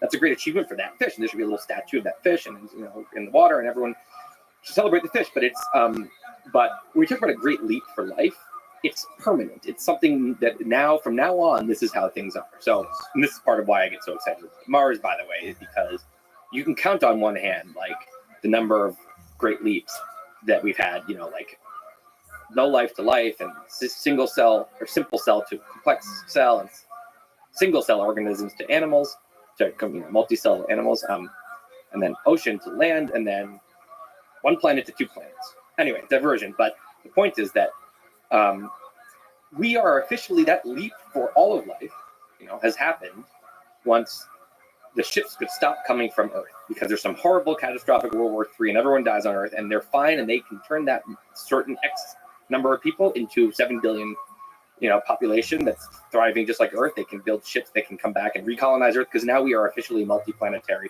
where it's a self-sustaining. He says 1 million people is about what he thinks. Now that might be a specialized group. That's a very specifically, selected million that has very, very skilled million people, not just maybe the average million on Earth. But I think it depends what you're talking about. But I don't think, so 1 million is 1/7,000, 1/8,000 of the current population. I think you need a very, very, very small fraction of humans on Earth to get by. Obviously, you're not going to have the same thriving civilization if you get to too small a number, but depends who you're killing off, I guess, is part of the question. Yeah. If you killed off half of the people just randomly right now, I think we'd be fine. It would be obviously a great, awful tragedy. I think if you killed off 3/4 of all people random, just 3 out of every 4 people drops dead, I think we'd have, obviously, the stock market would crash. We'd have a rough patch. But I almost can assure you that the species would be fine. Well, because the million number, like you said, it is specialized. So I think because you have to do this, you have to basically do the iPhone experiment. Like literally, you have to be able to manufacture computers. Yeah, everything. If you're gonna have the self-sustaining means you can any major important skill, any important piece of kind of infrastructure on Earth can be built there in this just as well. It'd be interesting to list out what are the important things, what are the important skills. Yeah, I mean, you have to feed everyone, so mass farming, things like that. You have mining. These questions, it's like the materials might be, I don't know, 5 miles, 2 miles underground. I don't know what that actual, but it's amazing to me just that these things got built in the first place. And they never got. No one built the mine that we're getting. Stuff for the iPhone for probably wasn't built for the iPhone, or general early mining, was for, I think obviously I assume the Industrial Revolution when we realized, fossil fuels, we want to extract this magical energy source. I assume that mining took a huge leap without knowing very much about this. I think, you're going to need mining, you're going to need a lot of electrical engineers. If you're going to have a civilization like ours, and of course you could have oil and lanterns, we could go way back, but if you're trying to build our today thing, you're going to need energy and electricity, and mines that can bring materials, and then you're going to need a ton of plumbing and everything that entails. Yeah, and like you said, food, but also the manufacturer. So turning raw materials into something useful. Yeah, that whole thing, factories, some supply chain, transportation. Right. You think about when we talk about world hunger. One of the major problems is, there's plenty of food, and by the time it arrives, most of it's gone bad in the truck. In a kind of an impoverished place. So it's we take it so for granted. All the food in the supermarket is fresh. It's all there, and which always stresses me. If I were running a supermarket, I would always be so miserable about things going bad on the shelves. Or if you don't have enough, that's not good. But if you have too much, it goes bad. And of course, there will be entertainers too. Somebody would have a YouTube channel that's running on Mars. There is something different about a civilization on Mars and Earth existing versus a civilization in the United States versus Russia and China. that's a fundamentally different distance. Like Yeah. philosophically. Will it be like fuzzy? There'll be like a reality show on Mars that everyone on Earth is obsessed with, and if people are going back and forth enough, then it becomes fuzzy. It becomes like, oh, our friends on Mars, and there's like this Mars versus Earth, and it become like fun tribalism. I think if people don't rarely go back and forth, and they're there for, I think it could get kind of like, ooh, we hate, a lot of like us versus them stuff going on. There could be also war in space for territory. As first colony happens, China, Russia, or whoever, different European nations, Switzerland finally gets their act together and starts wars. This is supposed to staying out. Yeah, of there's all kinds of crazy geopolitical things that like we have not even, no one's really even thought about too much yet. That could get weird. Think about the 1500s when it was suddenly like a race to colonize or capture land or discover new land that hasn't been. So it was like this new frontiers. And there's not really, the land is not, the thing about Crimea was like this huge thing that this tiny peninsula switched. That's how optimized everything has become. Everything is just really stuck. Mm-hmm. Mars is a whole new world of territory, naming things, and and it's a chance for new kind of governments maybe, or maybe it's just the colonies of these governments. So we don't get that opportunity. I think it'd be cool if there's new countries being, totally new experiments. And that's fascinating because Elon talks exactly about that, and I believe that very much. That should be from the start, they should determine their own sovereignty. They should determine their own thing. There was one modern democracy in the late 1700s, the U.S. It was the only modern democracy, and now, of course, there's hundreds. Many dozens. But I think part of the reason that was able to start, it's not that people didn't have the idea. People had the idea. It was that they had a clean slate, new place, and they suddenly were, so I think it would be a great opportunity to have. There's a lot of people who've done that, if I had my own government on an island, my own country, what would I do? And it's the U.S. founders actually had the opportunity, that fantasy. They were like, we can do it. Let's make, what's the perfect country? And they tried to make something. Sometimes progress it's not held up by our imagination. It's held up by just, there's no, blank canvas to try something. Yeah, it's an opportunity for a fresh start. The funny thing about the conversation we're having is not often had. Even by Elon, he's so focused on Starship and actually putting the first human on Mars. I think thinking about this kind of stuff is inspiring. It makes us dream. It makes us hope for the future. And it makes us somehow thinking about civilization on Mars is helping us think about the civilization here on Earth. Yeah, how we should run it. Well, what do you think are in our lifetime? Are we gonna? I think any effort that goes to Mars, the goal is in this decade. Do you think that's actually going to be achieved? I have a big bet, $10,000 with a friend when I was drunk in an argument. This is great. That the Neil Armstrong of Mars, whoever he or she may be, will step foot by the end of 2030. Now, this was probably 2018. So, what? So a human has to touch Mars by the end of 2030. Oh, by the year 30. Yeah, by January 1st, 2031. Yeah. So. Did you agree on the time zone or what? No. Yeah, if it's coming on that exact day, that's going to be really stressful. But anyway, I think that there will be. That was 2018. I was more confident then. I think it's going to be around this time. I still won the general bet because his point was, you are crazy. This is not going to happen in our lifetimes, or not for many, many decades. And I said, you're wrong. You don't know what's going on in SpaceX. I think if the world depended on it, I think probably SpaceX could probably, I don't know this, but I think the tech is almost there.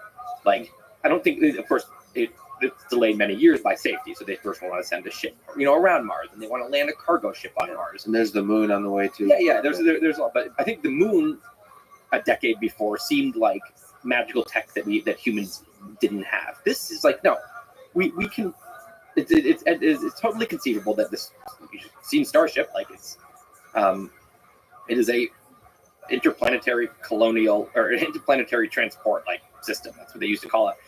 The SpaceX, the way they do it is every time they do a launch, something fails usually, when they're testing, and they learn 1,000 things. The amount of data they get, and they improve. So each one it's like they've moved up 8 generations in each one. Anyway, So it's not inconceivable that pretty soon they could send a Starship to Mars and land it.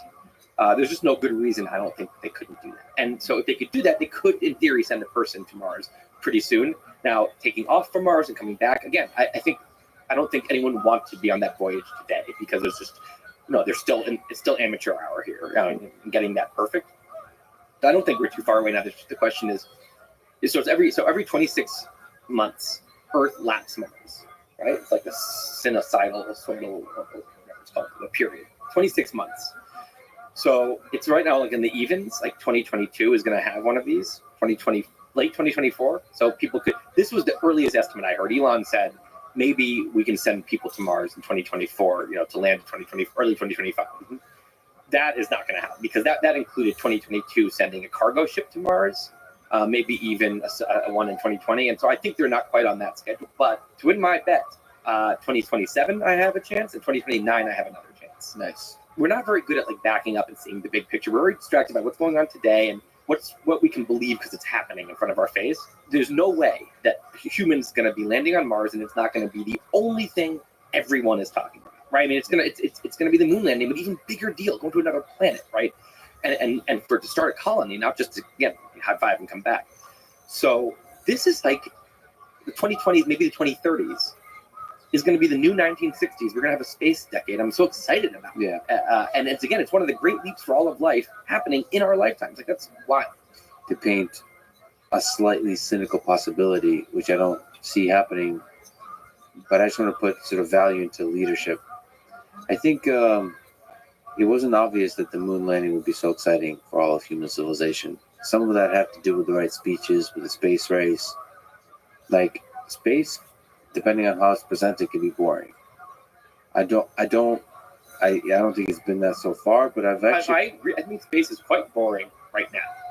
Not SpaceX is super great, but like 10 years ago, space. Yeah.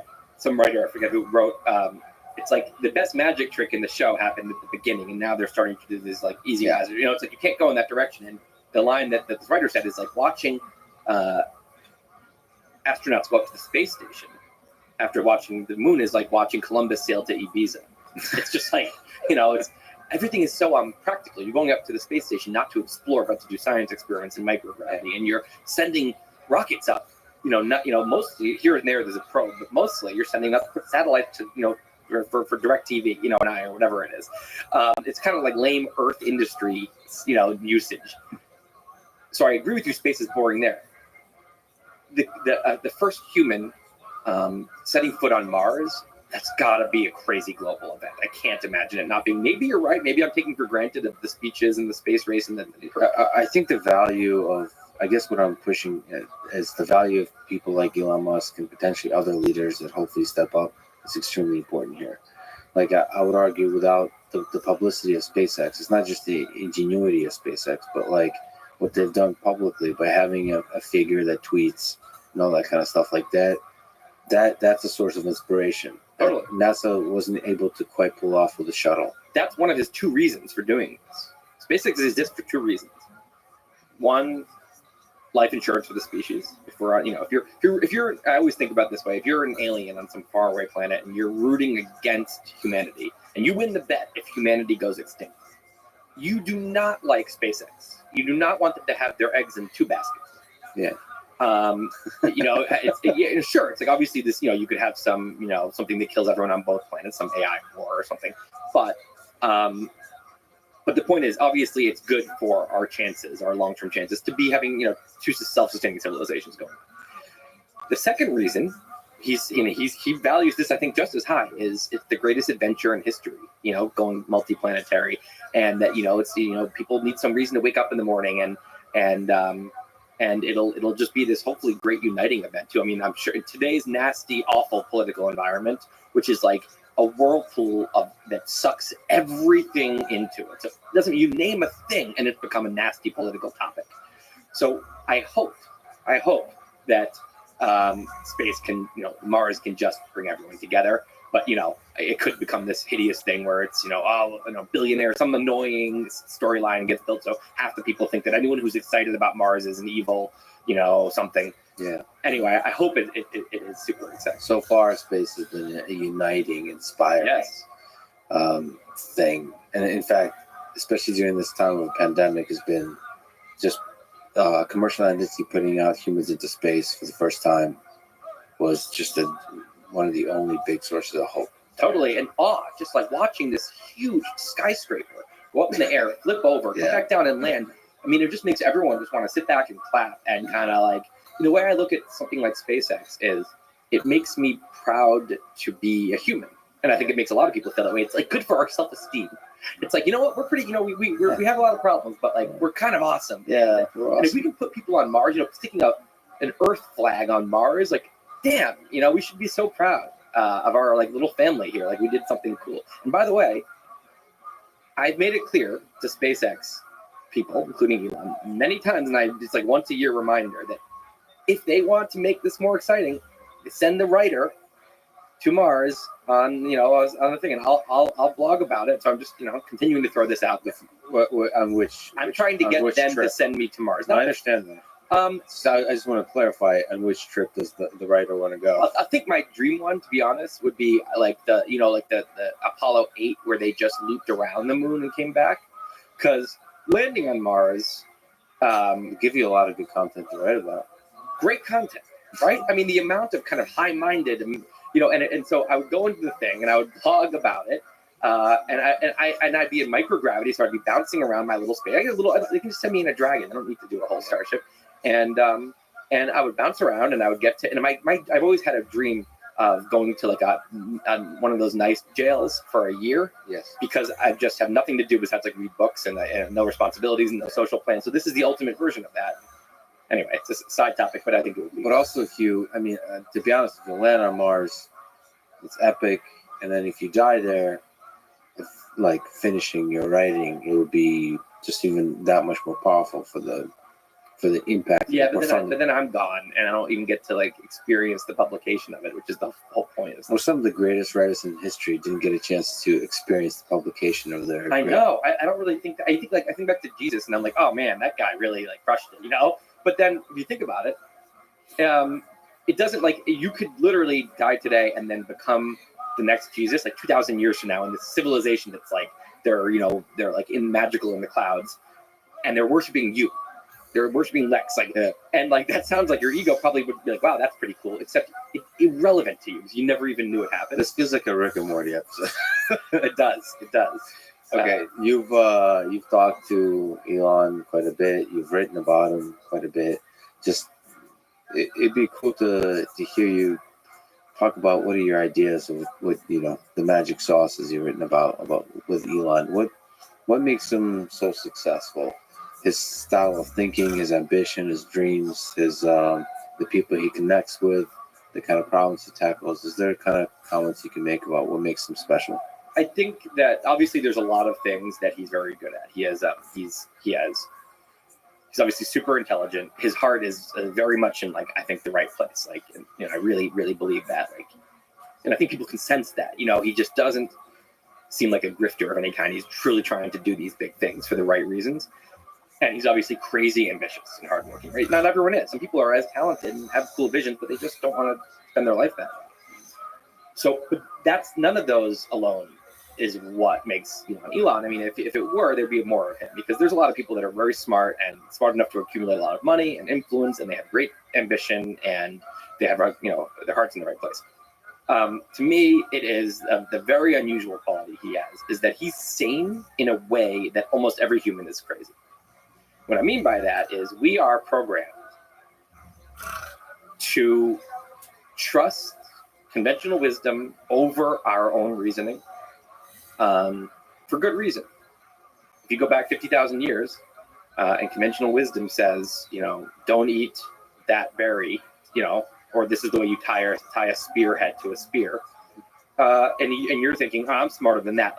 You're not. That comes from the accumulation of life experience, accumulation of observation and experience over many generations, and that's a little mini version of the collective super intelligence. It's it's the equivalent of making a pencil today.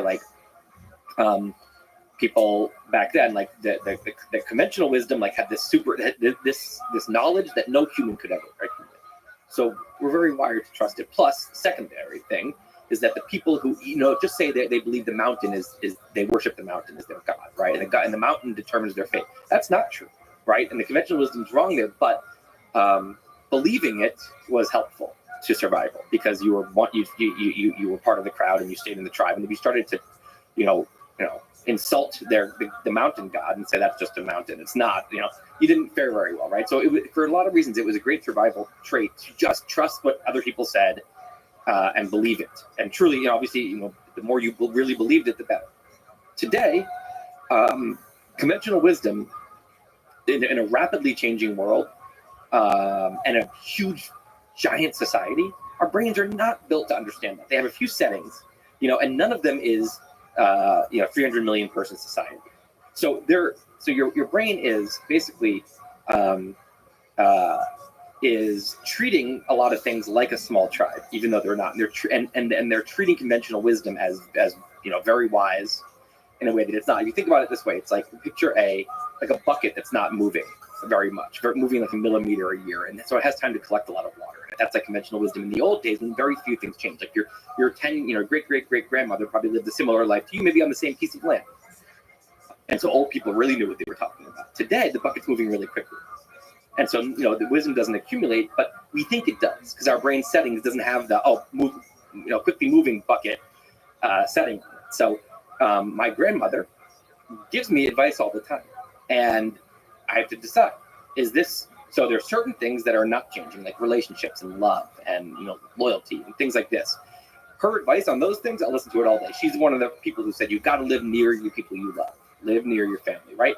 I think that is like tremendous wisdom, right? That is wisdom, because that happens to be something that doesn't change from generation to generation. For now. Right. For now.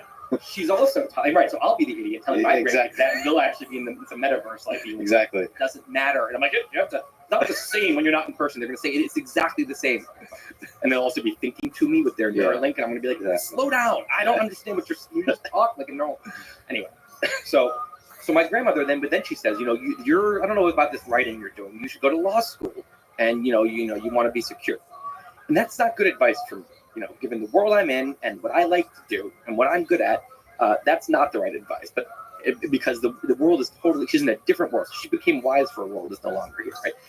Now, if you think about that, so then when we think about conventional wisdom, it's a little like my grandmother. And there's a lot of, it's not maybe, 60 years outdated like her software. It's maybe 10 years outdated, conventional wisdom, sometimes 20.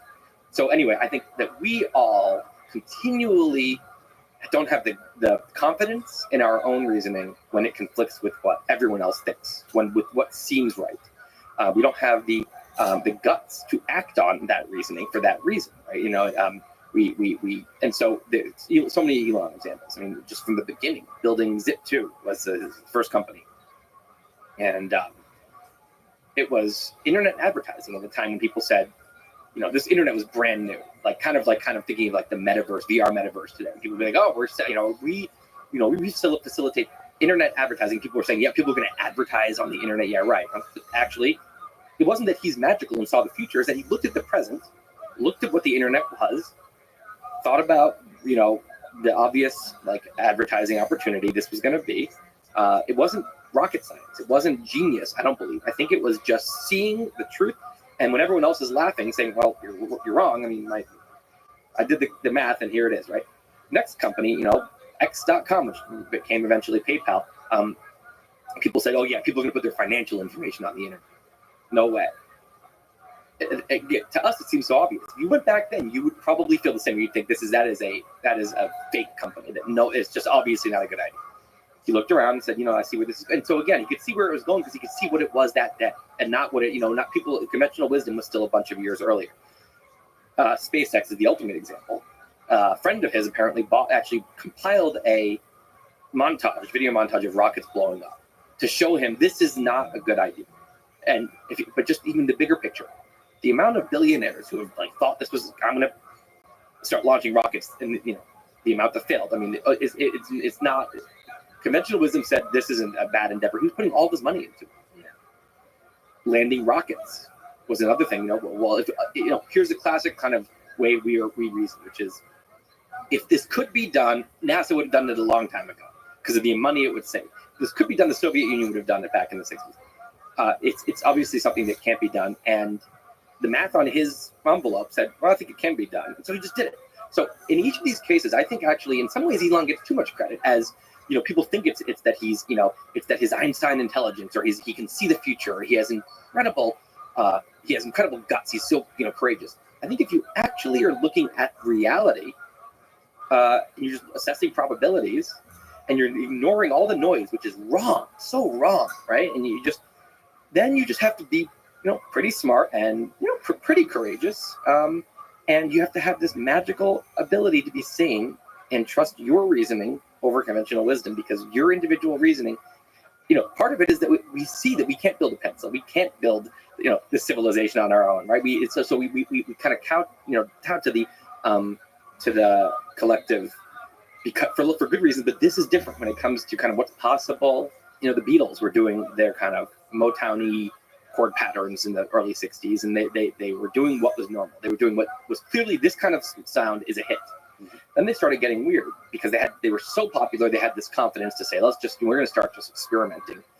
And it turns out that if all these people are in this one groove together doing music, and it's just there's a lot of land over there. And it seems I'm sure the managers would say, and all the record execs would say, no, you have to be here. This is what sells. And it's just not true. So I think that Elon is that's why the term for this that actually Elon likes to use is reasoning from first principles, the physics term. First principles are your axioms. And physicists, they don't say, well, what do people think? No, they say, what are the axioms? Those are the puzzle pieces. Let's use those to build a conclusion. That's our hypothesis. Now let's test it, right? And they come up with all kinds of new things constantly by doing that. If Einstein was assuming conventional wisdom was right, he never would have even tried to create something that really disproved Newton's laws. And the other way to reason is reasoning by analogy, which is a great shortcut. It's when we look at other people's reasoning and we kind of photocopy it into our head, we steal it. So reasoning by analogy we do all the time, and it's usually a good thing. I mean, it takes a lot of mental energy and time to reason from first principles. It's actually, you don't want to reinvent the wheel every time, right? You want to often copy other people's reasoning most of the time. And most of us do it most of the time, and that's good. But there's certain moments when forget just for a second, succeeding in the world of Elon, just who you're going to marry, where you're going to settle down, how you're going to raise your kids, how you're going to educate your kids, how you should educate yourself, what kind of career paths in terms. These moments, this is what on your deathbed, you look back on, and these are the few number of choices that really define your life. Those should not be reasoned by analogy. You should absolutely try to reason from first principles. And Elon, not just by the way in his work, but in his personal life. I mean, if you just look at the way he's on Twitter, it's not how you're supposed to be when you're a super famous, industry titan. You're not supposed to just be silly on Twitter and do memes and getting little quibbles with you. He just does things his own way, regardless of what you're supposed to do, which sometimes serves him and sometimes doesn't. But I think it has taken him where it has taken. Yeah, I mean, I probably wouldn't describe his approach to Twitter as first principles, but I guess it has the same I don't think it is. So first of all, I will say that a lot of tweets people think, he's going to be done after that. He's fine. He's on. He's just one man, Time Man of the Year. It's not sinking him, and I think it's not that I think this is super reasoned out. I think that Twitter is his silly side, but I think that his reasoning did not feel like there was a giant risk in just being his silly self on Twitter. And a lot of billionaires would say, well, no one else is doing that, so it must be a good reason, right? Well, I gotta say that he inspires me too. That's okay to be silly. Totally. On Twitter. And but yeah, you're right. The big inspiration is the willingness to do that when nobody else is doing it. Yeah, and the thing about all the great artists, all the great inventors and entrepreneurs, almost all of them, they had a moment when they trusted their reasoning. I mean, Airbnb was over 60 with VCs. A lot of people would say, obviously, they know something we don't, right? But they didn't. They said, I think they're all wrong. I mean, that takes some kind of different wiring in your brain. And then that's both for big picture and detailed, engineering problems. It's fun to talk to him. It's fun to talk to Jim Keller, who's a good example of this kind of thinking about manufacturing, how to get costs down. They always talk about they talk about SpaceX rockets this way. They talk about manufacturing this way, cost per pound or per ton to get to orbit or something like Yeah. that. This is how they reason. We need to get the cost down. It's a very kind of raw materials, Yeah, like just very basic way of thinking. first principles. It's really, yeah. And the first principles of a rocket are like the price of raw materials and gravity, and wind. I mean, these are your first principles, and fuel. Henry Ford, what made Henry Ford blow up as an entrepreneur? Assembly line, right? I mean, he thought for a second and said, "This isn't how manufacturing is normally done this way, but I think this is a different kind of product." And that's what changed it, because and then what happened is when someone reasons from first principles, they often fail. You're going out into the fog with no conventional wisdom to guide you. But when you succeed, what you notice is that everyone else turns and says, "What are they doing? And then they flock over. Look at the iPhone. Steve Jobs was famously good at reasoning from first principles, because that guy had crazy self-confidence. He just said, if I think this is right, like everyone, and that, I mean, I don't know how he does that, and I don't think Apple can do that anymore. I mean, they lost that. That one brain, his ability to do that made that in a totally different company, even though there's tens of thousands of people there. He didn't say, and I'm giving a lot of credit to Steve Jobs, but of course it was a team at Apple who said they didn't look at the flip phones and say, okay, what kind of, let's make a keyboard that's like clicky and really cool Apple-y keyboard. They said, what should a mobile device be? What the axioms? What are the axioms here? And none of them involved a keyboard necessarily. And by the time they pieced it up, there was no keyboards. It didn't make sense. Everyone suddenly is going, wait, what? What are they doing? And now every phone looks like the iPhone. I mean, that's how it goes. You tweeted, "What's something you've changed your mind about?" This is the question you tweeted. Elon replied, "Brain transplants." Sam Harris responded, "Nuclear power." There's a bunch of people with cool responses there. In general, what are your thoughts about some of the responses, and what have you changed your mind about, big or small? Perhaps in doing the research for some of your writing. So I'm writing right now, just finishing a book on kind of why our society is such a shit place at the moment, just polarized. And, we have all these gifts, like we're talking about, just the supermarket. We have this exploding technology. Fewer and fewer people are in poverty. It's Louis C.K. Likes to say, everything's amazing and no one's happy, right? And but it's really extreme moment right now where it's like hate is on the rise, like crazy things, right? And if I could interrupt briefly, you did tweet that you just wrote the last word. I sure did. And then there's some hilarious asshole who said, now you just have to work on all the ones in the middle. Yeah, I've earned that. I mean, when you earn a reputation as a tried and true procrastinator, you're just going to get shit forever, and that's fine. I accept my fate there. So do you mind sharing a little bit more about the details of what you're writing? So how do you approach this question about the state of society? I wanted to figure out what was going on, because what I noticed was a bad trend. It's not that things are bad. It's that things are getting worse in certain ways. Not in every way. If you look at Max Roser's stuff, he comes up with all these amazing graphs. Actually, this is what's weird, is that things are getting better in almost every important metric you can think of, except the amount of people who hate other people in their own country, and the amount of people that hate their own country, the amount of Americans that hate America is on the rise, right? The amount of Americans that hate other Americans is on the rise. The amount of Americans that hate the president is on the rise. All these things, like on a very steep rise. So what the hell? What's going on? Like there's something causing that. It's not that a bunch of new people were born who were just dicks. It's that something is going on. So I think of it as a very simple, oversimplified equation, human behavior, and it's the output. That I think the two inputs are human nature and environment, right? And this is basic, super kindergarten level, like animal behavior. But I think it's worth thinking about. You've got human nature, which is not changing very much, right? And then you throw that nature into a certain environment, and it reacts to the environment, right? It's shaped by the environment, and then eventually what comes out is behavior, right?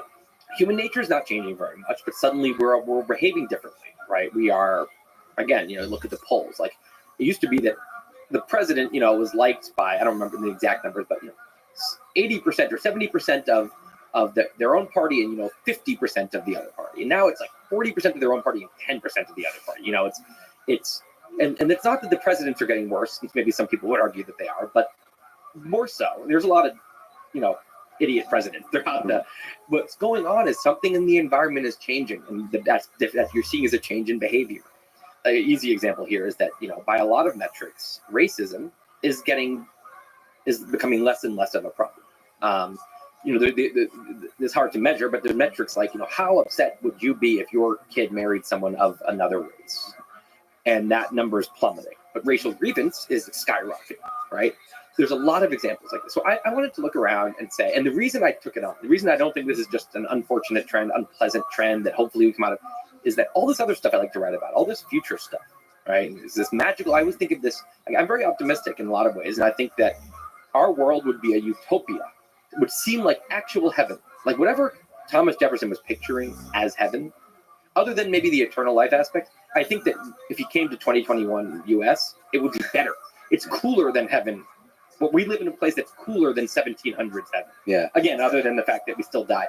Now, I think the future world actually probably would have, quote, eternal life. I don't think anyone wants eternal life, actually. If people think they do. Eternal is a long time. But I think the choice to die when maybe we're uploaded, maybe we can refresh our bodies. I don't know what it is. But the point is, I think about that utopia. And I do believe that, like, if we don't botch this, we'd be heading towards somewhere that would seem like heaven, maybe in our lifetimes. Of course, if things go wrong, now think about the trends here. Just like the 20th century would seem like some magical utopia to someone from the 16th century, the bad things in the 20th century were kind of the worst things ever in terms of just absolute magnitude. World War II, the biggest genocides ever. You've got, maybe climate change, if it is the existential threat that many people think it is. I mean, we never had an existential threat on that level before. I mean, so the good is getting better and the bad's getting worse. And so when I think about the future, I think of us as in some kind of big, long canoe as a species, 5 million mile long canoe, each of us sitting in a row. We each have one oar. We can paddle on the left side or the right side. And what we know is there's a fork up there somewhere. And the river forks, and there's a utopia on one side and a dystopia on the other side. And I really believe that we're probably not headed for just an okay future. It's just the way tech is exploding, like it's probably going to be really good or really bad. The question is, which side should we be rowing on? We can't see up there, right? But it really matters. So I'm writing about all this future stuff, and I'm saying none of this matters if we're squabbling our way into kind of like a civil war right now. So what's going on? So it's a really important problem to solve. What are your sources of hope in this? So, like, how do you steer the canoe? One of my big sources of hope, and this is I think my answer to what I changed my mind on, is I think I always knew this, but it's easy to forget it. Our primitive brain does not remember this fact, which is that I don't think there are very many bad people. Now, you say bad, are there selfish people? Most of us, I think, I think that if you think of people, there's digital language is ones and zeros.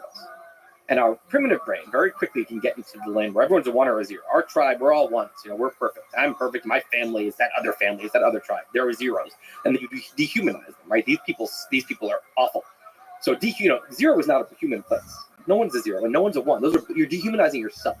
So when we get into this land, I call it political Disney world, because the Disney movies are good guys and Scar is totally bad and Mufasa is totally good, right? You don't see Mufasa's character flaws. You don't see Scar's upbringing that made him like that humanizes him. No, lionizes him, whatever.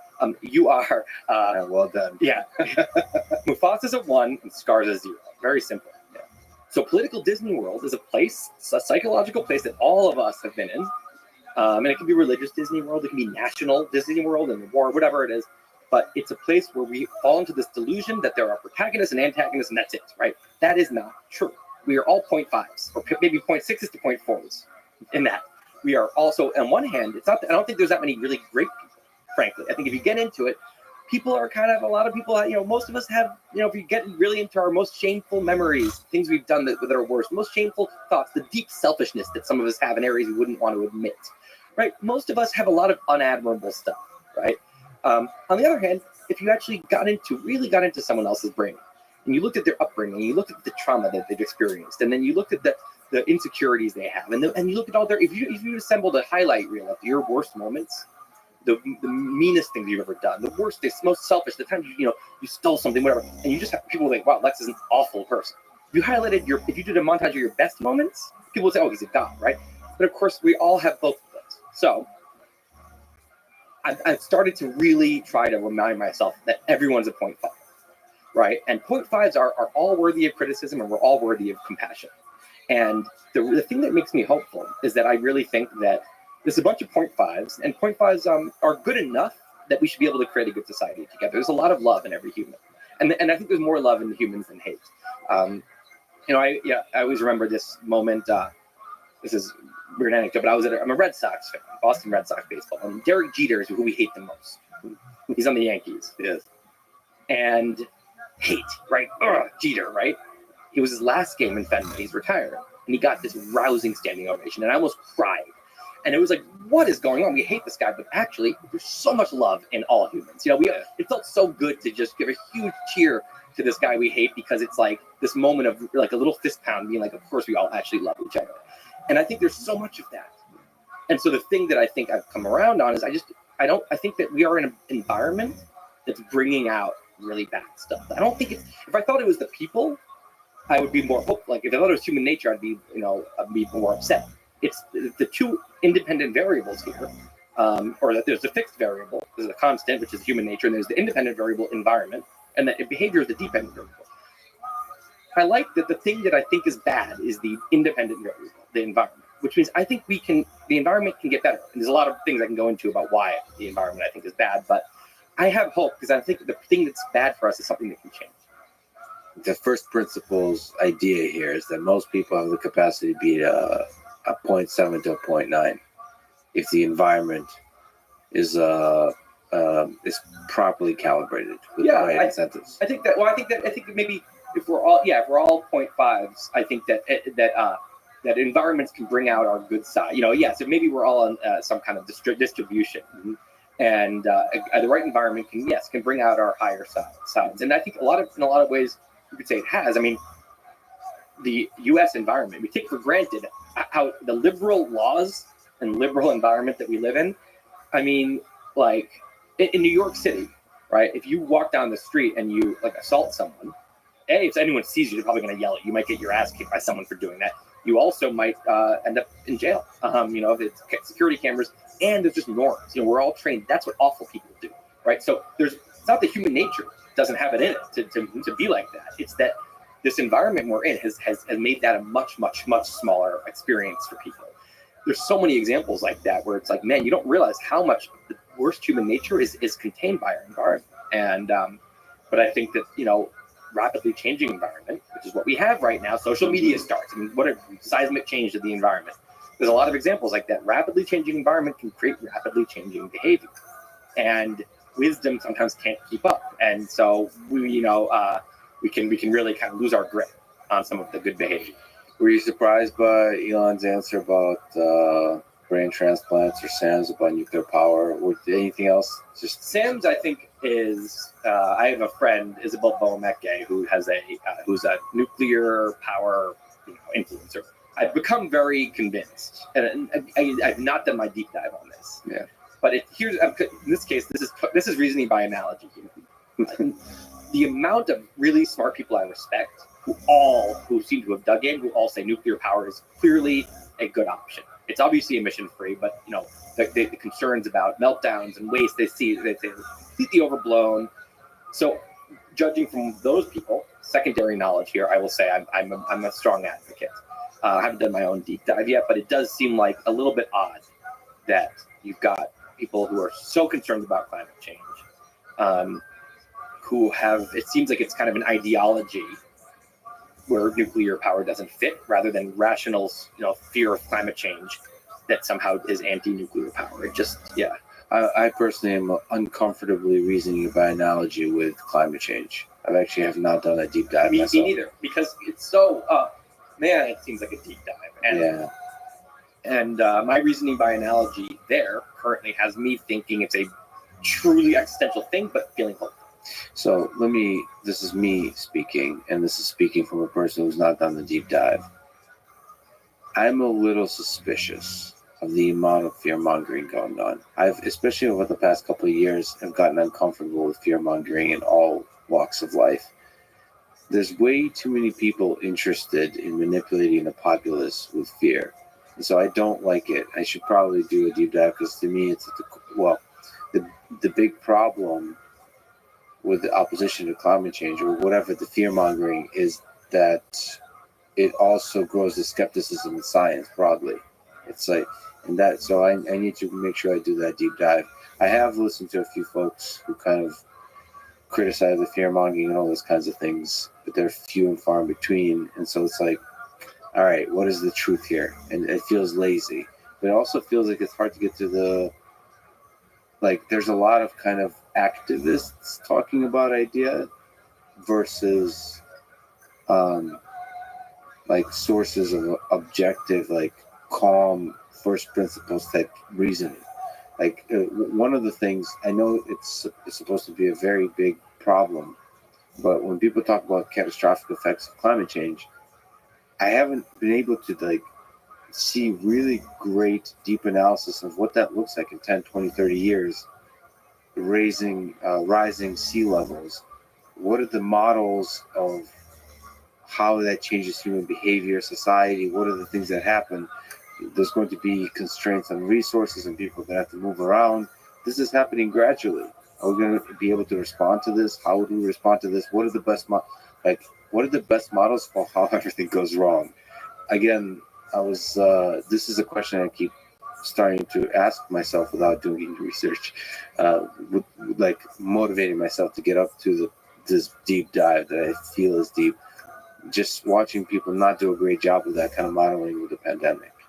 So, sort of being caught off guard and wondering, okay, if we're not good with this pandemic, how are we going to respond to other kinds of tragedies? Well, this is part of why I wrote the book, because I said we're going to have more and more of these big collective, what should we do here situations. Whether it's, how about when, we're probably not that far away from people being able to go and decide the IQ of their kid, or make a bunch of embryos and actually pick the highest IQ. It can possibly go wrong. Yeah, and also imagine the political sides of that, and something only wealthy people can afford at first, and just the nightmare, right?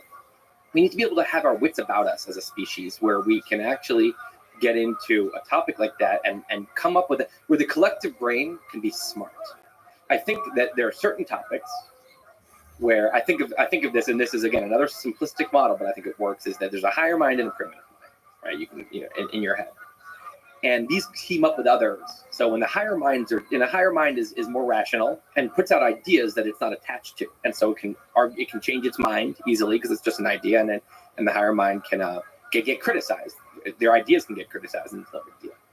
And so when the higher minds team up, it's like all these people in the room throwing out ideas and kicking them, and one idea goes out and everyone criticizes it. It's shooting bows and arrows at it, and the true idea is, the arrows bounce off, and so it rises up, and the other ones get shot down. So it's this incredible system. This is what good science institution is someone puts out a thing, criticism arrows come at it, and most of them fall, and the needle is in the haystack end up rising up, right? Incredible mechanism. So what's happening is a bunch of flawed medium scientists are creating super intelligence.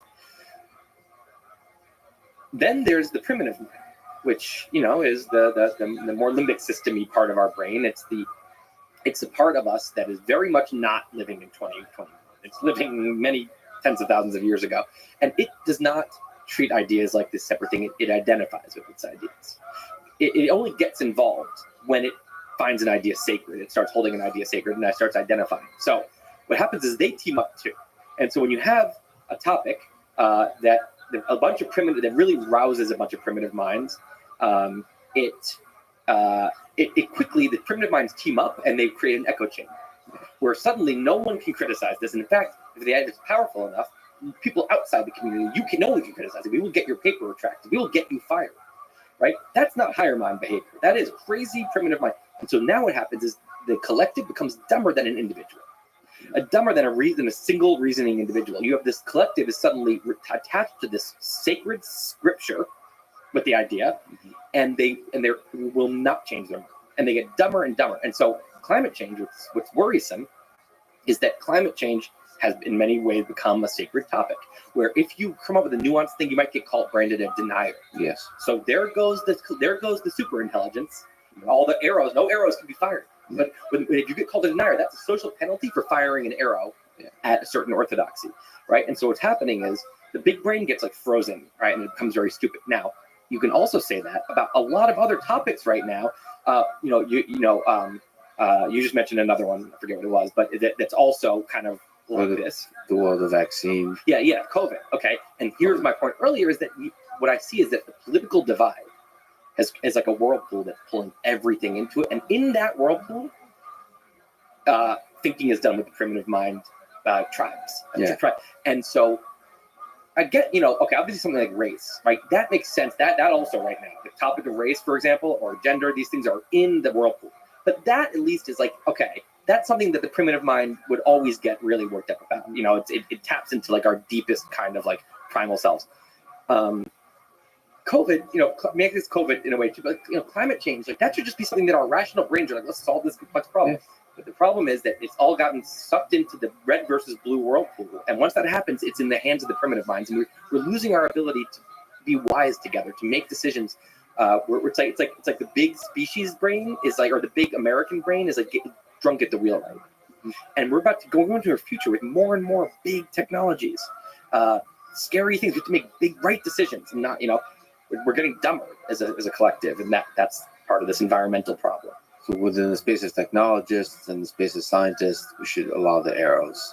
That's one of the saddest things to me about is like the scientists. Like I've seen arrogance. There's a lot of mechanisms that maintain the tribe. It's the arrogance. It's how you built up this mechanism that defends this wall that defends against the arrows. It's arrogance, credentialism, like just ego, really. And then just it protects you from actually challenging your own ideas. This ideal of science that makes science beautiful in a time of fear and in a time of division created by perhaps politicians that leverage the fear. It, like you said, makes the whole system dumber. The science system dumber. The tech developer system dumber if they don't allow the challenging of ideas. What's really bad is that, like, in a normal environment, you're always going to have echo chambers. And so what's the opposite of an echo chamber? I created a term for it because I think we need it, which is called an idea lab. An idea lab, right? It's like people act like scientists, even if they're not doing science. They just treat their ideas like science experiments, and they toss them out there, and everyone disagrees. And disagreement is like the game. Everyone likes to disagree, on a certain text thread where everyone is just, saying, it's almost like someone throws something out and just it's an impulse for the rest of the group to say, I think you're being like overly general there. Or I think like, aren't you kind of being, I think that's like your bias showing. And it's like, no one's getting offended because it's like, we're all just messing, we all of course respect each other. Obviously we're just, trashing each other's ideas, and that the whole group becomes smarter. You're always going to have idea labs and echo chambers, right, in different communities, and most of us participate in both of them. Maybe in your married great idea lab, you love to disagree with your spouse, and maybe this group of friends or at your family at home, in front of that sister, you do not bring up politics because she's now enforced. When that happens, her bullying is forcing the whole room to be an echo chamber to appease her.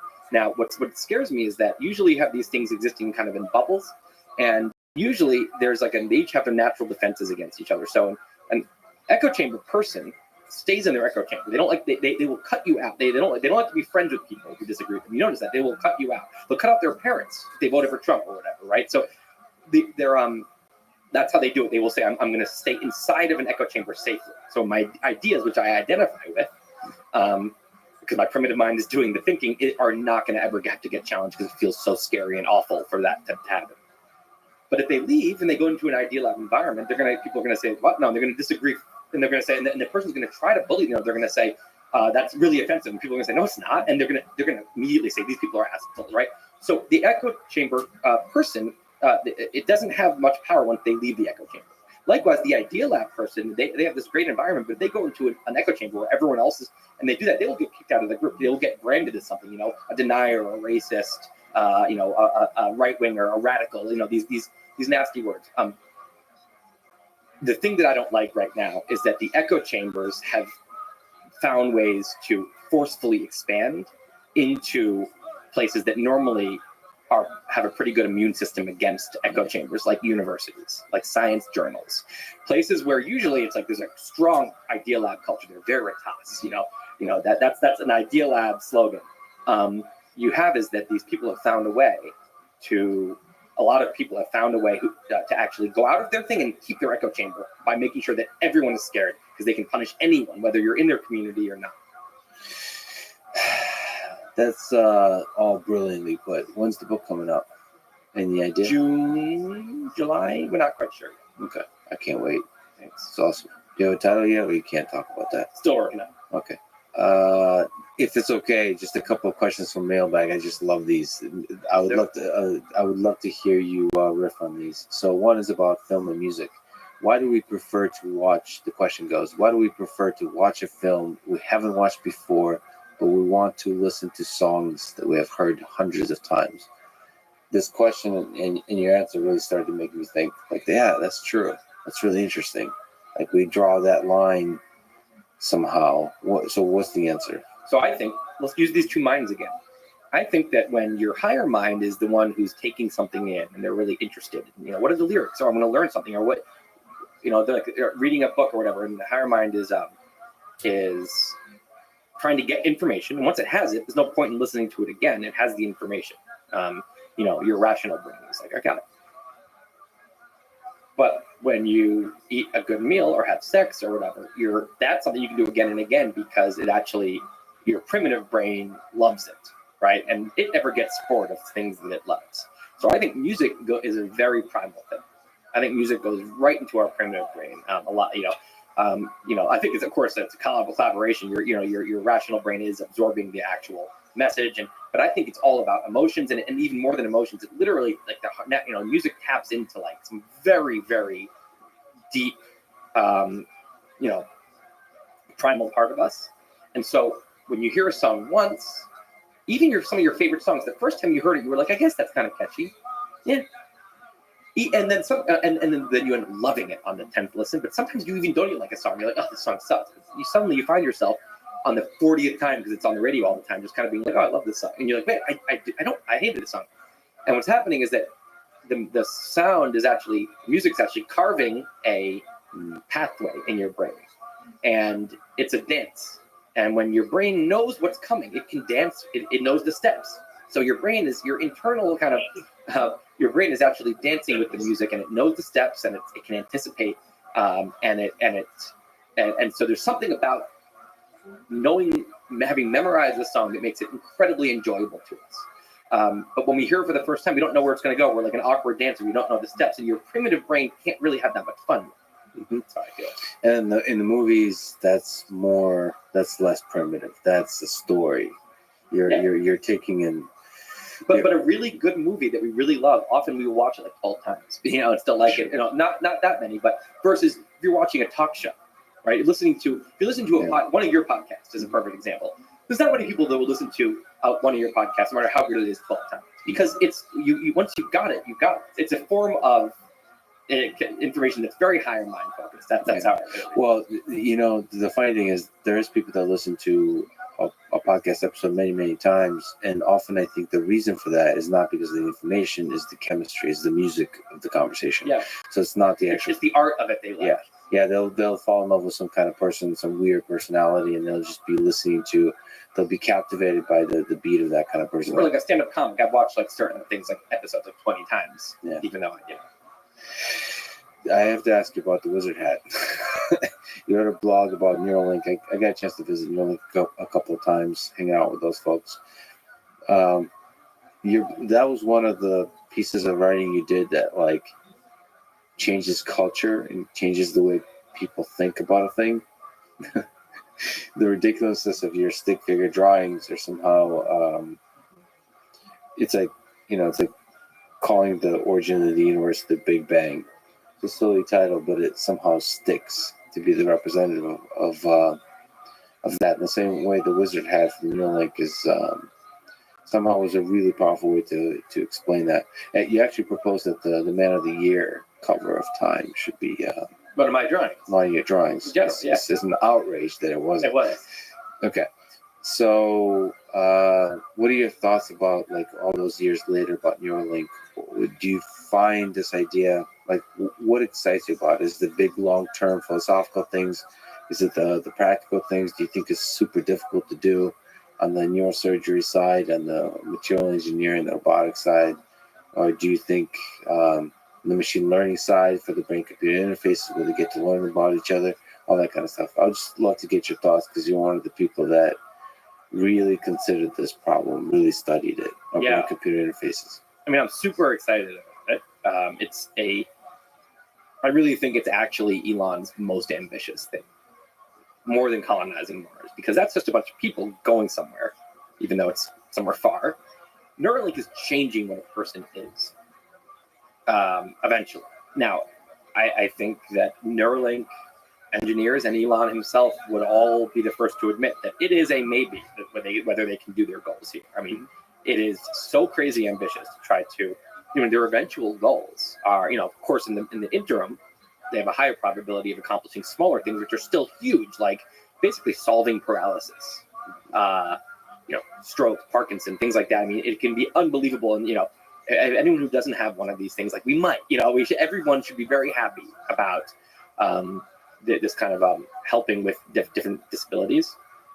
But the thing that is like, so the grand goal is this augmentation where you take someone who's totally healthy and you put a brain machine interface in anyway to give them superpowers. It's the possibilities if they can do this, if they can really, so, they've already shown that they are for real. They created this robot. Elon talks about like, it should be like LASIK, where it shouldn't be something that needs a surgeon. This shouldn't just be for rich people who have waited in line for 6 months. This should be for anyone who can afford LASIK, and eventually, hopefully, something that isn't covered by insurance or something that anyone can do. Something this big a deal should be something that anyone can afford eventually. And when we have this, again, I'm talking about a very advanced phase down the road. So maybe a less advanced phase, maybe right now, if you think about when you listen to a song, what's happening? Do you actually hear the sound? Well, not really. It's that the sound is coming out of the speaker. The speaker is vibrating. It's vibrating air molecules. Those air molecules, get vibrated all the way to your head, the pressure wave, and then it vibrates your eardrum. Your eardrum is really the speaker now in your head that then vibrates bones and fluid, which stimulates neurons in your auditory cortex, which give you the perception that you're hearing sound. Now, if you think about that, do we really need to have a speaker to do that? You could just somehow, if you had a little tiny thing that could vibrate eardrums, you could do it that way. That seems very hard. But really what you need is you go to the very end, but the thing that really needs to happen is your auditory cortex neurons need to be stimulated in a certain way. If you have a ton of Neuralink things in there, Neuralink electrodes, and they get really good at stimulating things, you could play a song in your head that you hear that is not playing anywhere. There's no sound in the room, but you hear it, and no one else could. It's not like they can get close to your head and hear it. There's no sound. They could not hear anything, but you hear sound. You can turn up. You open your phone. You have the Neuralink app. You open the Neuralink app, or just Neuralink. So basically, you can open your Spotify and you can play to, you can play to your speaker. You can play to your computer. You can play right out of your phone to your headphones, or you now have a new one. You can play into your brain. And this is one of the earlier things. This is something that seems like really doable. So no more headphones. I always think it's so annoying because I can leave the house with just my phone, and nothing else, or even just an Apple Watch. There's always this one thing, and headphones. You do need your headphones, right? So I feel like that'll be the end of that. But there's so many things that when you keep going, the ability to think together. You can talk about like super brains. I mean, one of the examples Elon uses is the low bandwidth of speech. If I go to a movie and I come out of a scary movie and you say, how was it? I say, oh, it was terrifying. Well, what did I just do? I just gave you, I had 5 buckets I could have given you. One was horrifying, terrifying, scary, eerie, creepy, whatever. That's about it. And I had a much more nuanced experience than that. And all I have is, these words, right? And so instead I just hand you the bucket. where I put the stuff in the bucket and give it to you, but all you have is the bucket. You just have to guess what did I put into that bucket. All you can do is look at the label of the bucket and say, when I say terrifying, here's what I mean. So the point is, it's very lossy.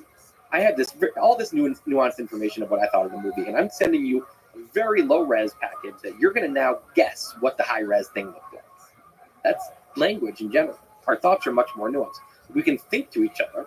We can do amazing things. We could have a brainstorm that doesn't feel like, oh, we're not talking in each other's heads. Not just that I hear your voice. No. We are just thinking. No words are being said internally or externally. The two brains are literally collaborating. It's a skill. I'm sure we'd have to get good at it. I'm sure young kids will be great at it and old people will be bad. Yeah. But you think together, and together you have the joint epiphany. And now how about 8 people doing it, right?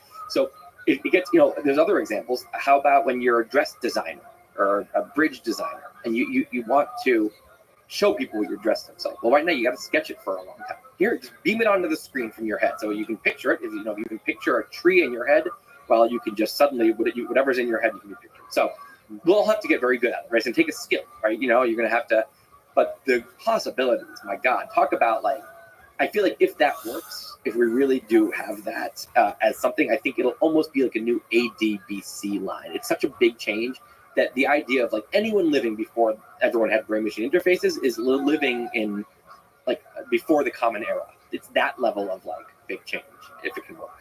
Yeah, and replay of memories, just replaying stuff in your head. Oh my God, yeah. And copying, you can hopefully copy memories onto other things, and you don't have to just rely on your wet circuitry. It does make me sad because you're right. The brain is incredibly neuroplastic, and so it can adjust. It can learn how to do this. I think it'll be a skill.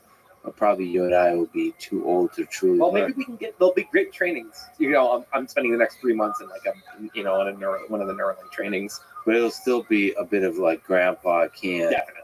This is, I always think, how am I going to be old? I'm like, no, I'm going to be great at the new phones. It's not going to be the phones. It's going to be the kid's going to be thinking to me. I'm going to be like, can you just talk, please? And they're going to be like, okay, I'll just talk. And they're going to. So that'll be the equivalent of, yelling to your grandkids today. I really suspect, I don't know what your thoughts are, but I grew up in a time when physical contact and interaction was valuable. I just feel like that's going to go the way, that's going to disappear. Why? I mean, is there anything more intimate than thinking with each other? I mean, you talk about, once we were all doing that, it might feel like, man, everyone was so isolated from each other. Yeah, sorry. So I didn't say that intimacy disappears. I just meant physical, having to be in the same, having to touch each other. Is people like that? If it is important, won't there be whole waves of people start to say, there's all these articles that come out about how, in our metaverse, we've lost something important, and then now there's a huge, first the hippies start doing it, and then eventually it becomes this big wave, and now everyone, if something truly is lost, won't we recover it? Well, I think from first principles, all of the components are there to engineer intimate experiences in the metaverse or in the cyberspace, and so to me, I don't see anything profoundly unique to the physical experience. I don't understand. But then why are you saying there's a loss there? No, I'm just sad because I won't. Oh, it's a loss for me personally because the world. So then you do think there's something unique in that physical experience? For me, because I was raised with it. Oh, yeah. So anything you're raised with, you fall in love with. Like people in this country came up with baseball. I was raised in the Soviet Union. I don't understand baseball. I like it, but I don't love it the way Americans love it. It's because a lot of times they went to baseball games with the father, and there's that family connection. There's a young kid dreaming about, I don't know,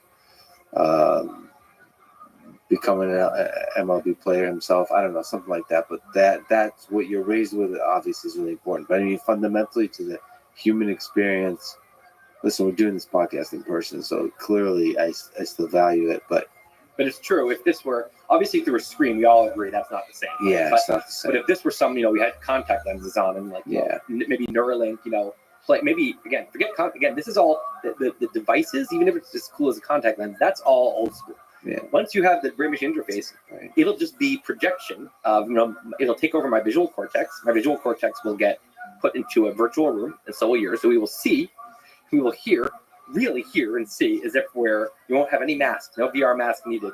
And at that point, it really will feel like you will forget. You'll say, were we together and physically or not? You won't even, it'd be so unimportant, you won't even remember. And you're right. This is one of those shifts in society that changes everything. But romantically, people still need to be together. That there's a whole set of like physical things with relationship that are needed. You know, like what? Like sex? Just sex, but also just like that. There's pheromones. Like there's the physical touch is that's like music. It goes to such a deeply primitive part of us that what physical touch with a romantic partner does. That I think that. So I'm sure there'll be a whole wave of people who their new thing is that you're romantically involved people you never actually are in person with, and I'm sure there'll be things where you can actually smell what's in the room and you can and touch. Yeah, but I think that'll be one of the last things to go. I think there's something that to me seems like something that'll be a while before people feel like there's nothing lost by not being. It's very difficult to replicate the human interaction. Although sex also, again, you could. Not to get too like weird, but you could have a thing where you basically, let's just do a massage because it's less like awkward. But like everyone is still imagining sex, so a masseuse could massage a fake body, and you could feel whatever's happening. Right, so you're lying down in your apartment alone, but you're feeling a full. That'll be the new like YouTube or like streaming, where it's one masseuse massaging one body, but like 1,000 people are experiencing. Exactly. Right now, think about it. Right now, you know, Taylor Swift doesn't play for one person; it has to go around, and every one of her fans she has to go play for, or a book. Right? Yeah. You do it, and it goes everywhere. So it'll be the same idea. You've written and thought a lot about AI. So AI safety specifically. You've mentioned you're actually starting a podcast, which is awesome. You're so good at talking, so good at thinking, so good at being weird in the most beautiful of ways. But you've been thinking about this AI safety question. Where today does your concern lie for the near future, for the long-term future? Like quite a bit of stuff happened, including with Elon's work at Tesla Autopilot. There's a bunch of amazing robots with Boston Dynamics and everyone's favorite vacuum robot, iRobot, Roomba, and then there's obviously the applications of machine learning for recommender systems in Twitter, Facebook, and so on, and face recognition for surveillance. All these kinds of things are happening. Just a lot of incredible use of not the face recognition, but the incredible use of deep learning, machine learning to capture information about people and try to recommend to them what they want to consume next. Some of that can be abused, some of that can be used for good, like for Netflix or something like that. What are your thoughts about all this? Yeah, I mean, I really don't think humans are very smart. All things considered, I think we're like limited, and we're dumb enough that we're very easily manipulated. Not just like our emotions. People can our emotions can be pulled like puppet strings.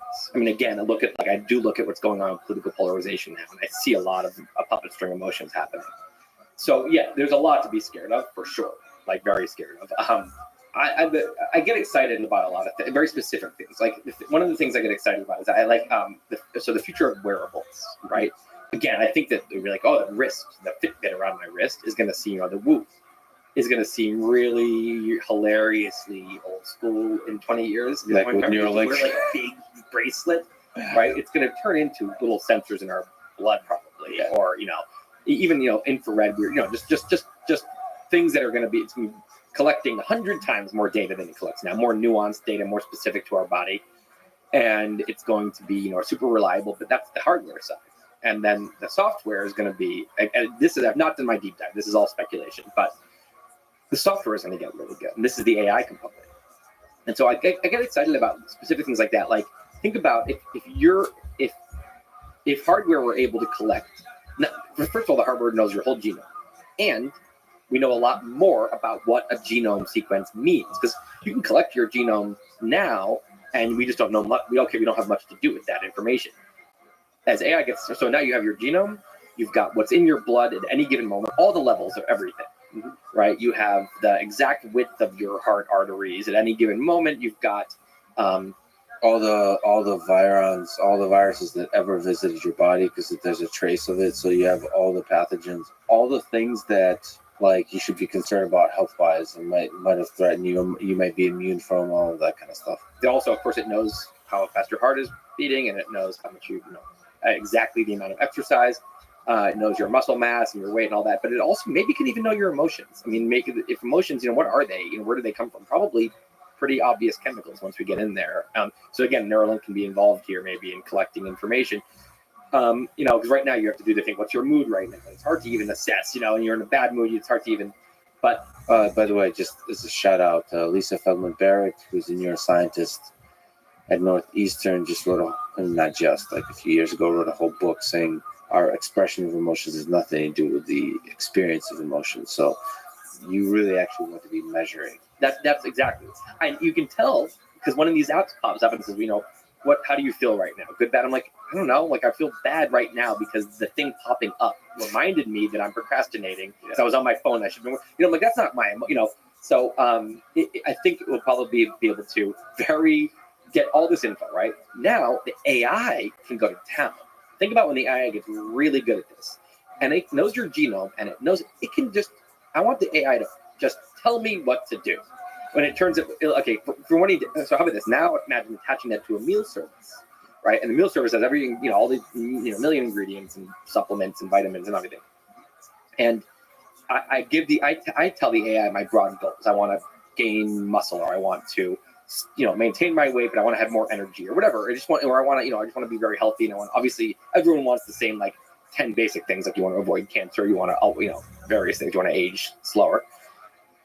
So now the AI has my goals, and a drone comes at, a little thing pops up and it says beep, beep, 15 minutes you're going to eat, because it knows that's the right time for my body to eat. 15 minutes later, a little slot opens in my wall where a drone has come from the factory, the food factory, and dropped the perfect meal for that moment for me, for my mood, for my genome, for my blood contents.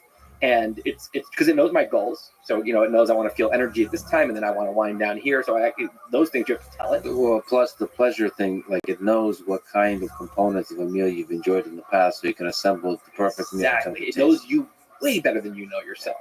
Better than any human could ever know you. And a little thing pops up. You still have some choice, right?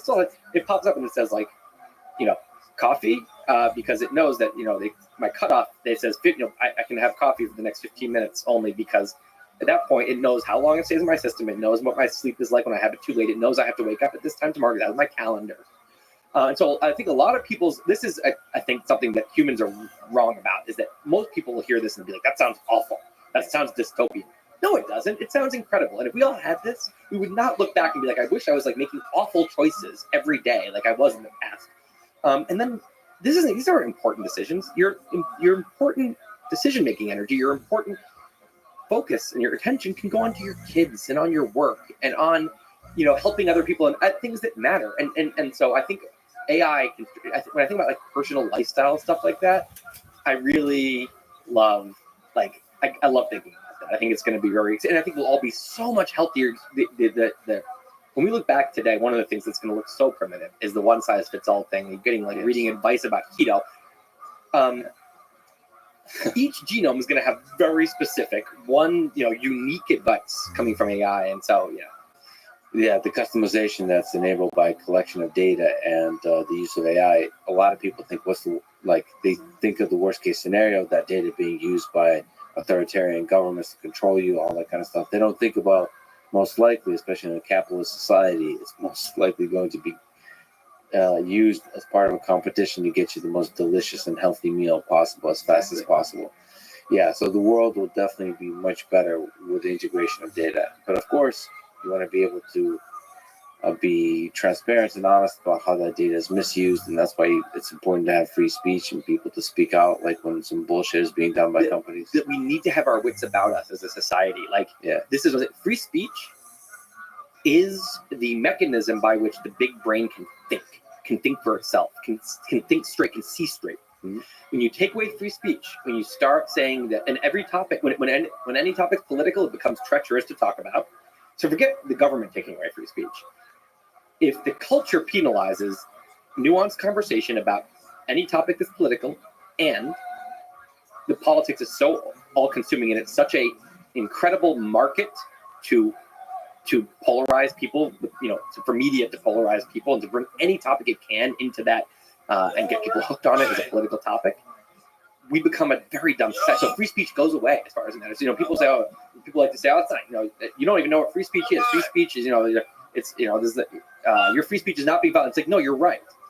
My First Amendment rights are not being violated. But the culture of free speech, which is the second ingredient of two, you need the First Amendment and you need the culture of free speech. And now you have free speech. And the culture is much more specific.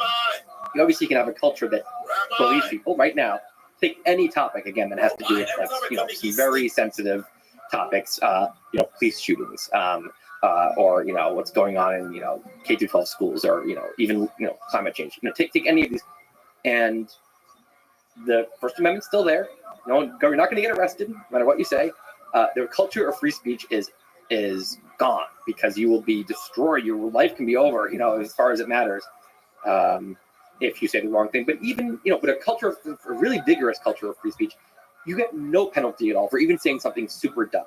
People will say, people will laugh and be like, well, that was kind of hilariously offensive and not at all correct. You're wrong. Here's why. But no one's mad at you. Now the brain is thinking at its best. The IQ of the big brain is as high as it can be in that culture. And the culture where you say something wrong and people say, oh, wow, you've changed. Oh, wow, look, this is his real, colors. The big brain is dumb. You still have mutual respect for each other. So you don't think lesser of others when they say a bunch of dumb things. It's just a play of ideas. But you still have respect. You still have love for them. Because I think the worst case is when you have a complete free anarchy of ideas where it's everybody lost hope that something like a truth can even be converged towards. Everybody has their own truth. Then it's just chaos. If you have mutual respect and a mutual goal of arriving at the truth, and the humility that you want to listen to other people's ideas, and a forgiveness that other people's ideas might be dumb as hell, that doesn't mean they're lesser beings, all that kind of stuff. But that's a weird balance to strike. Right now, people are being trained, little kids, college students, being trained to think the exact opposite way, to think that there's no such thing as objective truth, which is, the objective truth is the N on the compass for every thinker. Doesn't mean we're necessarily on our way or finding it, but we're all aiming in the same direction. We all believe that there's a place we can eventually get closer to. Non-objective truth, teaching them that disagreement is bad, violence. It's you quickly sound like you're just going on a political rant with this topic, but it's really bad. It's genuinely the worst. If I had my own country, I mean. It's I would teach kids some very specific things that this is doing the exact opposite of, and it sucks. It sucks.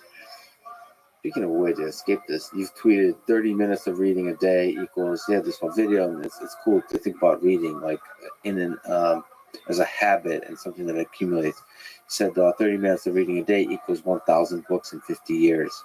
I love thinking about this. Chipping away at the mountain. Can you expand on that? Sort of the habit of reading. How do you recommend people read? Yeah. I mean, it's incredible if you do something, a little of something every day. It compiles. It compiles. I always think about the people who achieve these incredible things in life. These great, famous, legendary people. They have the same number of days that you do, and it's not like they were doing magical days. They just they got a little done every day. And that adds up to a monument. They're putting one brick in a day. Eventually, they have this building, this legendary building. So you can take writing. Someone who there's two aspiring writers. One doesn't ever write. Doesn't manages to never zero pages a day. And the other one manages to do 2 pages a week. Right, not very much. The other one does 0 pages a week, 2 pages a week. 98% of both of their time is the same. The other person, just 2%, they're doing one other thing. 1 year later, they write 2 books a year. This prolific person, in 20 years, they've written 40 books. They're one of the most prolific writers of all time. They write 2 pages a week. Sorry, that's not true. That was 2 pages a day. Okay, 2 pages a week, you're still writing about a book every 2 years. So in 20 years, you've still written 10 books. Also prolific writer, right? Huge, massive writing career. You write 2 pages every Sunday morning.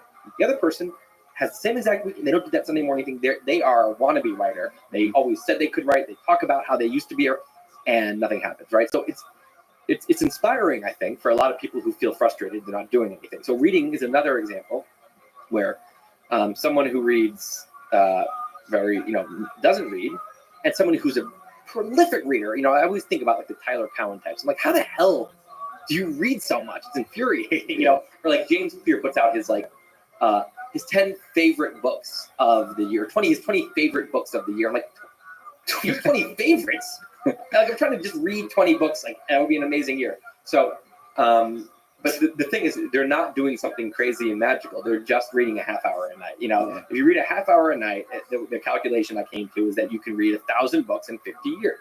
So if someone who's 80 and they've read 1,000 books, between 30 and 80, they are extremely well read.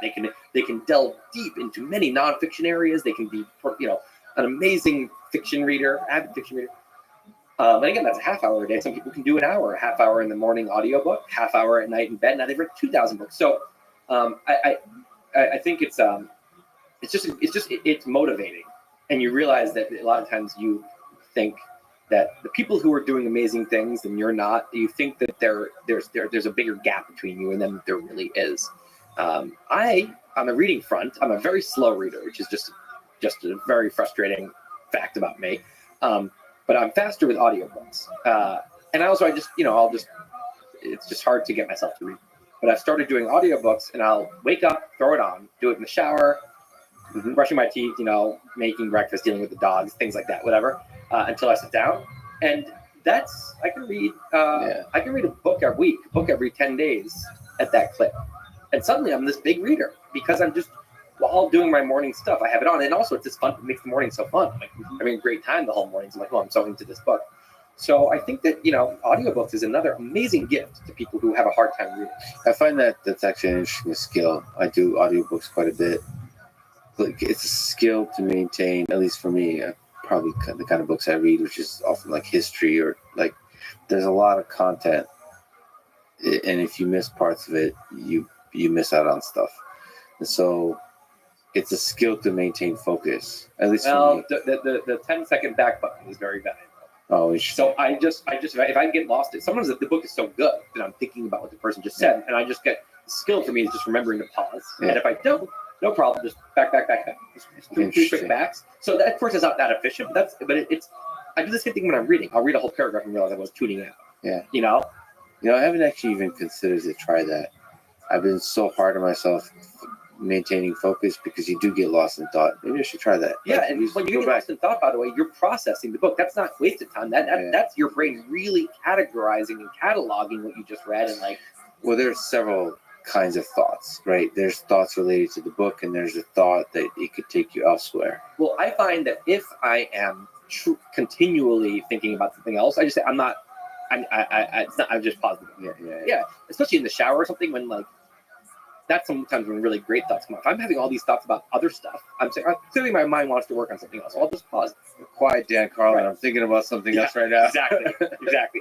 Also, you can things like you have to head out to the store. Like I'm going to read 20 pages on that trip, just walking back and forth, going to the airport. I mean, flights, the Uber, and then you're walking through the airport. You're sitting in the security line. I'm reading the whole time. Like, I know this is not groundbreaking. People know what audiobooks are, but I think that more people should probably get into them than do. Because I know a lot of people that have this stubborn kind of thing. I don't like. I like to have the paper book, and sure, but like, it's pretty fun to be able to read. I still to this day I listen to a huge number of audiobooks and podcasts, but the most impactful experiences for me are still reading, and I read very, very slow, and it's very frustrating when like you go to these websites like that estimate how long a book takes on average.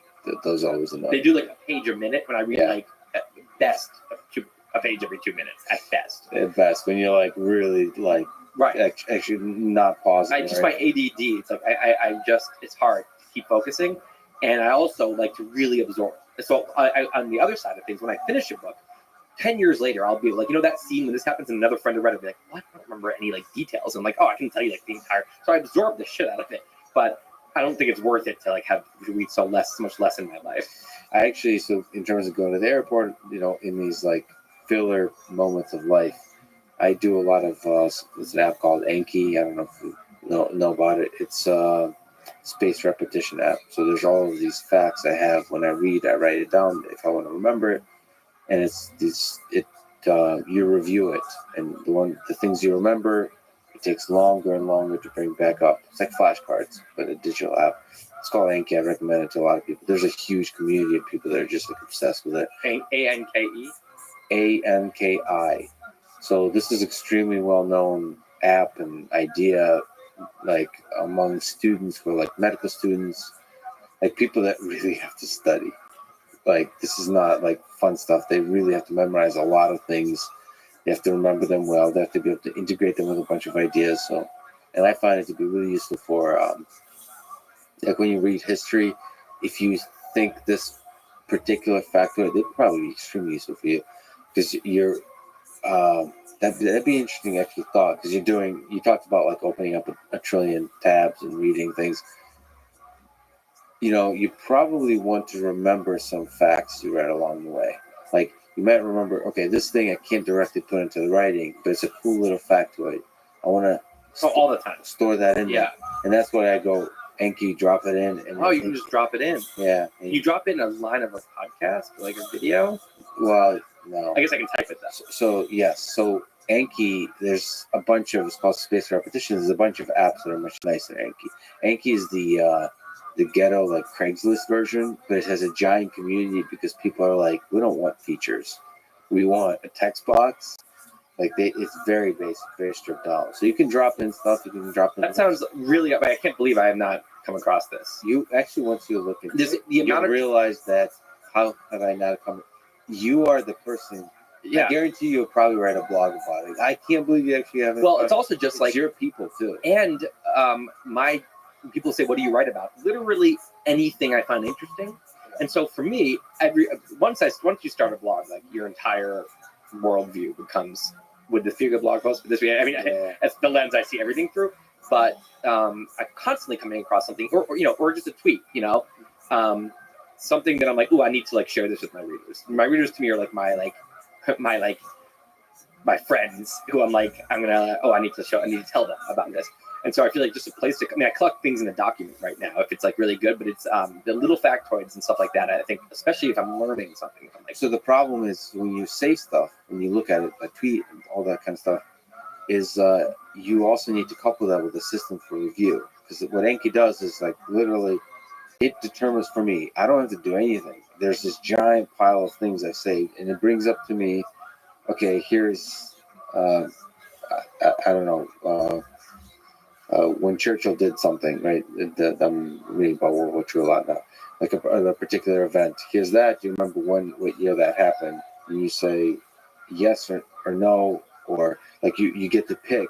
You get to see the answer, and you get to self-evaluate how well you remember that fact. And if you remember well, it'll be another month before you see it again. If you don't remember, it'll bring it up again.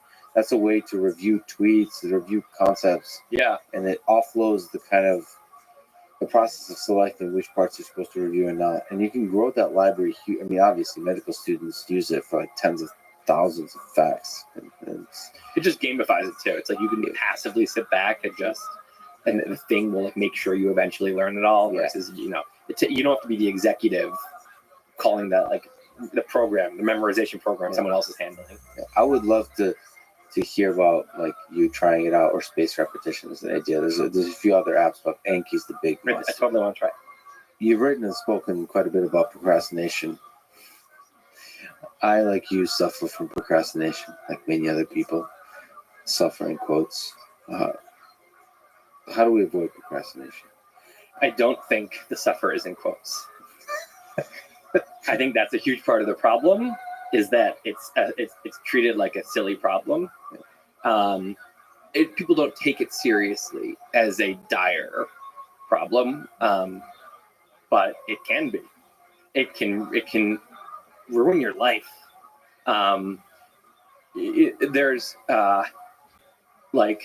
we talked about the compiling concept with if you read a little, if you write 2 pages a week. You write a book every 2 years. You're a prolific writer, right? And the difference between, again, it's not that person's working so hard. It's that they have the ability to, when they commit to something, like on Sunday mornings, when they write 2 pages, That's it.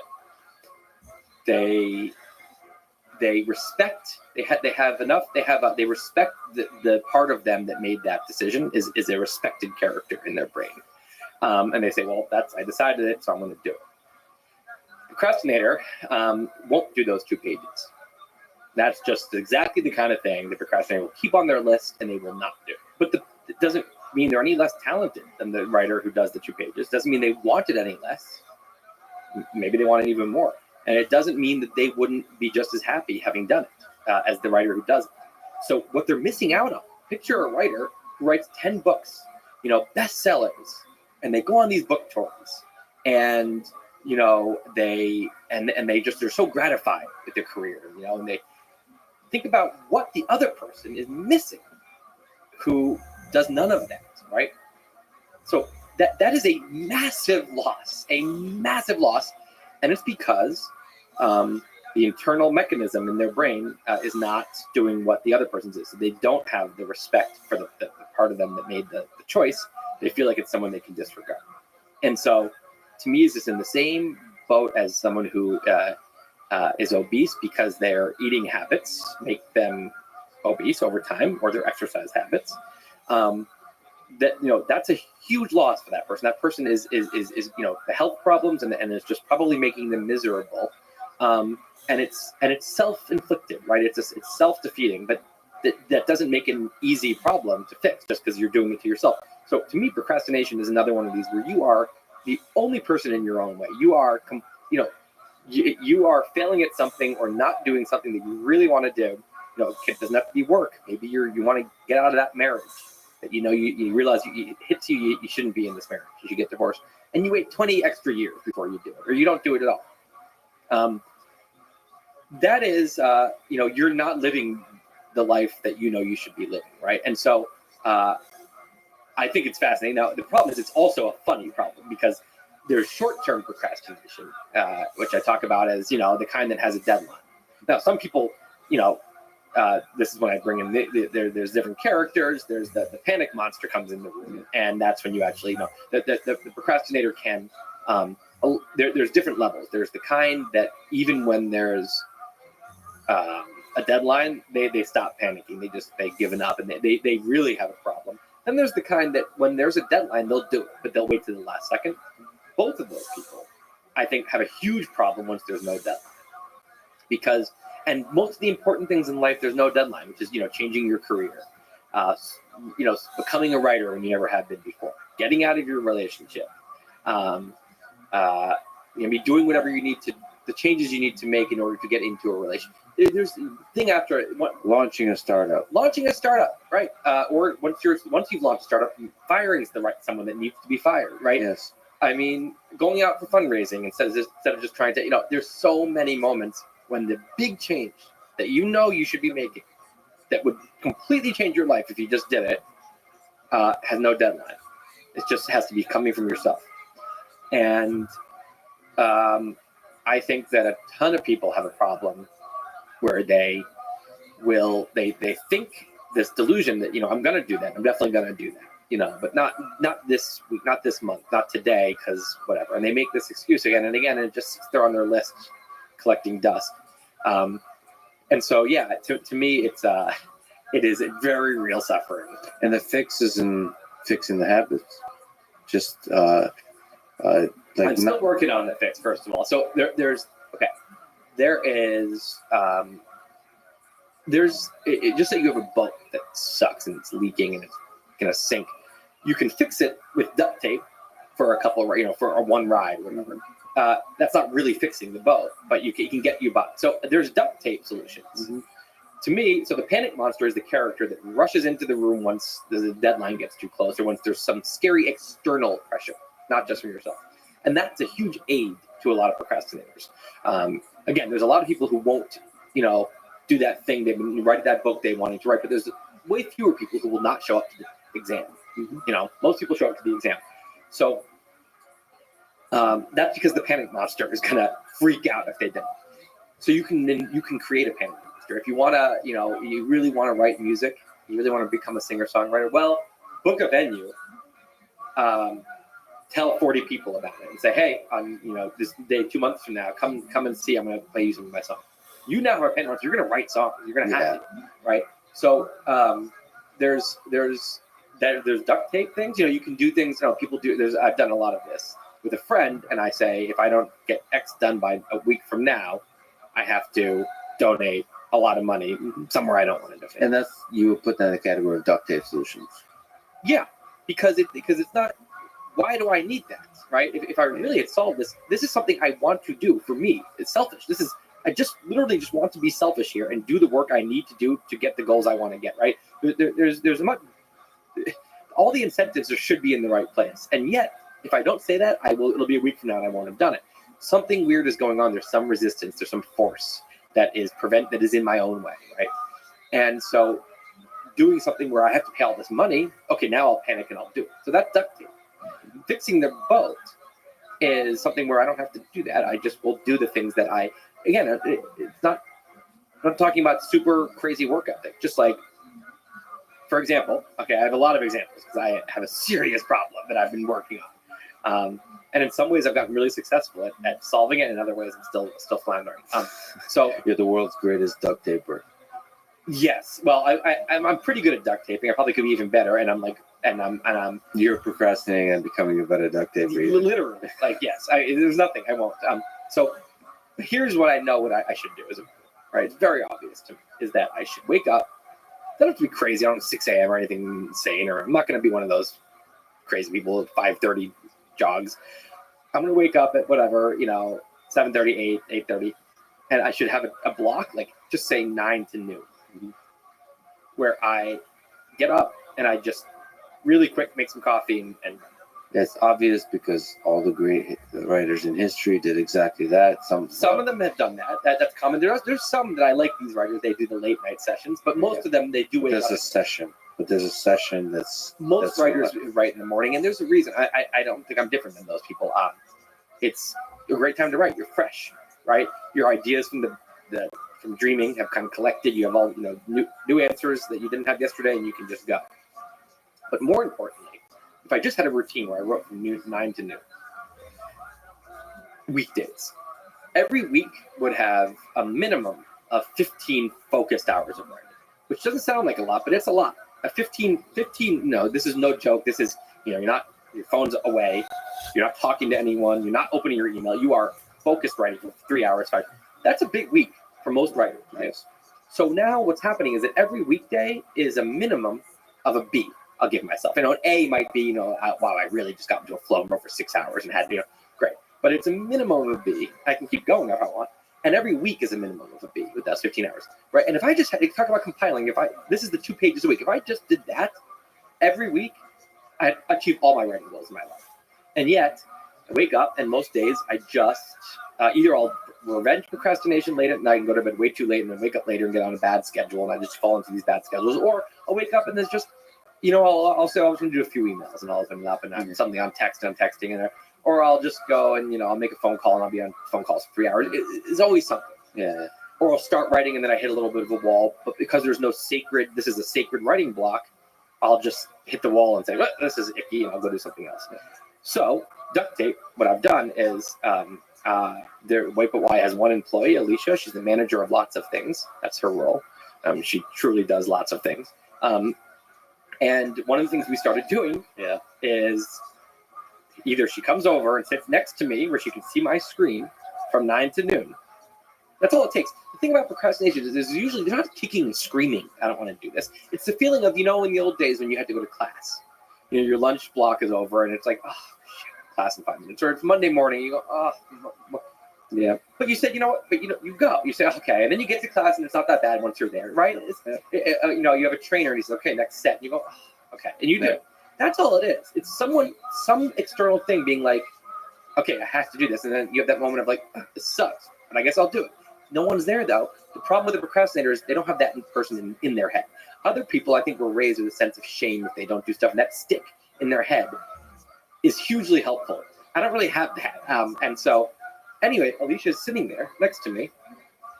So she's doing her own work, but she can see my screen, and she, of all people, knows exactly what I should be doing, what I shouldn't be doing.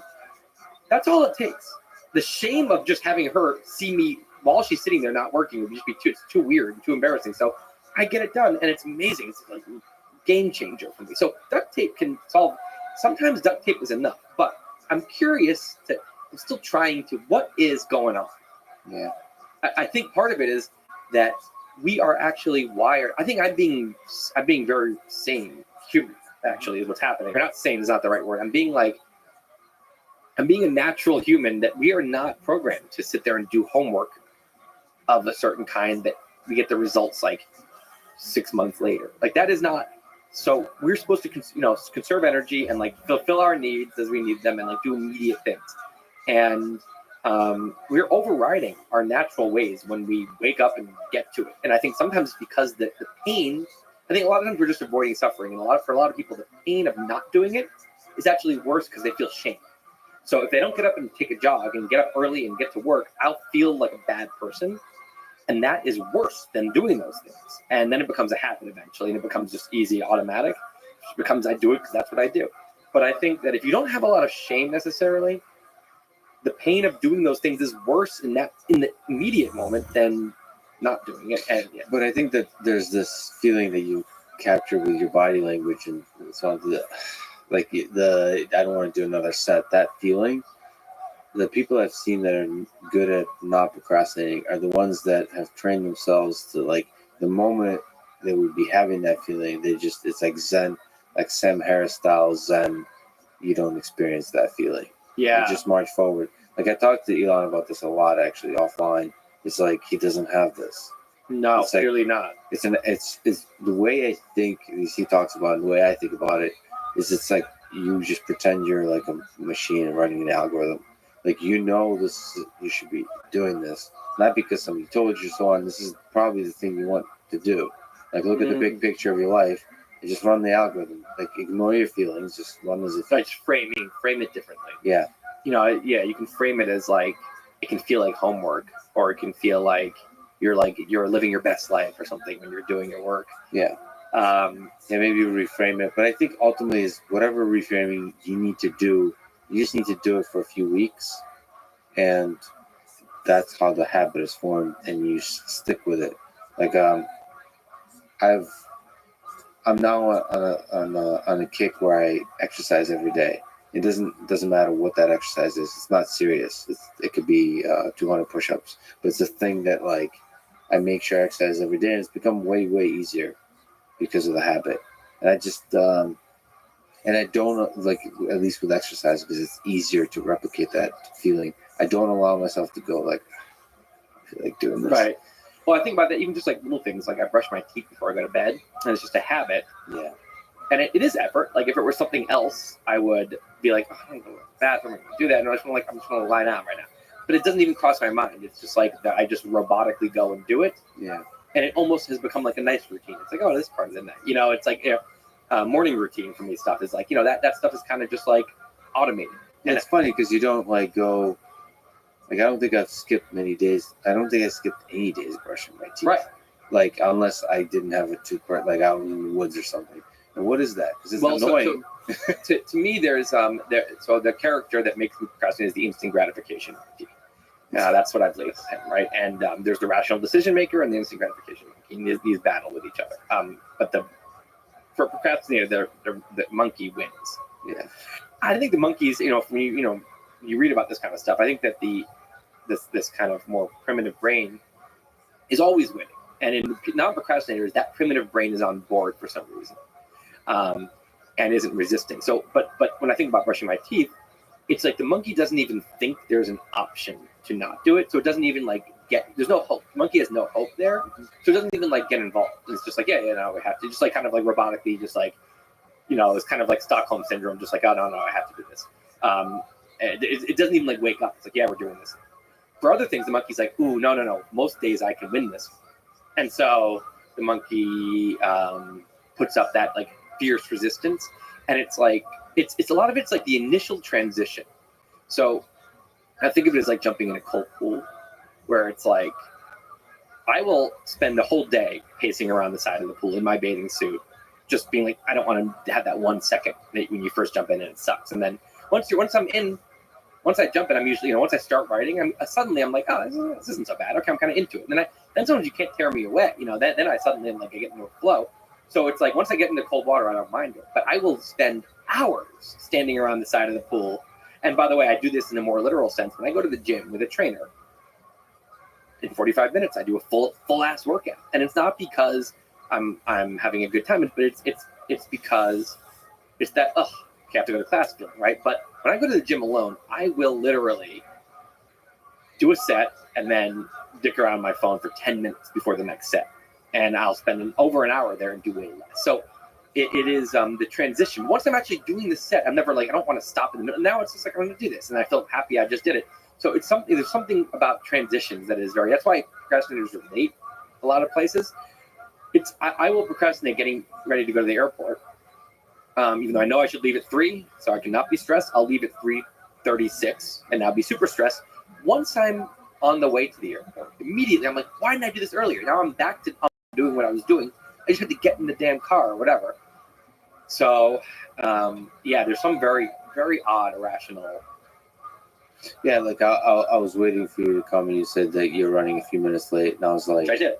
I was like, I'll go get a coffee. Because I can't possibly be the one who's early. Right. I don't understand. I'm always late to stuff. And I know it's disrespectful in the eyes of a lot of people. I can't help. It's not, you know what I'm doing ahead of it? It's not like I don't care about the people. I'm often like, for like this conversation, I'd be preparing more. Right. Like, it's like, I obviously care about the person. But for it's misinterpreted as like, there are some people that like, show up late because they kind of like that quality in themselves. Yeah. That's a dip, right? There's a lot of those people, but more often it's someone who shows up frazzled and they feel awful and they're furious at themselves. Yeah, so regretful. Exactly. I mean, that's me. And I mean, also all you have to do is look at those people alone running through the airport, right? Yeah. They're not being disrespectful to anyone there. They just inflicted this on themselves. Like, hilarious. Yeah. You've tweeted a quote by James Baldwin saying, quote, I imagine one of the reasons people cling to their hates so stubbornly is because they sense once hate is gone, they will be free to deal with the pain. What has been a painful but formative experience in your life? Or what's the flavor, the shape of your pain that fuels you? I mean, honestly, the first thing that jumped to mind is my own battles against myself to get my work done, because it affects everything. When I just took 5 years in this book, and granted, it's a beast. Like I probably would have taken 2 or 3 years, but it didn't need to take 5. And that was a lot of not just that I'm not working, that I'm over researching. I'm adding in things I shouldn't because I'm perfectionist. Being a perfectionist about I learned that, now I want to get it in there. I know I'm going to end up cutting it later. Just or I over outline something trying to get it perfect when I know that's not possible. It's making a lot of immature kind of I know I'm not actually that much of a writing amateur. I've written, including my old blog. I've been a writer for 15 years. I know what I'm doing. I could advise other writers really well. And yet I do a bunch of amateur things that I know while I'm doing them I know I'm being an amateur. So that it hurts the actual product. It makes it wastes your precious time. C, when you're mad at yourself, when you're in a negative self-defeating spiral, it almost inevitably you'll be less good to others. I used to early on in my now marriage, one of the things we always used to do is I used to plan mystery dates. New York City, great place for this. I'd find some weird little adventure for us. It could be anything, and I wouldn't tell her what it was. I said, I'm reserving you for Thursday night, etc. Okay, and it was such a fun part of our relationship. Started writing this book and got into a really bad, personal space where it was like in my head, I was like, I can't do anything until this is done. No. And I just stopped ever valuing joy of any kind. I was like, no, no, that's when I'm done. And that's a trap where very quickly, because I always think it's going to be 6 months away, but actually 5 years later, I'm like, wow, I really wasn't living fully for 5 years. We don't live very long. Talk about your prime decades. That's a sixth of my prime years. Wow, that's a huge loss. So to me, that was excruciating, and it was a bad pattern, a very unproductive, unhelpful pattern for me, which is I wake up in the morning in this great mood every morning. Wake up, thrilled to be awake, have the whole day ahead of me. I'm gonna get so much work done today. but first I'm going to do all these other things, and it's all going to be great. And then I end up kind of failing for the day with those goals, usually sometimes miserably, sometimes only partially. And then I get in bed, probably a couple hours later than I wanted to, and that's when all of the real reality hits me. Suddenly, so much regret, so much anxiety, furious at myself, wishing I could take a time machine back 3 months, 6 months, a year, or just even to the beginning of that day. And just tossing and turning now. I mean, this is a very bad place. This is what I said, suffering. Procrastinators suffer in a very serious way.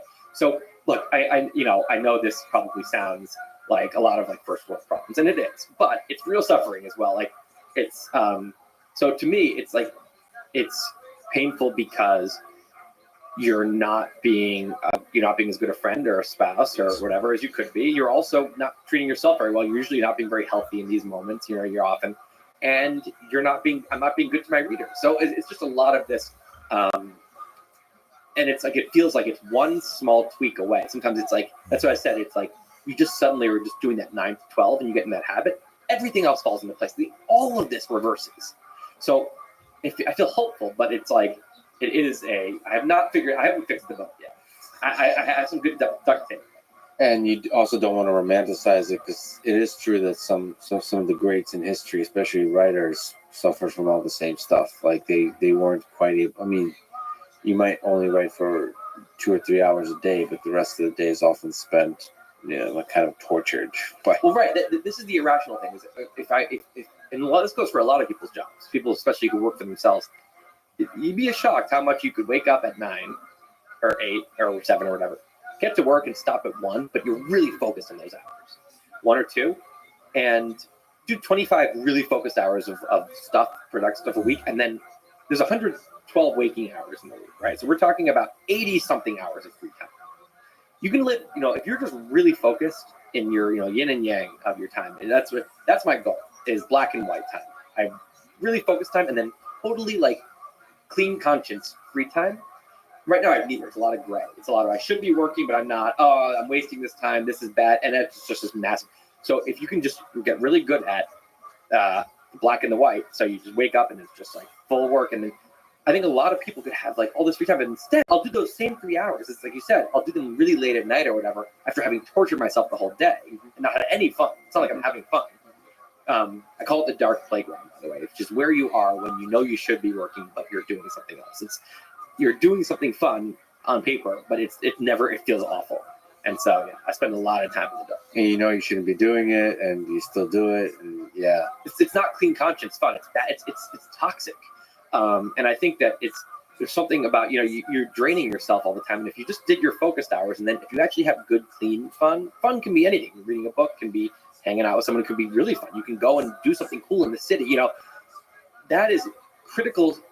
You're recharging some part of your psyche there, and I think it makes it easier to actually work the next day. And I say this from the experience when I have had good stretches. It's like you're what it is. It's like you feel like you're fist pounding one part of your brain, fist pounding the other part. Like you're like we got it. Like we treat ourselves well. Like is how you internally feel. Like I treat myself, and it's like it's work time, and then later you're like now it's playtime. And it's like okay, back to work. And you're in this very healthy like parent-child relationship in your head versus like this constant conflict, and like the kid doesn't respect the parent hates the kid, and you're right. It always feels like it's like one fix away, so that there's hope.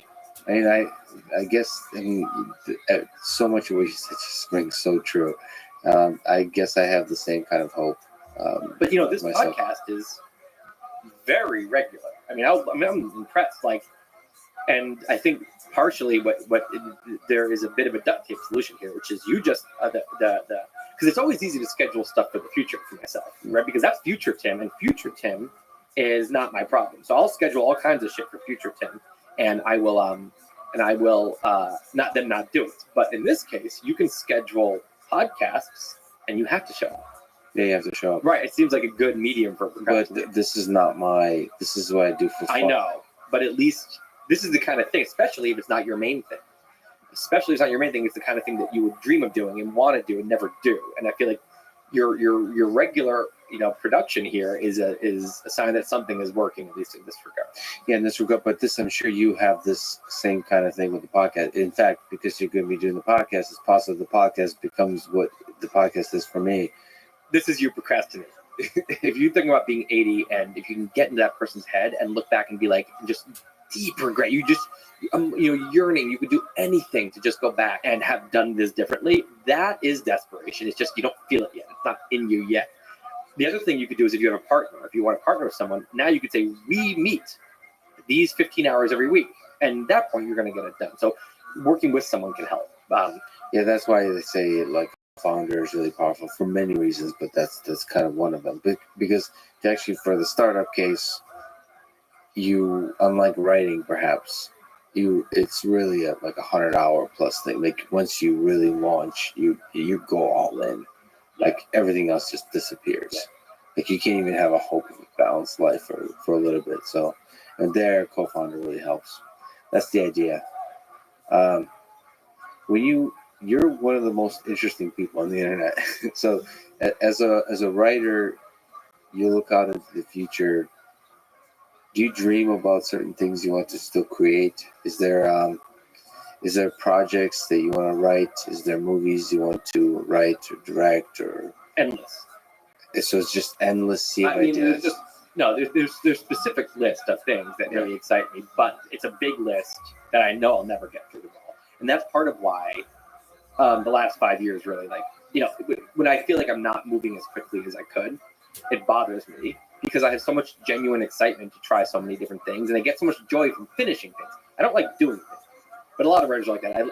I publishing something is hugely joyful and makes it all worth it, or just finishing something you're proud of, putting it out there and have people appreciate it. It's like the best thing in the world, right? Every kid makes some little bargain with themselves, has a little, a dream or, something. And I feel like when I do something that I make something, and this, for me, it's been mostly writing, and I feel proud of it and I put it out there, I feel like I'm like fist pounding my 7-year-old self. Like there's a little like, I owe it to myself to do certain things. And I just did one of the things I owe. I just paid off some debt to myself. I owed it and I paid it. And it feels great. It feels like very, like, you feel very, a lot of inner peace when you do it. So the more things I can do, and I just have fun doing it, right? So it's for me, that includes a lot more writing. I just, short blog posts. I write very long blog posts, but basically short writing in the form of long blog posts is a great, I love that medium. I want to do a lot more of that. Books yet to be seen. I'm going to do this, and I'm going to have another book I'm going to do right after, and we'll see if I like those two. And if I do, I'll do more. Otherwise, I won't. But I also want to try other mediums. I want to make more videos. I want to, I did a little travel series once. I love doing that. I want to do, more of that. Almost like a vlog, like. No, really? It was, I let readers in a survey pick 5 countries they wanted me to go to. That's awesome. And they sent me to weird places. They sent me, I went to Siberia. I went to Japan. I went from there to, this is all in a row, to Nigeria, from there to Iraq, and from there to Greenland. And then I went back to New York, like 2 weeks in each place. And I got to, each one I got to, have some weird experiences. I tried to like really dig in and have like, some interesting experiences. And then I wrote about it, and I taught readers a little bit about the history of these places. And it was just, I love doing that. I love, right. So, and I'm like, oh man, like I haven't done one of those in so long. And then I have a big like desire to do fictional stuff. Like I want to write a sci-fi at some point, and I would love to write a musical. That's actually what I was doing before We Put Why. I was with a partner, Ryan Langer. We were halfway through a musical, and he got tied up with his other musical, and We Put Why started taking off. And we just haven't gotten back to it, but it's such a fun medium. It's such a silly medium, but it's so fun. So you think about all of these mediums on which you can be creative and create something, and you like the variety of it. Yeah. It's just that if there's a chance on a new medium, I could do something good. Mm-hmm. I want to do it. I want to try it. It sounds like so gratifying, so fun. I think it's fun to just watch you actually sample these. So I can't wait for your podcast. I'll be listening to all of them. I mean, that's a cool medium to see like where it goes. The cool thing about podcasting and making videos, especially with a super creative mind like yours, you don't really know what you're going to make of it until you try it.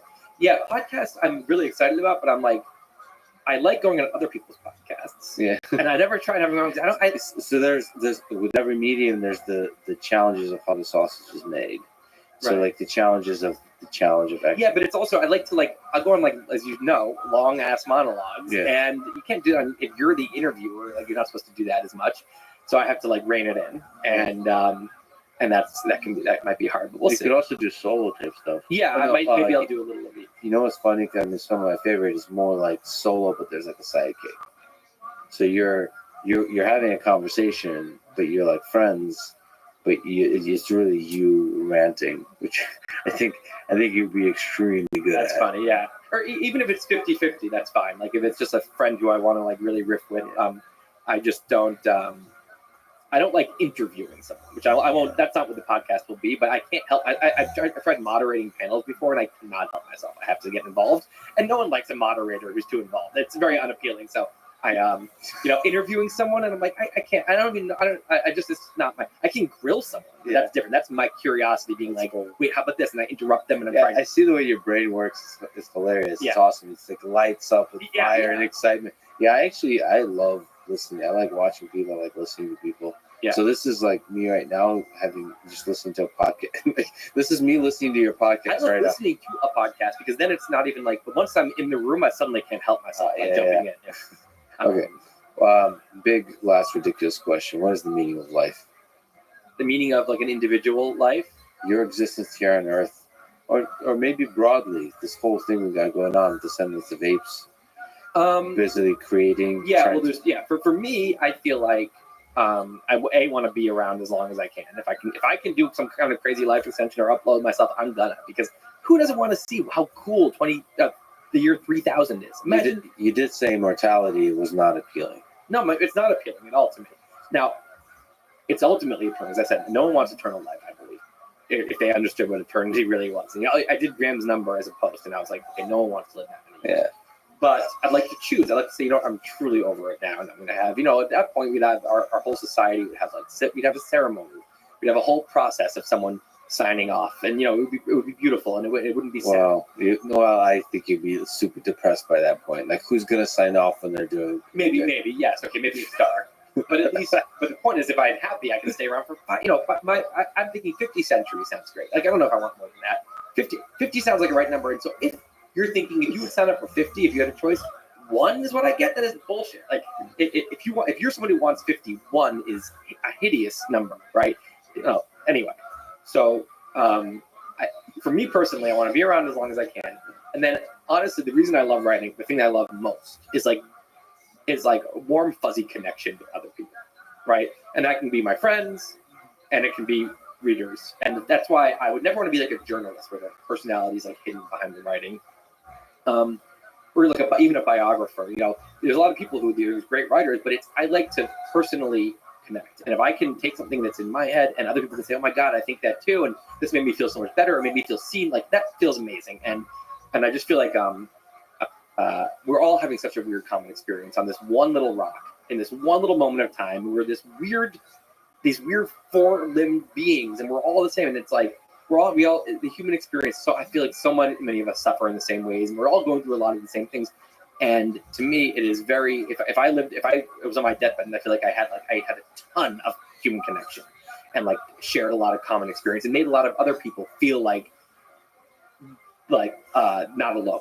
Do you feel that as a writer? Do you like hear and feel like the inspiration, like all the people that you make smile and all the people you inspire? Honestly, not sometimes, when we did an in-person event and I, meet a bunch of people, and it's incredibly gratifying. Or, you just, you get emails. But I think it is easy to forget how many people sometimes you're just sitting there alone typing. Yeah.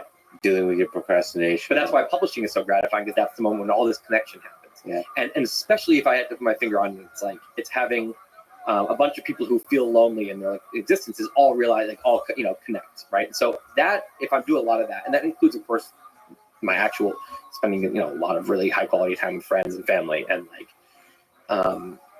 and make the whole thing as heartbreaking as mortality in life can be, make the whole thing fun, and at least we can laugh at ourselves together while going through it. Yeah, and that to me is the. And then your last blog post will be written from Mars, as you get the bad news that you're not able to return because of the malfunction in the rocket. Yeah, I would like to go to Mars and go there for a week and be like, yeah, here we are, and then come back. No, I know that's what you want. Staying there, yeah, and that's fine, by the way. If so, you think you're picturing me alone on Mars as the first person there, and then it malfunctions, Right? No, you were supposed to return, but it malfunctions, and then there's this. So it's both the hope, the awe that you experience, which is how the blog starts, and then it's the overwhelming like feeling of existential dread, but then it returns to like the love of humanity. Well, that's the thing. If I could be writing, Yeah. and actually like writing something that people would read back on Earth, it would make it feel so much better. Yeah. You know, if I were just alone and no one was going to realize what happened. No, you get to write. Yeah. No, it's Yeah, no, perfectly safe. Also, that would bring out great writing. Yeah, I You think go so. for a deathbed on Mars alone. I think so. Yeah. Well, that's exactly the future I hope for you, Tim. All right, this was an incredible conversation. You're a really special human being, Tim. Thank you so much. You're for spending your really valuable time with me. I can't wait to hear your podcast. I can't wait to read your next blog post, which you said in a Twitter reply you'll get more after the book, which add that to the long list of ideas to procrastinate about. Tim, thanks so much for talking today, man. Thank you. Thanks for listening to this conversation with Tim Urban. To support this podcast, please check out our sponsors in the description. And now, let me leave you with some words from Tim Urban himself. Be humbler about what you know, more confident about what's possible, and less afraid of things that don't matter. Thanks for listening. I hope to see you next time.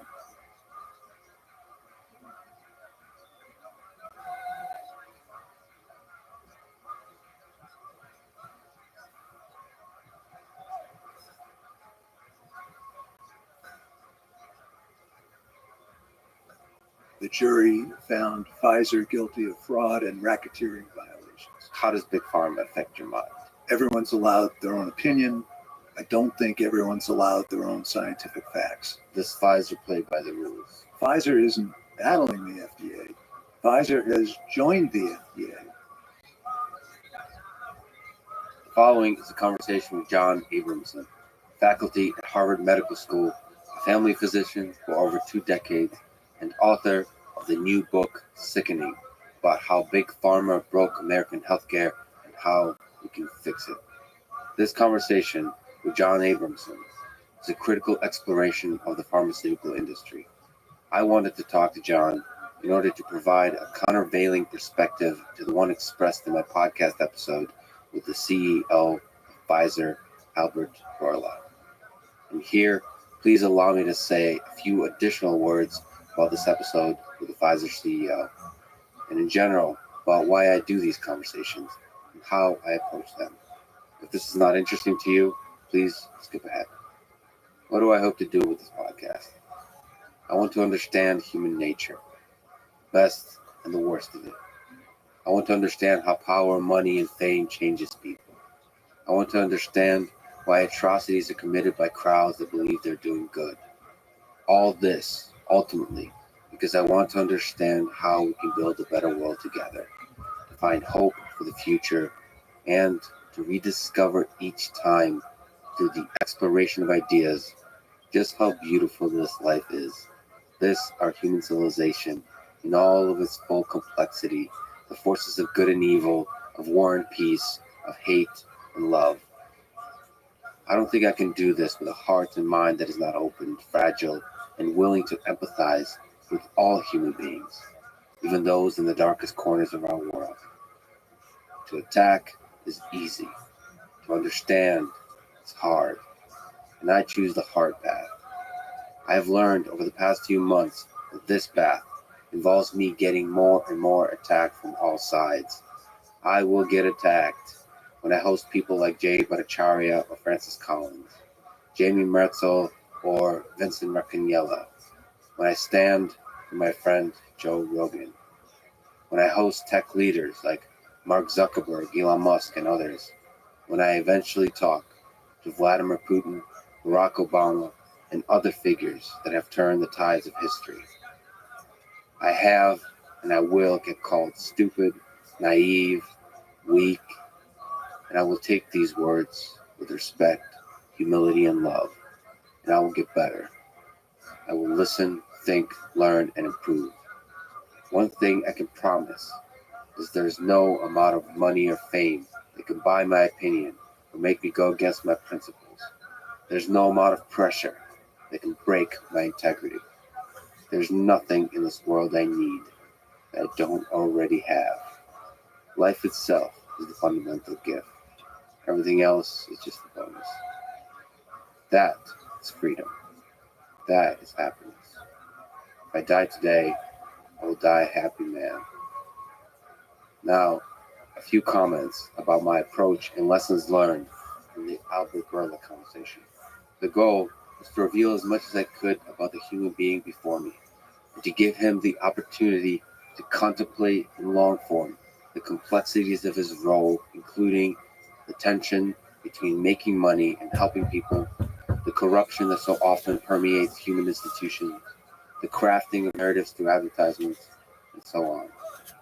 I only had 1 hour, and so this wasn't the time to address these issues deeply, but to show if Albert struggled with them in the privacy of his own mind, and if he would let down the veil of political speak for a time to let me connect with a man who decades ago chose to become a veterinarian, who wanted to help lessen the amount of suffering. I had no pressure placed on me. There were no rules. The questions I was asking were all mine and not seen by Pfizer folks. I had no care whether I ever talked to another CEO again. None of this was part of the calculation in my limited brain computer. I didn't want to grill him the way politicians grill CEOs in Congress. I thought that this approach is easy, self-serving, dehumanizing, and it reveals nothing. I wanted to reveal the genuine intellectual struggle, vision, and motivation of a human being. And if that fails, I trusted the listener to draw their own conclusion and insights in the result, whether it's the words spoken, or the words left unspoken, or simply the silence. And that's just it. I fundamentally trust the intelligence of the listener. You. In fact, if I criticize the person too hard, celebrate the person too much, I feel I fail to give the listener a picture of the human being that is uncontaminated by my opinion or the opinion of the crowd. I trust that you have the fortitude and the courage to use your own mind, to empathize, and to think. 2 practical lessons I took away. First, I will more strongly push for longer conversations of 3, 4, or more hours versus just 1 hour. 60 minutes is too short for the guest to relax and to think slowly and deeply, and for me to ask many follow-up questions or follow interesting tangents. Ultimately, I think it's in the interest of everyone, including the guest, that we talk in true long form for many hours. Second, these conversations with leaders can be aided by further conversations with people who wrote books about those leaders or their industries. Those that can steelman each perspective and attempt to give an objective analysis. I think of Teddy Roosevelt's speech about the man in the arena. I want to talk to both the men and women in the arena and the critics and the supporters in the stands. For the former, I lean toward wanting to understand one human being's struggle with the ideas. For the latter, I lean towards understanding the ideas themselves. That's why I wanted to have this conversation with John Abramson, who is an outspoken critic of the pharmaceutical industry. I hope it helps add context and depth to the conversation I had with the Pfizer CEO. In the end, I may do worse than I could have or should have. Always, I will listen to the criticisms without ego, and I promise I will work hard to improve. But let me say finally that cynicism is easy. Optimism, true optimism, is hard. It is the belief that we can and we will build a better world, and that we can only do it together. This is the fight worth fighting. So here we go. Once more into the breach, dear friends. I love you all. This is the Lex Friedman Podcast. To support it, please check out our sponsors in the description. And now, here's my conversation with John Abramson. You're faculty at Harvard Medical School.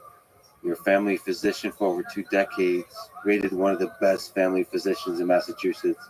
You wrote the book Overdosed America, and the new book coming out now called Sickening, about how Big Pharma broke American healthcare, including science and research, and how we can fix it. First question, what is the biggest problem with Big Pharma that if fixed would be the most impactful? So if you can snap your fingers and fix one thing, what would be the most impactful, you think? The biggest problem is the way they determine the content, the accuracy, and the completeness of what doctors believe to be the full range of knowledge that they need to best take care of their patients. So that with the knowledge having been taken over by the commercial interests, primarily the pharmaceutical industry, the purpose of that knowledge is to maximize the profits that get returned to investors and shareholders, and not to optimize the health of the American people. So rebalancing that equation would be the most important thing to do to get our healthcare back aimed in the right direction. Okay, so there's a tension between helping people and making money. So if we look at particularly the task of helping people in medicine, in healthcare, is it possible, if money is the primary sort of mechanism by which you achieve that as a motivator, is it possible to get that right? I think it is, Lex, but I think it is not possible without guardrails that maintain the integrity and the balance of the knowledge. Without those guardrails, it's like trying to play a professional basketball game without referees and having players call their own fouls. But the players are paid to win, and you can't count on them to call their own fouls. So we have referees who are in charge. We don't have those referees in American healthcare. That's the biggest way that American healthcare is distinguished from healthcare in other wealthy nations. Okay, you mentioned Milton Friedman, and you mentioned his book called Capitalism and Freedom. He writes that there are only 3 legitimate functions of government: to preserve law and order, to enforce private contracts, and to ensure that private markets work. You said that that was a radical idea at the time, but we're failing on all 3. How are we failing? And also, maybe the bigger picture is what are the strengths and weaknesses of capitalism when it comes to medicine and healthcare? Can we separate those out? Because those are 2 huge questions. So how we're failing in all 3, and these are the minimal functions that our guru of free market capitalism said the government should perform. So this is the absolute baseline. On preserving law and order, the drug companies routinely violate the law in terms of their marketing and in terms of their presentation of the results of their trials. I know this because I was an expert in litigation for about 10 years. I presented some of what I learned in civil litigation to the FBI and the Department of Justice, and that case led to the biggest criminal fine in U.S. history as of 2009. And I testified in a federal trial in 2010, and the jury found Pfizer guilty of fraud and racketeering violations. In terms of violating the law, it's a routine occurrence. The drug companies have paid $38 billion worth of fines from, I think, 1991 to 2017. It's never been enough to stop the misrepresentation of their data. And rarely are the fines greater than the profits that were made. Executives have not gone to jail for misrepresenting data that have involved even tens of thousands of deaths in the case of Vioxx, OxyContin as well. And when companies plead guilty to felonies, which is not an unusual occurrence, the government usually allows the companies, the parent companies, to allow subsidiaries to take the plea so that they are not one step closer to getting disbarred from Medicare not being able to participate in Medicare. So in that sense, there is a mechanism that is appearing to impose law and order on drug company behavior, but it's clearly not enough. It's not working. Can you actually speak to human nature here? Are people corrupt? Are people malevolent? Are people ignorant that work at the low level and at the high level at Pfizer, for example, at big pharma companies? How is this possible? So I believe, just on a small tangent, that most people are good.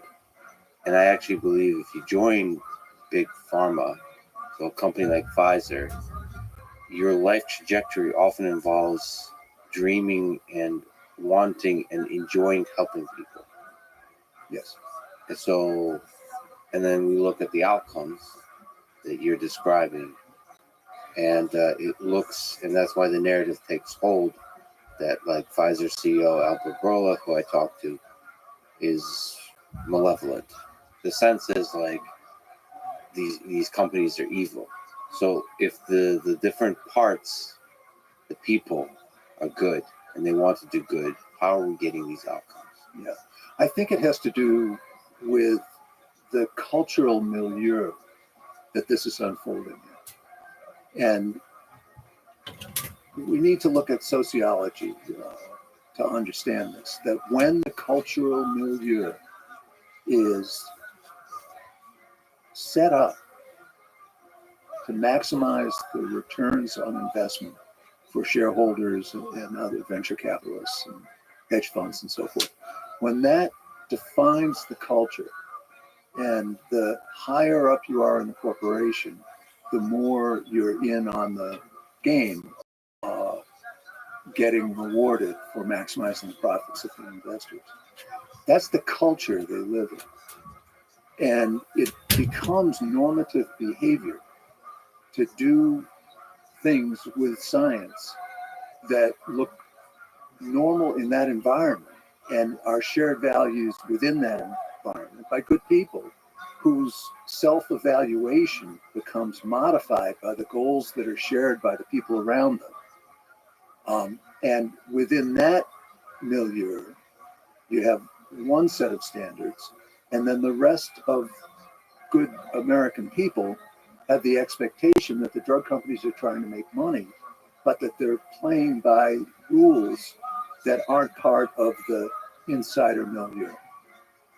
It's fascinating. The game they're playing modifies the culture, of inside the meetings, inside the rooms, day to day. That there's a bubble that forms. Like, we're all in bubbles of different sizes. Right. And that bubble allows you to drift in terms of what you see as ethical and unethical. Because you see the game as just, it's just part of the game. So marketing is just part of the game. Right. And paying the fines is just part of the game of science. Yeah. And without guardrails, it becomes even more part of the game. You keep moving in that direction if you're not bumping up against guardrails. And I think that's how we've gotten to the extreme situation we're in now. So, like I mentioned, I spoke with Pfizer CEO Albert Bourla, and I'd like to raise with you some of the concerns I raised with him. So, one, we already mentioned, I raised the concern that Pfizer is engaged in aggressive advertising campaigns. As you can imagine, he said no. What do you think? I think you're both right. I think that I agree with you that the aggressive advertising campaigns do not add value to society. And I agree with him that they're, for the most part, legal, and it's the way the game is played. Right, so sorry to interrupt, but oftentimes his responses are, especially now, he's been CEO for only like 2 years, 3 years, says Pfizer was a different company, we've made mistakes, right, in the past. We don't make mistakes anymore. That there's rules, and we play by the rules. So, like with every concern raised, there's very, very strict rules, he says. In fact, he says sometimes way too strict, and we play by them. So, in that sense, advertisement, it doesn't seem like it's too aggressive because it's playing by the rules.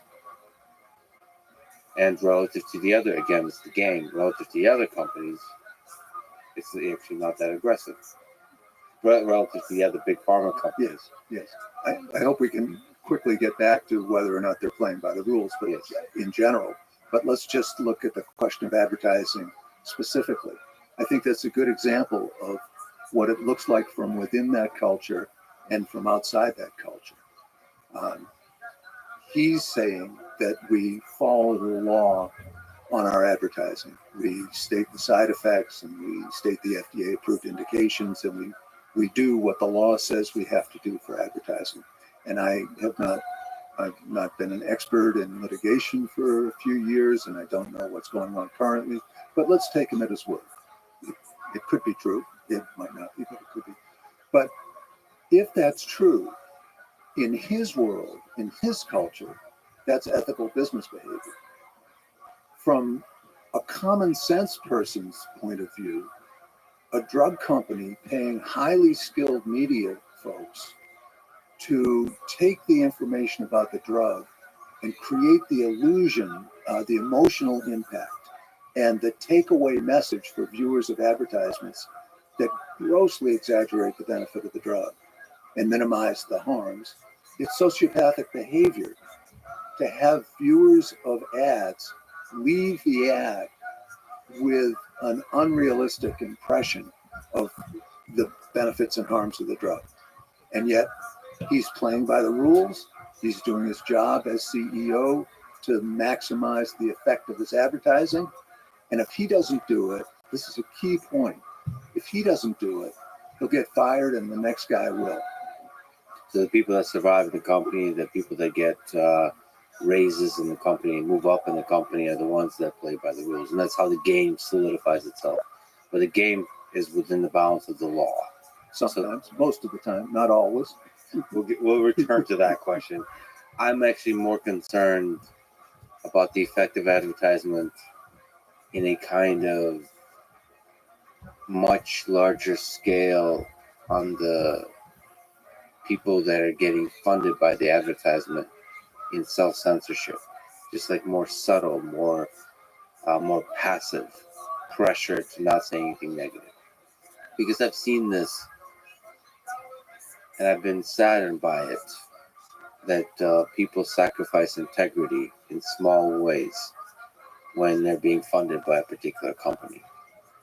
They don't see themselves as doing so, but you could just clearly see that the space of opinions that they're willing to engage in, or a space of ideas they're willing to play with, is one that doesn't include anything that could possibly be negative about the company. They just choose not to.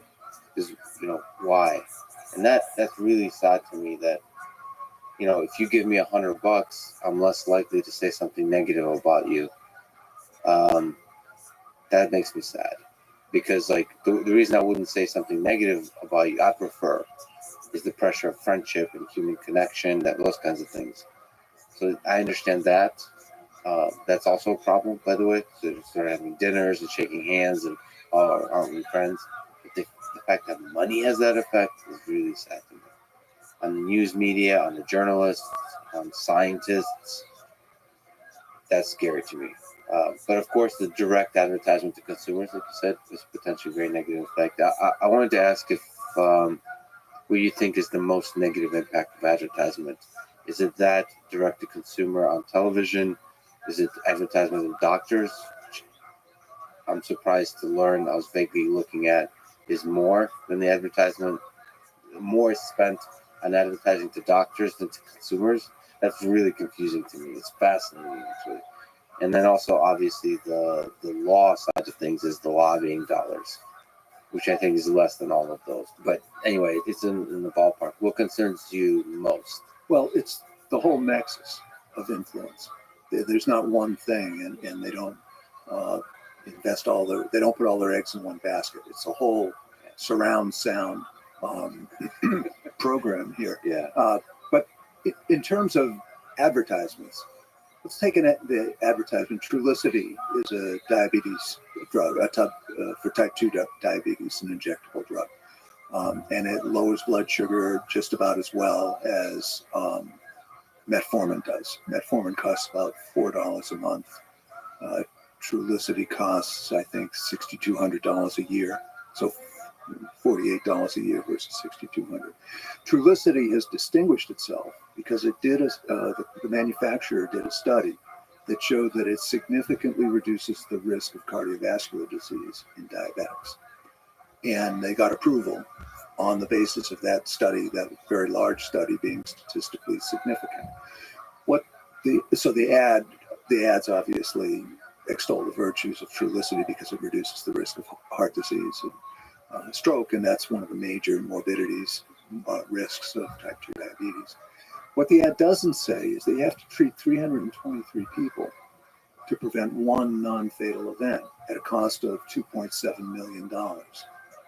And even more importantly than that, what the ad doesn't say is that the evidence shows that engaging in an active, healthy lifestyle program reduces the risk of heart disease and strokes far more than Trulicity does. Now, to be fair to the company, the sponsor, there's never been a study that compared Trulicity to lifestyle changes. But that's part of the problem of our advertising. You would think in a rational society that was way out on a limb as a lone country, besides New Zealand, that allows direct-to-consumer advertising, that part of allowing direct-to-consumer advertising would be to mandate that the companies establish whether their drug is better than, say, healthy lifestyle adoption to prevent the problems that they claim to be preventing. But we don't require that. So the companies can afford to do very large studies so that very small differences become statistically significant. And their studies are asking the question, how can we sell more drug? They're not asking the question, how can we prevent cardiovascular disease in people with type 2 diabetes? And that's how we get off in this. We're now in the extreme arm of this distortion of our medical knowledge of studying how to sell more drugs than how to make people more healthy. That's a really great thing to compare it to, is lifestyle changes, because that should be the bar. If you do some basic diet, exercise, all those kinds of things, how does this drug compare to that? Right, and that study was done actually in the 90s. It's called the Diabetes Prevention Program. It was federally funded by the NIH, so that there wasn't this drug company imperative to just try to prove your drug was better than nothing. And it was a very well designed study, randomized controlled trial in people who were at high risk of diabetes, so-called pre-diabetics, and they were randomized to three different groups: a placebo group, a group that got treated with metformin, and a group that got treated with intensive lifestyle counseling. So this study really tested whether you can get people in a randomized controlled trial assigned to intensive lifestyle changes, whether that works. Now, the common wisdom amongst physicians, and I think in general, is that you can't get people to change. You can do whatever you want, you can stand on your head, you can beg and plead, people won't change. So give it up and let's just move on with the drugs and not waste any time. Except this study that was published in the New England Journal, I think in 2002, shows that's wrong. That the people who were in the intensive lifestyle group ended up losing 10 pounds, exercising 5 times a week, maintaining it, and reduced their risk of getting diabetes by 58%, compared to the metformin group, which reduced its risk of getting diabetes by 31%. So that exact study was done, and it showed that lifestyle intervention is the winner. Who, as a small tangent, is the leader? Who is supposed to fight for the side of lifestyle changes? Where's the big pharma version of lifestyle changes? Who's supposed to have the big bully pulpit the big money behind lifestyle changes, in your sense, because that seems to be missing in a lot of our discussions about health policy. Right. That's exactly right. And the answer is that we assume that the market has to solve all of these problems. And the market can't solve all of these problems. There needs to be some way of protecting the public interest for things that aren't financially driven. So that the overriding question has to be how best to improve Americans' health, not companies funding studies to try and prove that their new inexpensive drug is better and should be used. Well, some of that is also people sort of like yourself. I mean, it's funny, you spoke with Joe Rogan, he constantly espouses lifestyle changes. So some of it is almost like understanding the problems that Big Pharma is creating in society, and then sort of these influential voices speaking up against it. So whether they're scientists or just regular communicators. Yeah, I think you got to tip your hat to Joe for getting that message out. And he clearly believes it and does his best. Yeah. But it's not coming out in the legitimate avenues, in the legitimate channels that are evidence-based medicine and from the sources that the docs are trained to listen to and modify their patient care on. Now, it's not 100%. I mean, there are articles in the big journals about the benefits of lifestyle, but they don't carry the same gravitas as the randomized controlled trials that test this drug against placebo or this drug against another drug. So the Joe Rogans of the world keep going. You know, I tip my hat. Yeah. But it's not going to carry the day for most of the people until it has the legitimacy of the medical establishment. Yeah, like something that the doctors really pay attention to. Well, there's an entire mechanism established for testing drugs. There's not an entire mechanism established for, in terms of scientific rigor, of testing lifestyle changes. I mean, it's more difficult. I mean, everything's difficult in science, science that involves humans, especially. But these studies are very expensive. They're difficult. It's difficult to find conclusions to control all the variables. So it's very easy to dismiss them unless you really do a huge study that's very well funded. So maybe the doctors just lean towards the simpler studies over and over, which is what the drug companies fund. They can control more variables. See, but the control there is sometimes by hiding things too, right? So sometimes you can just say that this is a well-controlled study by pretending there's a bunch of other stuff, just ignoring the stuff that could be correlated or could be the real cause of the effects you're seeing, all that kind of stuff. So money can buy ignorance, I suppose, in science. It buys kind of blinders that don't look outside the reductionist model. And that's another issue, is that we kind of, nobody says to doctors in training, only listen to reductionist studies and conclusions and methods of promoting health. Nobody says that explicitly, but the respectable science has to do with controlling the factors. And I mean, it just doesn't make sense to me. I'm going to pick on Trulicity because it's such an obvious example, but it's not more egregious than many others. It doesn't make sense to me to allow a drug to be advertised as preventing cardiovascular disease when you haven't included lifestyle changes as an arm in the study.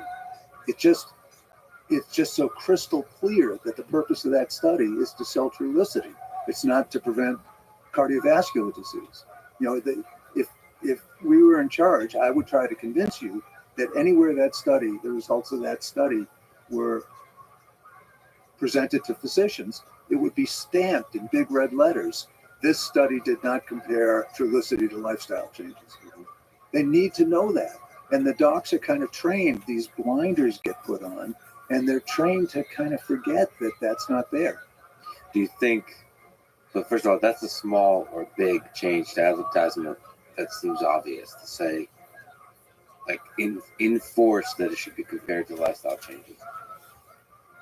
Do you think advertisements, period, in the United States for pharmaceutical drugs should be banned? I think they can't be banned, so it doesn't matter what I think. Okay. Well, let's say you were a dictator, and two, why can't they be banned? Okay. You answer either one. I believe, I've been told by lawyers who I trust, that the freedom of speech in the U.S. Constitution is such that you can't ban them. That you could ban cigarettes and alcohol, which have no therapeutic use, but drugs have a therapeutic use, and the advertisements about them can't be banned. Let's assume that they can't be, because we know they won't be anyway. But let's assume they can't be. And especially our Supreme Court now would be unlikely to take that seriously. But that's not the issue. The issue is that if the drug companies want to spend their money advertising, they should have to have independent analysis of the message that the viewers are left with about the drug, so that it's realistic. What's the chance the drug will help them? Well, in Trulicity, it's 1 out of 323. 322 people aren't going to benefit from the cardiovascular risk reduction. What's the true cost? When drugs advertise that you may be able to get this for a $25 copay or something, a tens of thousands of dollars a year drug for a $25 copay, what an enormous disservice that is to misrepresent the cost to society. That should not be allowed. So you should have to make it clear to the viewers how many people are going to benefit, what's your chance of benefiting, how does it compare to lifestyle changes or less expensive therapies, what do you give up if you use a less expensive therapy or gain, perhaps. And how much it costs. How much it costs. Now that can go either way, because if you say Humira costs $72,000 and it's no more effective as a first-line drug than methotrexate, which costs $480, people say, I want an expensive drug because I can get it for a $25 copay. So you'd have to temper that a little bit. Oh, you mean people are they don't care. They don't care. Their insurance is going to cover it, and it's a $25 copay. But we could figure out how to deal with it. The main point is that if we assume that advertisements keep going, and they are, we could require that there be outside evaluation of the message that reasonable, unbiased viewers take away from the ads. And the ads would have to tell the truth about the drug. And the truth should have like sub-truth guardrails, meaning like the cost that we talked about, the effects compared to things that actually, lifestyle changes, just these details, very strict guardrails of what actually has to be specified. And I would make it against the law to have family picnics of dogs catching frisbees at the ads. So you mean 95% of the ads? Yes. There's something dark and inauthentic about those advertisements, but I'm sure they're being done because they work for the target audience.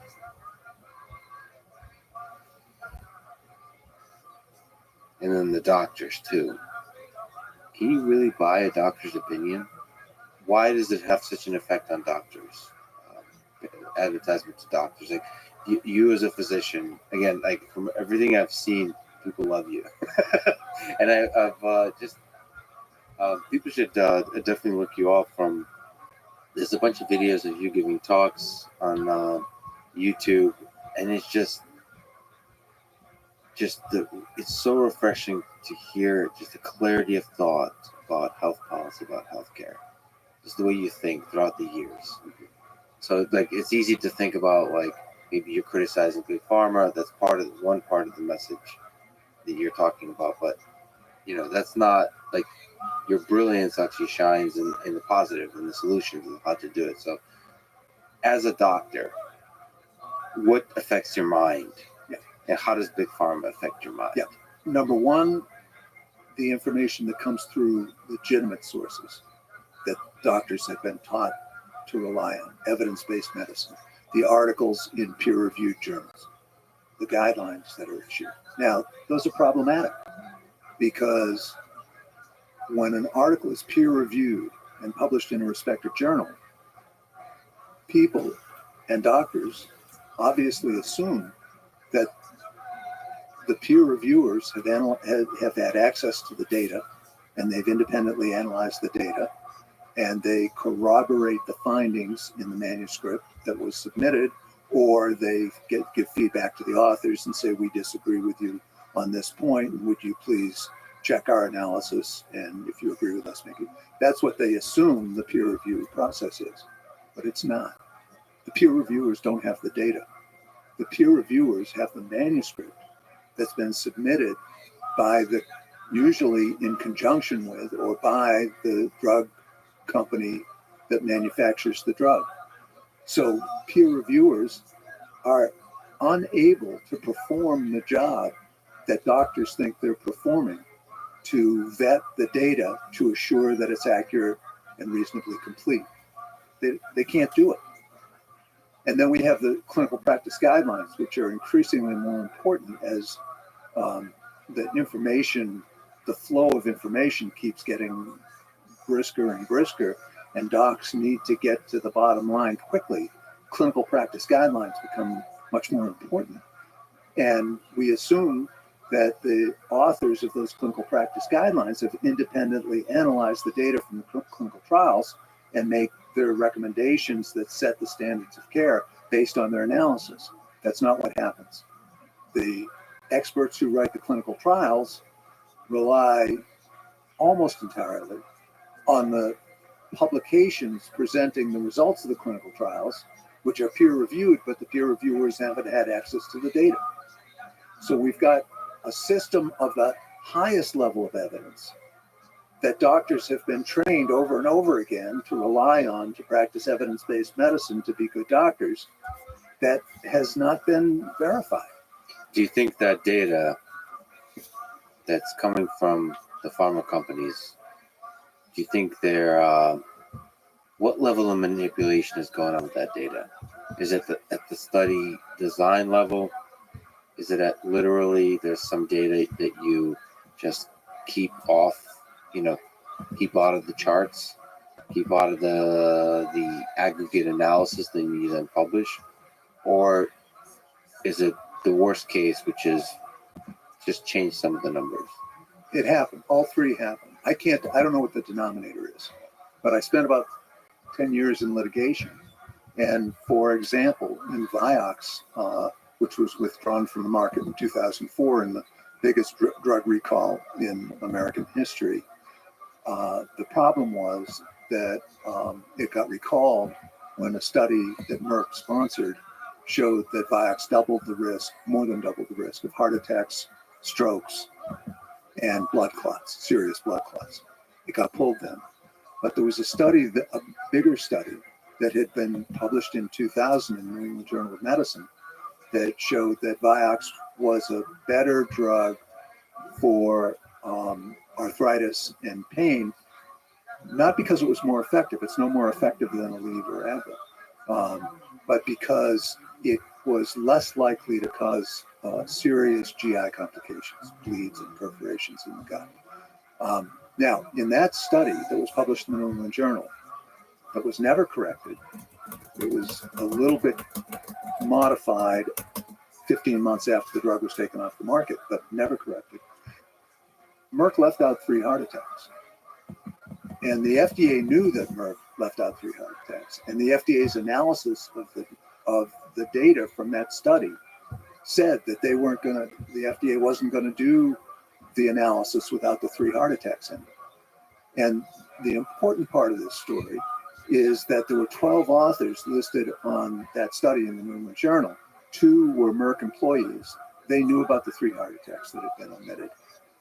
The other 10 authors, the academic authors, didn't know about it. They hadn't seen that data.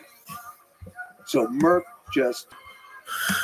they had an excuse. It's complicated.